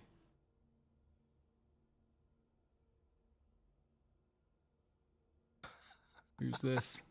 That is the very edge.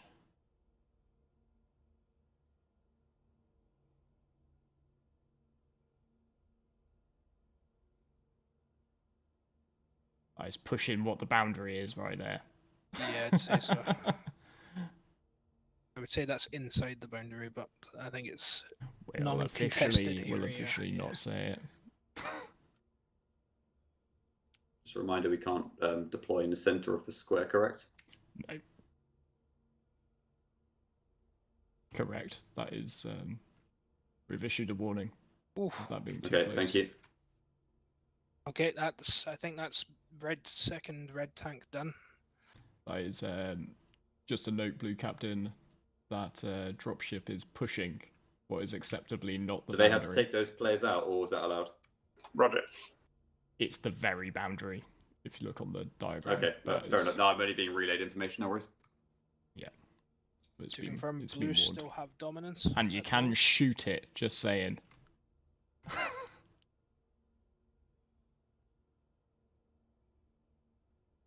Looks like we've got some blue reinforcements coming up. I'm debating whether or not that tank is actually manned or not at the moment, Loud.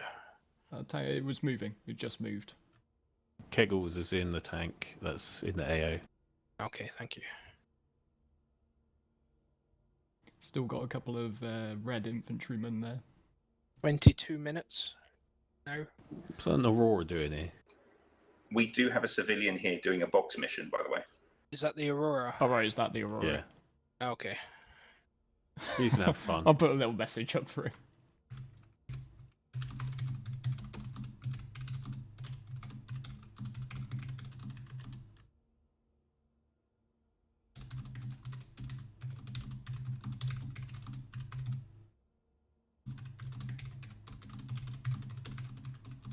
He is in noob armor.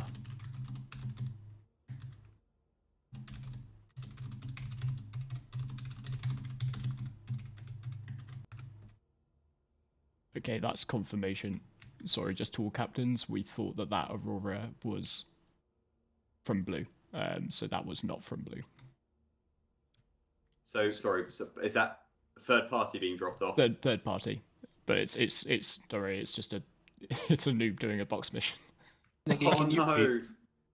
Oh, yep, tank's moving. I was about to say, could you confirm the closest blue to the plug? But we've still got a tank moving around, so don't worry. Kegels is under the crane. One of the cranes. Yeah. They've still got an active tank. The Aurora should be leaving the AO any moment by the looks of it. Unless he's sitting around to watch what's going on. You might get shot.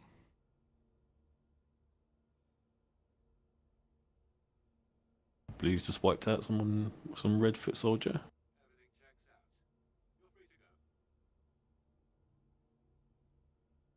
I like how I just, while I'm just waiting above Daymar in my A2, I just got scanned by the feds.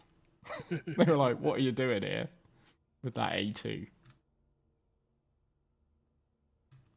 Box delivery guy looks like he got out of his ship and is now getting back into it again. Yeah, I was wondering at what point during this event there was just going to be a new guy who just got caught up in the middle of something we were doing. Turns out there was a guy in Aurora just doing a box mission. What's the chances that it's Rav trying to do a delivery? I'd say poor, because Rav is very diligently keeping the spam bots out of our chat. There's definitely some contact on the go down there. Are you reading Ravnak's comments, by the way?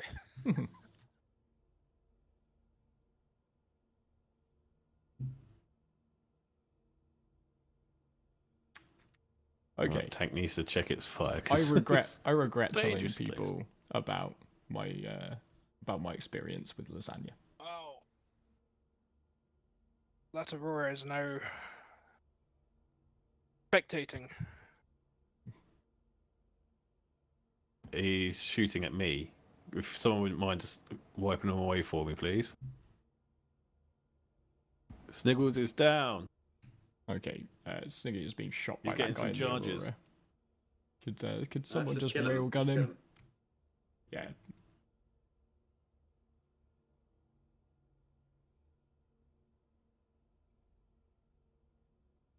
Sniggles is alive, just like but not on the roof. You have a marshal. Captains, you have a marshal in the AO because I just got knocked off the roof. Be advised not to shoot at the guy in yellow.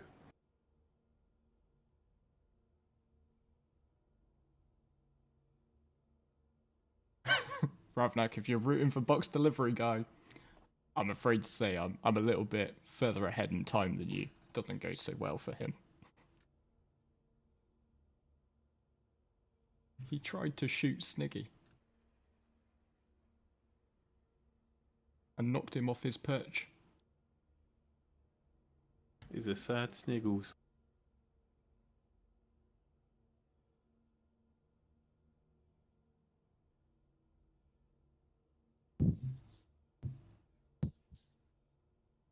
We've still got an active blue tank in the area.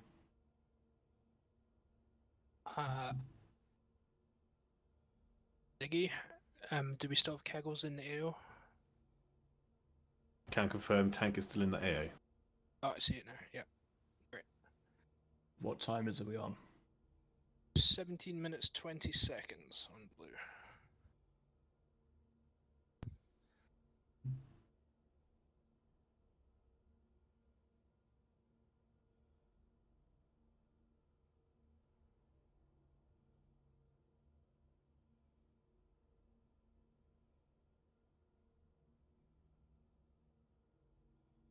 We reckon.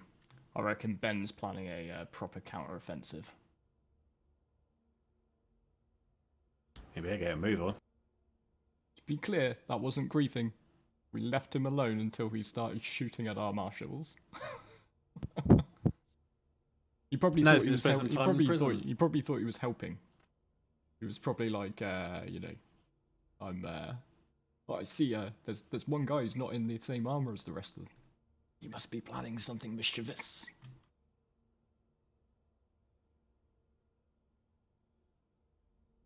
Remember the box guy. I feel bad for him because I offered him 1 million credits. Send him 1 credit. Now he's spending some time in prison. At His Majesty's leisure. In pleasure.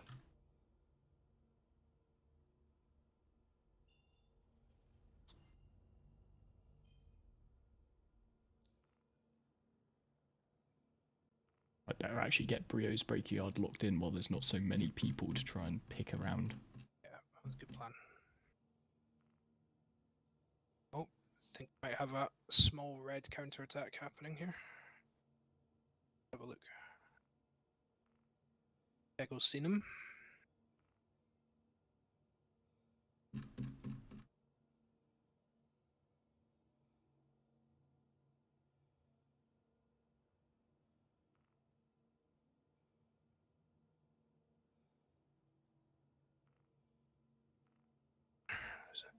Solid railgun hit some Kegels there.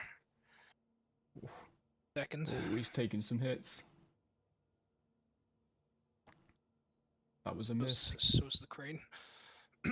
Kegels is keeping it very tightly within the perimeter though. Oh, that was by a whisker right there. But the tank's going to speak back. Just to confirm, Kegels is no longer the pilot of the tank, it is now Judge. Oh god, right. So we know why there was no fear there.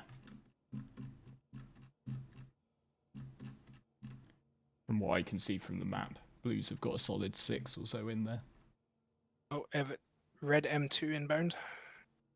Red M2, how danger zone are they going to go with this? They are pretty danger zone. 500 meters. Railgun shots, that's it.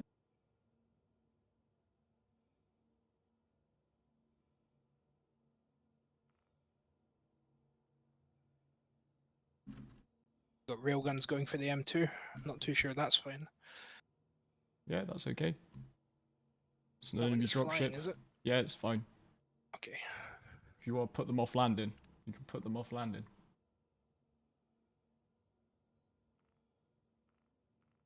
Just means their 2-minute timer is... Yep. They're getting shot at when they land. It's immediate. Panda's being a little bit...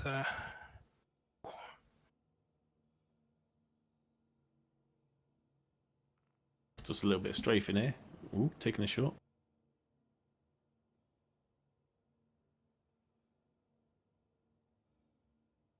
This is probably the big grand diversion that Ben's been planning.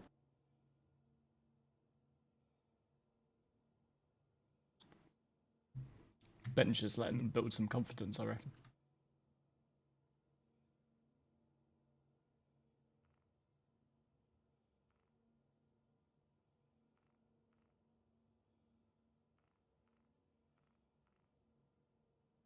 It's being clever though, staying high enough so the tank can't aim.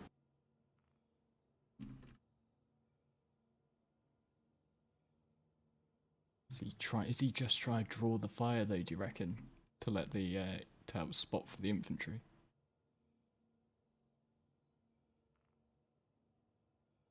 Do have Sky on Overwatch on the other side of the broker's yard. Seems like a much more concerted attack maybe coming from but we seem to have some reinforcements from Blue as well coming in. Judging by Aaron and Stider just landing. 12 minutes 30 seconds on Blue. Left. Yep. Red drops is dropped.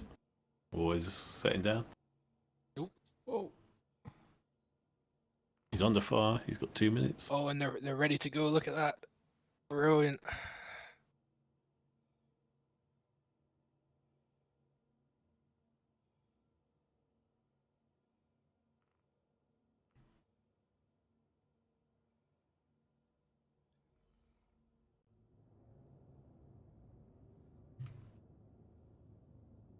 And we have a red dropship as well.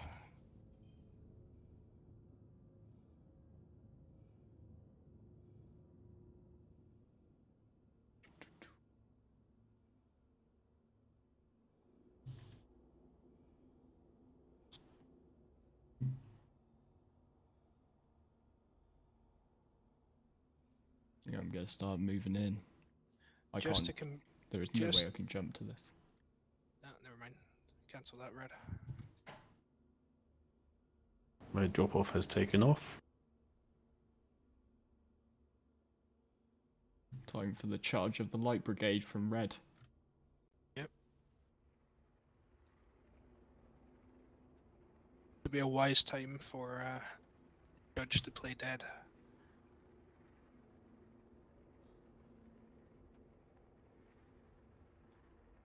I see some reds floating around in the at the edge on foot.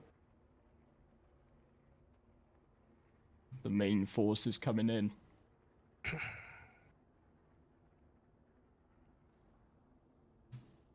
Loudgun's holding about 40 kilometers away. Just in case I'm called on, you know.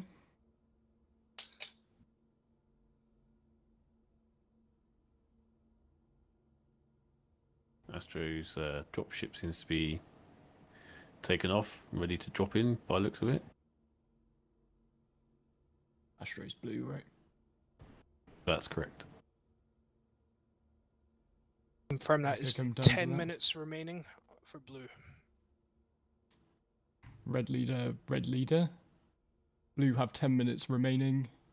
Desperate measures is open to you should you wish to call it. How long do we have left on blue? 10 minutes. They've just ticked. Red, sorry, red. 13 minutes. 13 minutes 7 seconds. Sorry, please repeat louder.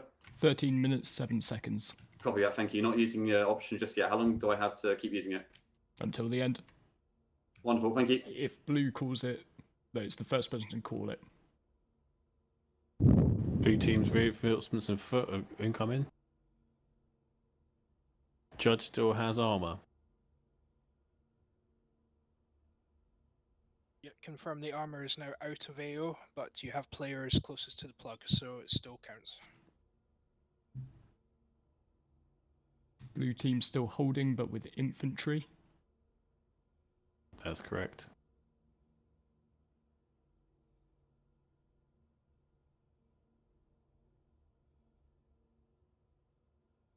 Red team on foot, approaching.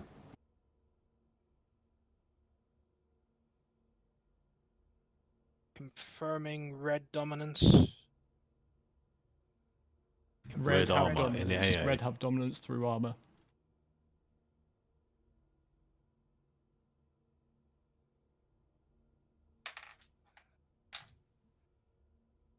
That was really well done by Red, and well done to Ben for holding off. He had the bomb, but maybe the bomb's going to be coming at him. We'll find out in a minute and a half's time.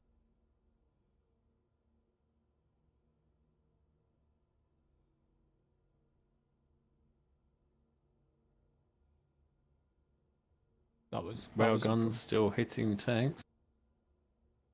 Can we get a bit zoomier in lines? Yeah, sorry, I was setting timers. I've got my chess Forcing you timers to run out. multitask. Yeah, I've got a watch, a phone, and the iPad on the go just now. This looks like a route. I've ever seen one before. Ah, for fuck's sake! Someone's incapacitated me.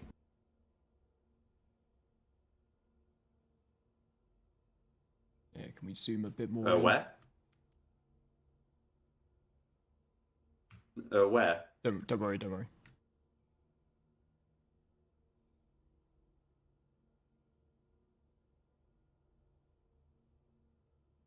Well, I'll Apologies, I'll it's a bit respawn hectic my now. Pisces. Yeah, and, I'm drop really. back off again. Come in a cutty red if you can. Will do. Just to avoid, because Pisces is one of the dropships. They're allowed. That's a good firefight going That here. is a good firefight. I can't wait to see. Cause hopefully, after this is over, we're going to clip together some of this footage with with the footage from some of the people on the ground if they can send me over the clips.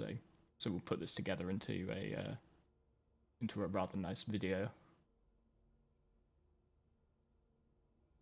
Timer left on red. Red no longer has dominance. Judges inside the AO. I don't see any other armor. Dominance switching to blue through armor dominance.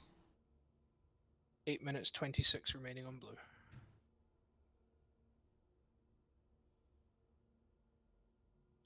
What time did red get down to? 11 minutes 6. So that is red stopped at 11 minutes 6. Blue. Say again, please. Current. Lions Mane, if you could just give both captains the times. Yep, loud. I'll confirm both with you just now. Red are on 11 minutes 6 seconds, and blue are currently 7 minutes 45 seconds. Red 11 minutes 6 seconds, blue 7.5 minutes and counting. So currently they have a 4-minute dominance on us. Currently blue is in the lead. You are leading.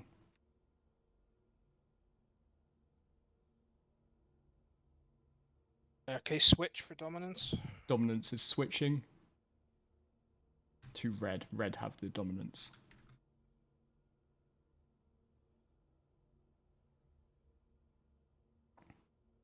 Yeah, I would have loved to see, like, I can't wait to see what some of the first person shots of this look like.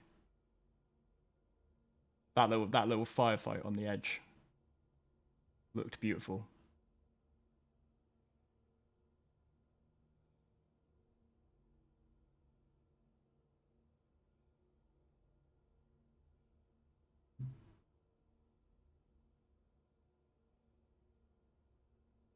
If I can see some footage of Judge standing on his tank wielding a shotgun. Don't know if he gets double points, but I'll give him some form of prize.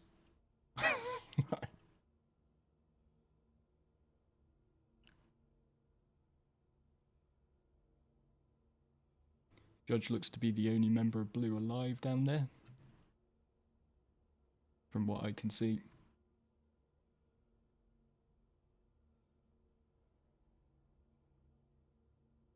That was a bit of a premature railgun by the looks of it.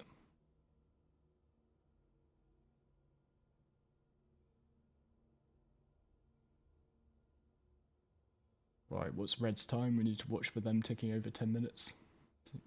Under 10 minutes to go.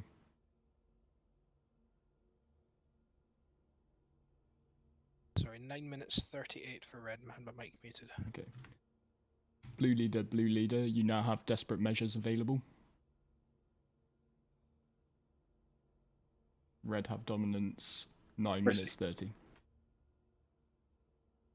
I thought we were in the lead. We're not? No? You are in the lead, but you are not dominant, so their time is ticking. You're both under 10. You're both under 10 minutes now. Desperate measures is available to both of you. More red reinforcements on the ground. Good to know.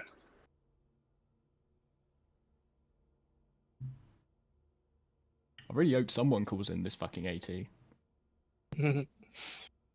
Nearly 9 hours into this stream, I want to bomb something. We are 1 minute away from them being tied.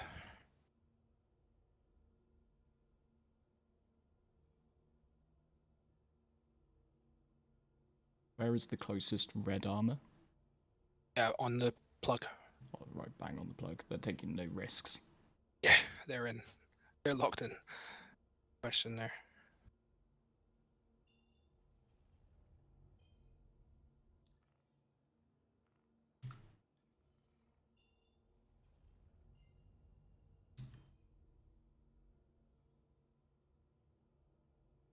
We'll give Worm the information. Well, we'll give both captains the information when red pulls ahead of blue. Yep.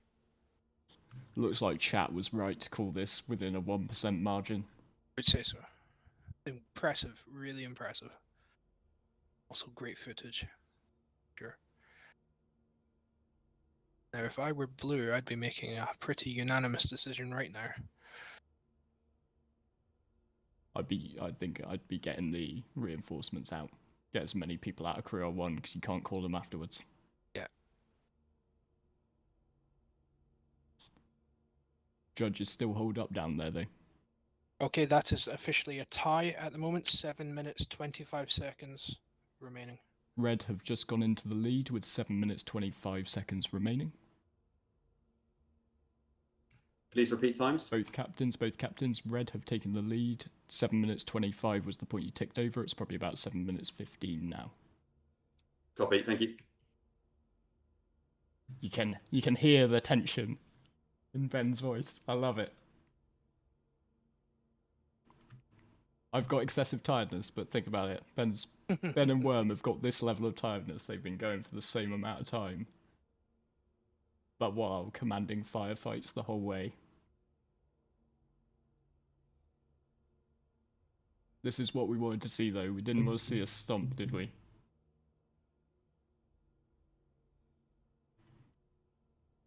You need to be inside.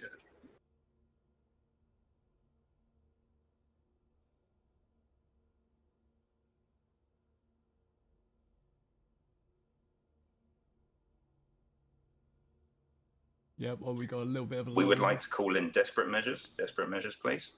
Roger, roger. Just confirm Cutty Red friendly. Cutty Red friendly. Cutty Red is friendly.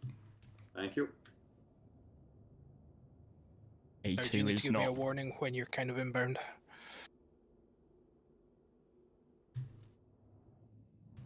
I am inbound. Okay. Back off just...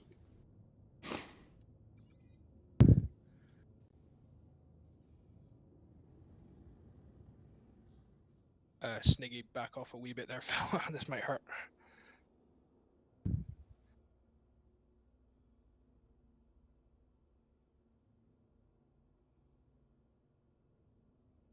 I'm really hoping my thing is broken, saying I'm within blast range. Just to confirm, would we be told if the enemy team has selected desperate measures?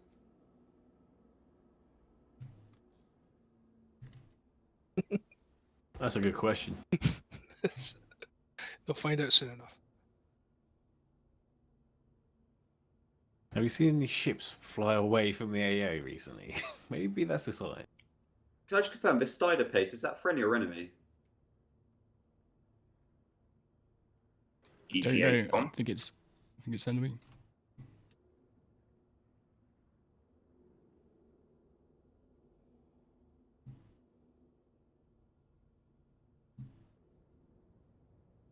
A2 in the AO. Oh, here we go. We got separation happening now from the red team. They know what's happening. Here we come. One loud. There he goes. Beautiful. Beautiful shot. Oh, it just missed. Oof. Looks like Armour has left the AA. That is... Let's give it another shot, eh? A pretty terrible miss, I'm afraid.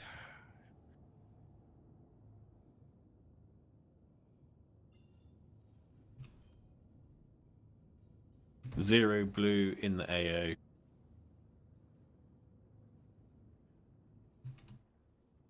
Quite a steep, quite a shallow slant angle, that one.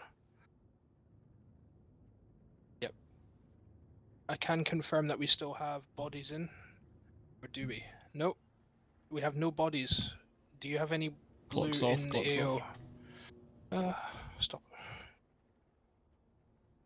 MOAB in. That's a good shot.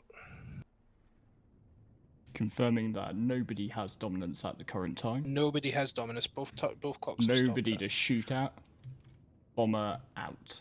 Bomber out. Is that bomber out forever, or could a bomber come back? I got 2 more bombs. I say I can come back. Lovely jubbly. Okay. Hop. Well, I'll come back with a single bomb. A single bomb. No, sorry. I'm going back on it. No, Desperate Measures was only for the first call. I want to bomb stuff, but I'll bomb stuff at the end. So, sorry, so Desperate Measures is over now. No, Desperate Measures is over. Thank you, okay. Yeah. Blue team has been dropped off and heading towards the AO. They are roughly 300 meters out. They seem to all be on foot by the looks of it.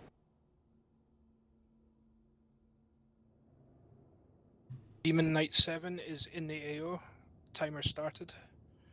Which team for? Red team. Judge is in armor in the AO. He's Okay. Blue team have dominance with armor in the AO. Blue team have dominance. See it. Thank you.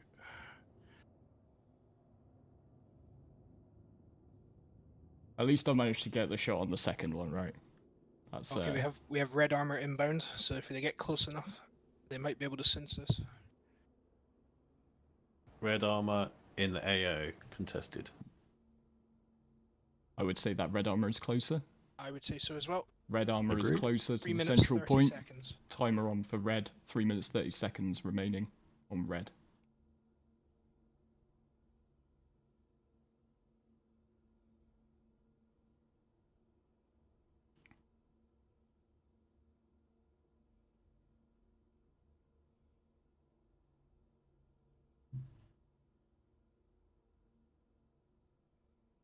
There's definitely some contact on the go down there.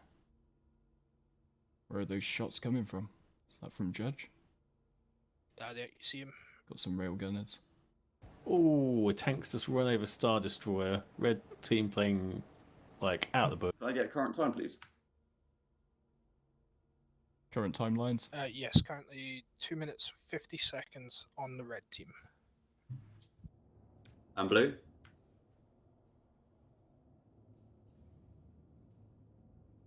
Uh, 7 minutes 5 seconds, blue team.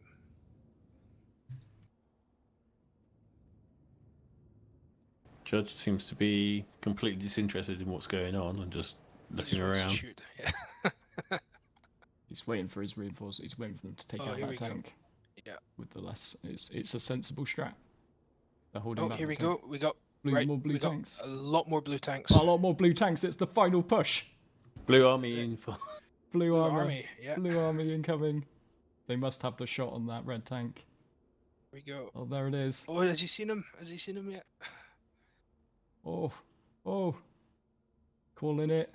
I'm ready to Calling switch. it. Timer switch. Blue has dominance is with blue. armor closer. Blue has dominance. Blue is closest. Blue is closest. Confirm A2's done. A2 is done. A2 is done. A2 is Okay, friendly. copy, thank you. Technically closest. Red is closest. Red is almost on top of the plot. Red closer. Red closer. Red dominance. Oh, this is beautiful. Point blank tanks. Oh! Red tank down. Red Blue tank has down. dominance. Blue has dominance. 6 minutes 57 seconds.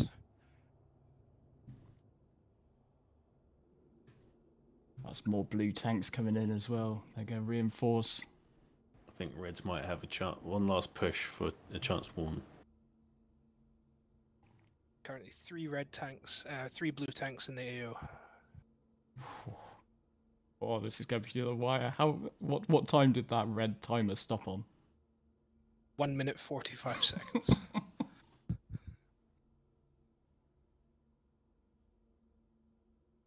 I don't have any red in the AO at all. They're gearing up for the last push. And the question here is Judge going to start attacking his own team? Out of boredom. Chances are good. Judge wants to win.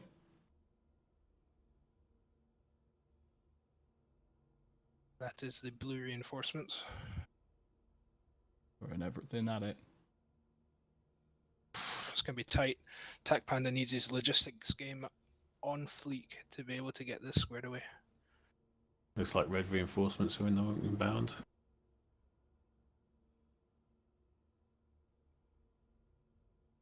Two M2s hanging out.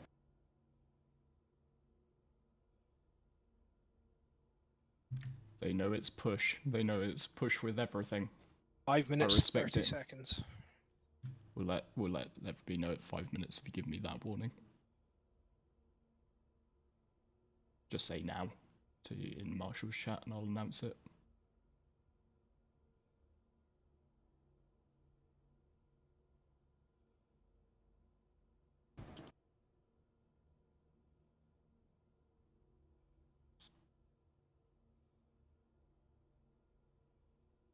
now.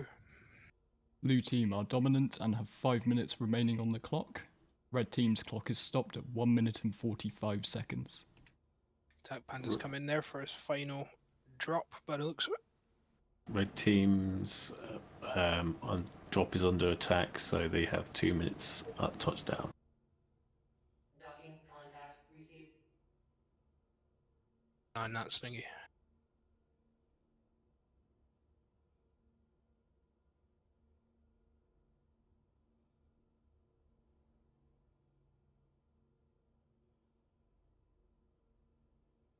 I must say they've dropped in quite a distance away. Doesn't look too far to drive. Where did that grey tank go? Where's Judge gone? There he is.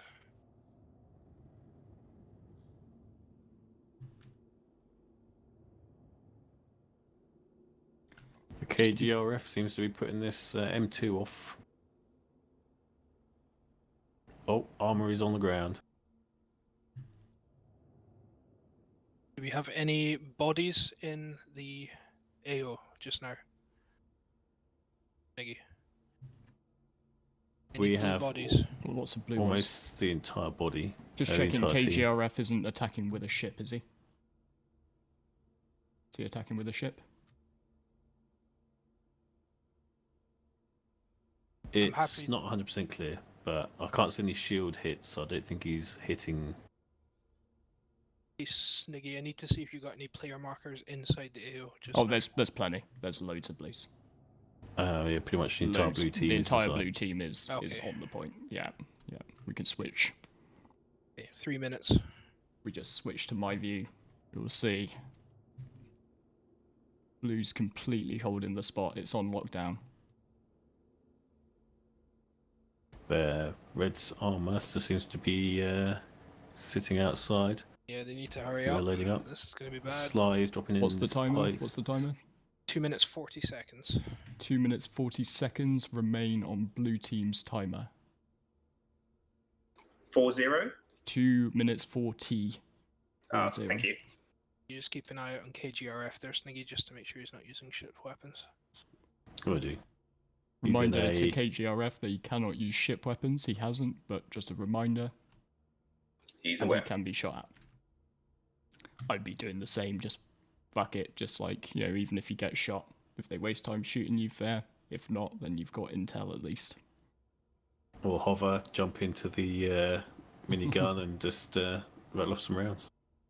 He's only The a one on the Vanguard, I'm Vanguard. afraid. Yeah. Got no miniguns. That's 1 minute 50 seconds now. Sly's Here we Pisces go. looks like Here it's comes on Sly. a. Collision Using course. the Sly's doing a dropping one-way in? trip. Especially when there's 3 tanks buzzing around. Sly's Surprise. dropped off a couple of people. Oof. Dangerous move. 1 minute 30.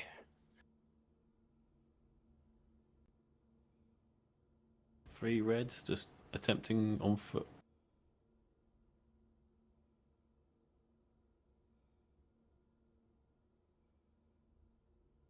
Shields 2 hot.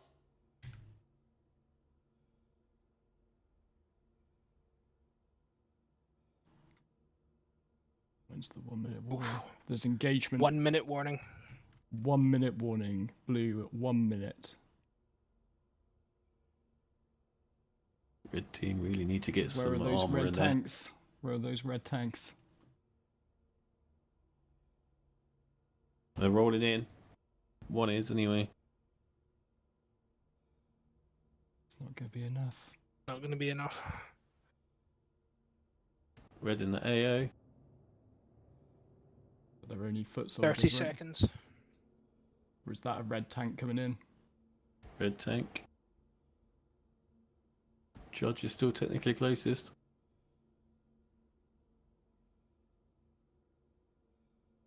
Tank v tank, another tank's rolling in. Oh, red tank is now, another red tank is just coming in from a pincer kind of movement. 7, 6, 5. 5, 4, 3, 2, 1. Blue victory. Blue victory, but fucking well played, guys.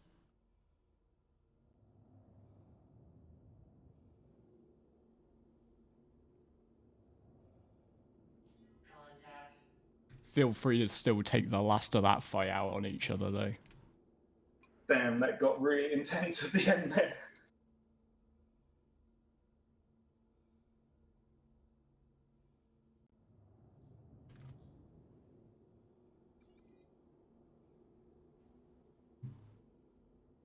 That was honestly some of the best combat I've seen in a long time. Oh.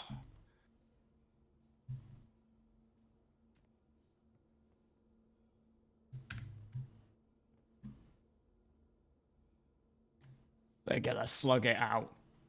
Because they have to.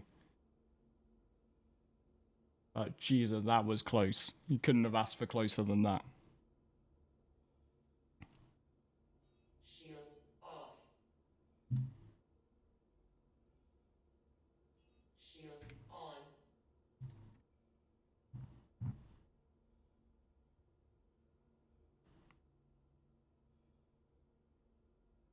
Would it have made a difference? No, it looks like blue had a stranglehold. Oh! Marshal down! They took their aggravation out on the Marshal. Sneaky cry! Was that Judge that did that? I wouldn't be surprised. Bomb away. They gotta learn not to fuck with the Marshals. Feeling. Avenge me!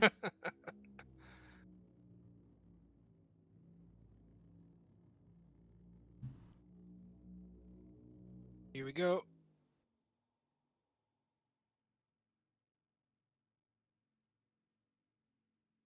When's it gonna land? Come on, bomb. Miles away. Oh, I missed completely. Oh well. Good job I got another one, isn't it? Good job I didn't mess it up when it mattered. There's only one guy in there, but it looks like It was Strider Space. Name and shame.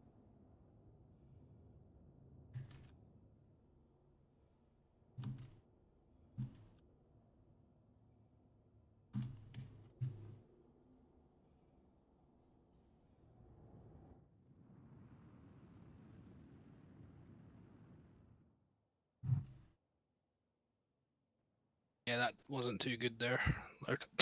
Oh well, just had to embarrass myself at the 9-hour mark. Yeah. These bombs aren't that easy to dress. No. Right. Right. Back to base for some gin. Return to base. We'll crack open some beers. I've got some inbound missiles, they can have me. Attack on shields. Yeah, I'm not I entirely think it's sure one of our why. boys. He said, "Can I have a crack at loud?" I'm like, "Sure." Can go for me. Can take me down. I want to fast travel home. Shields off. It's only orange armor, it'll come back to me in 3:17:4.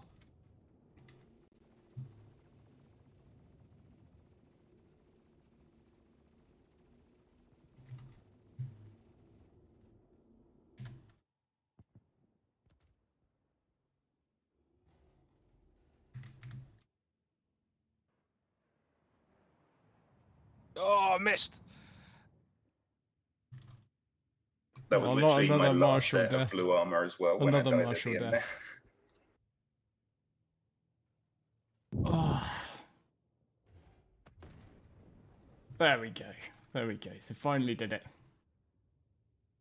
Right.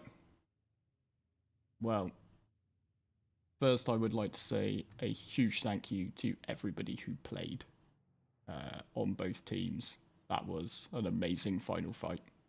And also thank you to everybody who has come and enjoyed the stream. We have raised $1,100, which is truly fucking insane. We will be rendezvousing, I believe, with both of the captains and all the marshals for a bit of a post-match chat. I'm gonna go grab a cider from the fridge. I think we've earned it. Then maybe I might have a pink gin and tonic, mix in my drinks.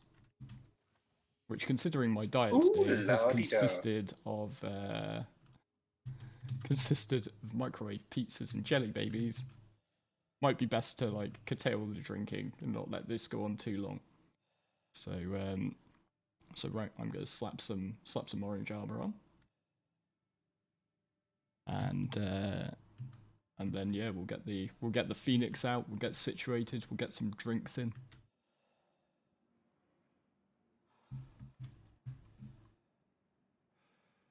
I reckon you're going to need the 890 jump, not the Connie Phoenix, for the amount of people. I will have our little. Okay, well, Lions. I don't know if Lions has got the. Don't know if Lions has got the 890 jump out. I can check. Don't know they will be claimed. I can check. Welcome to the ASOP vehicle retrieval system.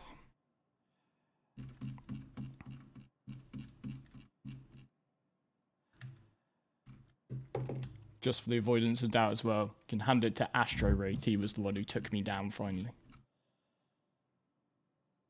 Vehicle selected. Stand by.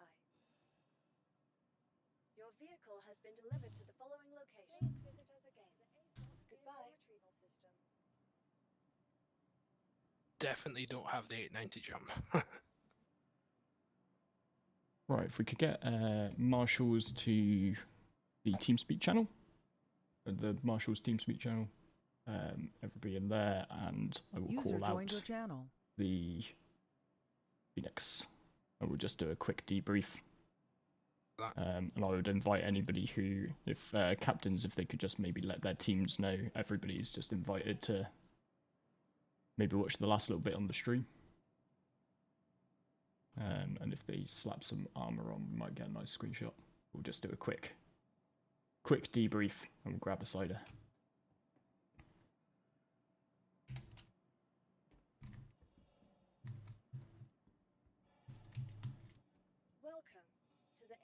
I should have really stopped dropping bombs after the second one.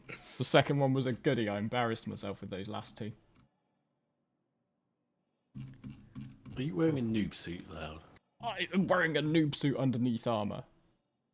My problem isn't specifically the white suit. My problem is the lack of armor that people put on over it. Right.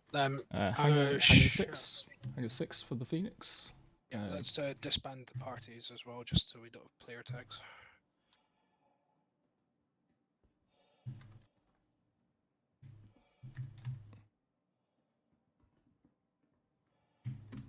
Ow. I feel you in me. Tweedledum and Tweedledee. Also, a huge thank you. Oh no. Oh no. Oh dear. Chris Roberts. Chris Roberts. Now it's got to do the run. Hmm? You got to do the run now. Wait a minute. I've got to put it. I've learnt how to deal with this problem. It has been taught to me.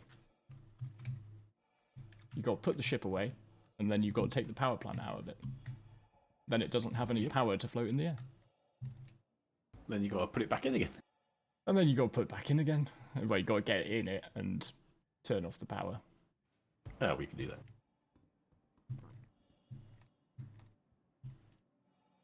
that. Lions mate, do you maybe want to just form a party with just the captains and us? So we get a slightly. Do you want me in here in Discord? In TeamSpeak. TeamSpeak. Yeah. And it will just be. Sorry, we just had a problem with a floating Phoenix, but we're just sorting that out. Yeah, I saw on the stream.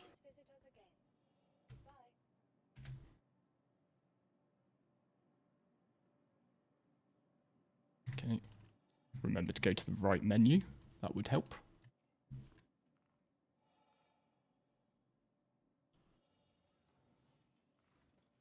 Don't forget to take the engine out first. Yeah. Yeah, it's the power plant, isn't it, that you remove? Yeah.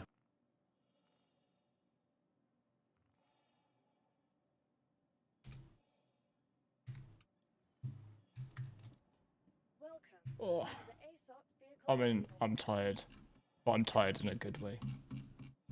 A grand for charity is a good way to spend a day, fella. There's no question there.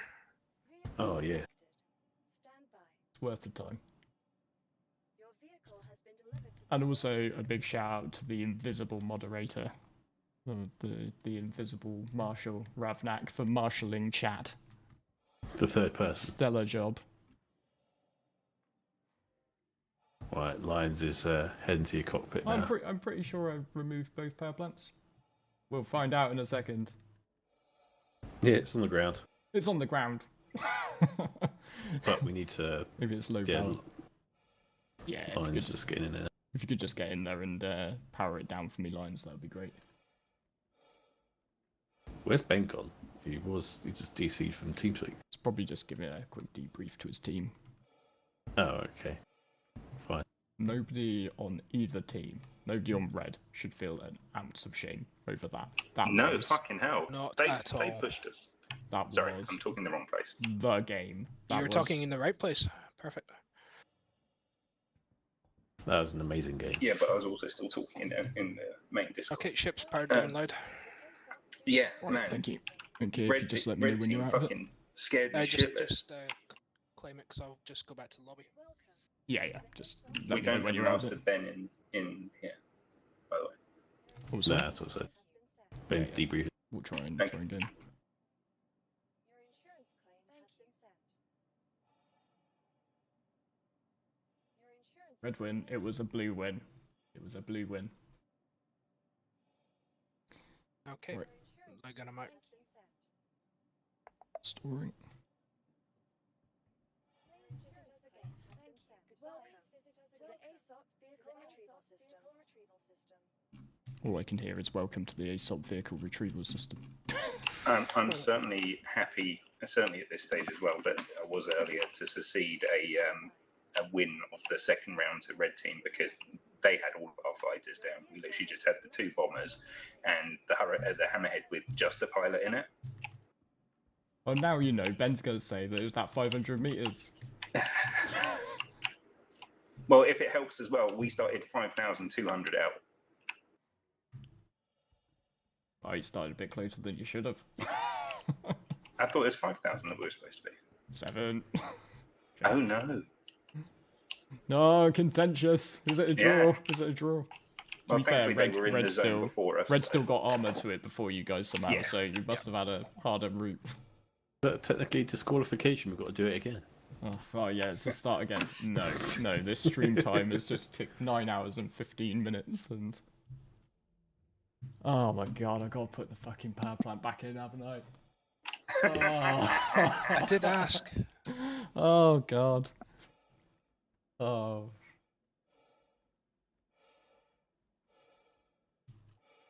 Parsifal calling blue favoritism like he wasn't on blue team.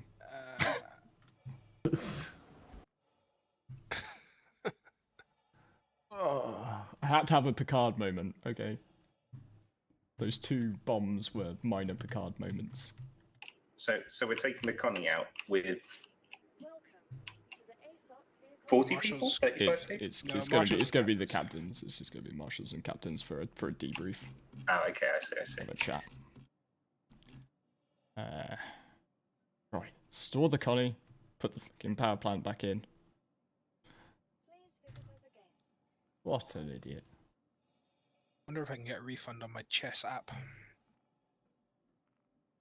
You can send me a bill. Alright, don't worry. Don't worry.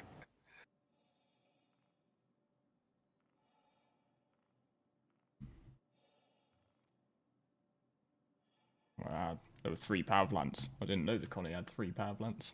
Uh-oh. That's when it ends up super juiced. Oh.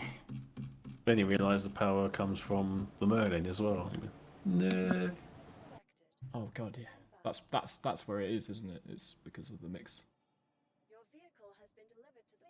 Every bee can take a moral victory. We have a Connie. It's on the floor. It's Excellent. good. Okay, so Constellation Phoenix at Hangar 6. Could someone wrangle us a red captain by any chance? I'll try and find him.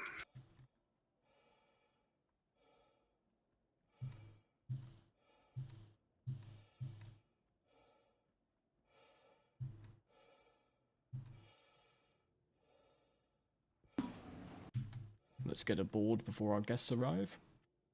I'm not piloting this time, am I? We need a pilot. It's okay. We just cruise around Crusader. Let's get ourselves a nice view in the background. Once we got everybody aboard, then everybody can come and sit down at the table like adults. Right. Speaking of like adults, I'm gonna go get myself a beer. Except my character is not gonna play ball. He's gonna stand up. Loud.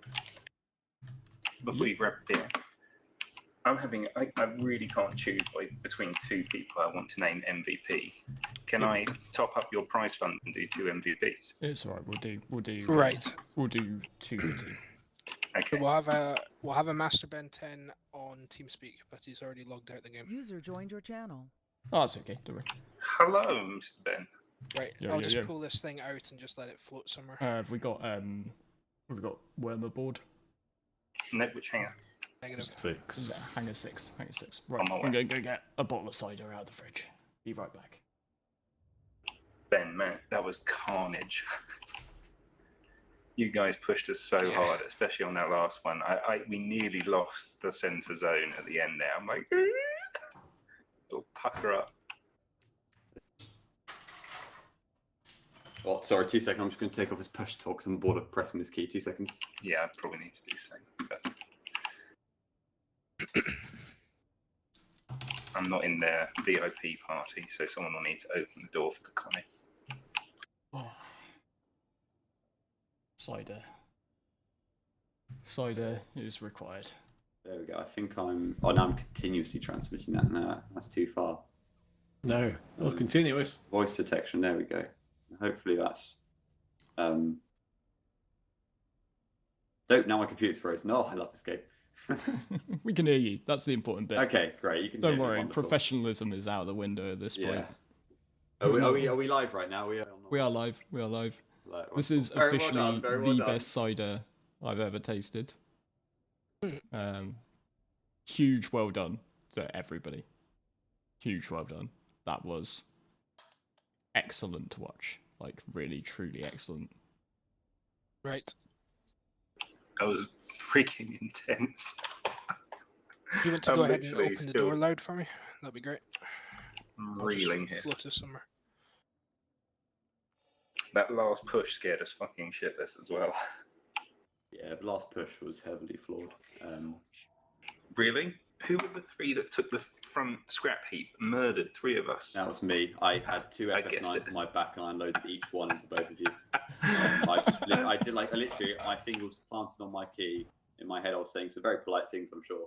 And just running until it was dry and then sorting to the next. Well, the first person killed was like, I've been murdered, and I'm like, oh, that person's near me. Oh, the person in front of him has been killed. Shit, I've got a sniper rifle out. This isn't going to work. I saw a guy in the back holding a railgun charging. It's like, oh mate, you picked the wrong weapon.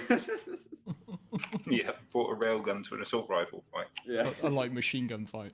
I'm just imagining Ben would probably have dual wielded those like machine guns if he could. Yeah, just Rambo one in each style. hand.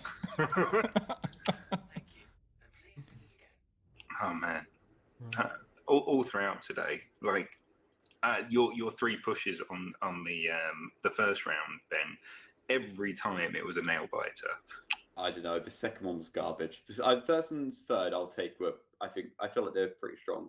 But the second was absolute trash. But it's like we learn from it and move on. Yeah, I mean, but got to mirror it to you. Sort of, yeah, the 2 events that actually got to take place, you won. So very, very well done. You had us in the second for sure. Like we had no light fighters left. Or heavy fighters for that instance, when we got pretty much attacked by Mongrel, or if we had few left, it wasn't many. And we basically ran with a strat where we were trying to do swarm. So we only had 1 person in the hammerhead part way away. The bombers were sat off to one side until we tried to keep the air clear for them. And then we just flew into a hail of your torpedoes and was just like, yeah, people just went down very quickly to that approach. So literally, I mean, the whole conversation was as we're going, you thought, well, you can't fire your weapons yet, but I said everyone's got missiles, so let's just launch absolutely everything you've got your own. It's from there. It's I watched that bit back in the stream. And it was some really lovely footage you had loud of just like following the fleet as it was moving in, and that's really good. Yeah, I'll have that bit. I'll clip it. Yeah, please. Yeah, we just literally flew into a hail of missiles from your whole squad together, and I lost like fighter after fighter. I'm like, well, I see where this is going. There was a moment where we were diving on like Rockham, and I think it was in a hurricane, and it was just like you could just see him look up and just see this hammerhead charging him. It was like about 2 seconds later, it was like, yep, hurricane down. Yeah, my only play after that was like, can we get the bombers in some sort of sneaky position to hit the hammerhead and keep our hammerhead playing hide and seek for long enough around the distance? That was plan B, and I'm pretty sure we would have won out in the time. It was a real kick in the teeth of that one because I do love my fleet combat. So to see it, see what happened was such a shame. But like these things happen. I mean, episode 3 is. It's really intense. I mean, it's probably one of my favorite. It is. Yeah. It's one of my favorite things in Star Citizen, just to bring all that logistics together and sort of forcing you to work well together. And I think it very quickly opens your eyes to breakdowns in communication. Put it that way. Yeah. I don't know if anyone mentioned on your team. There was a moment where I was playing like what do you call it, Ring a Rosie with someone on the ground. I was in a Nova tank and we were running around a rock trying to kill each other. I think that was Judge. Oh, that's great. I tell you what, Judge in the bloody tank today. He was fucking. He's one of our MVPs today because he hid at some point when you guys pushed an assault and you hadn't got any heavy armor in yet, and he was just basically hid behind one of the scrap piles, not being noticed particularly. And then when I think you brought a tank in or something, and it was at that point he started playing Ring Around the Rosie, and we were just like, you've just got to stay alive for as long as you can. And then we were on our way back, and it's like, right, get out of Dodge, be safe.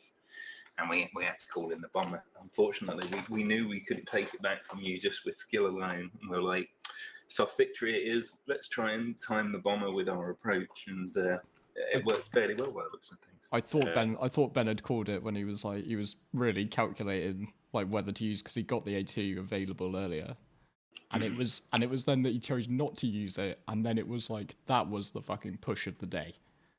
Like such a huge push. Your push absolutely wrecked us then. So this, I'll be honest. I thought I was going to get a notification of if the A2 was inbound.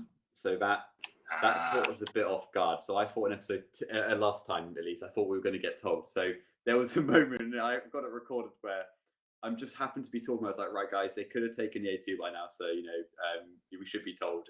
I mean, sorry, I didn't put anywhere in the rules that you'd get told. Okay, yeah, that's fine. I thought. I mean, I must have been mistaken. And I look up and there's an A2 like 3 clicks out. Like, run! You managed to get a tank out though, right?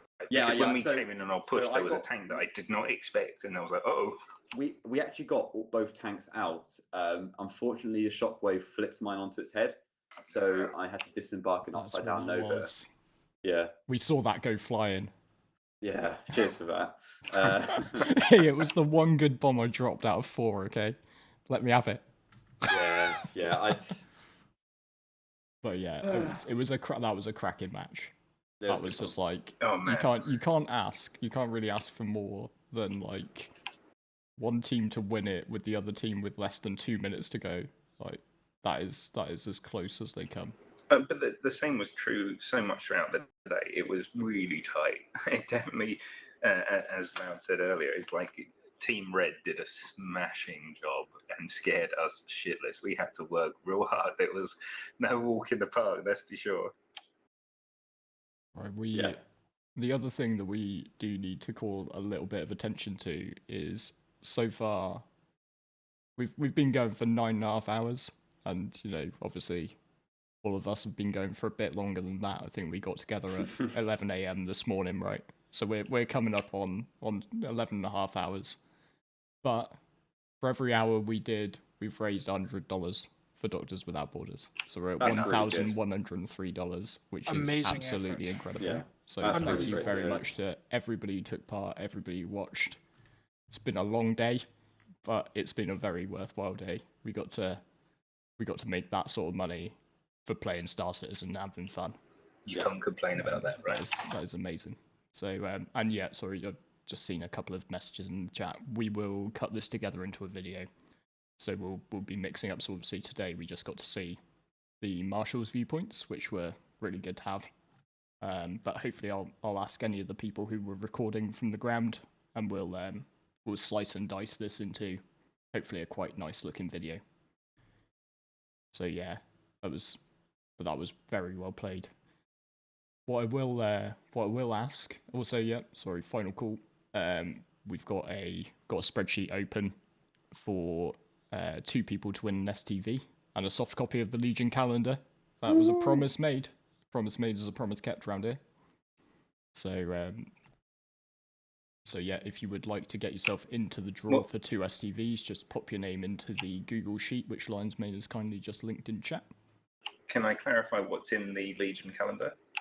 Saucy pictures. Saucy Legion photos, my friend. No, so this time we're actually focusing more around like, so last calendar was a lot of like the people, so it had people in location. This time it's going more around like, the beauty of Star Citizen with the Legion.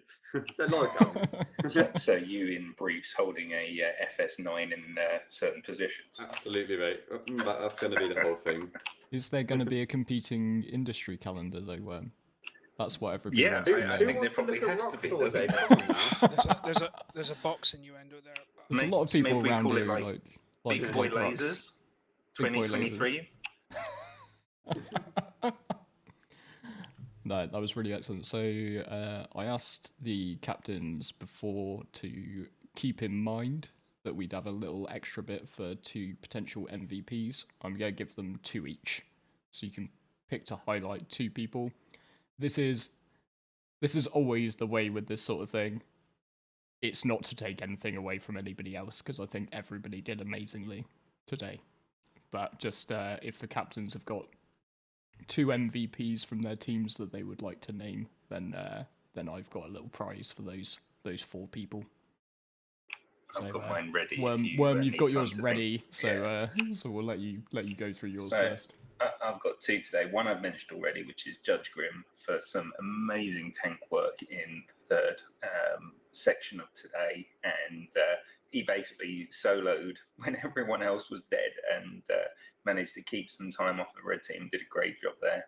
And also throughout the rest of the day, did a solid job.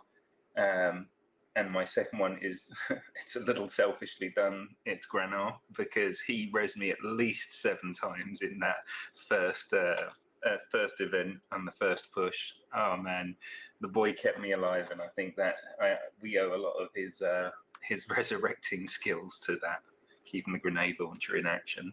And you put those railguns to good use, so that's a.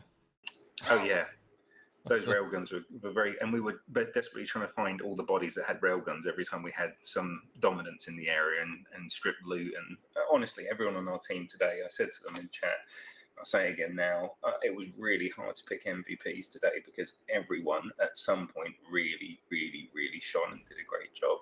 A big honourable mention though to KDRF, who would have been number 3 for his amazing shuttle work at the end there as well. It was literally back to back to and from base to site, and great drop-offs. I got a shout out as well, one which I got to, unfortunately I switched camera at exactly the wrong moment. But Skylancer's Grenade of Death. Like, if this was Call of Duty, you would have got some sort of achievement, Sky. Because that was just an airlock full of attackers you took with that grenade. I got to watch the grenade leave your hand, and then by the time the next stream had loaded in, it was just an airlock full of dead reds. I mentioned that during the break, actually. So Skylancer's grenade effectively pushed me through the station. Oh yeah, you also took out a Marshal, but we won't hold that against you. Oh no, it was not sure you could. Not sure you could see the Marshal was there. So not entirely sure how he was going full. He was going full war reporter. Yeah. But yeah. There may or may not have been uranium in that grenade. Who knows? Yeah, it was a nuclear bomb of a grenade. So Ben, you got a couple of MVPs you want to pick out? Well, I've got to say, Moss have been 11 today. It's been absolutely great. So first person I really want to highlight is Sly Mako. He has been absolutely incredible. Not even just today, but also in the helping set up for today, get all the gear together. Yeah, I think a lot of work goes into, I think, keeping a level head during the day, and also just having all the gear so anyone could turn up on the day and get everything ready. So yeah, massive thank you to him. Once again, really great flying on third event, sort of second event, running the Hurricanes as well. Just sorted all out of all. Just been an absolute pleasure to work with throughout this. Yeah, so he's in Legion. He's not allowed to leave Legion now. So there we go. And the other player I'd like to highlight, it's actually someone who came across today. It was Jax31. So he's just a community member, but so he joined us for first and third events, and it's very, very refreshing to have sort of another pair of eyes when it comes to talking about strategy, sort of getting people up, really good communication, really good comms throughout the whole event. Well, I'm sure you can agree, life goes a lot easier when you get a few clear comms and you sort of you know exactly where you stand in a few words instead of a story. So yeah, want to highlight him as well. Been a real pleasure to meet today, and yeah, definitely carried through some tricky situations like chasing a Nova tank down with a railgun. It's always a fun one. Nice. Comms are king, right? Yeah, oh yeah, absolutely. But yeah, I mean, being told I had to pick two people suddenly, it's a bit of a panic almost. You think it's one of those things where you can't do it without the team. And it's like these whole events, we can't do it without the marshals, the community in general. So yeah, it's very tricky to pick two. But yeah, just want to say just huge thank you to everyone for turning up, putting up with my terrible British jokes throughout the whole day. And not running off. I think Rex has been up now. I think he's had a bit of a nap. I think he's been up for about 30 or something hours now. So he's going strong. I think everyone's ready to have to sleep now in a Red Viper. Righto. So all those MVPs, or 4 MVPs, you will feel free to. We'll have a bit of a DM, and I'll be grabbing you whatever cool sub-store armor you fancy, basically. It's a little additional prize. Because I can see the competition's now closed for the STVs. Would one of my marshals kindly jumble up the results, and then the entries, and then we'll get the captains to each pick a random number for our RNG. But while they're doing that, I also want to say a huge thank you to 3 people here, to Sniggy, to Lion's Mane, and to Ravnak, who have been marshalling this event. Sniggy and Lion's Mane in person, Ravnak behind the scenes, keeping the chat nice and clean, keeping the Tinder bots away. Thank you so much, guys, because we spent a lot of time behind the scenes to put this on and to work it out. I think I had to write up the notes from our meeting the other night, and it went on for I hit the Discord word limit a number of times. When we were thinking, you go here, you go there, you're going to take this point, we're going to work out the extra cameras, all that sort of stuff. And I think we can all agree, have all done an amazing job today. Absolutely. And I'd also like to shout out both Ben and Worm, because again, it's been sort of 6 weeks of prep to put this on. And everybody is really sort of pulled together to pull it off. So have we got a nice jumbled up Google Doc now, Sniggy or Lions? I've got, if you want to, I'm just going to stream my screen. If you want to take your direction to look at the spinny wheel of doom. Whoa! All right, we've got a spinny wheel. Okay, let me just sort this camera. Look, I actually made use of my Stream Deck. Legitimate company expense. There you go. You've pressed it once. It's done. Okay. I pressed it a few times during this last 9.5 hours. Fair enough. All right, let's have a spin. Spin the wheel, wherever it stops, nobody knows. So this is for one of 2 STVs, which I will deliver when they become available at IAE. KGRF, you narrowly missed the MVP, but You got one. You got yourself a 10-year Nice. insurance SDV. That was Indication. quite karmic. Righto. Let's give it another spin. See.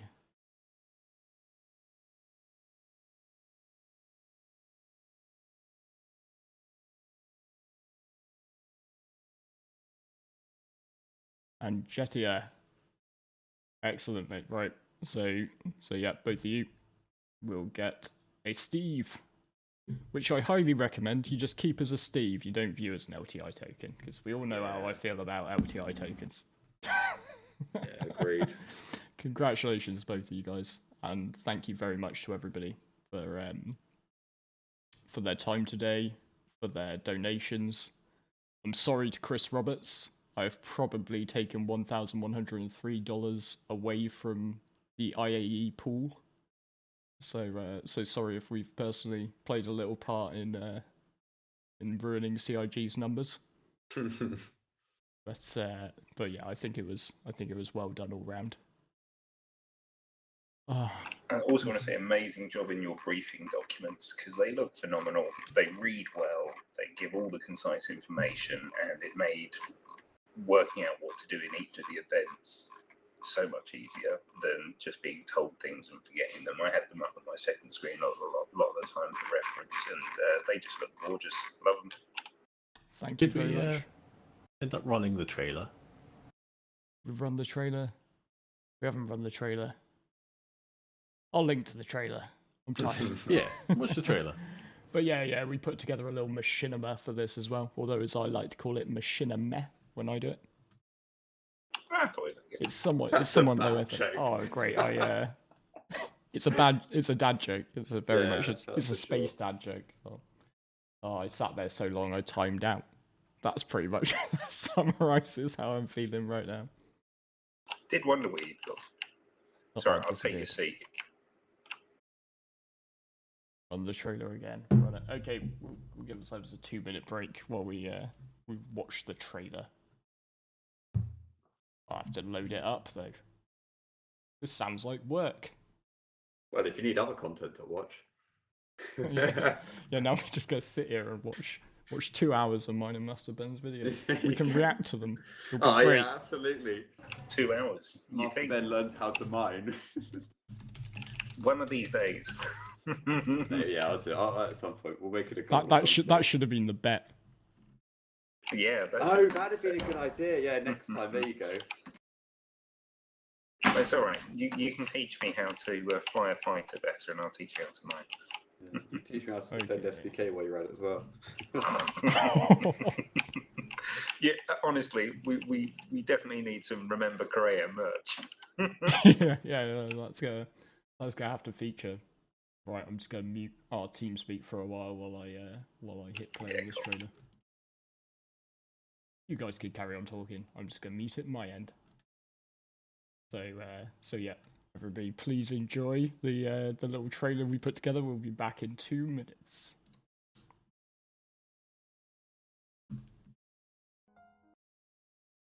Once I figure out how to start it.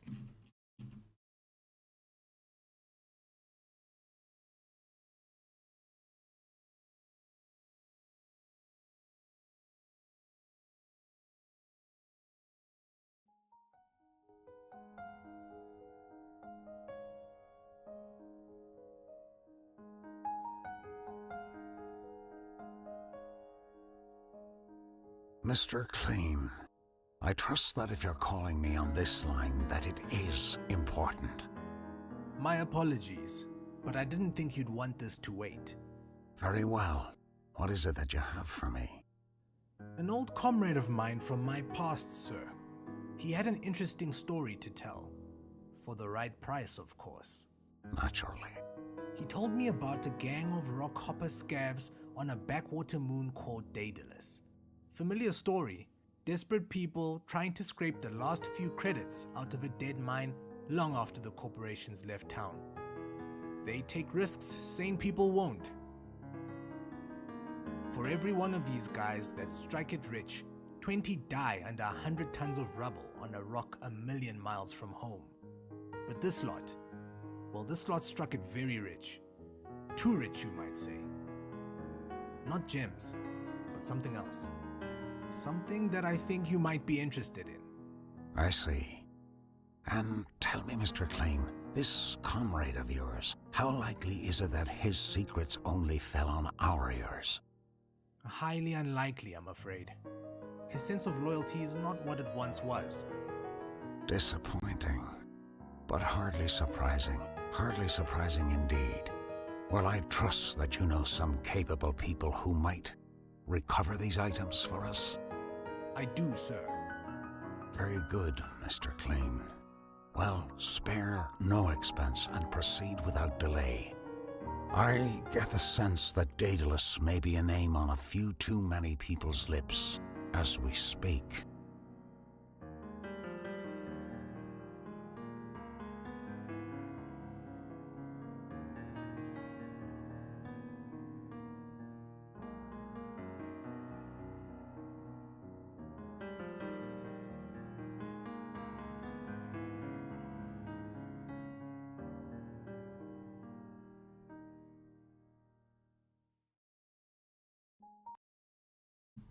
So, let's get these guys back in the room. So there we have it. That was our little machinima. We'll probably try and do a bit more of those. Have I got these guys back, or have they abandoned me? Yeah, the other two are gone. We're still kicking around. I do like that second voice actor, by the way. His voice is amazing. Oh, great. Why hire Liam Neeson when you can hire a Liam Neeson impersonator? Right, folks, I think we're going to call an end to that now, because I am about to collapse down, and I sorely need to order myself some pizza. Of the non-microwave variety. But, folks, this was a hell of a day, and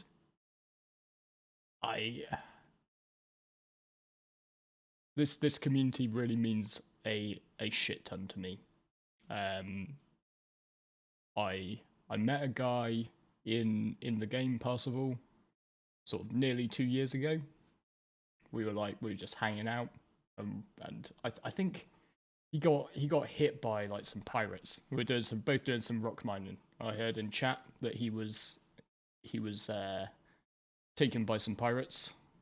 I think somebody offered him a lift, and then they stole all of his gems because, you know, PvP. And it was Christmas Eve, so I was feeling a bit generous, and I was like, "Hey man, like I just sold a load of rock gems. It's all right. So here you go. Here's 100k of mine. I just sold for 200k. Here's my 100k. It's Christmas Eve. Nobody needs to lose their money on Christmas Eve." And so we decided we'd stick together, and then we met Step, who's the third founder of Frontier Consolidated. And then from then we started picking people up in the game.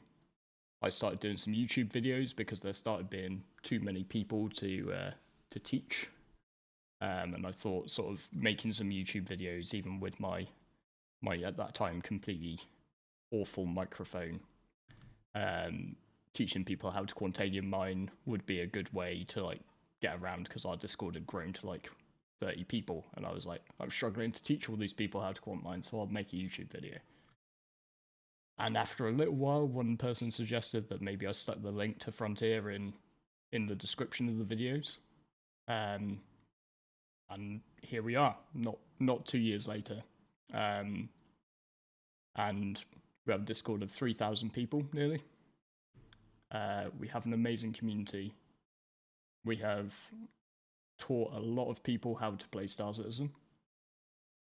We have provided an area where a lot of people have made friendships which extend to the real world. I myself have met a number of people from this community in real life. We've had coffees, and some of them have even got to pet my dog. But also we get to do stuff like this.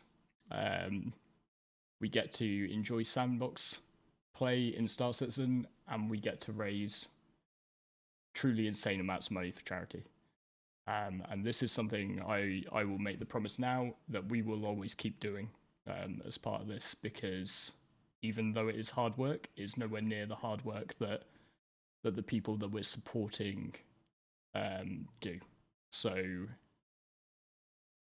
if you told me if you told me 20 months ago that this is what this was going to turn into,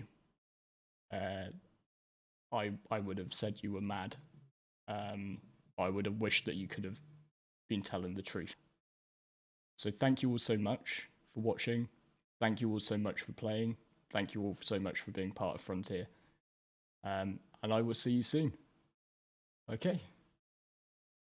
07.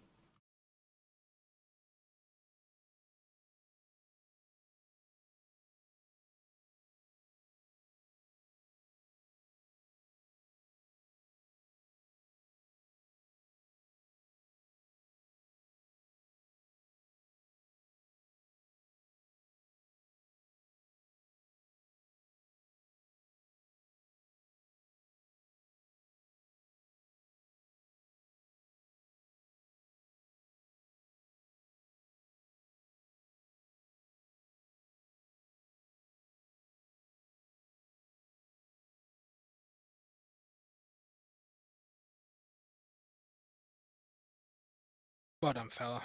Great end. Oh, bloody hell. Yeah, I know. Yeah. Okay. You stood up yet, Stiggy? That was my mistake. I haven't done that in a while.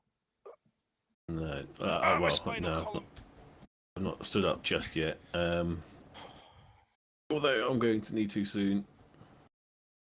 I just want to get jumping towards the home base. I can. Is stream still live? No, I think it's. Oh well, maybe.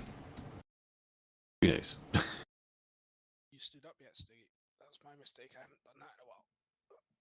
No, well, no, I've not stood up just yet. Let's return to the old Discord. Yep. I just want to get jumping towards the home base. I can. Is stream still live? No. User